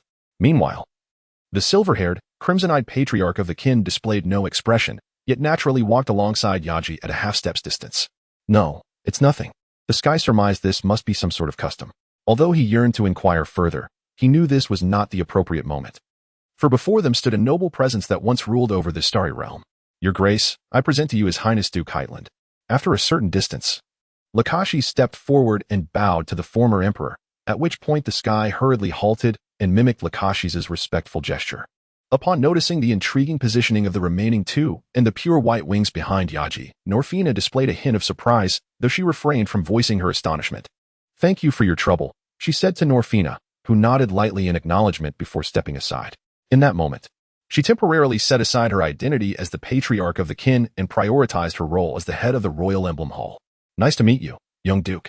Norfina took a few steps closer to the youth, though it has only been a few days. Your valiant deeds have already reached the ears of the esteemed patriarchs of the root clans, and even I have heard whispers of them, which is why I have eagerly anticipated this day of meeting the hope of Highland. The youth, receiving such praise, was initially overwhelmed by a feeling akin to panic. Given his previous experiences, the Sky found himself hesitant to imagine the extent of the so-called heroic feats. Your Grace, you flatter me. He lifted his gaze, encountering a beauty strikingly similar to Xiaoyan's right before him. For a newcomer to the Shalan society, the foremost challenge lay in discerning the ages of those around him. In a race blessed with eternal youth and beauty, the customary means of judging one's age in the earthly realm proved nearly ineffective. The Sky had certainly faced such dilemmas himself. However, Yaji had once advised him to gauge others based on their demeanor, due to differences in life experience, or what might be termed cultivation. The distinctions displayed by the young and the older in identical environments could serve as criteria for judgment. Now, the Sky felt as though he was beginning to grasp the essence of that advice. Norfina, being the mother of His Highness Prince Fienbird and thus Xiaoyan's grandmother, shared a striking resemblance with her, and nearly a century of time had left no biological traces upon her visage. Were it not for preconceived notions, the Sky might have assumed that the beauty before him was merely Xiaoyan's appearance a few years hence. However, even if Xiaoyan were to grow to bear an identical beauty in years to come, the Sky now possessed an unwavering confidence that he would never mistake them. The most evident distinction lay in the unparalleled majesty subtly emanating from Norfina's brow, along with the deep compassion reflected in her cerulean eyes, qualities that Xiaoyan could not hope to possess in just a few years. Indeed, the Sky could not help but wonder if that valiant princess would ever have the opportunity to embody such compassion, though he firmly believed that in terms of majesty, Xiaoyan would not fall short of her grandmother in the slightest. Young master? Although the youth's gaze lingered on her, he seemed to be observing some projection of himself upon her. Norfina suddenly experienced this realization and gently roused the oblivious Duke from his inadvertent rudeness. I apologize, no. Please forgive my discourtesy, Your Grace. There is no need for such tension, young master. A gentle smile graced Norfina's lips. Since my days as a princess, Duke Yalad has been my closest friend, so I hope you will regard me as a common elder. Is that so? The Sky's gaze instinctively drifted towards his silent grandfather. Upon sensing his scrutiny, the old Duke, still under the weight of the elder of the Fienbird family, managed to muster a smile that could almost be deemed tragic, as though he had just been through a tumultuous ordeal. The youth was immediately taken aback and quickly recalled that the amiable elder before him was also a member of the Fienbird royal family. Young master, I wish to express my gratitude. Norfina feigned ignorance of the old Duke's expression, stepping closer to grasp the Sky's hand and sincerely proclaiming, "The Fienbird royal family will forever remember your kindness in rescuing that child from the myriad of lethal traps. Tomorrow, after the 13th Council, His Highness Prince Salas will personally convey the royal family's gratitude to you. For now, please allow me to express my thanks as Xiaoyan's grandmother." I did not, though the Sky was deeply concerned about how the Shalan people discerned who was truly the one rescued. Norfina's words bore even more troubling implications. May I ask, what does the 13th Council entail for tomorrow? Has Duke Yanet not informed you? Norfina cast a reproachful glance at the old Duke before personally explaining to the Sky what the 13th Council was and why it was being convened unexpectedly. In other words, tomorrow's 13th Council is actually a meeting to decide what punishment will befall Xiaoyan No, Her Highness the Princess? After hearing Norfina's explanation, the Sky summarized. Indeed. As you are the first eyewitness to the Fienbird family's transgressions, your testimony will significantly influence the judgments of the patriarchs of the root clans. So please do not shield that child. Simply recount the events as they truly occurred, Norfina implored, her gaze fixed on the youth, devoid of any ambiguity. The Sky began to hear the sound of its own leisure time fracturing gradually. There is one more matter to convey to you, my lord. Norfina's expression was complex, as if she regretted recalling this troublesome issue at the last moment. It is said that you once captured an Ainuhogar mouse in Yonglin and tamed it. Is this true? Norfina carefully selected her words as she sought confirmation from the young man. Indeed, it is true. The Sky glanced at his grandfather beside him. As the master of this residence, the old Duke had fiercely resisted the invasion of the creature bearing the name of the Genji clan, had it not been for the unwavering support of Yaki standing behind the boy. The Sky might have been left to hope for a day when he could meet Wonkai in some earthly realm. Is that so? Norfina let out a deep sigh, and a profound sense of helplessness surged in her gaze as she looked at the youth. Thus, This is a request from the head of the Inuhogar family. Due to its abrupt nature, it is perfectly acceptable for you to decline, my lord. What is it? I hope you can bring the Inuhogar mouse to the Imperial Palace tomorrow, so I can witness the charm of the Empire's wings, she said. Nofina sighed once more. The youth was plunged into deep confusion. The Imperial Palace, located in the heart of the capital Ifahor, is the largest structure among all the buildings in the city, presenting an exterior that resembles a hexagonal cube measuring 165.2 tenometers on each side. If abstract data is hard to grasp, one might say that while the Heightland family's palace resembles a transport vessel, the Ionalovine family's imperial palace is undoubtedly akin to a transport ship. However, the Sky found it difficult to perceive such a distinction. Even within its confines, he felt that this imperial palace might not be much larger than the Heightland residence.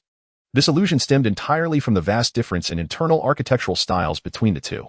If the Heightland family's palace pursued an expansive depth of vision, the imperial palace placed greater emphasis on functional practicality.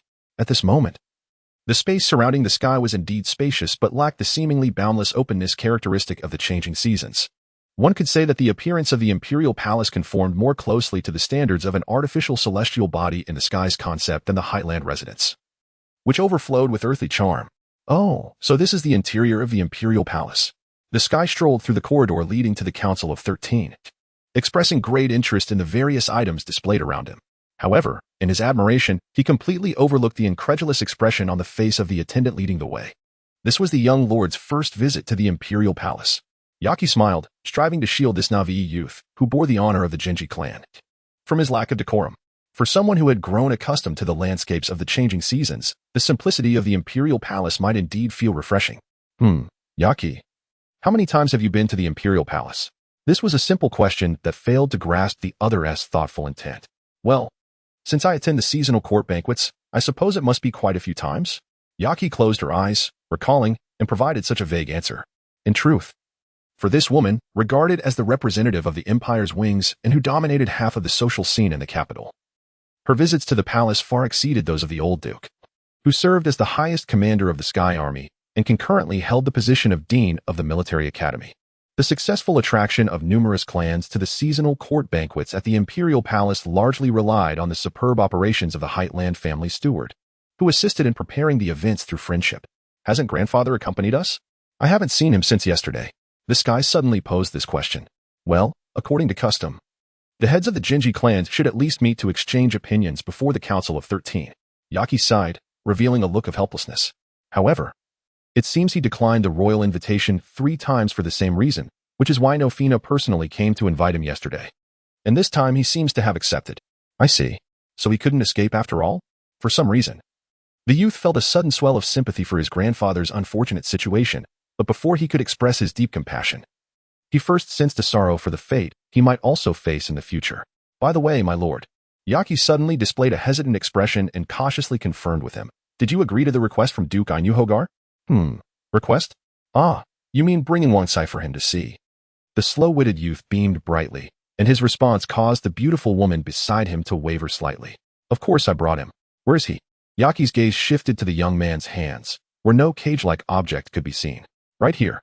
The Sky patted the left pocket of his outer garment and softly called out, Come out, Wonkai. Squeak, squeak. Then the silver-edged pocket rustled. Soon, a fuzzy little head emerged, seemingly still half asleep, scratching its eye with a paw while emitting a drowsy sound. You rascal, come say hello to Yaki. She is the one who holds your fate in her hands. The Sky chided playfully. Squeak. Although it was unclear whether the creature understood its master's words, upon hearing them, the Inuhogar mouse named Wonkai immediately perked up, swiftly climbing up the young man's left shoulder and raised its fluffy tail toward the summer woman in front of it. Wagging it vigorously in a display of affection, its cries tinged with a pitiful charm. It seems, this really is a remarkably intelligent mouse. Yaki was taken aback by Wongsai's human-like behavior.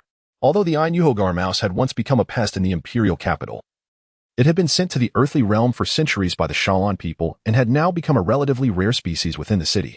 Yaki had only encountered this fascinating rodent, dubbed the cosmic cockroach, through encyclopedic images, while this astute woman did not harbor any prejudice against this creature, which possessed an angelic exterior due to the one-sided words of the encyclopedia's author. She had never imagined that a mouse bearing the name of the Genji clan would be capable of such intelligence. My lord, are all Inuhogar mice this adorable? After a long silence, Yaki hesitantly inquired. As for that, I wouldn't know. Huh? Suddenly, the Inuogar mouse perked up its nose, as if it had caught a whiff of something familiar, and swiftly slid down the sky's outerwear, darting off in a particular direction. Hey, wait, where are you going? Wakai. Come back. The sudden turn of events caught even the sky off guard, though he quickly pursued it. It seemed that capturing the deliberately escaping agile creature would not be an easy task. Ah, my lord. As Yaji watched the figure that had vanished around the corner of the corridor at full speed, she let out a deep sigh. Then, she turned to the astonished attendant in front of her, offering a warm smile as she spoke. I apologize. My lord suddenly wished to explore the Imperial Palace. I will guide him from here. Could you please inform Lord Minister of Internal Affairs that we will arrive before the 13th Council? Ah, yes, of course. Even the palace attendants, accustomed to various unexpected incidents, could not help but display a dazed expression as they observed this beautiful woman suddenly unfurling her pure white wings and soaring away through the corridors of the Imperial Palace. Huh, you think I can't catch you? Even while sprinting at high speed, I still had the energy to curse. It appears that my internal energy has significantly increased without my noticing. A pleasant smile involuntarily curved the corners of the sky. Yet my gaze remained firmly fixed on the continuously shifting white object ahead. Another corner was quickly approaching, and once eye's speed suddenly increased considerably, interpreting this as a final struggle. The sky, in a cheerful mood, naturally accelerated as well, completely oblivious to the chaos their pursuit was causing within the usually orderly Imperial Palace. I've got you now. Huh? Just as the sky reached out to seize the fleeing figure, a graceful silhouette emerged from around the corner, and Wakai effortlessly climbed onto this person. Xiayin. Startled, the sky halted abruptly, but due to the momentum accumulated from the previous high-speed dash, the boy was unable to stop himself from lunging toward the noble princess. However, the anticipated disaster did not unfold. Or rather, it manifested in a manner even more catastrophic. Hey, the first to be seized was his left hand, which had not yet retracted, followed by an irresistible force that accompanied a jarring impact, and ultimately, he experienced a sensation akin to weightlessness within a few seconds, as if floating in a zero-gravity courtyard. This move feels so familiar. Before the sky's consciousness was completely engulfed in darkness due to some overwhelming force, this thought surged within him. Although the incident involving the injury and subsequent unconsciousness of the young heir of the Hedderland family had delayed proceedings by nearly an hour. Upon receiving the assurance from the chief physician that the young lord would make it to the council on time, the 13th council convened as originally scheduled. After all, the head of the Jinji clan held numerous imperial positions and had little time to spare for merely one candidate for emperor. The council took place in the Huanglong Imperial Hall, located in the heart of the palace. This hall, regarded as the source of nightmares by all descendants of the Analavine family, boasted a solemn and majestic interior. Above the vast circular hall, the imperial emblem of a roaring dragon was prominently displayed, while the floor was intricately sculpted with 9 lifelike dragons, all facing the high altar situated in the center of the hall. Looking at the high altar, which instilled fear in the descendants of the Analavine family, even Xia Yin, who inherited the brave nature of her lineage, couldn't help but feel a twinge of anxiety. She reflexively glanced to the left. There were currently 2 empty seats in the council chamber, and the person she wished to see was presumably still struggling in the regeneration chamber. Go on, child of the Fiendbird family. A faint voice reached Xia Yin's ears. Turning back, she caught sight of her father seated in the royal position, offering her an encouraging smile. Yes. Xia Yin nodded firmly toward her father and then stepped forward with determination toward the high altar. This altar, encircled by 9 dragons, was crafted by a member of the Imoso family, who presided over cultural matters among the 13 Jinji clans. Thus, the family's eccentricities were laid bare within its design. From an artistic perspective, the 9-dragon altar was undoubtedly a unique masterpiece, but the greatest issue was that there was no path leading to the altar amidst the intertwining dragons. As a candidate for emperor, how could she not overcome such a trivial obstacle? The Imoso family retorted to the reproaches of the other Jinji clans. Thus, even the Analavine family could do nothing against this family of art enthusiasts and had to reluctantly accept the 9-dragon altar as an additional means to test the physical capabilities of the imperial heir. Huff. The 9 dragons twisted and turned, creating an exceedingly treacherous path from a pedestrian's perspective. Therefore, even with a considerable degree of agility, Xia Yin took at least 5 minutes to reach the altar, her breathing becoming somewhat hurried. Once Xia Yin stood firm, the heads of the Jinji clans appeared in the 13 seats corresponding to the high altar. This was the first time Princess Xia Yin of the Fiendbird family beheld all 13 heads of the Jinji clans, including the current Emperor Alarance. Surely you all remember the series of grand disturbances that transpired a week ago in the imperial capital and its surrounding star regions? As the presiding host of the 13th Council, Lamia, the head of the Kasparu family, cast a glance at the individual seated in the chair adorned with the emblem of golden wings and continued. While the remaining 12 heads of the Genji clans reached a consensus on how to address the instigator of this turmoil before the arrival of a certain clan leader, he brought us news that we seem to have overlooked some critical information that could affect our conclusions. He advocated for a hearing with all parties involved to ensure fairness. After deliberation, we agreed with his suggestion. I hereby announce the formal commencement of the inquiry into the first princess of the Fiendbird family. With that declaration, she began. Princess Xiaoyin, let me first state the serious errors you committed during this series of grand disturbances, spoke Evia, the head of the Leon family. This is merely what we have come to understand. Should any discrepancies arise, you are permitted to raise objections. Understood. Xiaoyin took several deep breaths to calm her nerves slightly. Firstly, you rescued the young lord of the Hedderland family from a lifeboat in the outer orbit of the imperial capital. While this is commendable, you subsequently coerced him into participating in your subsequent perilous actions without notifying the commuting office. Is this true? Esteemed head of justice, Xiaoyin addressed Evia, the head of the Leon family, and formally, this family bore the emblem of a scale, symbolizing absolute fairness. I recall that under imperial customary law, a rescuer may bring a lifeboat discovered at the edge of the star system to the next inhabited system before reporting it. I believe my circumstances at the time fell within this provision. Having prepared extensively over the past few days, Xiaoyin defended herself with confidence. Indeed, that is a provision. Evia acknowledged with a nod, though it did not imply he accepted Xiaoyin's argument.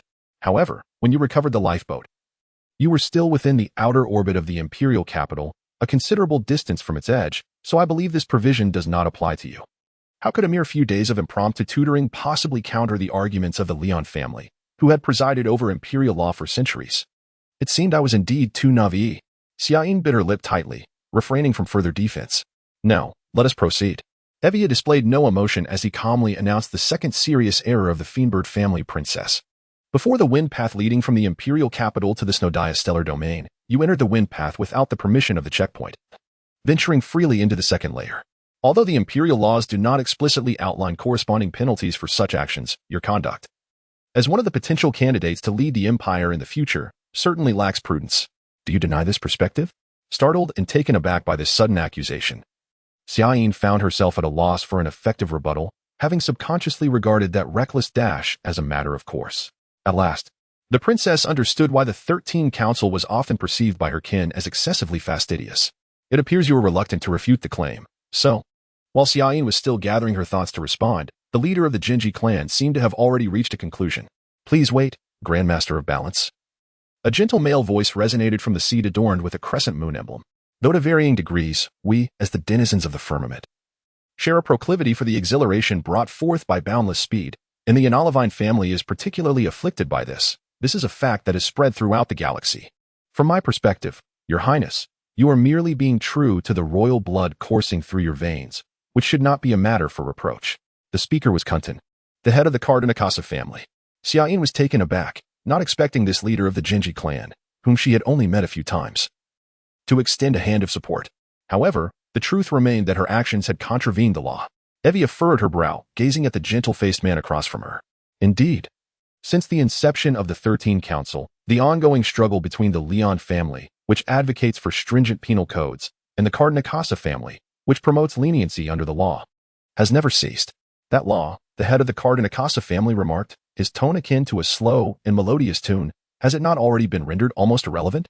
How can that be? Evia exclaimed, nearly rising from her seat in agitation. If we were to enforce it seriously, at least 20% of the skyward forces would face arrest and punishment. This is a loss the Empire cannot afford, is it not? Indeed, that is a hard truth. She conceded, feeling despondent as she sank back into her seat. Like all statutes that defy the will of the people, the law championed by the head of the Leon family was fated to be violated from the moment of its inception. Setting aside extreme instances such as the first princess of the Fiendbird royal family, even that skyward warrior, Xiong, who participated in the pursuit of Yanglin, had committed more than 10 violations. Very well, Lamia interjected between the two leaders of the Genji clan. Given that the Empire has previously overlooked such behavior, and considering that penalizing a fledgling simply because of her status as a candidate for emperor is rather harsh, I propose we regard this incident as a youthful folly of this young hawk and forgive her. The head of the Kasperla family suggested, surveying her colleagues. Do any of you dissent? Only Evia sighed softly but did not voice any objections. Now, Princess Xiaoyin, you have committed the final and most grievous error. Then, the Grandmaster of Balance closed his eyes for a few seconds, as if to gather his thoughts, before opening them to regard the daughter of the Fiendbird royal family, who had just seen a law repealed, with solemn and calm eyes. Due to your reckless action of piloting a civilian transport vessel into the exercise area, you have caused the Skyward Army's years of planning for a new ship exercise to be abruptly halted. Do you admit to this charge? On this matter, Xiaoyin found herself unable to counter. In truth, even without the series of unforeseen events, the princess had long been prepared to face punishment. However, the nature of the repercussions she anticipated from her father, His Highness the Fiendbird King, was of a vastly different magnitude than the severe judgment of the 13 Genji Council. Nevertheless, as a descendant of the proud Yanalavine lineage, Xiaoyin was resolute in her willingness to accept full responsibility for her actions. Thus, the Fiendbird Princess met the gaze of the Grandmaster of Balance with composure, nodding in acknowledgement of the charge. Yes, I admit. Even though she had braced herself mentally, a wave of bitter anguish surged from her heart at that moment of acquiescence. To prevent her emotions from surfacing, she lowered her head. Is that so? Evia's voice conveyed regret before she began to pronounce judgment. Then, Princess Xiaoyin, as the direct instigator of the chaos in the imperial capital's traffic and the abrupt cessation of military exercises. Duke Iser, do you have something to say? Grandmaster of Balance, before you render your verdict, I wish to add a point. The head of the Iser family, Sane, regarded the standing princess with an expression of approval and admiration. In fact, prior to the emperor's decree, the new ship exercises had already achieved their intended results. Thus, Princess Xiaoyin's actions did not fundamentally impact the exercise itself. Therefore, might I request that you consider this fact in light of her youthful courage? I understand, since the individual responsible for unifying the Skyward forces has made such a request. It seems unlikely that the other leaders of the Genji clan will advocate for harsher penalties against this fledgling. Evia nodded slightly in response to Duke Iser's plea and again proceeded to pronounce her judgment. Princess Xiaoyin, in accordance with the request of the Grandmaster of Balance, the 13 Council will absolve you of the charge of causing the exercise to be halted. Yes, thank you very much. Xiaoyin bowed deeply. However, as the direct instigator of the chaos in the imperial capital's traffic and the forced termination of military exercises, you will be required to accept full responsibility and face the appropriate penalties. Do you accept this? Last, the Fiendbird King, who had just breathed a sigh of relief from the senator's seat, could not help but curse upon hearing this judgment, which bore little distinction from the previous one.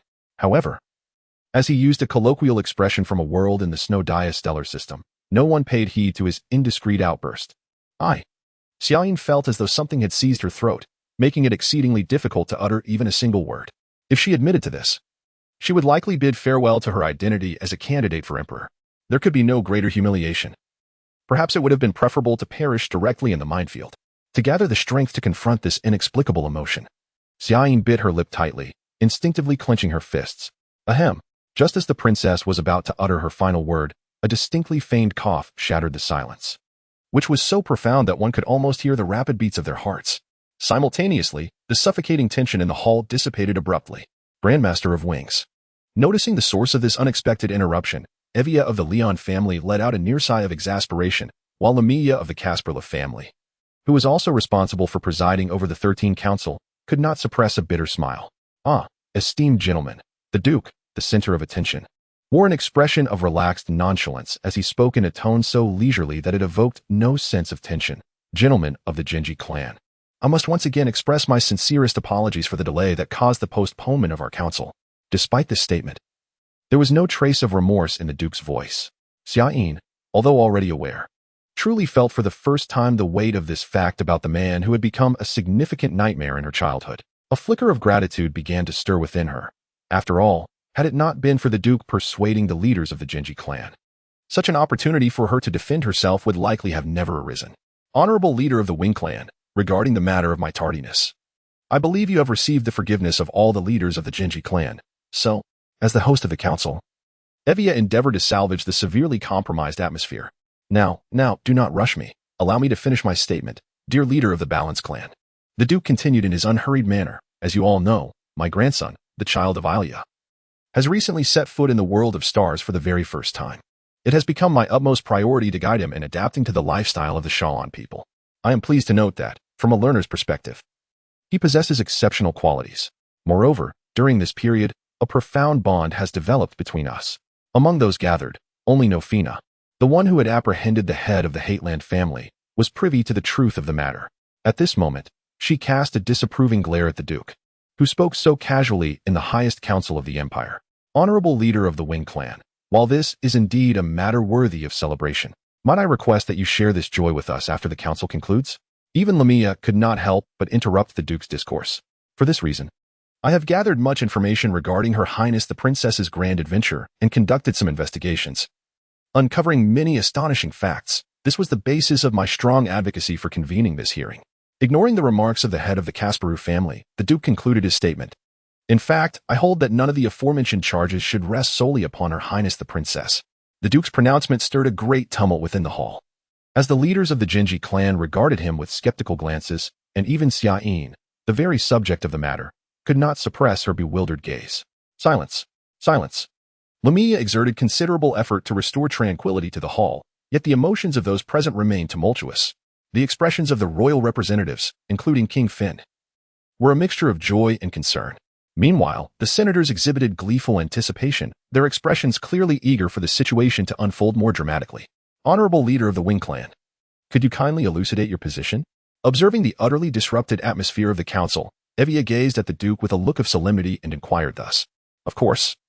The Duke replied with composure, but rather than an outsider like myself explaining, it would be more convincing for one of the involved parties to clarify. Would it not, Yun?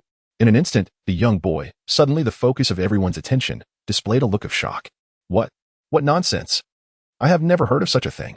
Sky lamented silently within.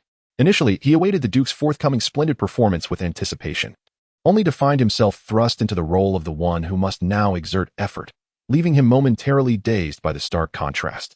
However, among those present, only Aki, who stood beside him, and the princess on the high platform could discern that the young lord was momentarily at a loss. To the eyes of others, this young man, embodying the steady demeanor inherited from the earth, appeared to be dutifully awaiting inquiries from the leaders of the Genji clan. Indeed, so it is.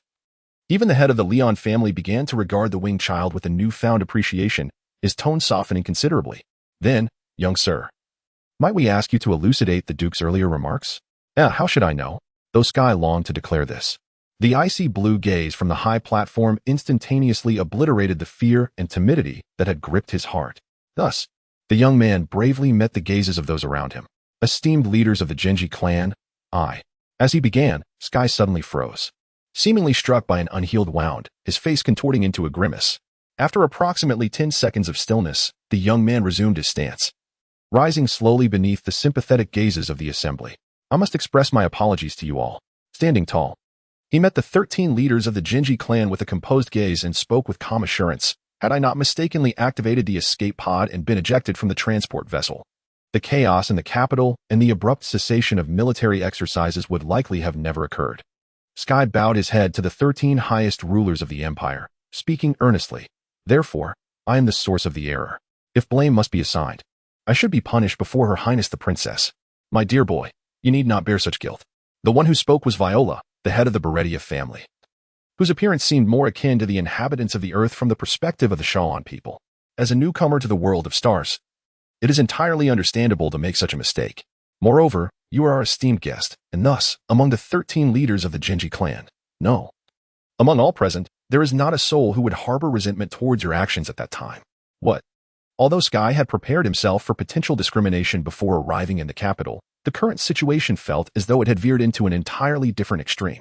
In truth, anyone could sense the protective sentiment of the leaders of the Genji clan towards this young man, who bore the hopes of the Empire's resurgence. Therefore, esteemed leader of the Balance clan, may I express my doubts regarding your judgment? Since we cannot share in the blame of Xiaoyin, I must seek a way to alleviate the charges against this princess. Well, young sir, I await your explanation, Evia responded without offense. Firstly, while I did indeed follow Her Highness after being rescued, it was entirely of my own volition. Thus, there was no question of coercion. Coercion. Is that truly absent? Sky realized that convincing others was perhaps less challenging than persuading himself. I see. While you assert this, the fact remains that the princess's rash actions resulted in an unprecedented traffic chaos in the capital, is it not? That chaos was not caused by Her Highness. Sky suddenly recalled certain details from the Duke's account of the adventure, ones he had remained unaware of. In truth, the initial search operation that hindered traffic had been entirely at the behest of the Hateland family. Thus, from this perspective, The princess bore no direct responsibility for the chaos in the capital. However, the subsequent large-scale search operations, accompanied by ensuing chaos, were primarily due to His Highness taking you out of the imperial capital without notifying the commuting hall. Davina, the head of the Asbel family, also joined the debate.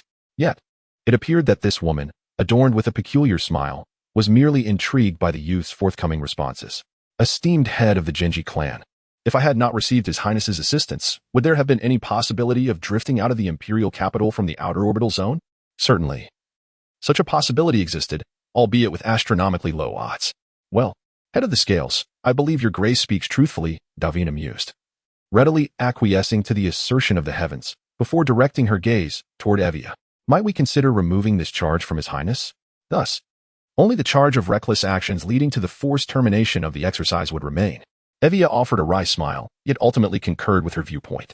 Shaun observed the individual with astonishment, witnessing his calm demeanor as he faced inquiries from the 13 heads of the Genji clan, laboriously defending himself. While the removal of a charge should have afforded the princess some relief, it was accompanied by a profound sense of frustration. Respected head of the scales, I believe this charge should not be borne by His Highness either.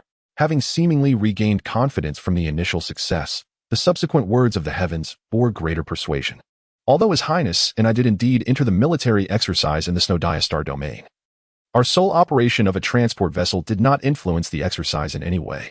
In fact, it was only upon the conclusion of the exercise and the battlefield's clearance that the exercise fleet became aware of our presence, was it not, Your Grace? Are you implying that the request from Duke Heightland and His Royal Highness Prince Fienberg were, in fact, unnecessary? The Emperor, who decreed the termination of the exercise, and also the head of the Yanalevine family, understood the words of the heavens in this manner. I believe, if parents could possess a bit more faith in their children, trusting them to be responsible for their own safety, such futile actions would not arise. The next statement from the heavens left the old Duke and Prince Fian in a state of utter disbelief. In truth, we cannot hold children accountable for their parents' excessive anxiety. Ahem. The head of the Heightland family could not help but interrupt the proceedings of the assembly once more, albeit for entirely different reasons. Thereafter, the hall fell into silence, but not the stifling, oppressive kind. Rather, it was a silence filled with exchanged glances and smiles. After a moment, Evia, head of the Leon family, joyfully broke the silence. Ladies and gentlemen, what are your thoughts? Oh, daughter of the Fienberg family, I can only express my envy for your unparalleled fortune, sighed His Majesty Aaron. Had the previous 13 councils possessed even half of this tranquility, this yellow dragon hall might not have become the source of nightmares for the Yanalevine clan. My dear boy, I must thank you. You have once again allowed me to witness the splendor of the Empire's wings, remarked Marfi, head of the oldest family, casting a profound gaze upon the youth. Humph. There's no harm in eloquence, much like that man. The Duke of Sane, concurrently serving as the Marshal of the Celestial Army, huffed, begrudgingly admitting, with some proper training, perhaps he could become a formidable individual. Next time, join my ranks. However, amidst this tumult, how should the Empire address its losses? Grace, head of the Embellion family and concurrently the Imperial Finance Minister, raised a new concern. Setting aside the new type of fleet exercise planned by the Celestial Army for years, merely the loss incurred from a single day's halt in Imperial transport amounted to 500 million Imperial coins. That is not an issue, esteemed head of the Emerald, Shuyarn, head of the Esselina family, swiftly resolved the expense. Let the Fienberg family and the Heightland family bear the costs, as all this chaos was instigated by the heads and heirs of these two families. I see. Your Highness, Souls, do you accept this suggestion? Indeed. That was my original intention. Souls rose from the royal seat, his smile openly revealing his sentiments. And now, with the added value of his beloved daughter's safe return, there was certainly no reason for opposition. In contrast to Prince Fian's straightforwardness, the old Duke harbored a degree of concern. The head of the Heightland family discreetly activated his terminal bracelet, seeking confirmation from his trusted steward, Yaki. Regarding this matter, do you believe our family's resources are sufficient? My lord. A voice filled with helplessness and anger responded from the other end. If you had even half the understanding of your family that an ordinary person possesses, you would recognize this fact. Among the 13 Genji clans, the Heightland family is indeed the second wealthiest after the Embellion family. Throughout the Empire's centuries-long history, the Heightland family's accumulation of wealth has not been significantly swifter than that of other Genji clans.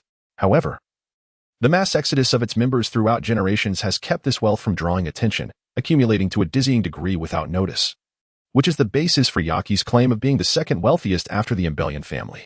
Oh, is that so? The old Duke's confidence suddenly solidified. He surveyed the assembly and finally proposed to Prince Fian, then let it be so. The losses from the halt and imperial transport will be borne by the Heightland family, while the cost of terminating the exercise will fall to the Fienbird family. Is this acceptable, Your Highness Souls? Certainly, Souls nodded in agreement with the old Duke's proposition. Additionally, we still have the matter of the jade pot that the young master damaged. When the imperial finance minister broached this issue, the assembly fell into a sudden silence. However, the odd expressions on the faces of the heads of the Jinji clans, struggling to suppress their amusement, indicated that this was certainly not an unpleasant atmosphere. At that moment, half the attendees were fortunate enough to witness the hope of the Empire's wings taking flight under the skilled artistry of the first princess of the Fienbird family.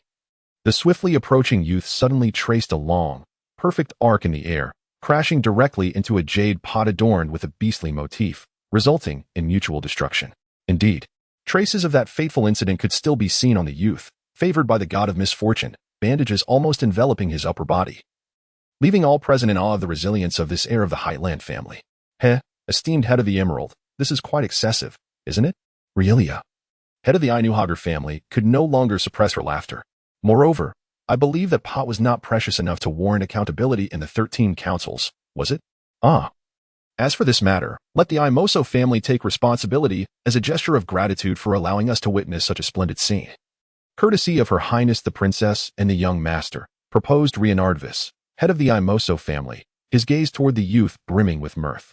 If it's merely a piece of that level of craftsmanship, I could complete it in less than an hour. Well then, I entrust this to you, esteemed head of Dawn.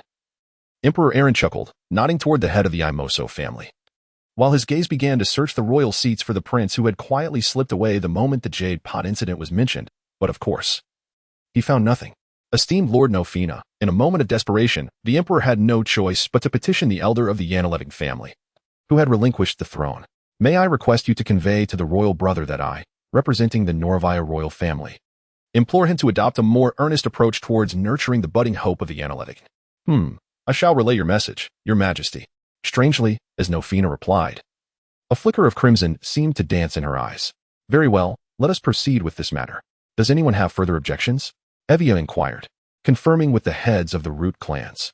However, this time, no objections were raised, and the Grand Arbiter announced the verdict concerning the first princess of the Fienbird royal family. I hereby declare, as a most exceptional exception, that the 13th Council shall no longer hold Her Highness Summer accountable for this incident and shall continue to recognize her status as a candidate for the throne. Thanks to the vigorous advocacy of Lord Heightland, the 13 heads of the root clans exhibited an unprecedented leniency towards this budding hope of the empire, agreeing to his opinion and refraining from pursuing the series of transgressions committed by the first princess of the Fienbird family. Although two sums, sufficient to leave ordinary noble families in shock, were ultimately assigned to the parents of the two involved, for these two families, as the apex of the empire's ruling class, it was hardly a matter of grave concern. Thus, from any perspective, this was a universally pleasing outcome. Indeed, the attendees almost unanimously expressed their support for the Grand Arbiter's ruling with hearty applause. Yet, not everyone accepted this outcome, at least, the girl standing on the high platform, with tightly clasped hands, could not bring herself to feel genuine joy. Summer struggled to suppress the surging tide of negativity from her heart and endeavored to compose her emotions. Am I truly dissatisfied with this outcome? No, certainly not. In fact, if the 13th Council had upheld the original ruling, that would have left me with profound regret. Moreover, as His Majesty Aaron said, this ruling is the most lenient in the history of the 13th Council, so I should feel delighted. Yet, where does this intense feeling of frustration and discontent stem from? Seeing the heavens striving so hard to defend me, I find no joy in it.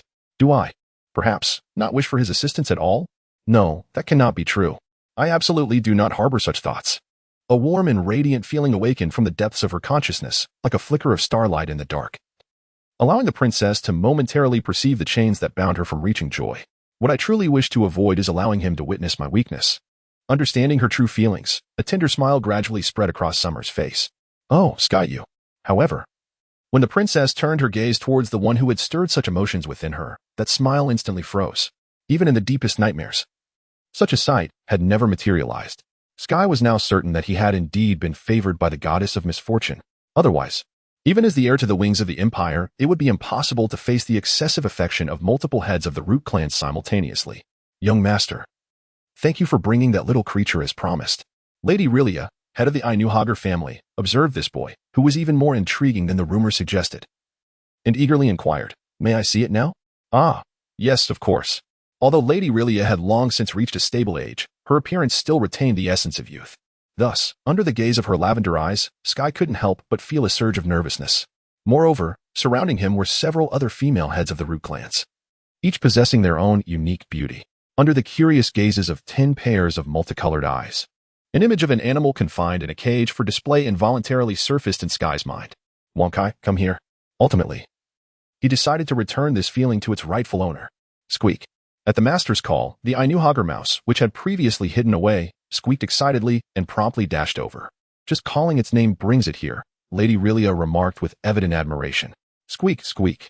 However, when Wonkai approached, it hesitated, emitting a sound that seemed quite anxious. "You little rascal.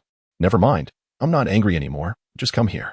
As soon as Sky uttered these words, Wonkai scampered up to him, climbing onto his shoulder and affectionately nuzzling his cheek, its fluffy tail wagging vigorously. If the onlookers had merely felt astonished prior, witnessing this scene, except for Yaki, who was already aware, everyone else could not help but display expressions of shock as if struck by some immense force. Is this really an Ainuhager mouse? The kind referred to as the cosmic cockroach? Lady Lamia, head of the Casbur family, cast a skeptical gaze at the head of the family that had created this species. In terms of appearance, it does resemble one. However, I recall that our ancestors did not attribute such high intelligence to this creature. The Duke, who governed the forefront of imperial technology, displayed an uncharacteristically uncertain expression for the first time. "Young master, may I inquire where you captured this Ainuhager mouse?" In the storage room of the Yanglin." Yanglin, the flagship of the Finebird royal family, right? Could it be that child? Lady Relia appeared somewhat surprised, yet moments later, her expression shifted to one of considerable concern, and she directly implored the boy, "Young master, might I borrow this unique Ainuhager mouse for a few days? I am very intrigued by it. Whether it was a product of natural evolution or artificial enhancement, experiments should yield conclusive results." "Experiments?" Do not worry. The so-called experiments will at most involve extracting blood plasma for analysis or conducting electrical pulse tests on reflexes. There will be no irreversible harm to your pet." "Blood plasma? Electrical pulses?" Sky found himself increasingly uneasy. "You will agree, won't you, young master?" Lady Relia's voice took on a gentle tone, her gaze filled with an innocence that was hard to resist. By the way, I have yet to congratulate Her Highness the Princess on her exoneration." Unable to refuse, Sky chose to evade. "I apologize, everyone, but I must take my leave." Young master." Although the Imoso family had not considered the user's perspective while constructing the grand Nine-Dragon altar for the young man blessed by the ancient civilization, the winding path leading to the high altar posed no obstacle whatsoever. Sky chuckled softly, employing a lightness akin to a dragonfly skimming the water, reaching the high altar in merely half the time it had taken Summer. In truth, had he not been cautious of his previously torn wound, he could have gone even faster. Meanwhile, Summer had been observing the figure soaring atop the dragon with a complex expression. "Hey, Summer." Unbeknownst to the young man, who was blissfully unaware of the princess's current state of mind, he beamed at her with a radiant smile as he descended from the high platform. As he gazed at him, seemingly oblivious to the gravity of the situation, Xiaoyin felt an inexplicable urge to thrust the owner of that smile down from his pedestal. However, the princess of the Fiendbird royal family ultimately suppressed this ungracious thought and, adhering to the protocols of etiquette, expressed her gratitude to him. "Well, although it is entirely unnecessary, I should extend my thanks to you," she stammered. "In any case, thank you for defending me just now, young sir. It is my honor." "Your Highness," the young man replied with a sincere smile, yet his seemingly innocent words struck a nerve within the princess. "Actually, I could have arrived a bit earlier." But the royal physician insisted on conducting a cerebral wave examination, claiming that a head injury is the most challenging to deal with. He continued, "By the way, Xiaoyin, what was the name of that move?" Completely unaware that the girl before him was on the verge of losing her temper, the young man wore a nostalgic expression. "I remember when we first met, you tossed me out just like that if the princess had managed to maintain her composure until now." This particular remark was sufficient to unleash a torrent of emotions, overwhelming her rationality. "Sky," she suddenly softened her expression and gently called out his name. "This is a technique from the basic combat arts of the Celestial Army. Would you like to know its name?" No, that is not necessary." The young man, finally sensing that something was amiss, began to retreat. Yet, just as he was about to turn away, a delicate hand, as light as a feather, rested upon his shoulder. "The name of this move is Qiankuan. Before the familiar sensation of upheaval could wash over him again, the girl softly conveyed this to the young man. Following the 13th Council, two pieces of news began to circulate within the social circles of the imperial capital. The first was that the Hetterland family indeed possessed the highest educational prowess in the galaxy, as the esteemed Duke Yearning had managed to have the young boy from the earthly realm completely inherit the imperial wing's resplendence in a matter of days, recreating the astonishing scene witnessed during the assessment of the former emperor at the 13th Council. The second was that the current head of the Fiendbird royal family, His Highness Prince Souls, possessed educational talents on par with those of the Islena family, leading to the unfortunate princess simultaneously inheriting the ferocity of the Yanalavine lineage while losing much of the elegance that her esteemed lineage would typically bestow. What a humiliation! To be compared to the Islena family, Souls murmured, his face contorted with displeasure. And even Eurosha mocked me so ridiculously. This is the first time I've encountered such indignity. While Souls raged about his father's grievances, his daughter beside him displayed an indifferent demeanor, seemingly oblivious to the fact that she was the source of her father's frustrations. Fiendbird's reckless daughter, you must express your gratitude to the young sir properly this time, Souls instructed, deftly maneuvering the fire unicorn to dock at the platform of the Wing Palace, turning back to emphasize his concern. Understood, father. However, Xiaoyin wore a disinterested expression. In truth, had the King of Fian not threatened to revoke her control over the fire unicorn, she would never have set foot in the Hetterland residence. Very well then. With resolute determination and a solemn countenance, King Fian stepped off the transport vessel, only to be taken aback. At that moment, the waiting area, converted from the weapon storage of the imperial shipbuilding era, was devoid of any presence. This absence sparked an ominous thought in King Fian's mind, which he promptly dismissed. Even if the retainers of the Hetterland family had decided to protest against the harm done to their young master by the Fiendbird family, it was still unreasonable for even the officials responsible for the transit duties to be absent, to the best of King Fian's knowledge. The retainers of the Hetterland family were individuals capable of distinguishing personal grievances from their responsibilities, thus it was improbable for them to behave so recklessly.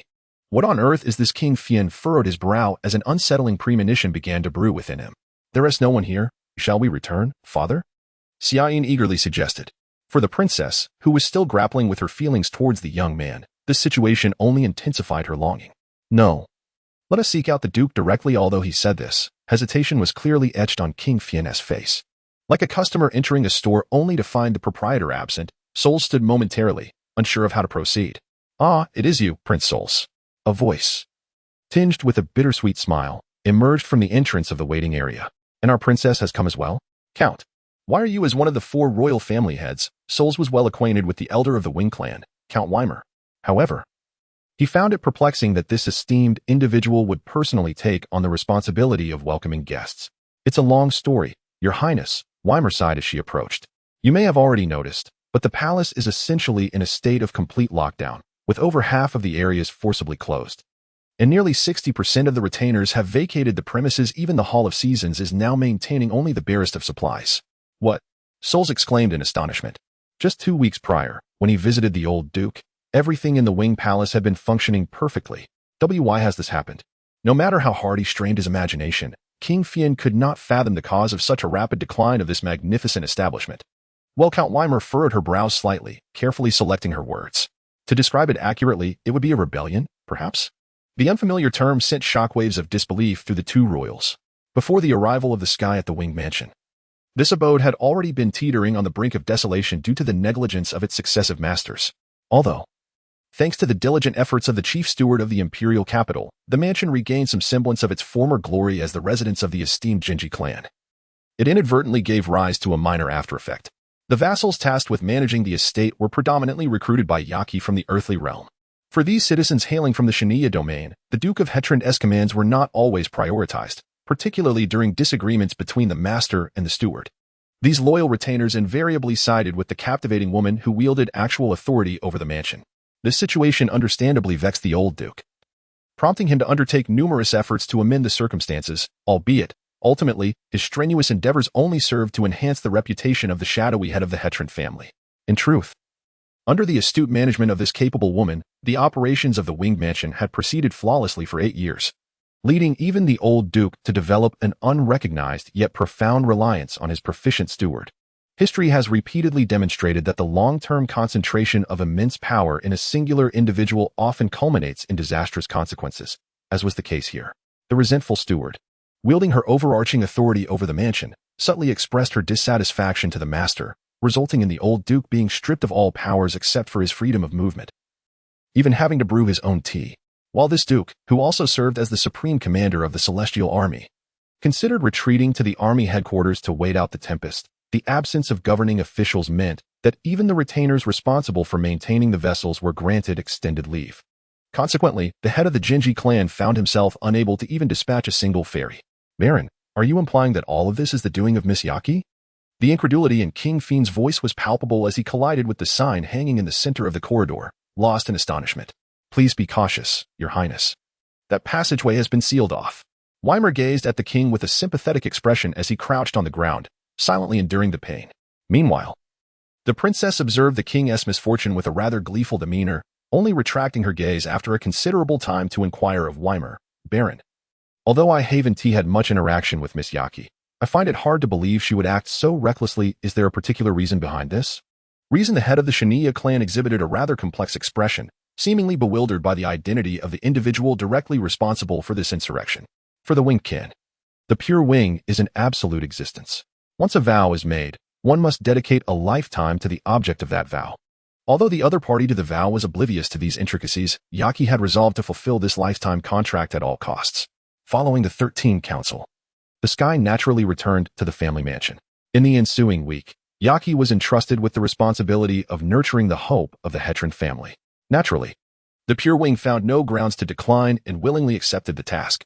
For Yaki, that week felt akin to basking in the light of the stars upon a verdant carpet, leading her to secretly wish that such blissful moments could endure indefinitely. However, a single remark from the old duke shattered her heartfelt prayers. From the sky, if this continues, you will be spoiled by Yaki, although it was somewhat premature. He suggested she report to the military academy, aware of the duke's concerns. The sky complied without much resistance and boarded a transport vessel destined for a place where he was fated to spend 3 years. Before departing, he bid a proper farewell to Yaki, who, unable to find a reason to prevent the young man from embarking on his journey, resigned herself to this painful reality, channeling her bitterness towards the old duke. Thus, the first insurrection in the history of the Hetron family commenced. Sky has gone to the military academy? Summer exclaimed, a feeling akin to secret delight blossoming within her, though she could not quite articulate why. Yes, just 2 days ago, Weimer nodded. The young master should have received permission and begun his 3-year period of study by now.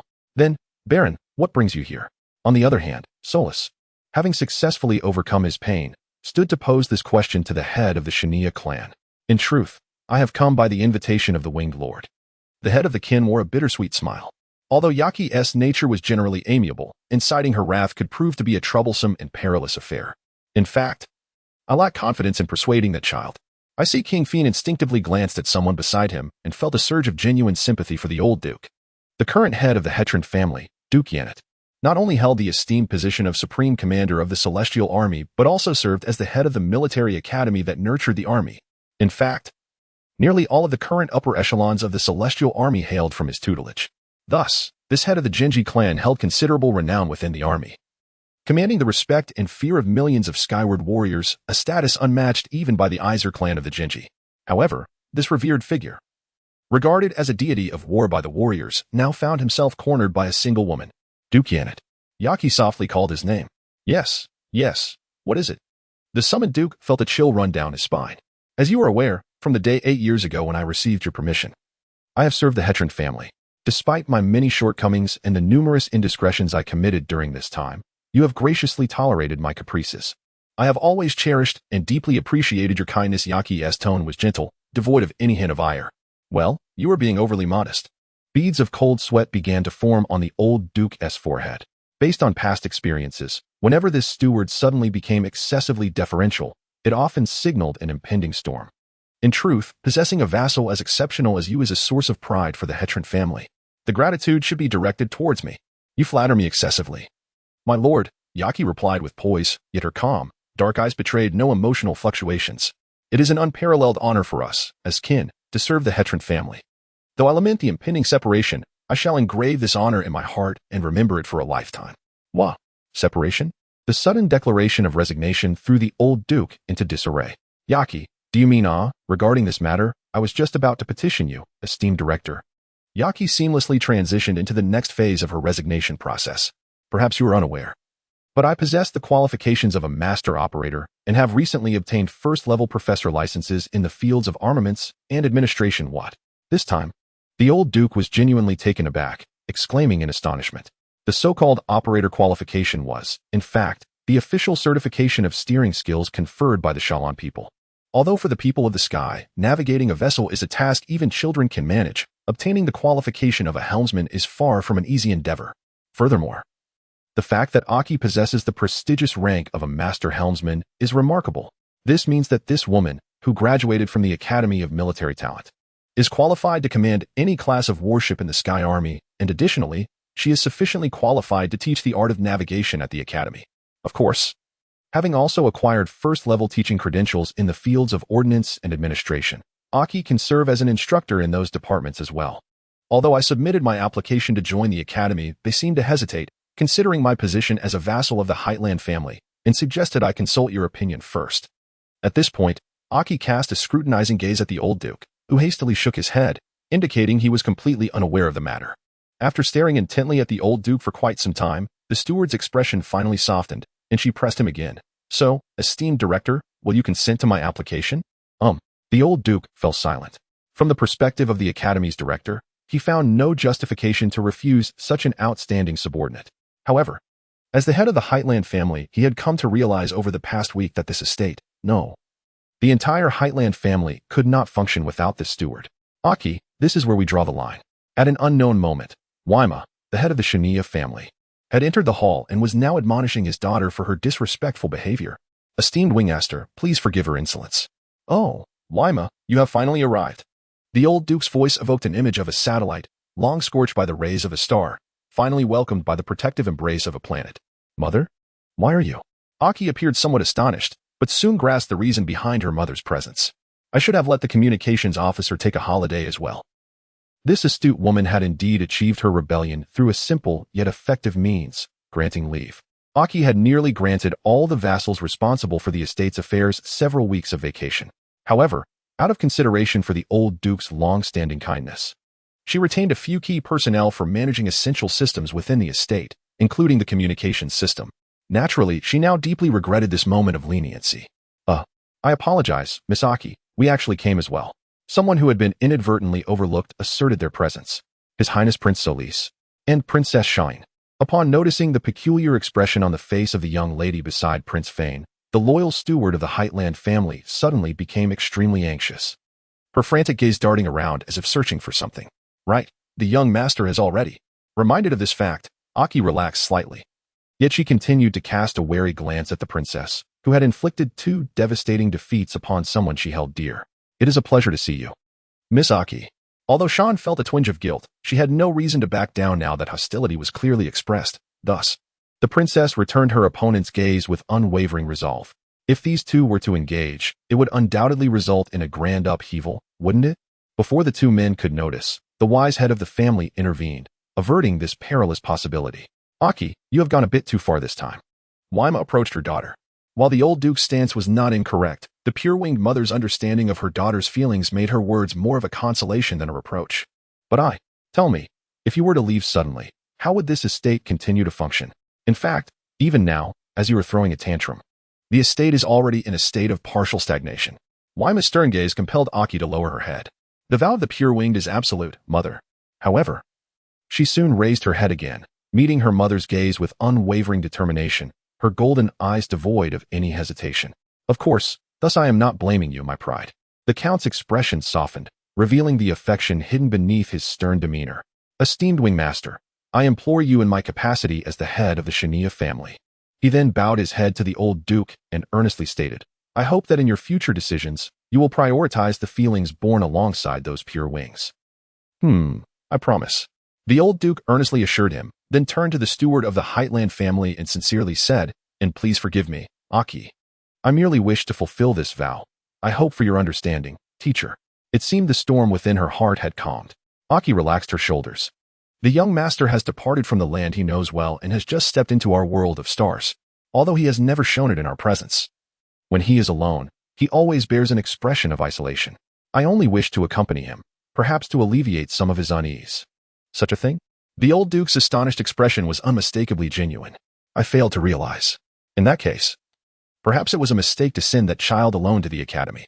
A deep sense of guilt washed over the grandfather's face. Then, teacher, may I go? The beautiful golden eyes of Aki ignited once more with hope, but her request was abruptly interrupted. I believe you need not worry, Duke Heightland. When Shine realized she had spoken, she felt compelled to continue.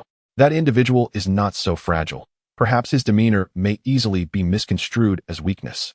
However, having adventured alongside him, I know he is someone one can rely upon in any situation. The princess gazed at the steward of the pure wings before her, as if to assert her understanding of that person. Meanwhile, Aki listened quietly, yet her focus remained unwavering on the first princess of the famed royal family. Furthermore, since I am still in my training period, I often have opportunities to return to the academy. I will visit that person then, so you need not worry. Finally, Shine wore a triumphant smile as she addressed the old duke. Teacher, please allow me to go to the academy to ensure the young master's safety. Aki gazed firmly at the old duke, making her request with an unyielding tone. Under the intense scrutiny of the two women's piercing gazes, the old duke suddenly recalled the blood-soaked storms he had narrowly escaped in his youth. In a moment of chilling dread, he began to pray for his grandson's tumultuous future.